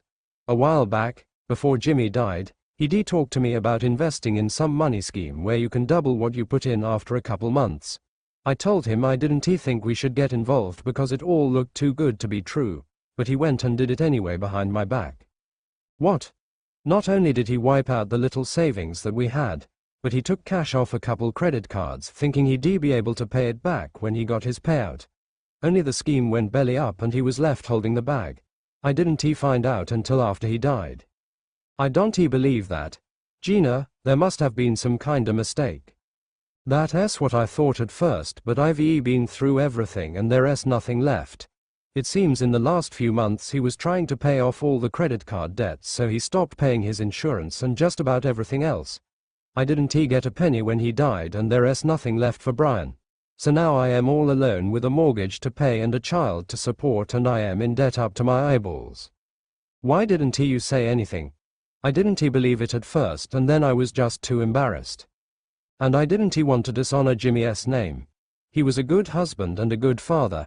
It just seems like he made some really bad choices. But when he was alive, he took good care of us. I never had to think about any of these things, and now I am so overwhelmed I don't know what to do. I am working extra shifts, but I am not making nearly enough to make the payments on everything. So how can I bring a new kid into all of this, Gina? If I feel like I am drowning as it is, how am I gonna take on any more? You get help. I'll be there, and your daddy'll help out like he always does. Now, I had to sit down for this part. When I thought about my father, the room was fixing to start spinning. Chloe, I wailed, as the tears came flooding back. Daddy's starting to forget things. It's getting to the point where I am scared to leave him alone with Brian, and the last time we saw the doctor he told me that it looks like the early signs of Alzheimer's, and I gotta start thinking about long-term care in an institution. Now where's the money gonna come from for that? I am a single mom and an only child, and it's all come down on me. It's too much, Chloe, I can't handle it. So you tell me now, what am I supposed to do? Even Chloe, who generally felt like she knew it all, couldn't come up with an answer. I was well and truly out of options. Emergency surgery only solved half of John Winchester's problems. He needed another procedure, but there was so much internal inflammation that Dr. Newton wouldn't risk it. Instead, we took him to the ICU and medicated him, hoping to bring the swelling down so we could operate again. It was pretty grim news to deliver to his friends, but it was even more devastating to tell those two boys. We're redoing everything we can to bring down the swelling, Dr. Newton said after he painted the bleak picture. But until we do, we can't do the surgery. And how long can he last without the surgery? Bobby Singer asked. To be perfectly honest, it's touch and go until we can get back in and finish patching him up. So he could die waiting to get better enough for the surgery that he needs to save his life. Bobby Singer was obviously a man who could reason things out. We're redoing everything we can, Dr. Newton said again, sounding a bit like a parrot.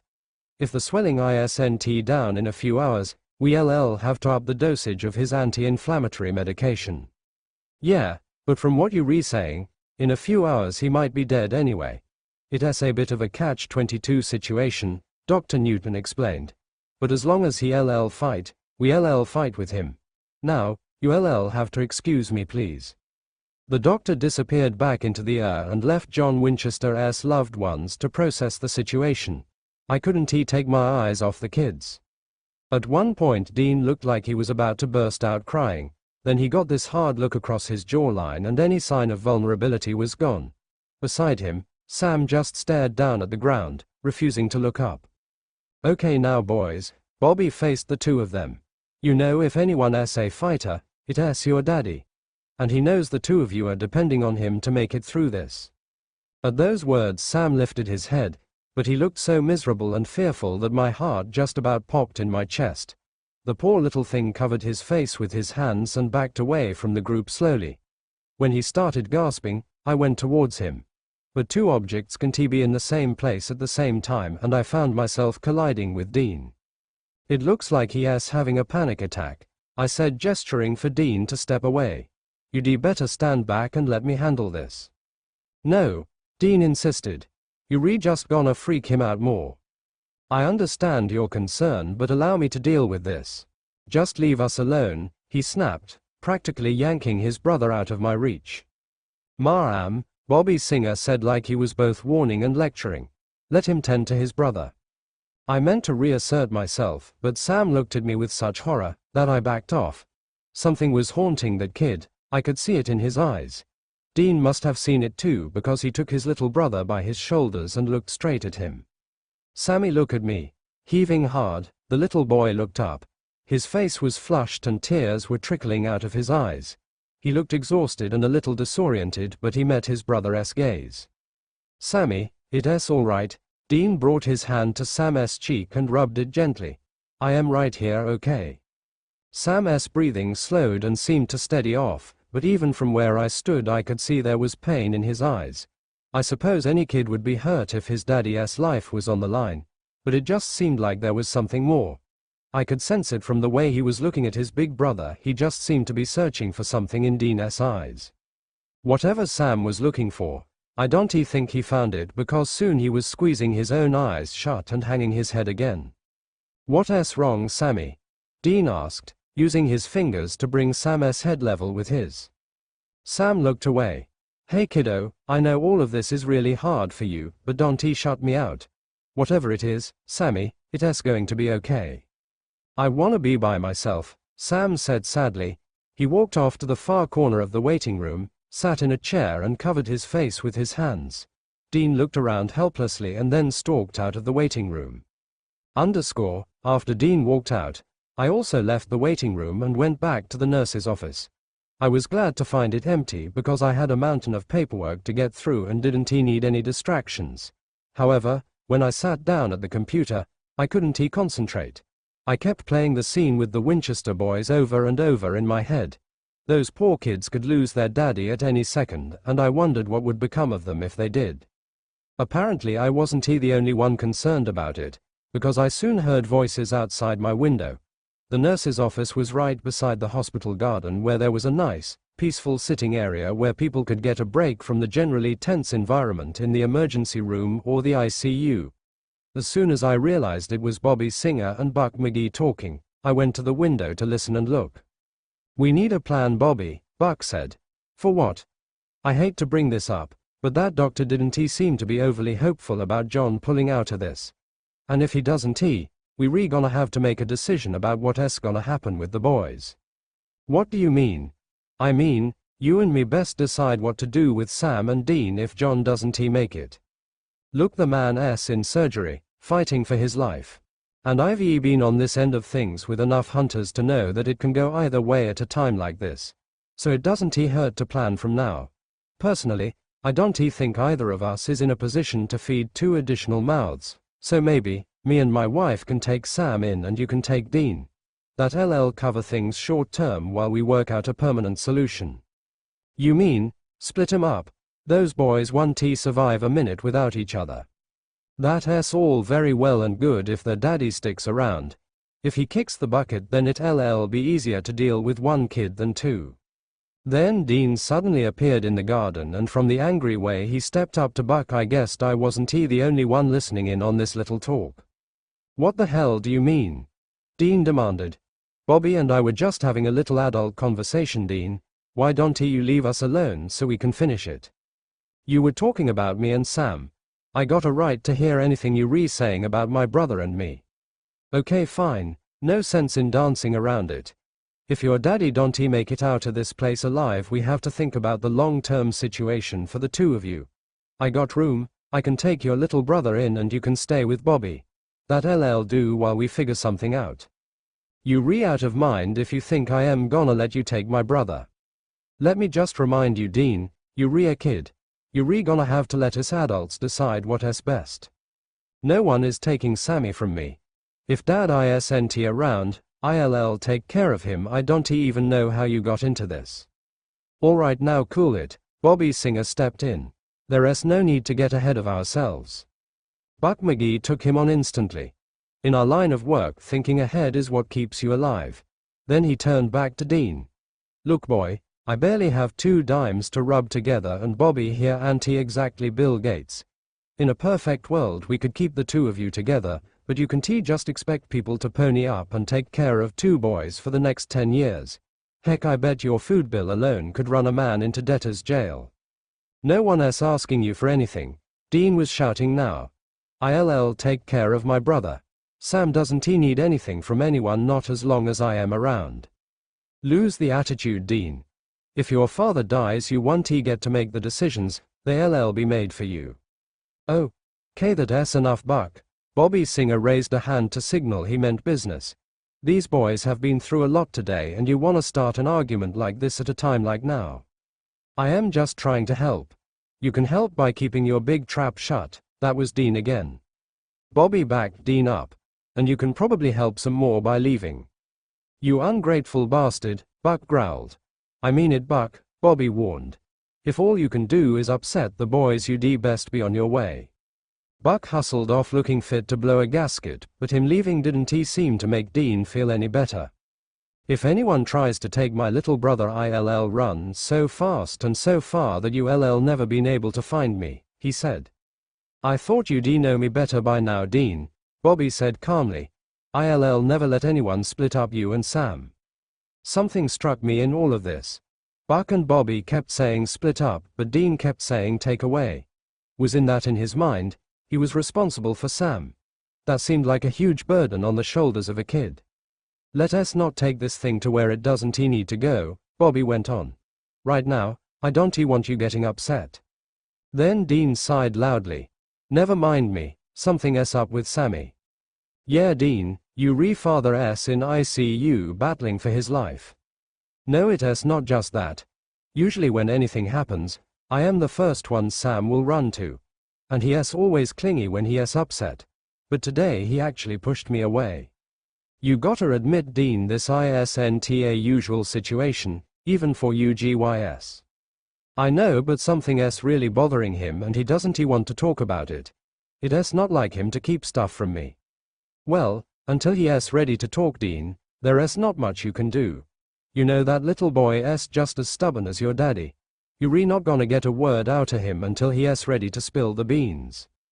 I know, Dean admitted sadly. I just wish he'd let me help him. Look, I know you're a big brother first and foremost, but how are you doing in all of this? I'll be okay. Really? That's your daddy in there fighting for his life, kid. And I know the Winchester credo about big men not crying, but you know that's a bunch of crap in the Singer Book of Life. Dean sighed again.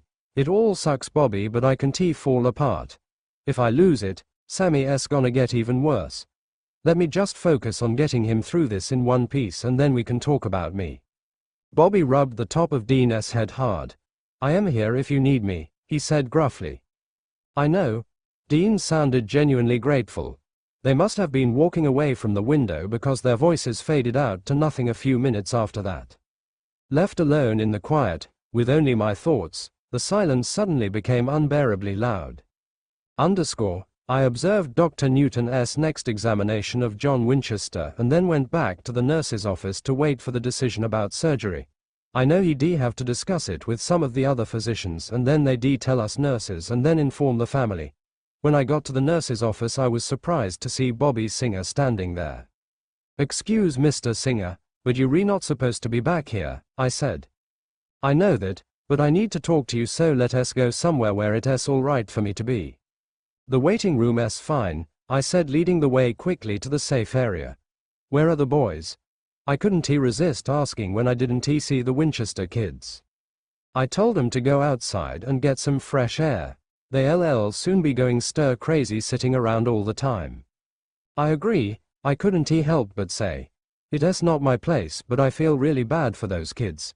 The younger one in particular seems quite traumatized by everything. And the bigger one's trying to act like a man, but for God's sake, he's just a kid himself. How old is he anyway? Just turned 14 and the little one's 10. Good Lord. I can't imagine seeing my daddy like this at that age. Which is what I wanted to talk to you about, Mr. Singer said. Dr. Newton just performed a full examination. He'll be out to give you an update soon. I figured as much, but he's gonna give me the Harvard and Yale version. A woman like you can just break it down and tell me what your gut is saying. Mr. Singer, it's only right that you should wait for the doctor. He'll explain everything. I am sure he will. But in my experience, the people on the ground always have a better handle on what's really going on. Now I got two boys out there whose future is hanging in the balance, so tell me, Nurse Gina, he glanced at my ID badge. What is your prognosis? Whatever Bobby Singer did for a living, he'd probably make a great detective. He's in pretty bad shape, but it's looking better. The swelling's gone down, so I think Dr. Newton's gonna do the surgery sooner rather than later. But the surgery is his only hope. He's not gonna get through this without it. And having seen stuff like this before, what do you think his chances are? That's really not for me to say, sir. Yeah, but you're already far enough out on the limb, so why bother to go running for cover now? I'll say this much. I didn't think he'd make it through the surgery this morning, and he did. And I didn't think we'd be able to get the swelling down either, but it's coming on nicely. Whoever John Winchester is, He seems to be one hell of a fighter and I wouldn't bet against him. I don't know when I got to be an authority on these things, but Bobby's singer looked relieved at what ID said. And because this whole conversation was off the record, I decided to push things even further. I hope he pulls through. I couldn't stand to see those boys lose their daddy. I mean, it's not like I know them or anything, but it seems like it would be a real tragedy. Yeah, Bobby agreed sadly. That would be pretty devastating for the two of them. Can I ask what happened to the mama? She died shortly after Sam, the little one, was born. Oh, I shook my head. I can speak from experience. Sometimes it's no fun being a single parent. You kinda live with this fear that if anything happens to you your kids won't have anyone to take care of them. Well, I'll say this: John may be a single parent to Dean, but Dean more than helps him out when it comes to Sam. Yeah, I kinda figured that out from seeing him in action. He's an overprotective one, that Dean. He has pretty much been that way since his brother was born. He has always been the main caregiver. How comes? Daddy's not around a lot. Probably not as much as he should be, so Dean's always stood in the gap. Is that fair to that poor kid? Don't ask me why. I was getting involved in these people's business. Seems to me a boy Dean's age should be off playing football or practicing lines to say to the first pretty girl that catches his eye. His daddy should do better by him than force him to be some kinda surrogate parent. Why should he feel that kinda pressure at his age? Well, I'd say you've misunderstood the whole situation. No one is forcing that boy to do anything. He has taken it on himself. You couldn't bribe him away from his little brother because he loves that kid more than anything. But he's just a boy himself, I argued. That doesn't matter, Bobby shrugged. It's never mattered. Dean would give Sam the last piece of meat on his plate and it's not cause anybody will tell him he has to, it's because that's how he has always been.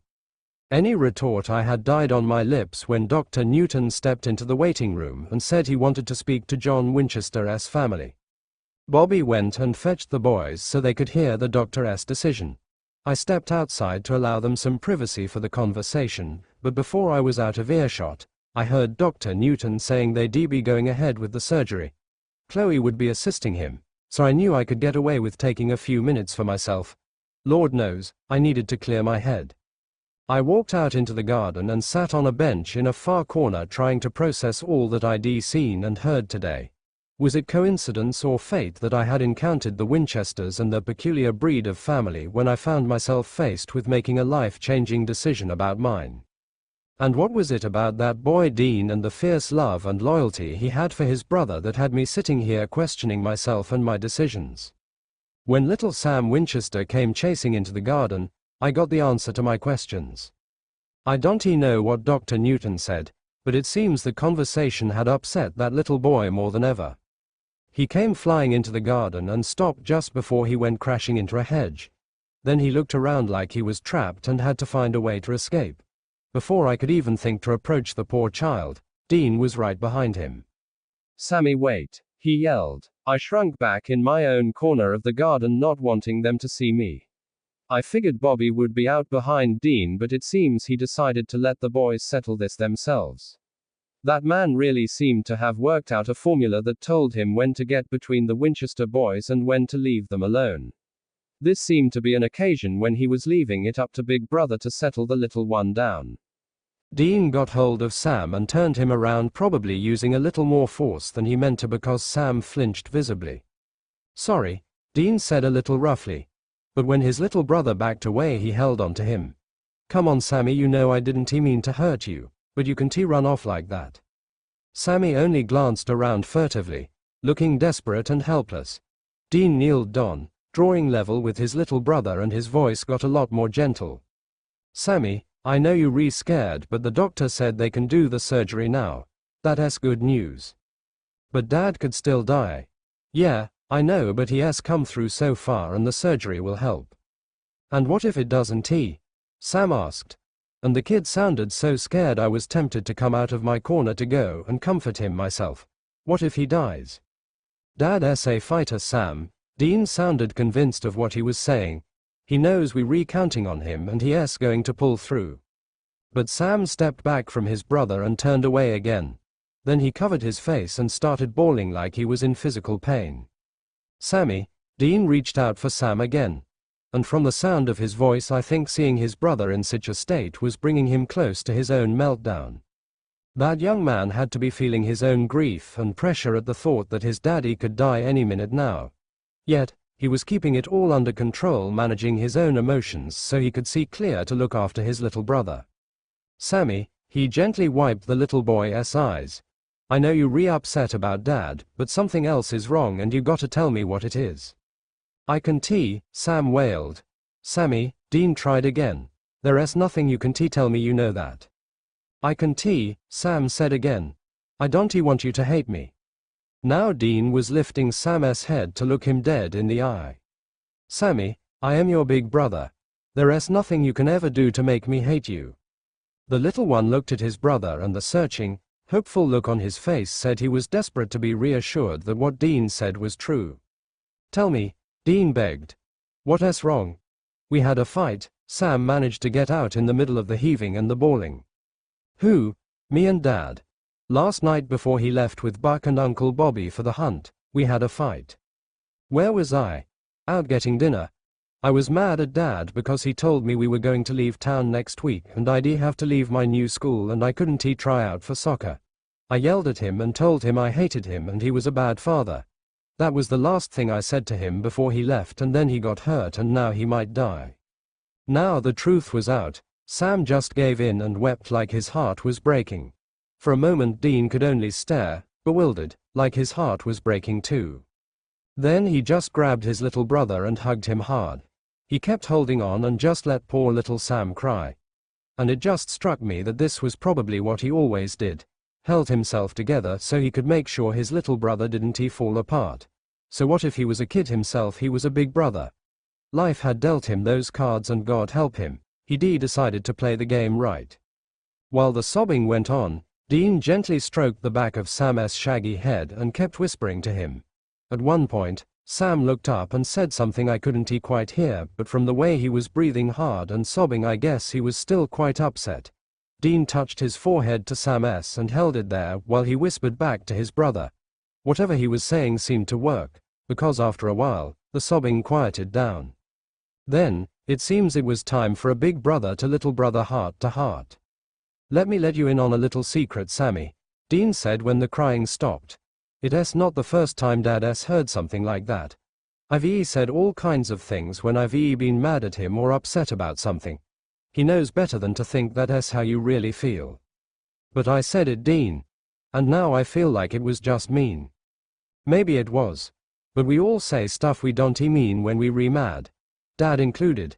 He knows you love him, Sammy." "You really think so?" The little boy sounded so hopeful that I figured Dean's answer would mean the difference between peace of mind and a possible lifetime of regret. "I know so," Dean assured him. "And I am your big brother. I know everything." The sigh of relief sounded across the garden, and for all I know they could hear it in the parking lot. Then, finally, Sam seemed willing to accept some comfort from his big brother. He dropped his head down against Dean's chest and let his brother hug him. And from the relieved look on his own face it seemed that giving Sam comfort made Dean feel better too. Yet there was one more thing on little Sam's mind. "Dean," he asked, his head still nestled against his brother's chest, "what's gonna happen to us if anything bad happens to Daddy? And wasn't that every parent's greatest fear? Who would look after your babies if you couldn't?" Obviously, Dean Winchester had already thought it through. "Let me tell you something, even if something happens to Dad, I am always going to be here for you. Sammy, I'll die before I let anything happen to you." My knees felt weak, so I eased down slowly and sat on the grass. And there, in the hot afternoon sun, I put my arms around my stomach and held on tight. From the day I found out I was pregnant, I avoided bonding with the baby, not wanting to get attached to what I wasn't going to keep. But now I rubbed my stomach gently, trying to establish a connection I had been too scared and too selfish to create. A 14-year-old boy, still just a child himself, had been willing to step up to the plate and care for his sibling, and I didn't want to take responsibility for my own unborn child. I had never felt more ashamed of myself in my entire life. "I am sorry," was all I could manage to say before I broke down and wept. John Winchester came through surgery better than any of us would have expected. The 24 hours following the operation were critical, but everyone who worked on him was pretty convinced he'd be okay. I stood with Dr. Newton when he gave the family the good news.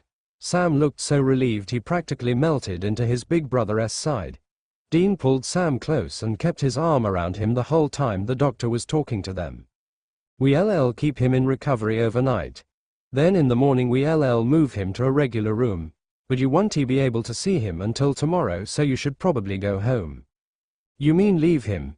Dean asked. We can't let you into the room because he is highly susceptible to infection, so it's probably best for you to go. You all have been here all day, you should get something to eat and get a good night's sleep. You heard the doctor, boys, Bobby Singer said. You need to get some food and some rest. I watched them as they walked away. Dean's arm was still around his little brother's shoulder. He leaned down to whisper something to Sam and then rubbed the top of his head. I could hear Sam snicker and saw him lean in closer. The Winchesters were going to be all right.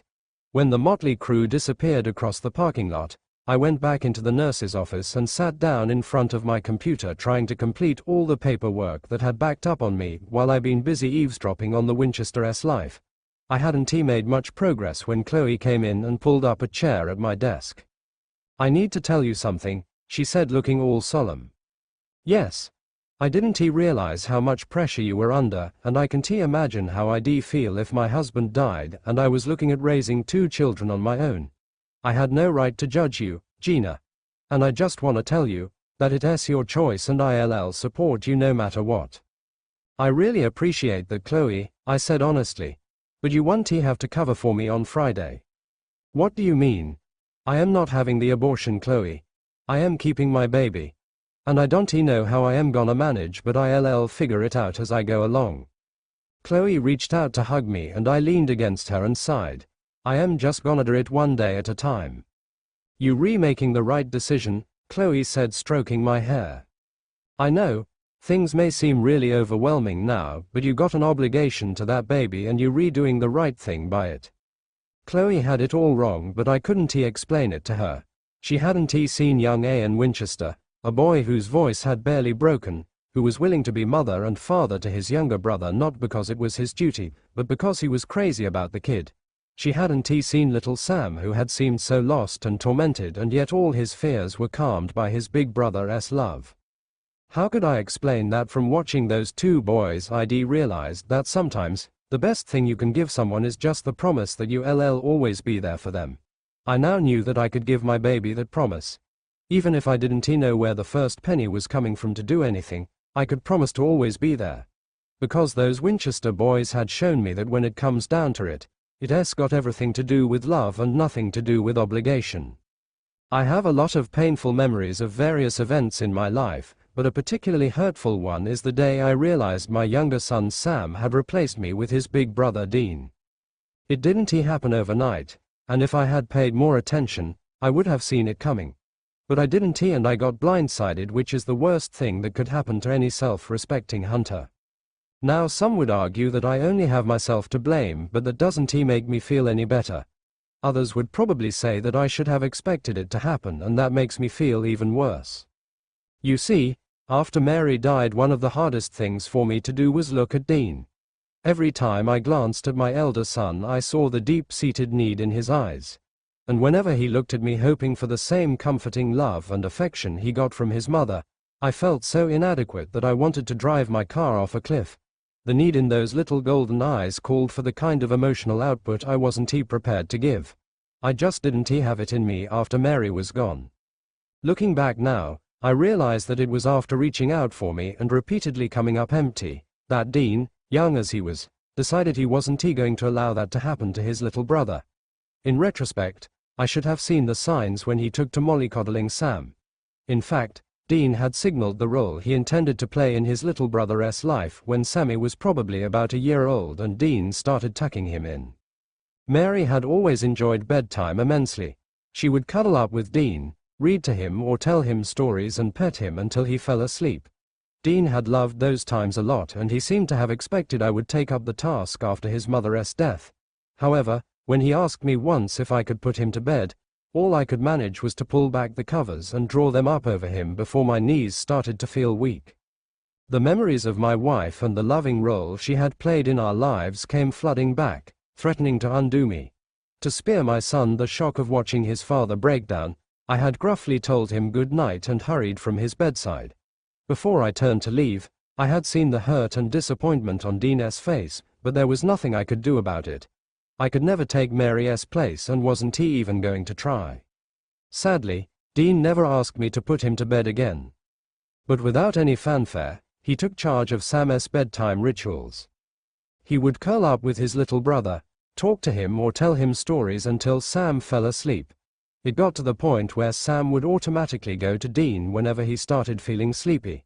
I have many memories of them under the motel bed blankets, Sammy nestled against his brother's chest listening intently while Dean recited made-up tales. It became a common sight to see Dean rubbing Sammy's back or stroking his hair while talking to him softly. Most of my work was done at night, so I tended to miss bedtime because I was either off on a hunt or doing research. However, many nights when I checked on the boys, I would have to move Dean to his own bed after he'd fallen asleep cuddling with Sam. Whenever it occurred to me that I should have been part of their nightly rituals, I dismissed the thought immediately. The hunt was more important than cuddles and bedtime stories, so bedtime became their time. On top of everything else, Dean was also the first responder whenever Sammy cried, and Sam was quite a crier. Unfortunately, his tears, like Dean's needy looks, always made me feel miserably inadequate. I knew I would never have the soft, loving touch that had come so easily to Mary, and I didn't have the first clue how to calm, soothe and reassure like she would have. So every time Sam burst into tears, I was reminded of the gaping void that had been left by my wife's death. And worse, I felt like I was losing her all over again. Dean, on the other hand, would start moving the moment Sam began to sniff.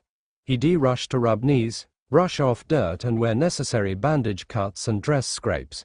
He would give hugs, kisses, back rubs and head pats. He always managed to calm his little brother down and get Sam to see that every little accident didn't mean the end of life as we know it. But it wasn't the delivery of first aid that Sam came to crave. It was the comfort of having big brother love and care for him, not to mention the security of having Dean close. So soon, even the thought of distress would send him sprinting into his big brother's arms. I always suspected that Sam became an incessant crier as a means of getting Dean's attention. And if it was a ploy, it worked every time. To try to stem the problem, I had lectured Dean strongly, trying to get him to understand that sometimes he should just leave Sammy to cry it out. Sam would figure out soon enough that he would be okay, and most childhood mishaps only brought temporary distress. I may as well have tried to melt ice with my words. My oldest was adamant that his little brother would never cry alone, not on his watch. Once when I stopped him as he was hurrying to get to a wailing Sammy, he told me why. "We can't keep rushing to Sam every time he cries, Dean," I had said. "Why not?" Dean had countered, looking more grown up than he should have at the tender age of 8. "Mom used to always come to me." That was different, I argued. How? Totally unprepared for that response, I scrambled to think of a reply. When a gaping ache started overcoming my heart, I grasped for the first straw I could find. "You were younger, Dean." "No, I was 4 when she died and she hadn't stopped. Sammy's 4 now." I didn't want to hurt Dean, but I always felt it was best to help my boys to live in reality. "Well, your mom's not here anymore." "I know, but because she's gone, does that mean no one's gonna hug Sammy when he's hurting?" I should have done something then, but my own grief was still so sharp that I was just numb.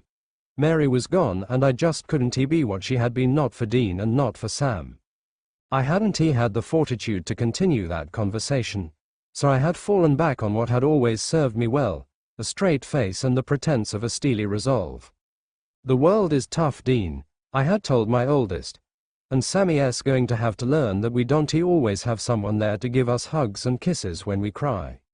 "Well, as long as I am here, he does." I'd let it rest there, because I honestly figured Dean would eventually grow out of his role as coddler. When he became a preteen, and rigorously started shrugging off most things associated with childhood, I figured he would become far less demonstrative with his little brother. It turns out, I figured wrong. As a preteen, Dean began to take his role as Sam's primary caregiver even more seriously. And he took things to a whole other level whenever Sam got sick. At the first sign of any illness, Sammy was ushered to bed and made to rest until Dean was satisfied with his recovery. Personally, sometimes I thought he overdid it because, face it, which little kid isn't going to pick up a stomach bug or catch the flu from time to time? These things were usually simple enough to deal with, but I let Dean play nurse, because it left me free to concentrate on my work. However, I still remember the killer flu Sam had when he was about 7. It was so bad that I'd bundled both boys in the Impala and headed for Bobby's so Sam would have a comfortable and familiar place to recuperate. He was past the worst of it when a hunt came up and I joined the team Bobby had put together to get the job done. The night we planned to strike, we were putting our weapons together when Dean came up to me. "You need to come to Sammy," he said, pulling me by the hand. "Not now, Dean. I have to go to work." But Sammy's feeling cranky. He'll be fine. He's stopped running the fever, he just needs to rest. I gave him some medicine, so he should just go to sleep now. "But he's asking for you, Dad. He's just being fussy, Dean. You know he can get that way sometimes. Dad, he's sick and he needs you. Dean, he's doing much better and I am not going to drop everything and run to him every time he calls. I have business to take care of, so I'll come and check on him when I get back. But you can go and stay with him and quiet him down." That little exchange earned me a sit down with Bobby immediately after the hunt. We were nursing our standard post-hunt whiskies in his study when he got up and went to one of his massive bookshelves. He came back with 2 paperbacks which he handed to me. "What the hell is this?" I said, examining the books. Usually when Bobby gave me reading material, it was about something that would come in handy on a current or future hunt.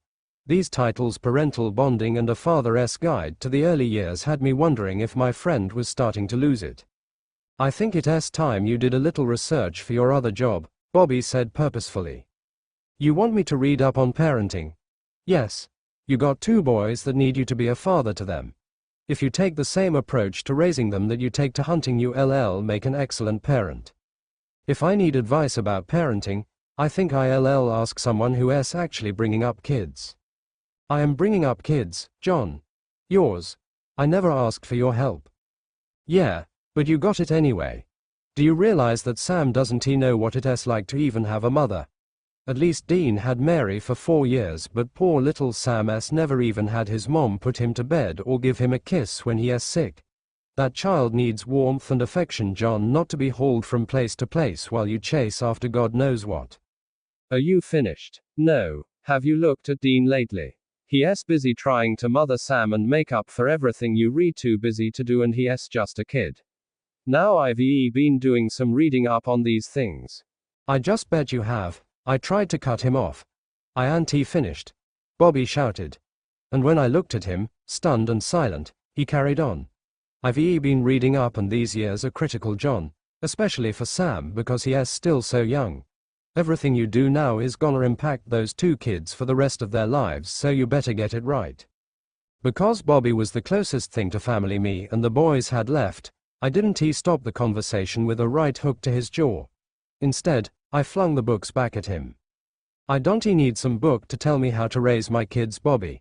Do those crappy writers have any idea how much evil is out there and what we gotta do to fight it? I am gonna train my boys for war. I am gonna give them everything they'll need to be able to survive against anything they come up against, and to me, that's a parent's job." Bobby had picked the books up from the floor where they had landed. "I know what's out there more than anybody else, but that doesn't mean you have to make soldiers out of your sons." Quietly, he walked over to one of his bookcases and tucked the paperbacks in on a high shelf.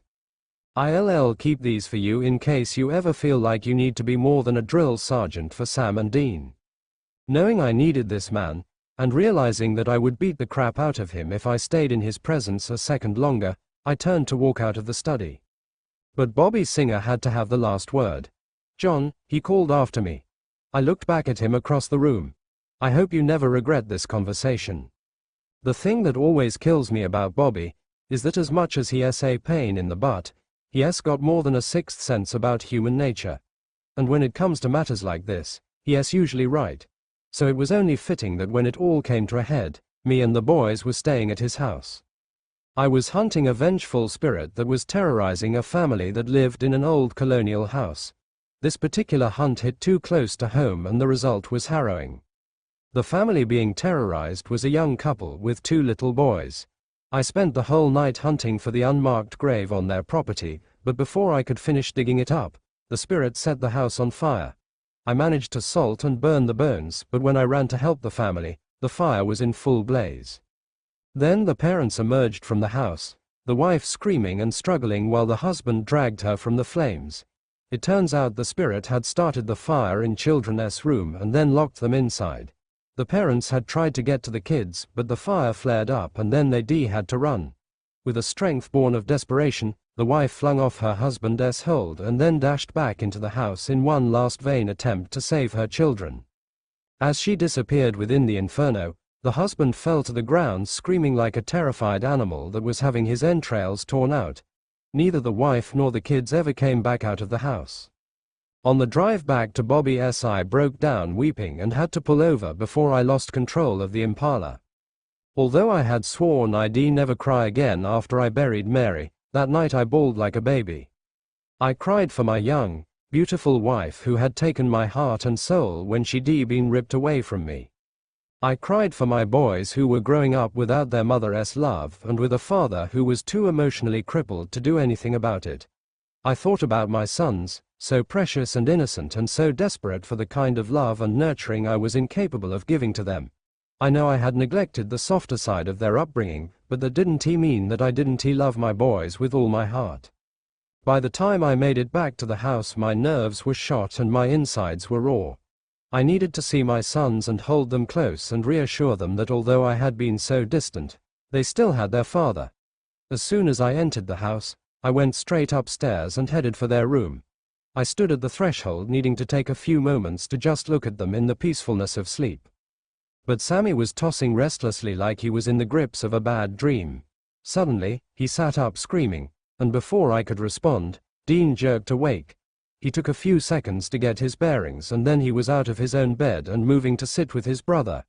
Dean reached out to hug Sam and within a few moments, Sammy started quieting down.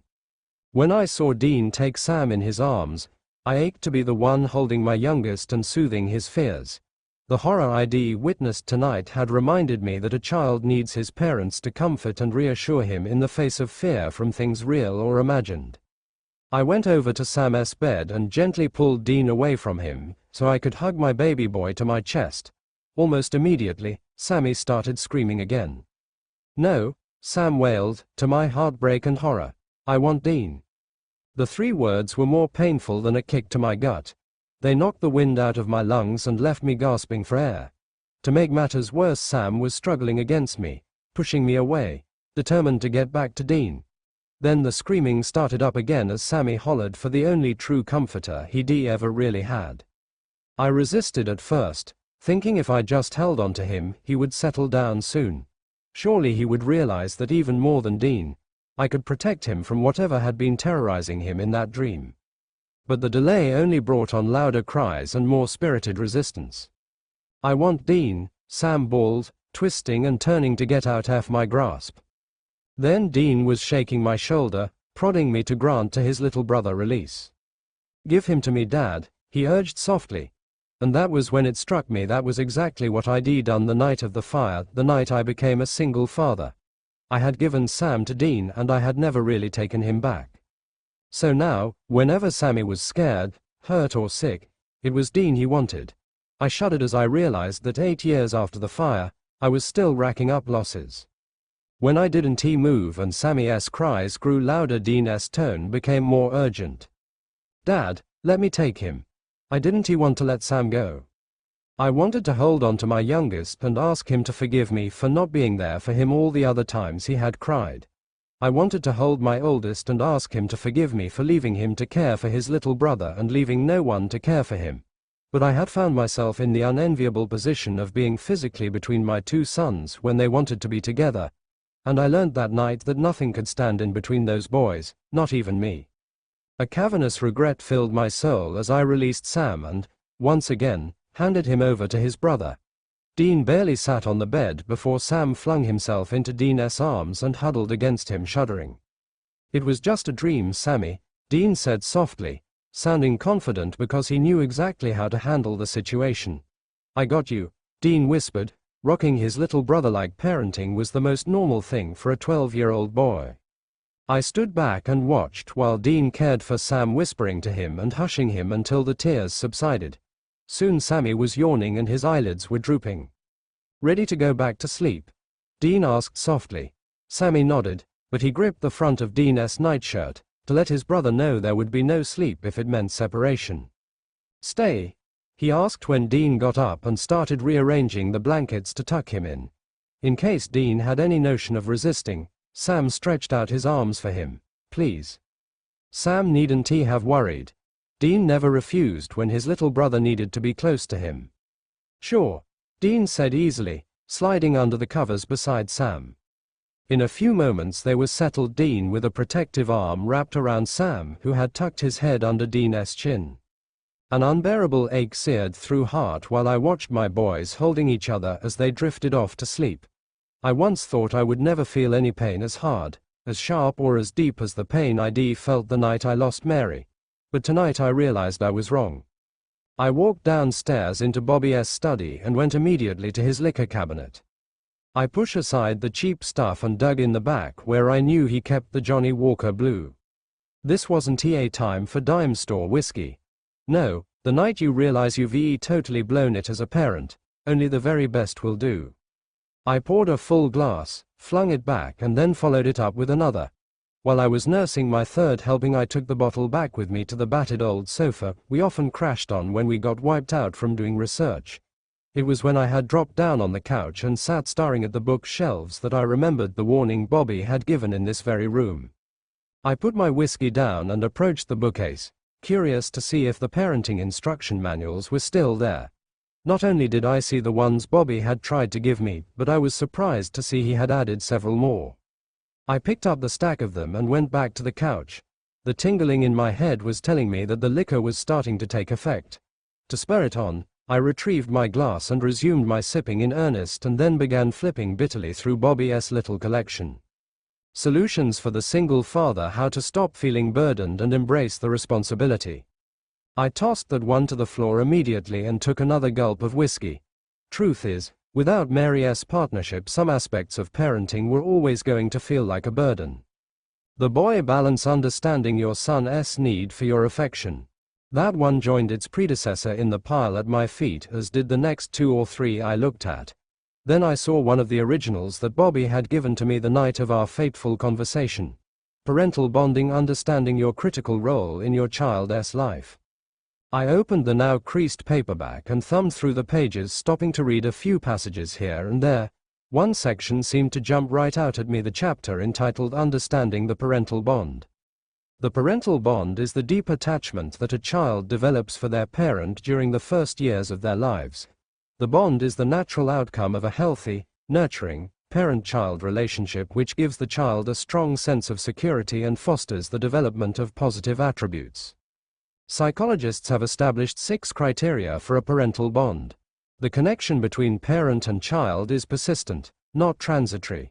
The relationship with the parent is emotionally significant to the child. The child wishes to maintain proximity or contact with the parent. The child feels sadness or distress at involuntary separation from the parent. The child seeks security and comfort in the relationship with the parent. For the child, the parent is not interchangeable with anyone else. With shaking hands, I let the book fall shut. I didn't even have the strength to toss it away. All I could do was let it slip through my fingers and fall to the floor. Every time Dean tucked Sam in instead of me, every time Dean nursed him through a sickness when I was too busy, and every time Dean had been there to comfort him when he was crying, I'd lost another little piece of my baby boy. And tonight, I'd seen plainly that my presence wasn't enough to reassure my youngest son, not when he was really hurt or frightened. And although he respected me too much to say it, my oldest knew that Dad wasn't up to the task, so he had stood in the gap and got the job done. At a time when I should have been the most significant figure in Sam's life, I'd allowed him to replace me with Dean. So Sam had definitely formed a strong, deep, parental bond. But it wasn't he with me, it was with his brother. I was flat on my face, running on empty and ready to give up on the whole horrific ordeal of translating Hellgate closing tablets, but my partners were Sam and Dean Winchester. I found out the hard way that when it came to saving people's lives, the Winchesters never gave up on anything, especially each other. When I decided to drop out, my timing couldn't have been worse. Unbeknownst to me, the whole nightmare had put Sam's life at risk. That meant that no matter how much I was suffering, if I wanted out, I'd have to go through Dean. For several weeks that seemed too daunting to even contemplate, but when I reached the limit of my tolerance, I called him and requested an urgent meeting. I had never been totally comfortable with the whole Prophet scenario, but things were now out of control. I hadn't had a decent night's sleep in weeks, my appetite was non-existent, and every muscle and joint in my body was aching. Then if it wasn't bad enough that I was deteriorating physically, my mind was giving out on me as well. Anxiety had me shaky and paranoid, stress had me ready to tear my hair out, and then with Crowley randomly turning up in my thoughts, I was ready to put a gun to my head. On several occasions I had picked up the phone to call Sam and Dean to tell them I was quitting, but I kept wimping out at the last minute. This time, though, I was determined to see things through. It was several days after my phone call to Dean that he turned up at the rat hole I was living in. "What took you so long?" I asked when he finally appeared. "Sammy's sick and I couldn't leave him." At that point, I figured Dean was just feeding me a line. Sam Winchester was a big hulk of man who was more than capable of taking care of himself. Obviously something else kept Dean away, but whatever it wasn't my business. And speaking of sick, Den looked me up and down, then shook his head. "You don't look so good yourself. Have you been eating?" "Not much," I supplied, hoping to pave the way. "Sleeping?" "Very little," I added. When Dean gave me a worried look, I decided to use the opening. "Actually, that's what I wanted to talk to you about. I've had a rough few weeks, Dean, and I am not sure I can keep going." "Keep going with what?" Dean's stern look almost had me on the back foot. I'd met people with strong personalities before, but when it came to hunting, Dean was like a battering ram. With all of us neck deep in these damn trials, I knew he would be less than receptive to aborting the mission now. However, I couldn't keep going just because I was afraid of a face-off with Dean. My mental and physical health was deteriorating every day because I was living in constant fear and pain. Knowing I would crash and burn if I didn't get myself out of this situation, I summoned my courage and faced him. "I can't keep going with the translations," I said softly, with none of the resolve in my heart reflecting in my voice. "So you need a break?" Dean asked. "No." I wanted to scream. "I need for it to be over." When the words didn't come out, Dean assumed he was correct. "I see where you're coming from," he admitted. "You've been at it non-stop since this whole thing started. You should probably take some time off." Once again, the scream rose in my throat but choked itself down. "Okay," Dean went on when I failed to speak up again. "Grab a bag and throw a few things in it. I am taking you out of here for a day or two. But we can spear much more than that." "Where are we going?" I asked, too damn compliant for my own good. "Back to our place." Dean clapped his hands together. "You're probably gonna end up climbing the walls if you don't get a change of scenery. Come on, make it quick," he snapped when I hesitated. "I gotta get back to Sam." To my shame, I had obeyed meekly and went with Dean. I consoled myself by reasoning that going back to his place would give me a better opportunity to have the dreaded conversation with him. Maybe getting out of my translation prison would bring a good night's sleep and ease some of this unending tension. And with a little peace and rest under my belt, I just might have the courage to actually look Dean Winchester in the face and tell him he and Sam were going to have to find a way to close the gates of hell without me. When I got to the Winchester's place, I was immediately distracted. I'd heard Dean refer to it a few times as the Batcave, and when I stepped inside I knew why. The place was stunning. The interior and furnishings screamed class and high taste. The library went on for miles and all of the common rooms looked like they'd been handcrafted for a king. At the same time, in the midst of the luxury, it was clearly a bunker. The weapons, gadgets and other equipment betrayed that it was built for business before pleasure. The brothers had given me a brief rundown on the place once when they had come to check up on me. They told me about the men of letters and the family legacy they had stumbled on. Now that I was here, I realized it was impossible to be within these walls and not feel the weight of their history. Close your mouth, Dean said as I looked around gaping. Pick a room and get comfortable. The last one on the left belongs to me, but I am bunking with Sammy until he gets better, yes, in the master suite. Even when Dean told me that, it didn't occur to me that something might be seriously wrong with Sam. It should have set off an alarm bell because, in what now seemed like another life, my mom used to stay in my room with me whenever I was really sick. She always said she wanted to be close by if I needed anything. But although I thought it was weird that Dean was sleeping in his brother's room, I figured it certainly wasn't my business. In fact, I thought it might be a good thing that Sam was out of commission because at least then he couldn't join forces with Dean to hound me into finishing the translation. So when we got back to the house and Dean said I shouldn't disturb Sam because he needed his rest, I willingly complied. As soon as I chose a room, I stretched out on the bed and crashed. However, sleeping for the entire day meant that I found myself awake just after midnight. When I couldn't go back to sleep, I decided to have a look around the bunker. All was quiet when I stepped out of my room, so I figured Sam and Dean were sleeping. Moving quietly, I scoped out a few of the bedrooms, then I went to the library where I made a big discovery. Hidden behind a huge, life-sized portrait of a fierce-looking old man was a door that led to what I can only describe as a control room. At a wide console, there were several TV screens which seemed to show the house from every internal and external angle. Fascinated by all the knobs and buttons and switches, I sat in one of the chairs behind the table and began fiddling around. It was a surveillance system on steroids, specially designed to give whoever was in this room complete visibility of the house. I turned a knob and the view on the main screen changed from the library to one of the empty bedrooms. I kept turning, watching as each room in the house came temporarily into view. When I saw the room I had slept in with the empty bed strewn with crumpled sheets, an uneasy feeling came over me. Someone could easily have been watching me while I was in there.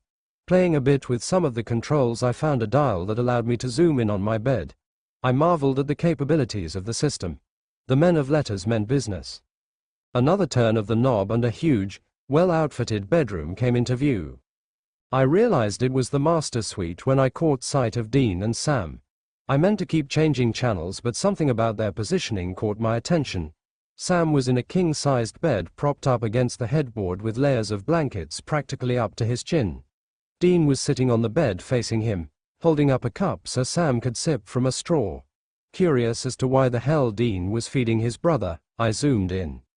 I actually gasped out loud when I saw Sam. Whatever he was sick with it definitely wasn't the flu. His skin was pallid, his face looked hollow and there were shadows under his eyes.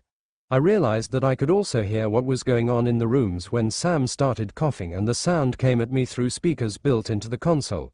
The cough was also cause for concern. The racking congestion sounded as if Sam was operating with a fraction of his lung capacity. Fascinated, I watched as Dean brought a hand to Sam's chest and rubbed gently, trying to quell the coughing. "I am okay, Dean," Sam wheezed, when the hacking finally subsided. If I didn't know better, I'd swear Dean was with someone else. That soft, weak voice couldn't possibly be coming from Sam Winchester. What the hell had happened to him? "You not okay, Sam?" Dean insisted, somehow managing to sound gentle although he was clearly ticked off. "Don't pretend for my sake." "I am not pretending," Sam tried to argue, but in my view, his trembling voice betrayed any argument he could try to make. "Yes, you are," Dean stood firm. "So try telling me the truth." "The truth is, I am worried about you," Sam confessed. My breath all but stopped in my throat. Sam was the one who looked like he was a step away from a coma, and he was worried about Dean. "You putting too much pressure on yourself over all this," he continued. "Don't worry about me, Sammy." Dean raised the cup and angled the straw so Sam could sip again. "You need to focus on getting better." When Sam was finished drinking, Dean used a hand towel to dab his face. I blinked twice to wake myself up from what had to be a dream. Dean Winchester, the most lethal hunter I knew, was playing nursemaid and looking damn near proficient at it. It seemed the man, who could behead a demon with one swing of a blade, had a serious soft spot when it came to his little brother. I am getting there, Dean, Sam insisted, but his trembling voice was a dead giveaway. Can we fetch you on you for a second, please? Now I was left wondering if Sam's illness was causing delirium. Dean was right, a man in Sam's condition should be more concerned about himself. I am good, Sammy, Dean reassured. Trust me. No you re not, Dean, you re beating up on yourself. And don't try to deny it. I know when you get like that. Whatever it is that you re kicking yourself for, just let it go. I can tell, Sammy. Now Dean's voice was sounding shaky as well. I was a damn fool to ever let you do these trials. It's my fault that this happened to you. The surge in my heart almost knocked the wind out of me. The trials had done this to Sam. It took several deep breaths for me to steady myself and refocus on the Winchesters' conversation. Dean, I was the one who said I wanted to do it. And I should have done what I always do, ignore you and do it my way. It wouldn't have worked this time. There was no way I was going to let you do these trials. You wouldn't have been able to stop me. I would have, Sam said. And even with the weakness in his voice I knew he meant it. I would never have let you go through with it because I was too scared of what you'd do. I've been at this hunting game a little longer than you, Sammy. I think I can handle myself. No, Sam was clearly getting upset. You would have sacrificed yourself and I am not prepared to lose you. Dean breathed out hard. What makes you think this is better, Sam? You think I am prepared to lose you? Stalemate, I thought to myself as the brothers glared at each other. Sam blinked first. He pulled up his covers and turned away from Dean. Frustrated, Dean ran a hand through his hair and bowed his head. Look, Sammy, he said after a few moments. I am sorry. He placed a tentative hand on his little brother's shoulder and the contact was all Sam needed. He rolled back over to look up at Dean, and damn if Sam didn't he look like a scared little boy. I don't wanna fight with you, he whispered. We re not fighting, Dean said softly, and I couldn't get over how gentle he sounded. We re arguing. We've been doing that since you learned to talk and had an answer for everything. Sam snickered. That's only because I was always trying to impress my big brother. That's exactly what I mean. Dean grinned and smoothed back Sam's hair. You always have a comeback. Still stunned by the discovery that Dean Winchester was a coddler, I watched the display of affection with a mixture of wonder and disbelief. I keep telling you to let me cut this mop, he said, affectionately, fighting a losing battle to tuck the shaggy strands behind his little brother's ears. It's fine, Sam insisted softly, obviously comforted by the TLC. Whatever, Fabio, Dean shrugged, but the teasing brush-off would have been more convincing if he hadn't let his hand linger on Sam's cheek. Anyway, you need to get your rest. Are you leaving?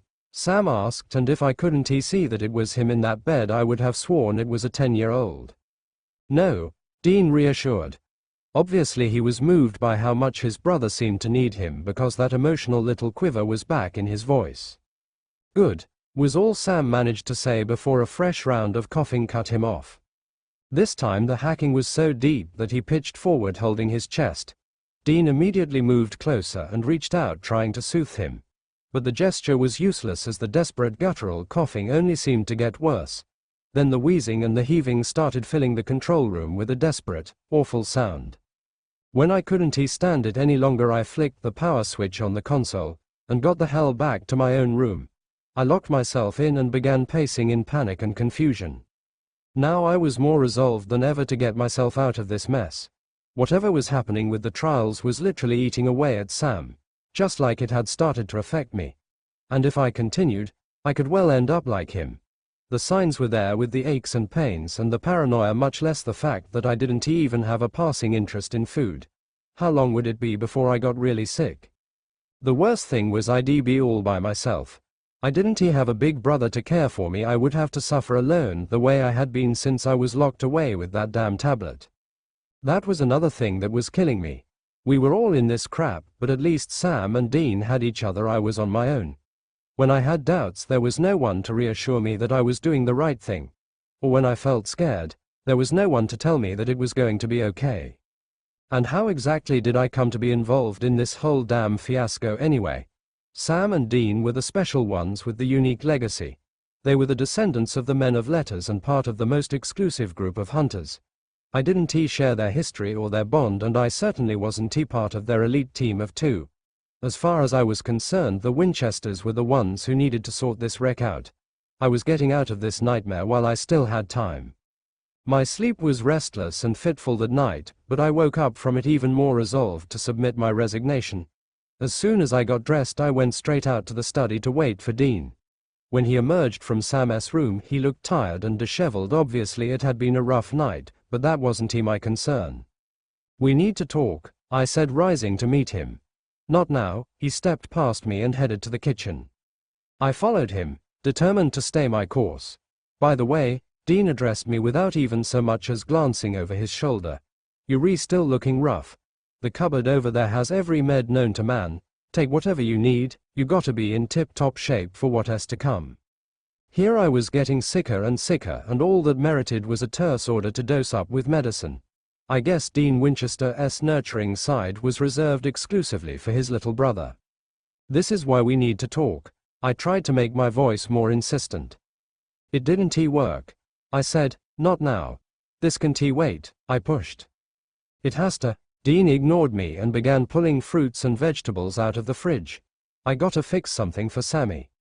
I watched in silence as he took one of those bullet juices down from a cupboard and began slicing up ingredients. "What's that for?" I asked, apprehensively. "He's not doing so well with solids, so I've been giving him juice." "Why didn't you tell me how sick he was, Dean?" I had to ask. "I don't discuss my brother with anyone." "Why didn't you tell me it's the trials that are making him sick?" "Because it's none of your damn business." "Oh, that's right, I am not a superior brand of hunter like you and Sam. I am not a Winchester, so you two don't have to tell me anything. I am just the nerd who you've locked in a damn hellhole to do your dirty work."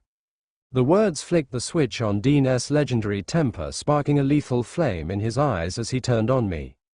"Don't you dare speak to me about dirty work, you self-righteous moron. My little brother is fighting for his life because of these trials, so if anyone should be complaining about his role in all of this, it's him. Sam isn't the only one who is suffering here, Dean. I've been getting sicker and sicker, and it's scaring me." "Man up, you damn wimp," Dean yelled, slamming a measuring cup down on the counter. "A few sleepless nights and a little flu is nothing compared to what is happening to my brother. And I am sure Sam didn't start out like that. He has probably just gotten worse over time. Dean, I am scared if I don't pull out now, I am only going to go downhill from here." "Well, I am convinced that somewhere in all these translations we'll find what we need to make Sam better, so you can stop until we get to the end.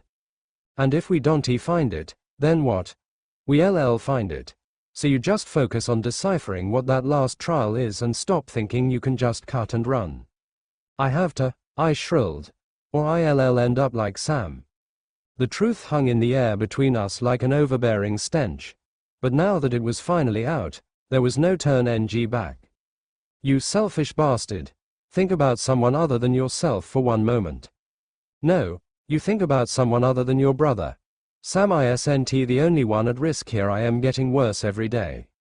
The fury that was blazing across Dean's face had me ready to run for what was left of my pathetic life. When you can keep food down and you in so much pain that it makes you cry, then you might have a point, but until that time you better keep working on that translation. I said no. I screamed, finally allowing my pent-up frustration to overflow. "Sam has you to take care of him, I have to take care of myself. And that means not waiting until I end up like him." In one swift move, Dean had me backed up against the kitchen wall. He pinned me by the throat to deliver a chilling warning. "If you try to walk out and leave my brother like this, I will hunt you down like a dog, and by the time I am finished with you, you'll be begging to do the translations." I realized I was looking into the eyes of a man who desperate enough to kill me, and I couldn't stand the sight. Squeezing my eyes shut, I began praying for my life. "Dean!" The cry came from Sam's room, and the distressed tone clearly signaled it was an SOS.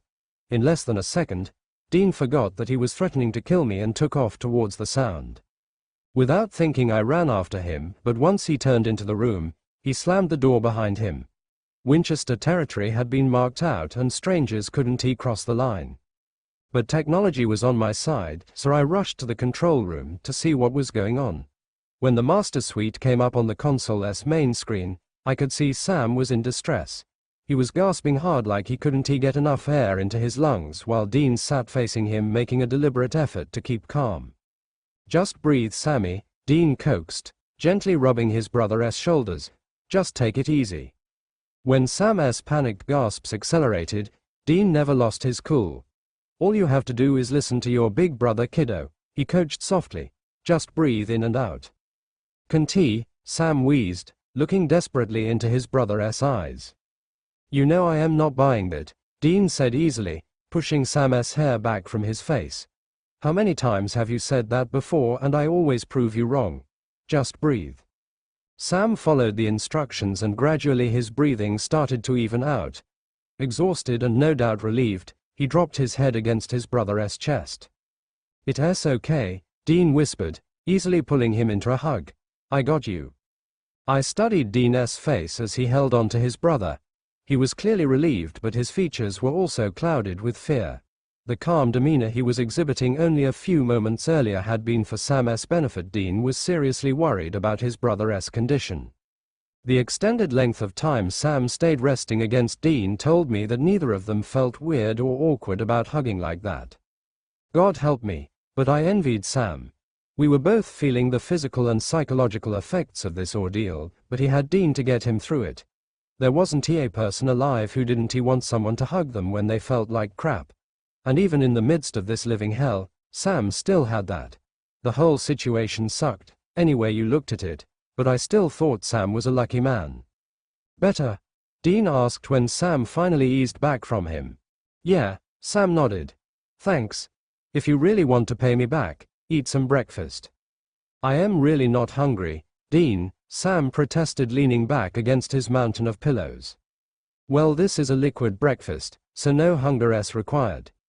Sam started to object, but his brother cut him off.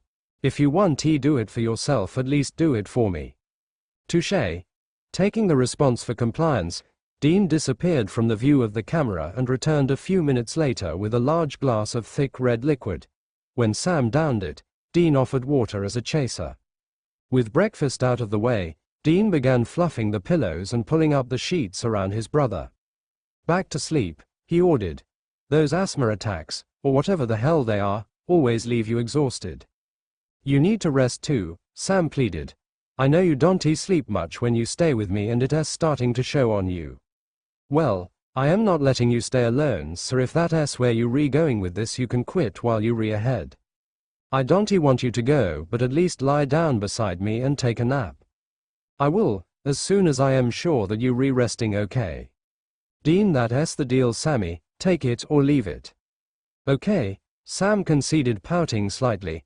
"Don't even try that," Dean said, smoothing down the sheets. "The whole brat routine doesn't work on me when you sick. That's because if I even get the sniffles you shift into this mode." "What mode?" "Part caregiver, part dictator." Dean appeared to consider, then agree. "It gets the job done." In spite of himself, Sam snickered. "Ever since I was 6 months old," he conceded. "So let us not mess with a good thing." Dean patted his shoulder. "Sleep time." Sam turned on his side and looked over at this brother. "You realize you've been taking care of me all my life?" "Yeah," Dean tried to sound casual.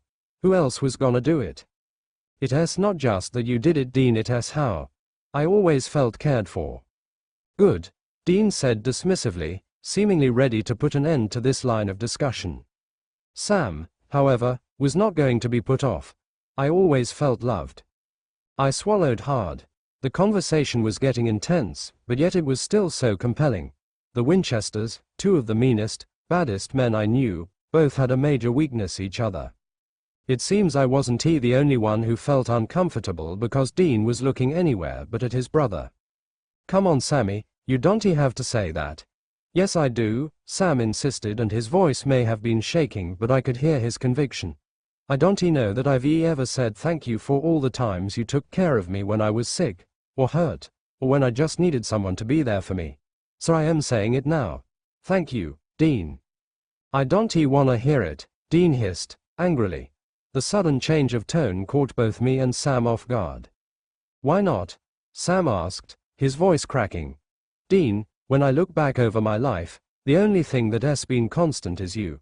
You were always there for me and I never would have come this far without you. Knock it off, Dean shouted. Just shut up with all the damn crap. Sam's eyes widened with shock and then clouded with hurt, making him seem hopelessly defenseless. Sorry, he mumbled, practically recoiling from his brother. To my absolute shock, it was Dean who broke. He breathed out hard and covered his face with his hands. No, Sammy, he whispered after taking a few seconds to compose himself. I am the one who is sorry. I just can't. Dean, Sam reached out to cover his brother's hand with his. Tell me what's wrong. For several moments, Dean's only response was deep struggling breaths. When you talk like that, Sammy, it sounds like goodbye. Dean's voice was so low I had to strain to catch the words. It's like you trying to tell me this now in case you not around anymore. Dean, Sam warned gently. I don't want to hear it. Dean cut him off. Not now. You can thank me when we both so old. All we want is Ben Gay for our knees and batteries for our hearing aids. Even if we weren't hunters, we have no guarantee that we'll get there, Dean, so I need you to know this now. Okay, maybe we won't make it to the old folks' home, but I am sure as hell not going to lose you to these damn trials. And if that little nerd Kevin thinks he can punk out on us, then he has got another thing coming. Kevin? What's up with him? The damn jerk is acting like a baby and saying he wants out. Out of what? Of the translations, Dean said, as if the very thought was unthinkable. What? Sam sat up suddenly. If he quits now, we have no hope of finishing the trials. Don't worry your overgrown head about that, little brother. He's going to finish the translation even if I have to tie him and put a gun to his head to get him to do it. Sam's heavy sigh was heart-wrenching to hear. He wants to quit, he said, incredulously. I said don't worry about it.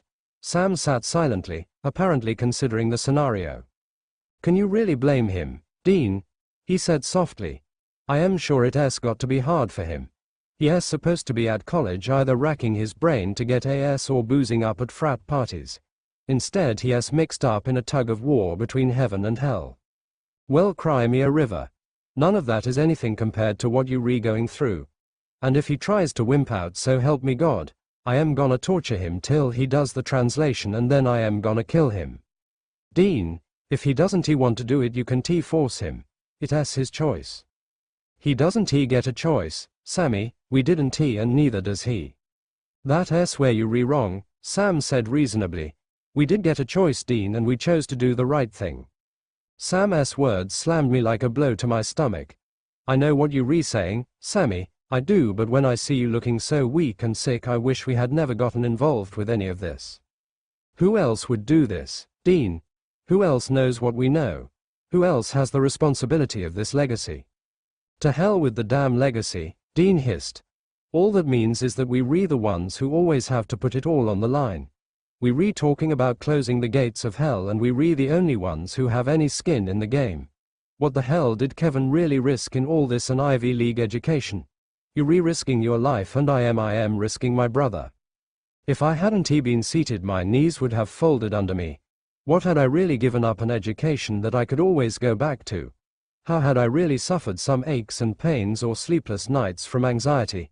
How did that really compare to the agony Sam was enduring or the anguish Dean was experiencing at having to stand by and watch? Sam held Dean by his shoulders so he could look him in the eye. We're Winchesters, Dean. And we will always put it all on the line because that's who we are. My knees didn't give way, but the rest of me did.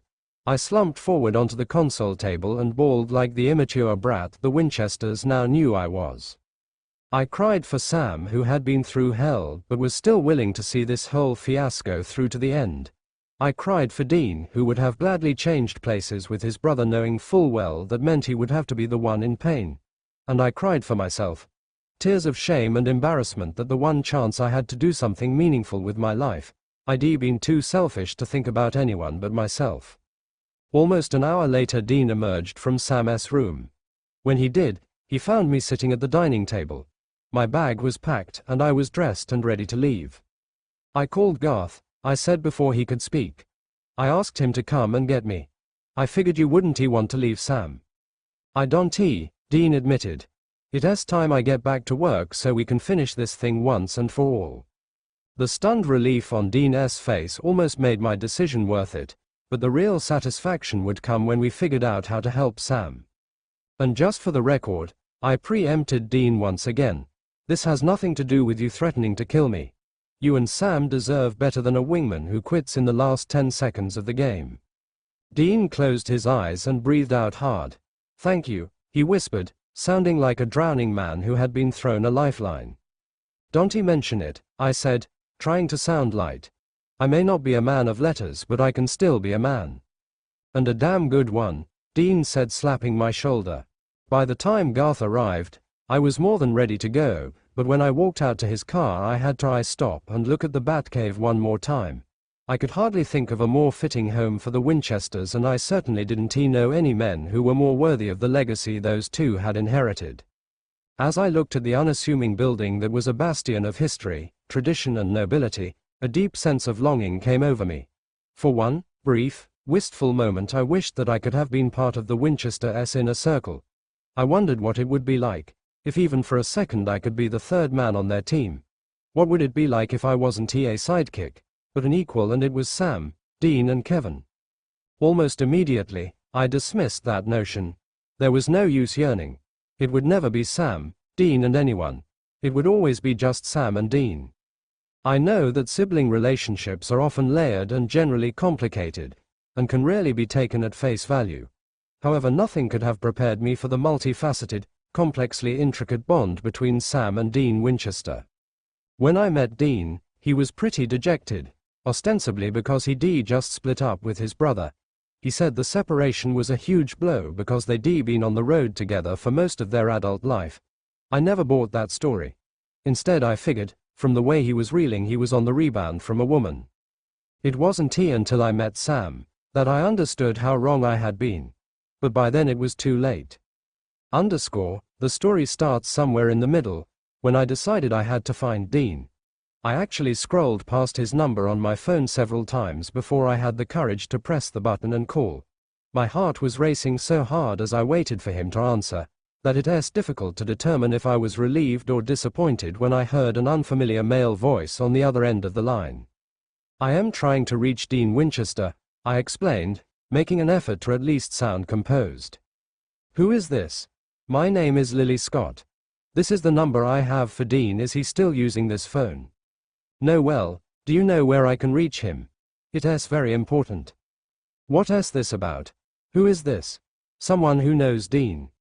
So can you give me his new number, then? First, I'd like to know why you need to see him. Excuse me, I said, growing annoyed at the interrogation. That's between me and Dean. No, the voice countered calmly. I am between you and Dean. So you can tell me what you need to see him for, or we can end this call right now. Whoever it was on the other end, he was definitely holding the handle, so that meant I had to try another angle.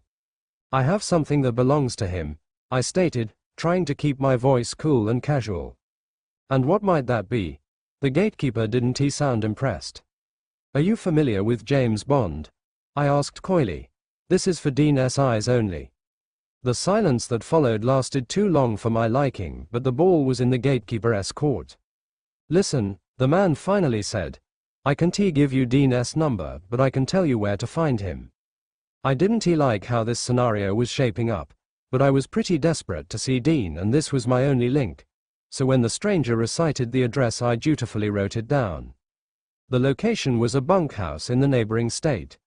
The best route I could find online meant almost a full day of driving. I wasn't crazy about a long road trip, but I needed to see Dean as soon as possible. So I tossed a few things in an overnight bag and hit the highway. The bunkhouse may as well have been called Drifter's Condominium. From the onset I could tell it was a holding cell for people who had nowhere to go. The man behind the counter in the lobby didn't even make eye contact, he just pointed to a room down the corridor after I asked him for Dean. When the room door opened, I was tempted to run in the opposite direction. I found myself facing a very tall man with an unshaven face and overgrown brown hair.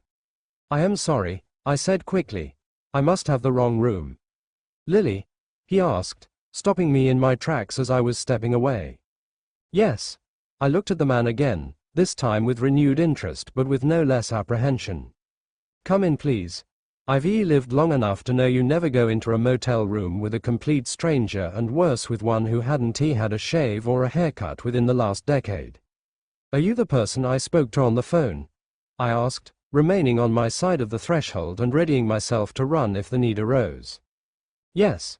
So where's Dean? I asked, backing away. If this was trap to kidnap me and sell me into some kind of slavery, my God, I wouldn't go without a fight. That depends, the stranger said. What do you need to see him for? Look, mister, I warned. I've been driving for hours and I am in no mood to play games. Neither am I, he said evenly. I just need to know what you have that belongs to Dean. I have nothing to say to you. I need to speak with Dean. So just tell me where he is so I can find him. I am afraid I have some very bad news, Lily, the man said, his face contorting with anguish. Dean is dead. The words were barely out of his mouth before my knees gave way. For all my apprehension, I ended up alone in a motel room with the stranger. He managed to break my fall when I swooned, and then he gathered me up and gently deposited me on one of the double beds in the 10 by 10 square he was inhabiting. Whoever he was, he seemed to have some form of first aid training, because smelling sauce was quickly brought into play, and then as soon as I could see straight again he was offering me a bottle of water. Helpless, I accepted and sipped nervously. Who are you? I asked when my head cleared and I caught my breath. My name is Sam Winchester, he replied, pulling up a chair to sit across from me. Dean was my brother. It sounded surreal. Dean was dead. How? An accident. When? About a month ago. No, I shook my head and covered my eyes against the tears. No. I looked up at Sam and saw the grief I was feeling in my heart, reflected in his eyes, but in multiple quantities. It may have been a month, but it seemed his pain was still fresh. Dean was dead. I am sorry, I whispered, wiping my face with my hands. Sam reached over to one of the bedside tables and pulled several tissues out of a box. Thanks, I said. I am sorry. This is a lot to take in. I know, he whispered, looking a little more frightened than someone his size had any right to be. I still find it hard to believe. Do you mind if I ask how you know him? I guess I'd have to answer that question sooner or later. We met a few months back, I sighed. He was staying in my town for a few weeks and we became friends. Oh, Sam's knowing look left no doubt that he understood the nature of the friendship. After a long awkward silence, I got to my feet. There was nothing more for me to do here. I'd better get going. Sam stood as well. You mentioned that you had something that belongs to Dean. If you don't mind, whatever it is, I'd like to have it. That left me stumped. I am sorry, I said once again, but that's between me and Dean. And Dean was dead. The crushing look of disappointment on Sam's face had me striding for the door. I am sorry to have bothered you, I mumbled. And I am really sorry about Dean. I almost made it out, but the realization of what I'd learned in this dingy little room gripped me like a vice, and a fresh round of tears came flooding out. Please, Sam appealed, coming towards me. If you have anything of Dean's, I'd like to have it. If only it were that simple. I have to go, I sobbed, making a second attempt to reach the door. Sam was there ahead of me, using his body to seal off my escape route. Standing in front of me, he looked at least 7 feet tall, with a chest that spanned the width of the doorframe. If this man wanted to trap me in this room, there was nothing I could do it about. But that didn't mean I was going to roll over and die.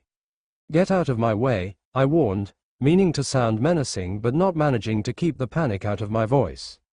I am not going to hurt you, he tried to reassure me. I just need to know what you wanted with Dean.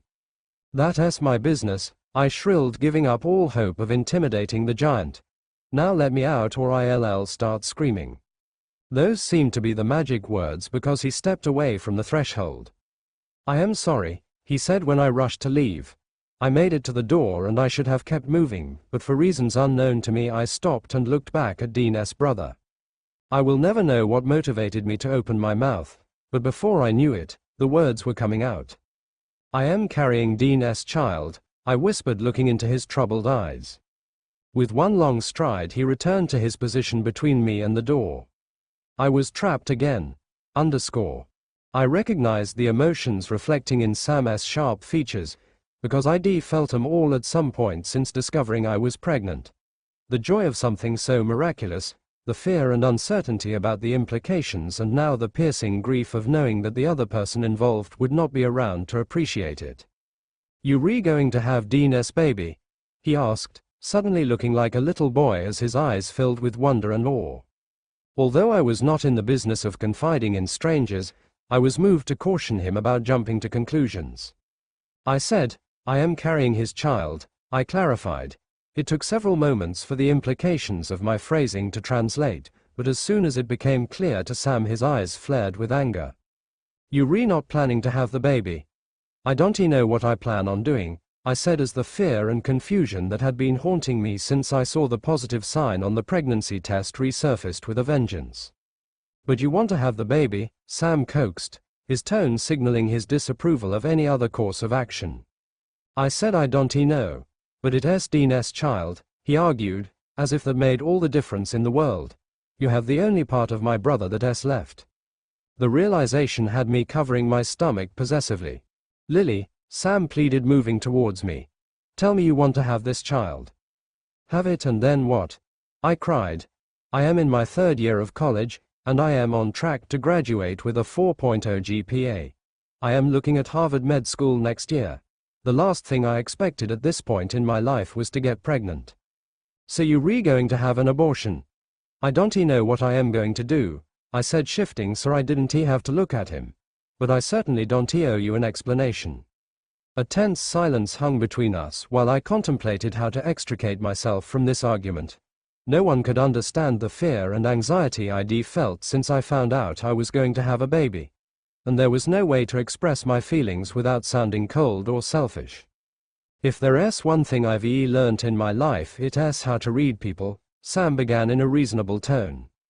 "I can look at person's actions and get some idea about their motivation. Now, if you were totally convinced that the best thing to do was to have an abortion, you would have just gone ahead and done it and not said anything to anyone. But you went out of your way to look for Dean to tell him you were pregnant. Which means somewhere in the back of your mind you were hoping for some kind of future with him, and somewhere deep inside you wanted to keep this baby."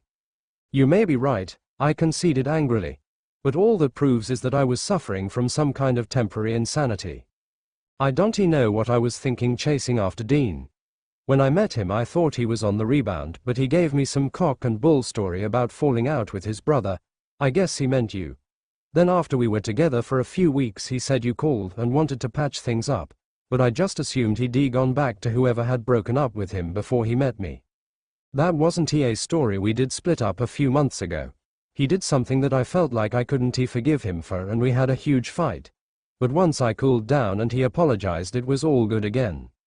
Well, whatever happened, I only had a few weeks with him, so it was stupid of me to think that there was any future in that.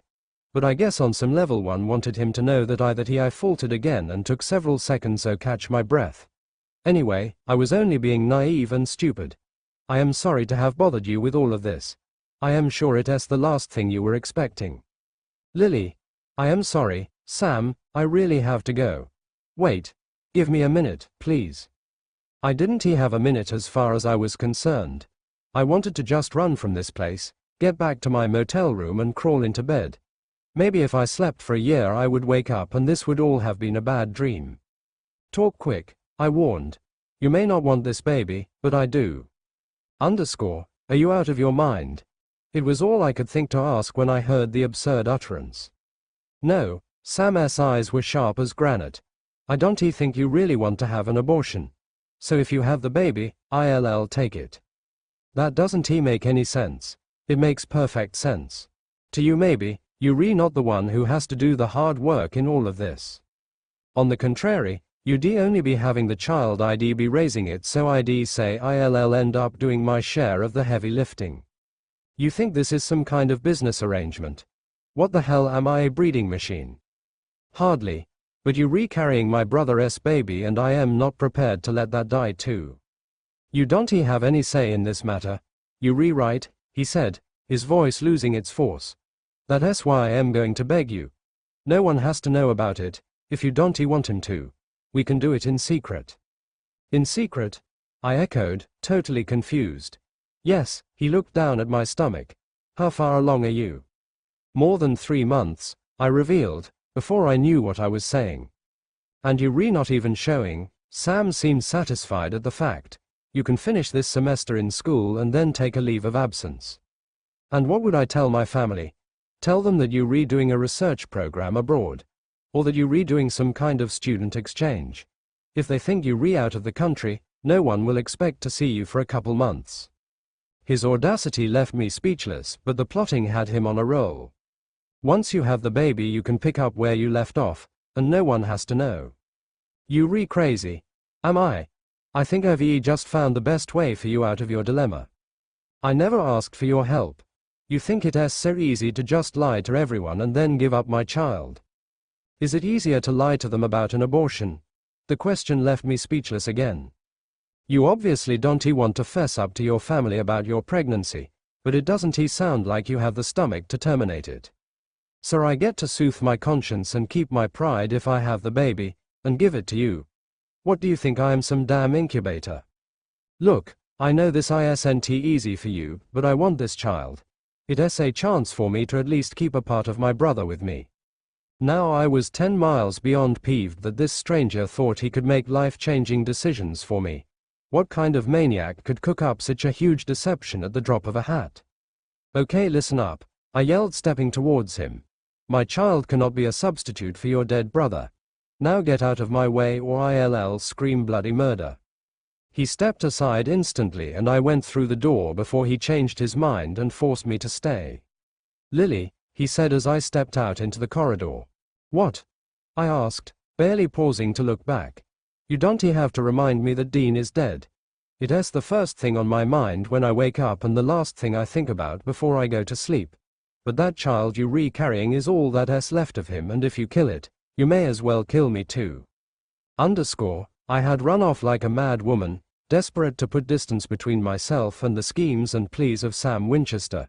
I drove back to my motel like the devil was after me, locked myself in my room and bawled. After a solid half-hour of weeping I heard a soft knock on my door. When I looked through the peephole and saw it was Sam, I wanted to run again. Go away, I shouted, backing up from the door. Lily, I just wanna talk. I kept the chain on but pulled the door open. I've got nothing to say to you, I told him through the crack. I am really sorry about earlier, he said. I know I probably came over like some crazy person, but please give me a chance to explain. Although Sam Winchester seemed like a really strange character, there was actually nothing menacing about him, so I let him in. I noted he made an effort to shave, brush back his hair and make himself seem a little less unkempt, but the worn flannel shirt and battered jeans told me that his appearance was obviously not a huge priority at this point. On top of that, from seeing the way his clothes were hanging on him, I guessed he had some involuntary weight loss recently. The stress of grief and mourning was telling on this man. I am sorry if I freaked you out earlier, he said when I stepped back from the door to let him in. As things go, it was a pretty strange encounter, I agreed, keeping my guard up. I realize that I said everything the wrong way, and I'd appreciate it if you'd give me a chance to explain where I am coming from. His eyes radiated sincerity, winning him the benefit of the doubt. Have a seat, I gestured to the guest chair, while I sat on the bed. I think we got off on the wrong foot, he began. I am not sure how well you knew Dean, but he was closest person in the world to me. I think I get that, I nodded. I am glad you do, because sometimes, when I try to talk about Dean, I don't know if I really do him justice. My mother died when I was 6 months old. My father, he cared, but his work kept him distracted. It was Dean who really raised me from I was a baby. Wait a minute, I cut in. He is not that much older than you. 4 years, Sam said. And he has been taking care of you since you were 6 months old. He was only a kid himself. That's what I am saying. He sacrificed his own childhood to be whatever I needed. There were so many things he missed out on because he made me his top priority. He wasn't just my big brother in every way that mattered. He was my mother and my father. He did try to come over like a tough guy at first, I reminisced, leaning back against the bed head. But he was soft and caring underneath all the bravado. He was a nurturer. Sam smiled, and for a few wonderful seconds the sadness disappeared from his eyes. When we were kids, he was the one who cared for me when I was sick and comforted me whenever I was afraid. And he never did admit it, but deep down he loved giving affection as much as I loved getting it.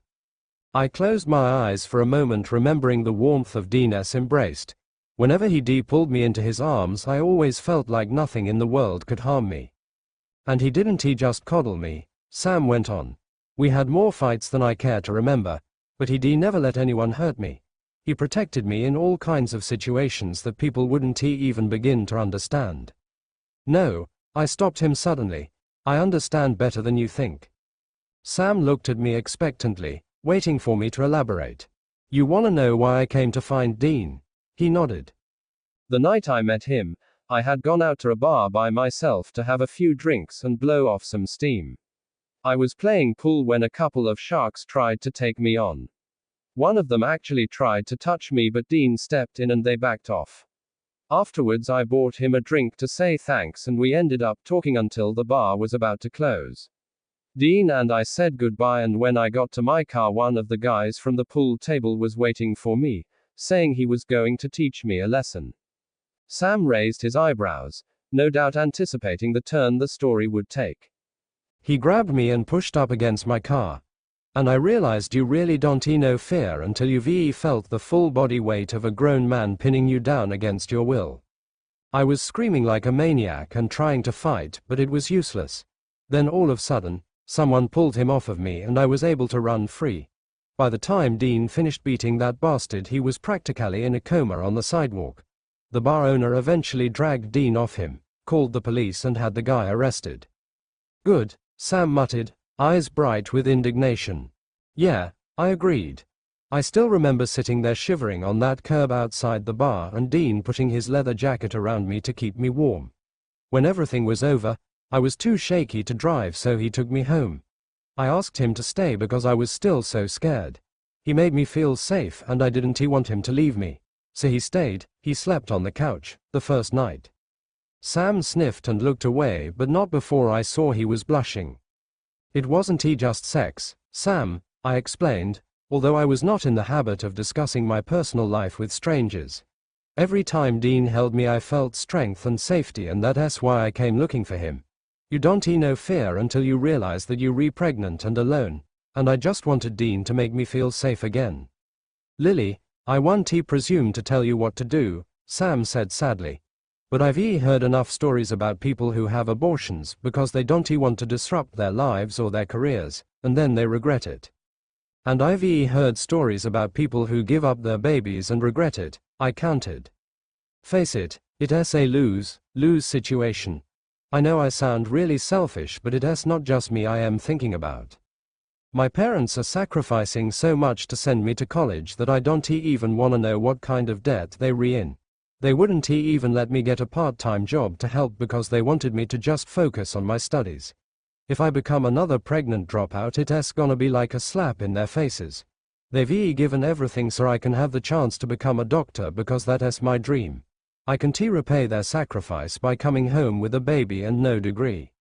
No one said anything about dropping out of school, Sam reasoned.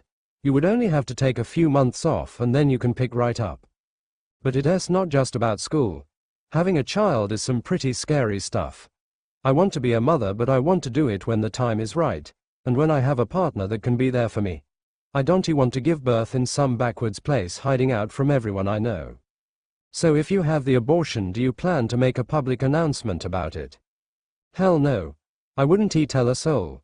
So you're gonna have to hide anyway. At least my way some good can come out of all this. You're only making me more confused, Sam. I shrugged helplessly. I am not a horrible person, I just don't know what to do. I understand how you feel, he said sincerely. But in my heart I believe there is a way out of this with fewer regrets. We were silent for a little while, each contemplating our options, I suppose. I looked away from Sam, not wanting to face his desperate stare, not to mention those pleading eyes that seemed to have a mysterious power to convince. I don't know what to do, I confessed. You don't have to decide now, Sam prepared to leave. But promise me you'll think it through. I nodded my agreement. I'll give you some space. Sam opened the door to leave, but before departing he made a final appeal. I can promise one thing, Lily, he said, and his voice was raspy with emotion. If you give your child to me, he will have a father who will love him more than anything. He'll always feel safe, he'll always feel loved, and he'll never be afraid of anything because I will protect him with my life. Overwhelmed, I sighed, swallowing back my tears. That's a pretty tall order, Sam, I whispered. I don't think I know anyone who can love like that. You did, Sam insisted. You knew my brother. That's how he loved me, and I won't be anything less for his child. You feel that way now because you're grieving for Dean.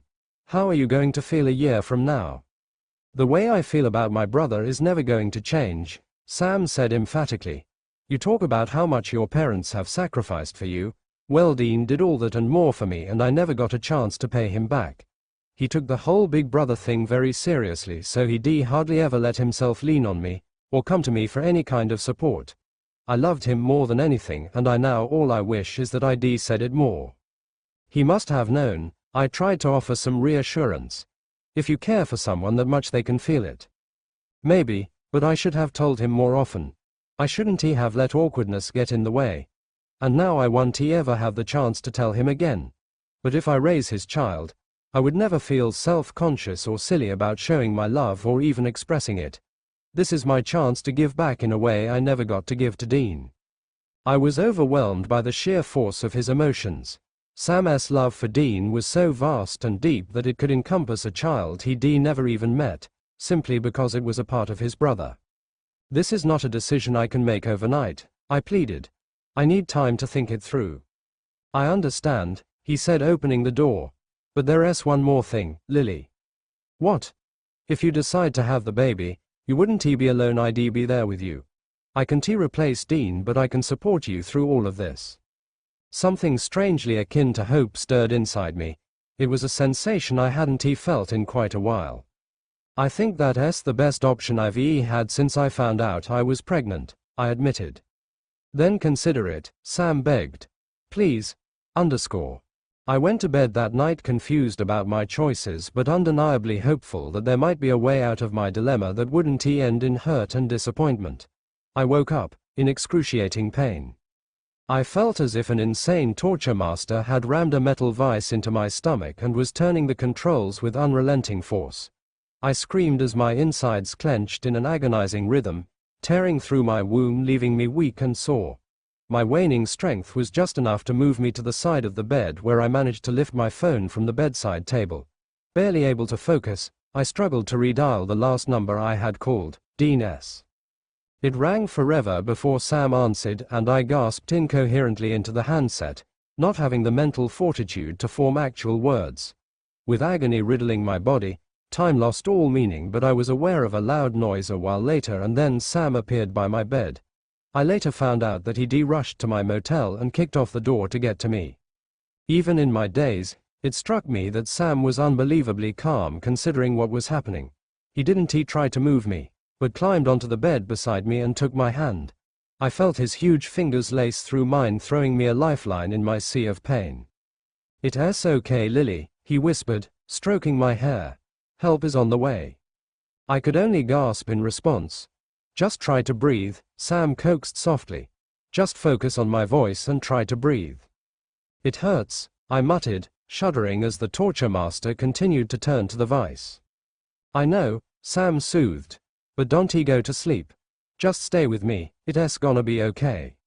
There was another huge commotion when the paramedics arrived. Okay, what do we have here? An authoritative female voice was asking. She's pregnant, I heard Sam explaining. I think she might be miscarrying. Okay boys, let's get her up and out, and we'll work on her on the way to City General. I was swiftly transferred from the bed to a gurney, crying out as my hand was ripped from Sam's. Stay, I pleaded as they started to wheel me away. Are you the child's father? The female voice demanded. Yes, I wailed before Sam could respond. All right, you can ride in the ambulance with us. The gurney was ferried outside and slotted into the back of the waiting vehicle. Remembering what Sam had said, I fought to stay awake amidst the needle pricks, the beeping sounds and the instructions being shouted over my battered body. Through it all I prayed silently, begging God to let me keep my baby. Prayer works, but in my case, the answer was no. I woke up in a sterile hospital room to find Sam seated at my bedside with his face bowed in his hands. When I tried to speak, my voice sounded hoarse and my throat felt sore.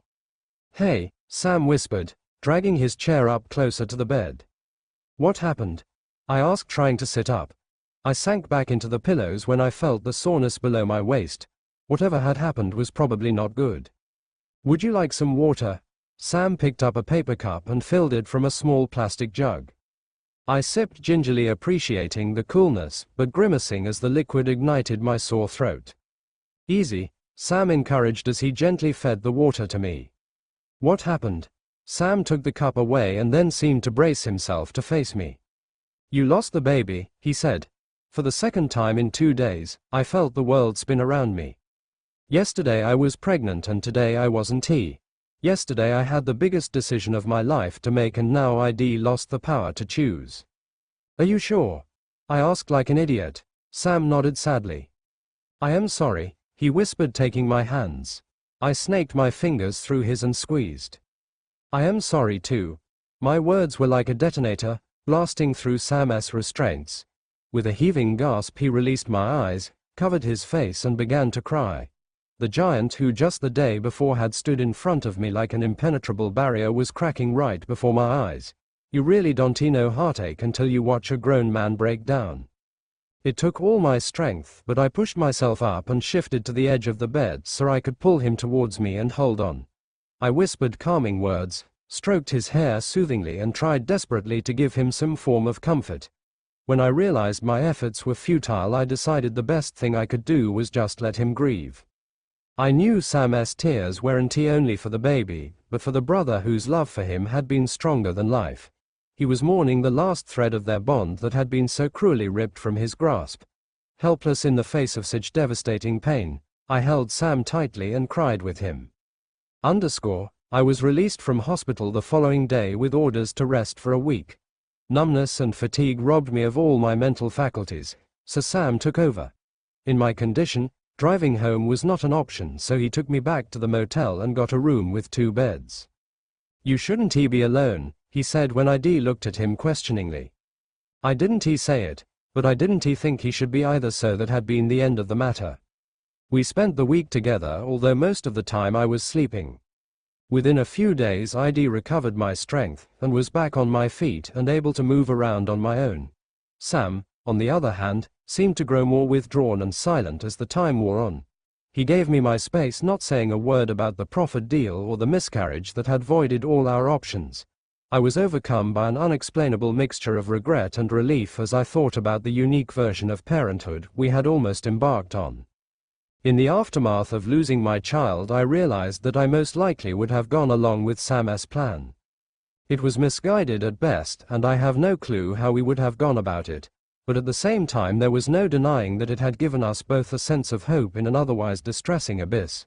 But it was not to be, and when I considered all the complications that could have arisen from our well-meaning deception, I couldn't help but think that the miscarriage may well have been for the best. Sam, however, didn't appear to be nearly as accepting of the hand we'd been dealt. He had lost his last hold on his brother, and that had given him an additional cause to grieve. He tried to put on a brave face, but I could tell he was hurting badly. So after watching him silently for a few days, I knew what I had to do. On our last evening together, I suggested we go for a drive. "Where would you like to go?" he asked. "There's a lake a few miles out," I said. "I saw it when I drove into town. I'd like to go there for sunset."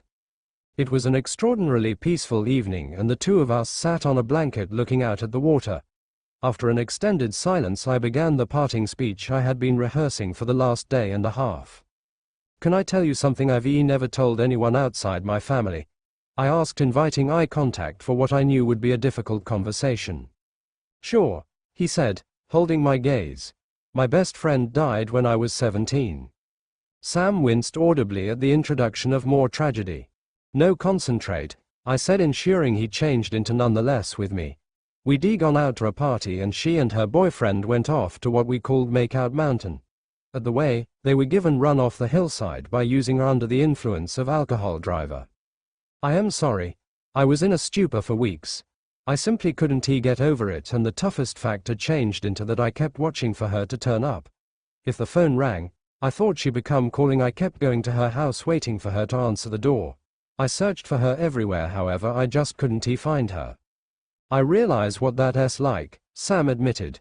Whilst someone's a crucial part of your existence, it's the toughest issue to let go.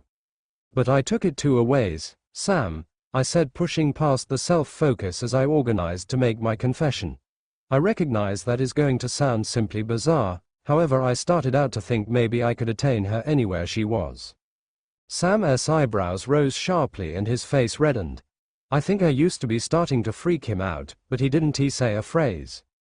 I in reality swiped my mother and father financial institution card and stole money to pay a crazy so-known as psychic who said she could speak to the dead. Sam regarded away, no question creeped out by way of my ridiculous admission. I know it sounds insane, but I was that determined. So what happened? Sam asked, looking out on the lake. The psychic became a rip-off, and when my mother and father observed the cash was lacking, the surveillance tape from the ATM showed that I used to be the culprit. That ought to have gone over genuinely nicely. My parents faced me about it, and I instructed them the fact. I assume at that factor I used to be on the cease of my rope. The day after the entirety blew up, my father took me out for a pressure. We went to the seaside to watch the sunset, and because the solar turned into taking place, he advised me that lifestyles turned into complete of endings and beginnings, and when something changed into over, we had to discover ways to accept that, allow it go, and look for something else. Sam breathed out deeply as if exhalation should expel his obvious pain. Steeling myself to complete, I took his hand. It's sundown, Sam, I whispered, tears welling up in my eyes. It's the ending of in the future, but that means that tomorrow a modern day can begin. There's no better time than now to determine to permit pass. I can he argued, pulling away. Yes, you may, I pressed, understanding he changed into an essential tipping factor. I recognize you loved your brother greater than whatever else, but Dean's lifestyles is over, and also you need to permit him pass. Sam protected his eyes, however made no real attempt to conceal his tears. You don't recognize. I understand greater than you suspect, I insisted lightly. And that's why I have to inform you that you want to move on. You assume me to simply overlook my brother, Sam hissed angrily. No, I took his hand again. You'll in no way forget about the most critical man or woman to your existence. But you need to locate something or a person else that you can care about. You need to find a motive to stay again. I had discovered it. Sam wept. After which I misplaced that too. That turned into the ultimate straw. Pay attention to me, I ordered, with extra pressure than I used to be successful of. Although I had the child that wouldn't have added Dean back. You'll never replace your brother, so don't spend your lifestyles trying.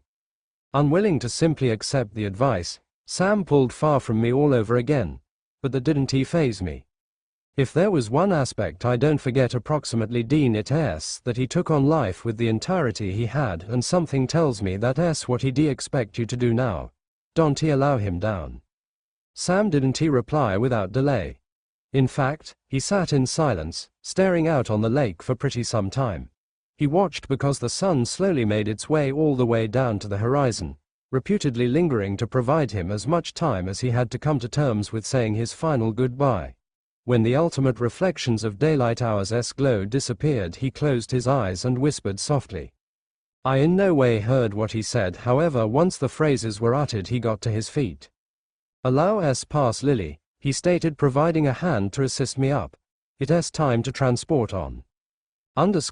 We stated goodbye the following morning within the resort vehicle park. We exchanged emails and numbers and promised to test up on each every so often. After I pulled out onto the road, I deliberately didn't look lower back. As soon as I hit the highway, I dropped my foot on the gas and took off. As I sped far away from the past and rushed to the future, I hoped, with all my heart, that Sam turned into doing the identical. I hoped that I'd been able to persuade him that existence turned into nevertheless worth living. And I prayed he'd discover a motive to transport on even without his brother. Someone once said that for brothers who had been closer than twins, they never as soon as heard Sam or Dean say I like you. The truth is that they stated it all of the time, however you had to pay attention carefully to pay attention it. I'll admit I raised them to be difficult and fearless, and that didn't permit a great deal time for either of them to get in touch with their softer facet. On pinnacle of that, I wasn't overly demonstrative, and I didn't figure my sons would pop out specially affectionate. But the fire that took my wife modified my boys lives all the time.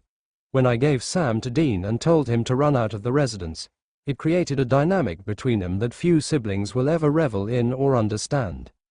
That unspeakable tragedy helped to forge a bond so robust and so deep that nothing in heaven or on earth has been in a position to interrupt it. So I say the emotions of affection and loyalty among my sons can be a bit greater immeasurable than those famed 3 little phrases can express. Apart from all that, my boys are a ways too masculine for those girly utterances, and far too hard to come back off like multiple softies. However, hello, emotions that sturdy ought to be expressed one way or another. So through the years, I learned to recognize the ways they communicated the sentiment without definitely announcing the phrases. Now to provide credit score wherein it is due, Mary's impact had a lot to do with the closeness among the boys. Dean have been the center of our lives from the day we knew we had been going to be dad and mom. Then by the point his mother got pregnant with Sammy, Dean have been so coddled and spoiled that Mary became concerned that he might resent sharing our interest with a little brother. So from the start her approach was to get Dean to sense that Sammy changed into his. She made him play along with her belly and speak to his little brother, and she or he always stated that after Sammy was born Dean could have the special responsibility of looking after him due to the fact that that's what huge brothers did. The approach became an unqualified achievement because once Mary turned into long gone, and I used to be too numb to play a nurturing position in either of my sons' lives, Dean stepped as much as look after Sam. The primary time I heard Dean express his feeling to his little brother it become on a wet night time whilst Sam had woken up crying. Whilst I was too gradual to reply, Dean went to Sammy and picked him up even as I stood again inside the shadows. Dean rocked his child brother lightly, trying to soothe and quiet like he'd seen Mary do before she have been stolen from us. Then, he said the phrases that would define their dating from that day ahead. I am here. Something Sammy heard in those words, it did the trick and he quieted down after that. Those words additionally resonated with me, leaving me thinking if Dean realized I couldn't give the unconditional, indulgent love Sammy needed and decided then to stand within the void, despite the fact that he turned into only a youngster himself. Whatever occurred, the connection became made and reciprocity got here earlier than Sam ought to even communicate. Then as soon as he started to understand phrases it changed into high quality to listen the matters he said to his massive brother. One evening quickly after he blew my thoughts. Dean became feeding him and doing his ordinary messy job of spooning up the infant food, while Sammy waved delightedly in his excessive chair. Without caution Sam leaned ahead and positioned both his palms on his brother's cheeks and taken his nose to rest squarely against Dean's. You! Sammy squealed. My eyes filled so rapid that I had to walk away earlier than both of my sons may want to see me cry. You spot I used to be sitting right subsequent to Dean gazing to ensure that extra of the food made it into Sammy's mouth than landed on his bib, but it seemed like I was invisible to Sam. My youngest son stretched proper over me to affirm his feelings for his brother, and at that second I knew he'd selected wherein his first loyalties could lie. From then on, Sammy constantly made declarations to his big brother. You're making me higher. I wanna be like you. You're my favored character.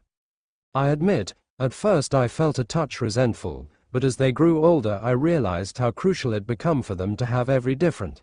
Sam wished his brother to cherish and care for him, and having Sam need him brought meaning to Dean's life.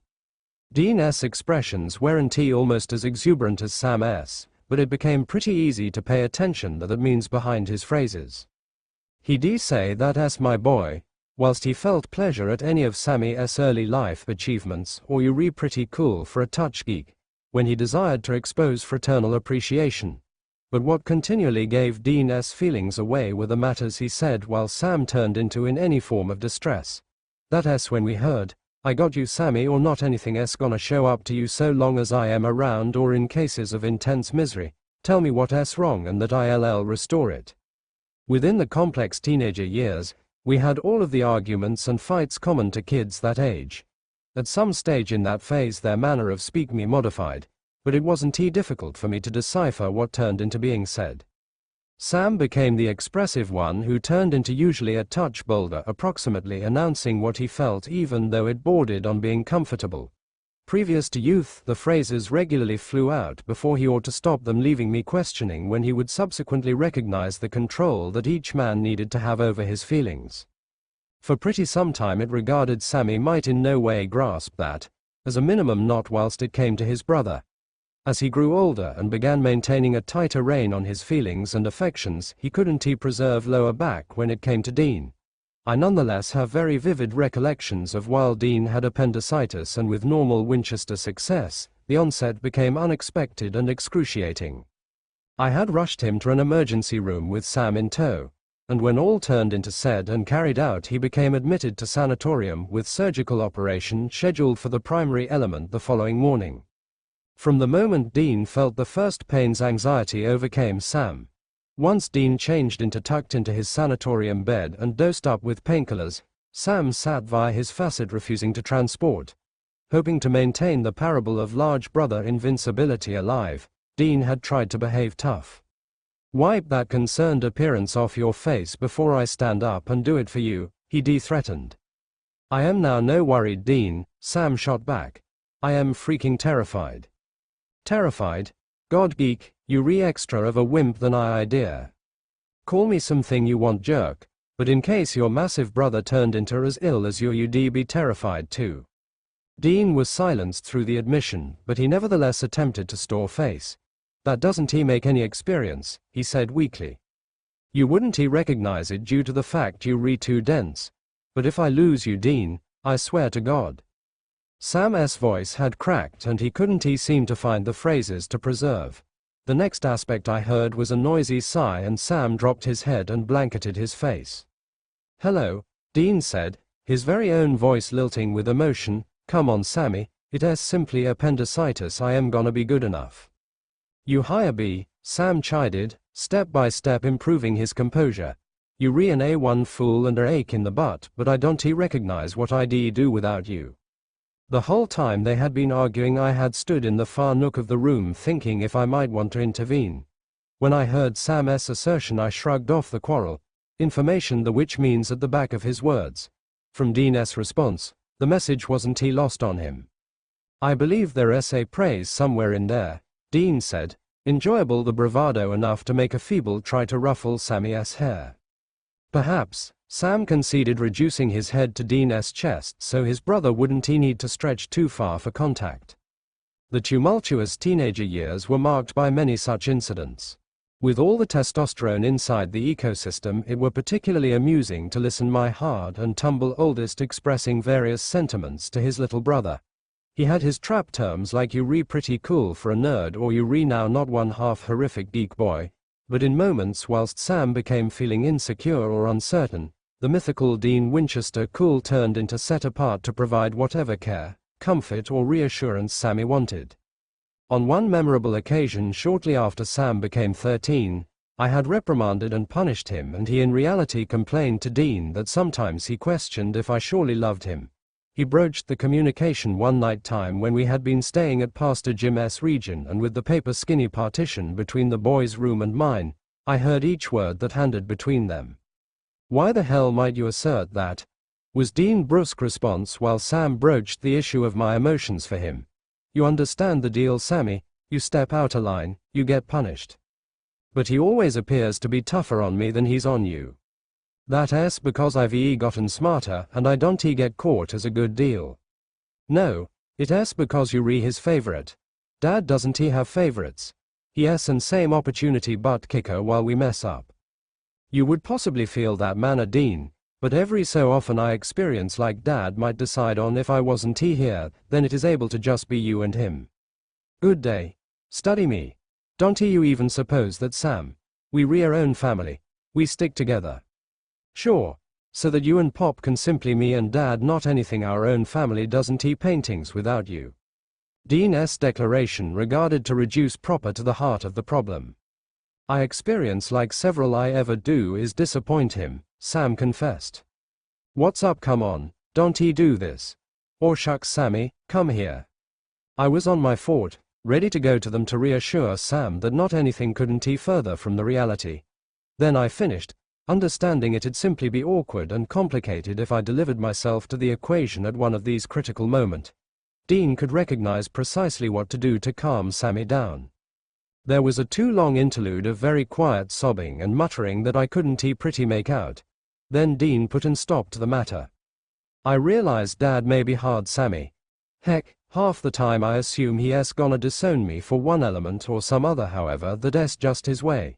So get it out of your thick cranium that this circle of relatives may want to ever paintings without you. It never has and it in no way will.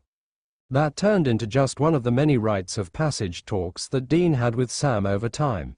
I recognize I left loads up to Dean, but he had a knack for getting via to his little brother in his quirky, irreverent way.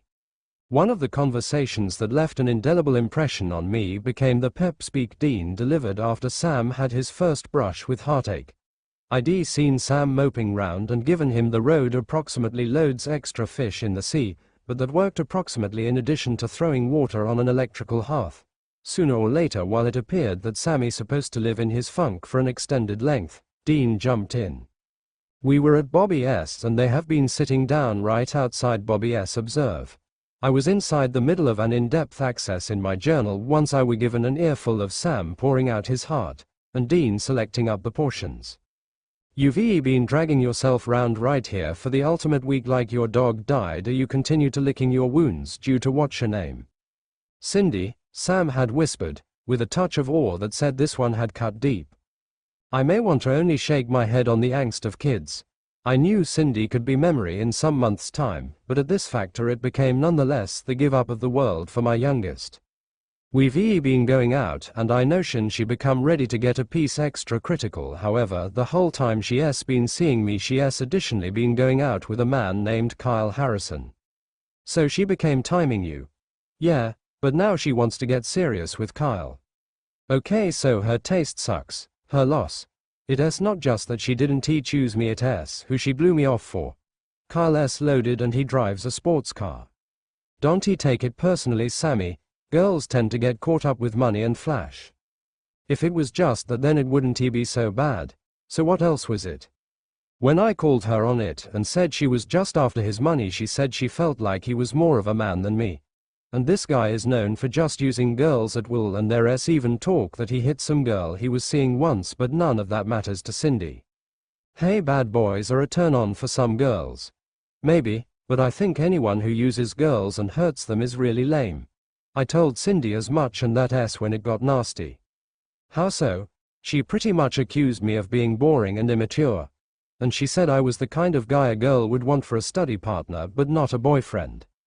Well, she's the one who sounds lame, Dean said, and he seemed to think that should be enough to appease his brother.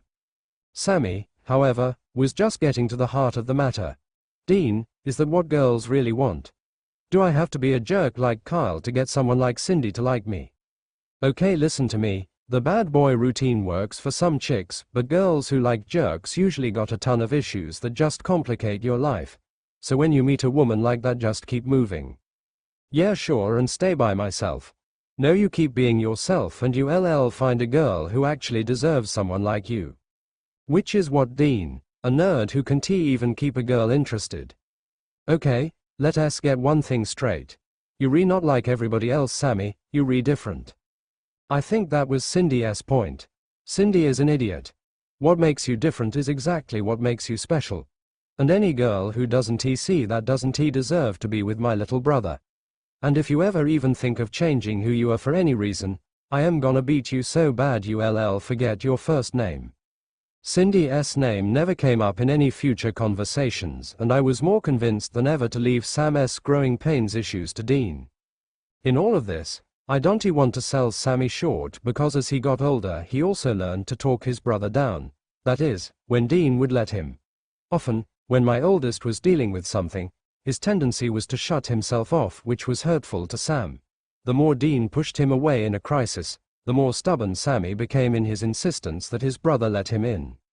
With the friction building, it was only a matter of time before a confrontation. The camel's back broke some time after Dean turned 19, and he had his first experience with a civilian being severely injured on a hunt. He and I were working a job which put us in the path of a vengeful spirit that refused to be subdued. Before it was over, the man whose property was haunted nearly lost his life, and the precarious nature of the hunt meant we couldn't stick around for questions. So we dropped the victim off at the nearest emergency room and hightailed it before the cops showed up. On the drive back to the motel, I let Dean have it about working sloppy. Truth is, I was reeling from how badly the hunt went, and I came down on him much harder than he deserved. After blasting his head off, I gone and got Sammy, and then we booked it out of town. I drove for a couple hours, then dropped the boys off at a motel and told them to get 2 rooms. After I drove around for about another hour, I came back knowing I needed to apologize to Dean. When I went to check on the boys, they weren't in their rooms, so I went to look around the motel property. I saw 'em out back in what a sign said was the recreational area, which was clearly meant for daytime because it was barely lit. They didn't see me approach, but when I began overhearing their conversation, I stood back in the shadows so I could listen in. "You redoing it again?" Sam was complaining. "Doing what?" Dean asked.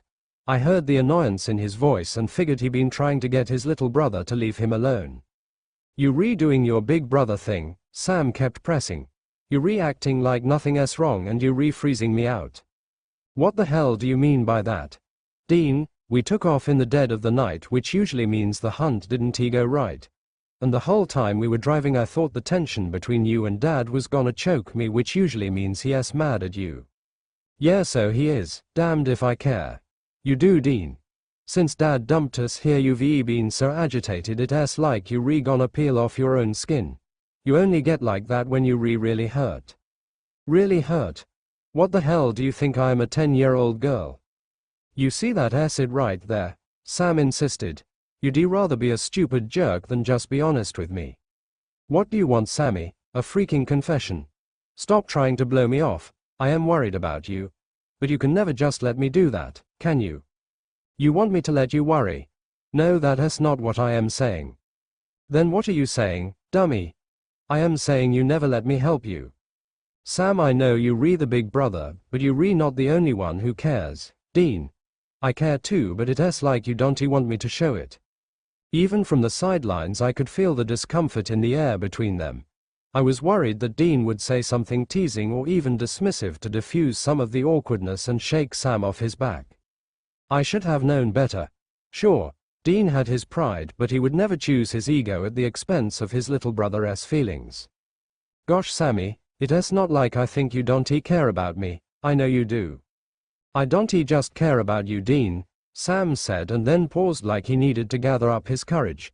"I care about you more than I care about anyone else." "Sammy, let me finish. You're always there for me when I need someone, and I just want you to know I can be there too."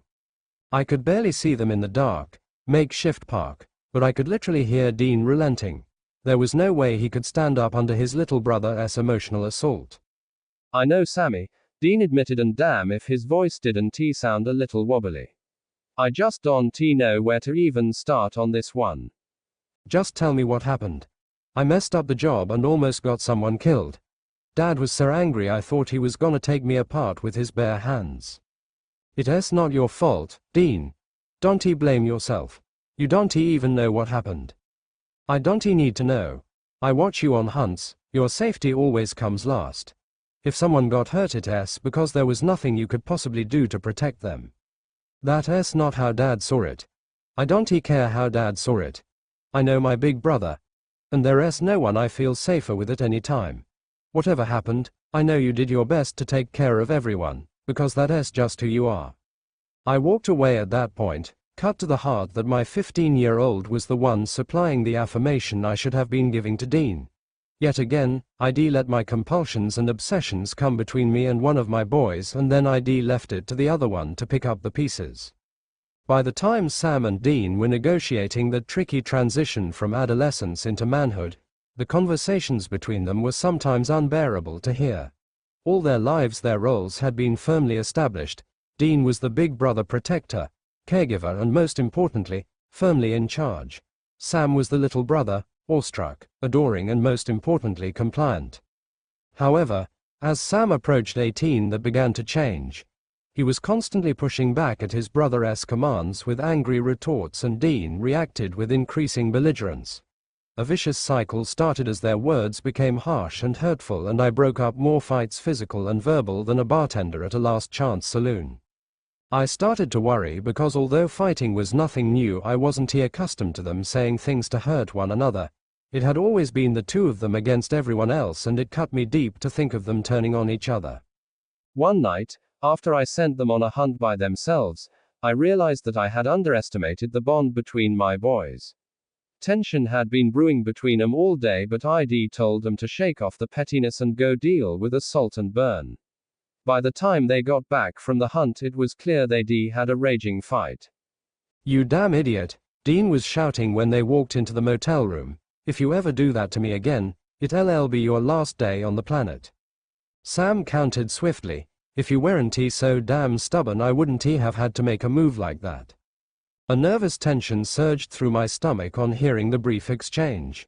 Had either of them done anything to put the other in danger?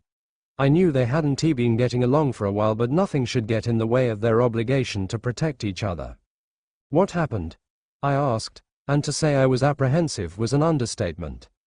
"This idiot almost got himself killed," Dean informed me. "Near misses can happen on hunts," I reasoned.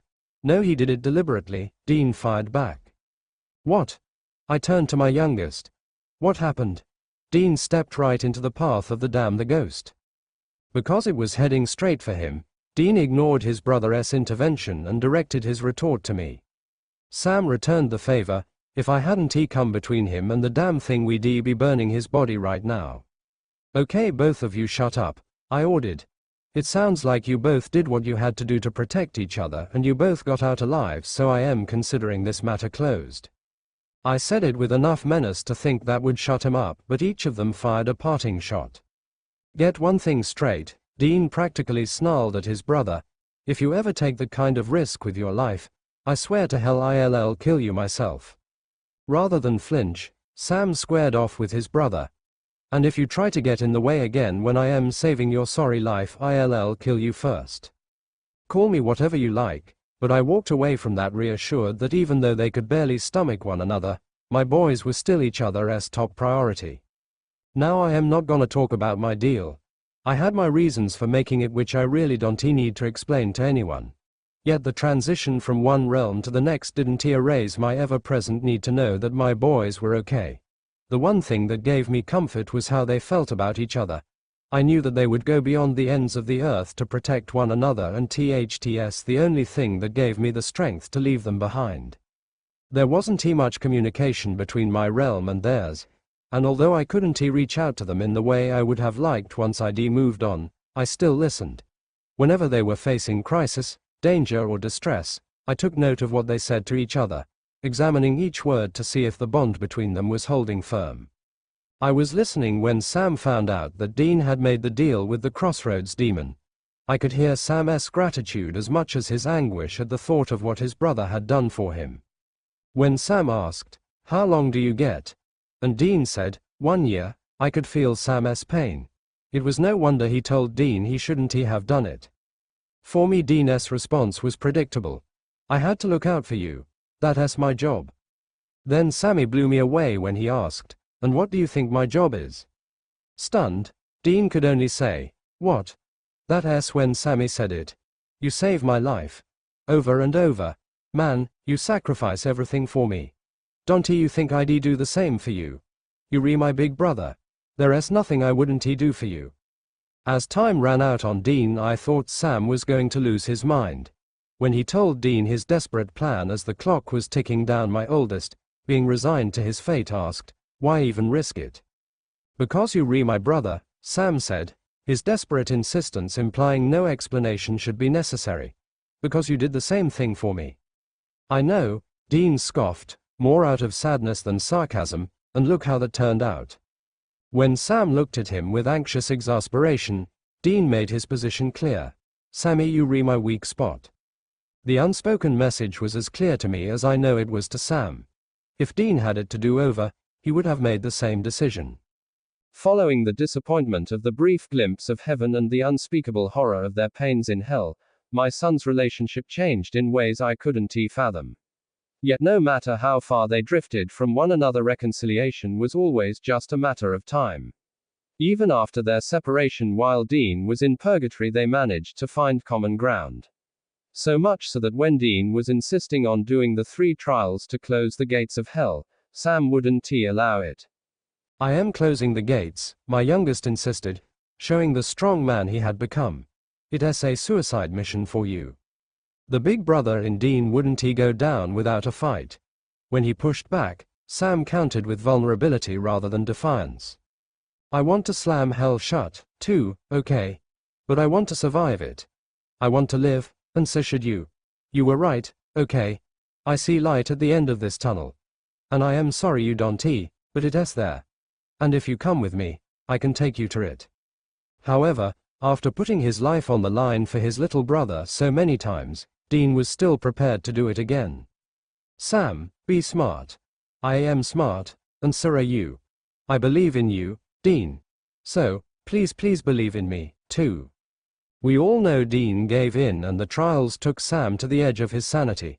Then all hell broke loose in that church when Sam was just about to close the gates of hell. It was a disturbing sight to see my little boy suicidal with despair as he insisted, people will die if I don't finish this.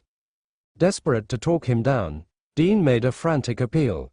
We have enough knowledge on our side to turn the tide here, he said, but I can't do it without you. Sammy, however, was almost over the edge. You can barely do it with me. I mean, you think I screw up everything I try. When Dean denied his brother's tearful allegations, Sam made his emotional admission. You want to know what I confessed? He asked, what my greatest sin was. It was how many times I let you down. I can't do that again.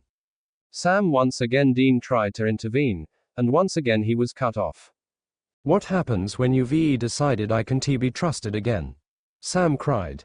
I mean, who are you gonna turn to next time instead of me? Another angel? Another vampire? Do you have any idea what it feels like to watch your brother just?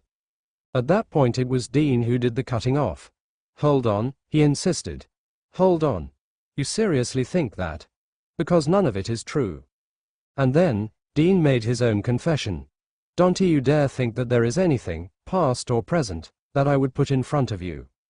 I considered that moment a turning point in my son's relationship, a time when a marker was laid down and a line drawn in the sand. After that I figured there would be no more doubts and no more fears because now, they both knew they were each other's highest loyalty. Needless to say, I was blindsided by the devastating effect those trials had on Sam. Then with Sam's life hanging in balance, Dean made another infamous Winchester deal. I am not going to take sides on this one. I know Dean had his reasons for saving his brother's life, just as Sam has his reasons for resenting the way Dean went about it. Yet watching him now incinerates my heart. I wish I was there to tell them that when the rubber hits the road, all they really have is each other. More than that, I wish I was there to bring up all the times when the chips were down and they discovered that each other was all they really needed. I wish I could get my boys to realize that the bond between them is what has brought them this far and neither of them will ever be totally whole without the other. I wish I could remind them of all the promises they've made to each other and the vows they've kept even when it cost them their hearts, their lives and their souls. More than anything I wish they would just talk. I long to hear one of those meaningful and memorable conversations where even when little is said, so much is implied. I want to hear words which tell me that there is so much more than just love between them. I wish they would remember they're so much more than just brothers. The end. Thanks for watching.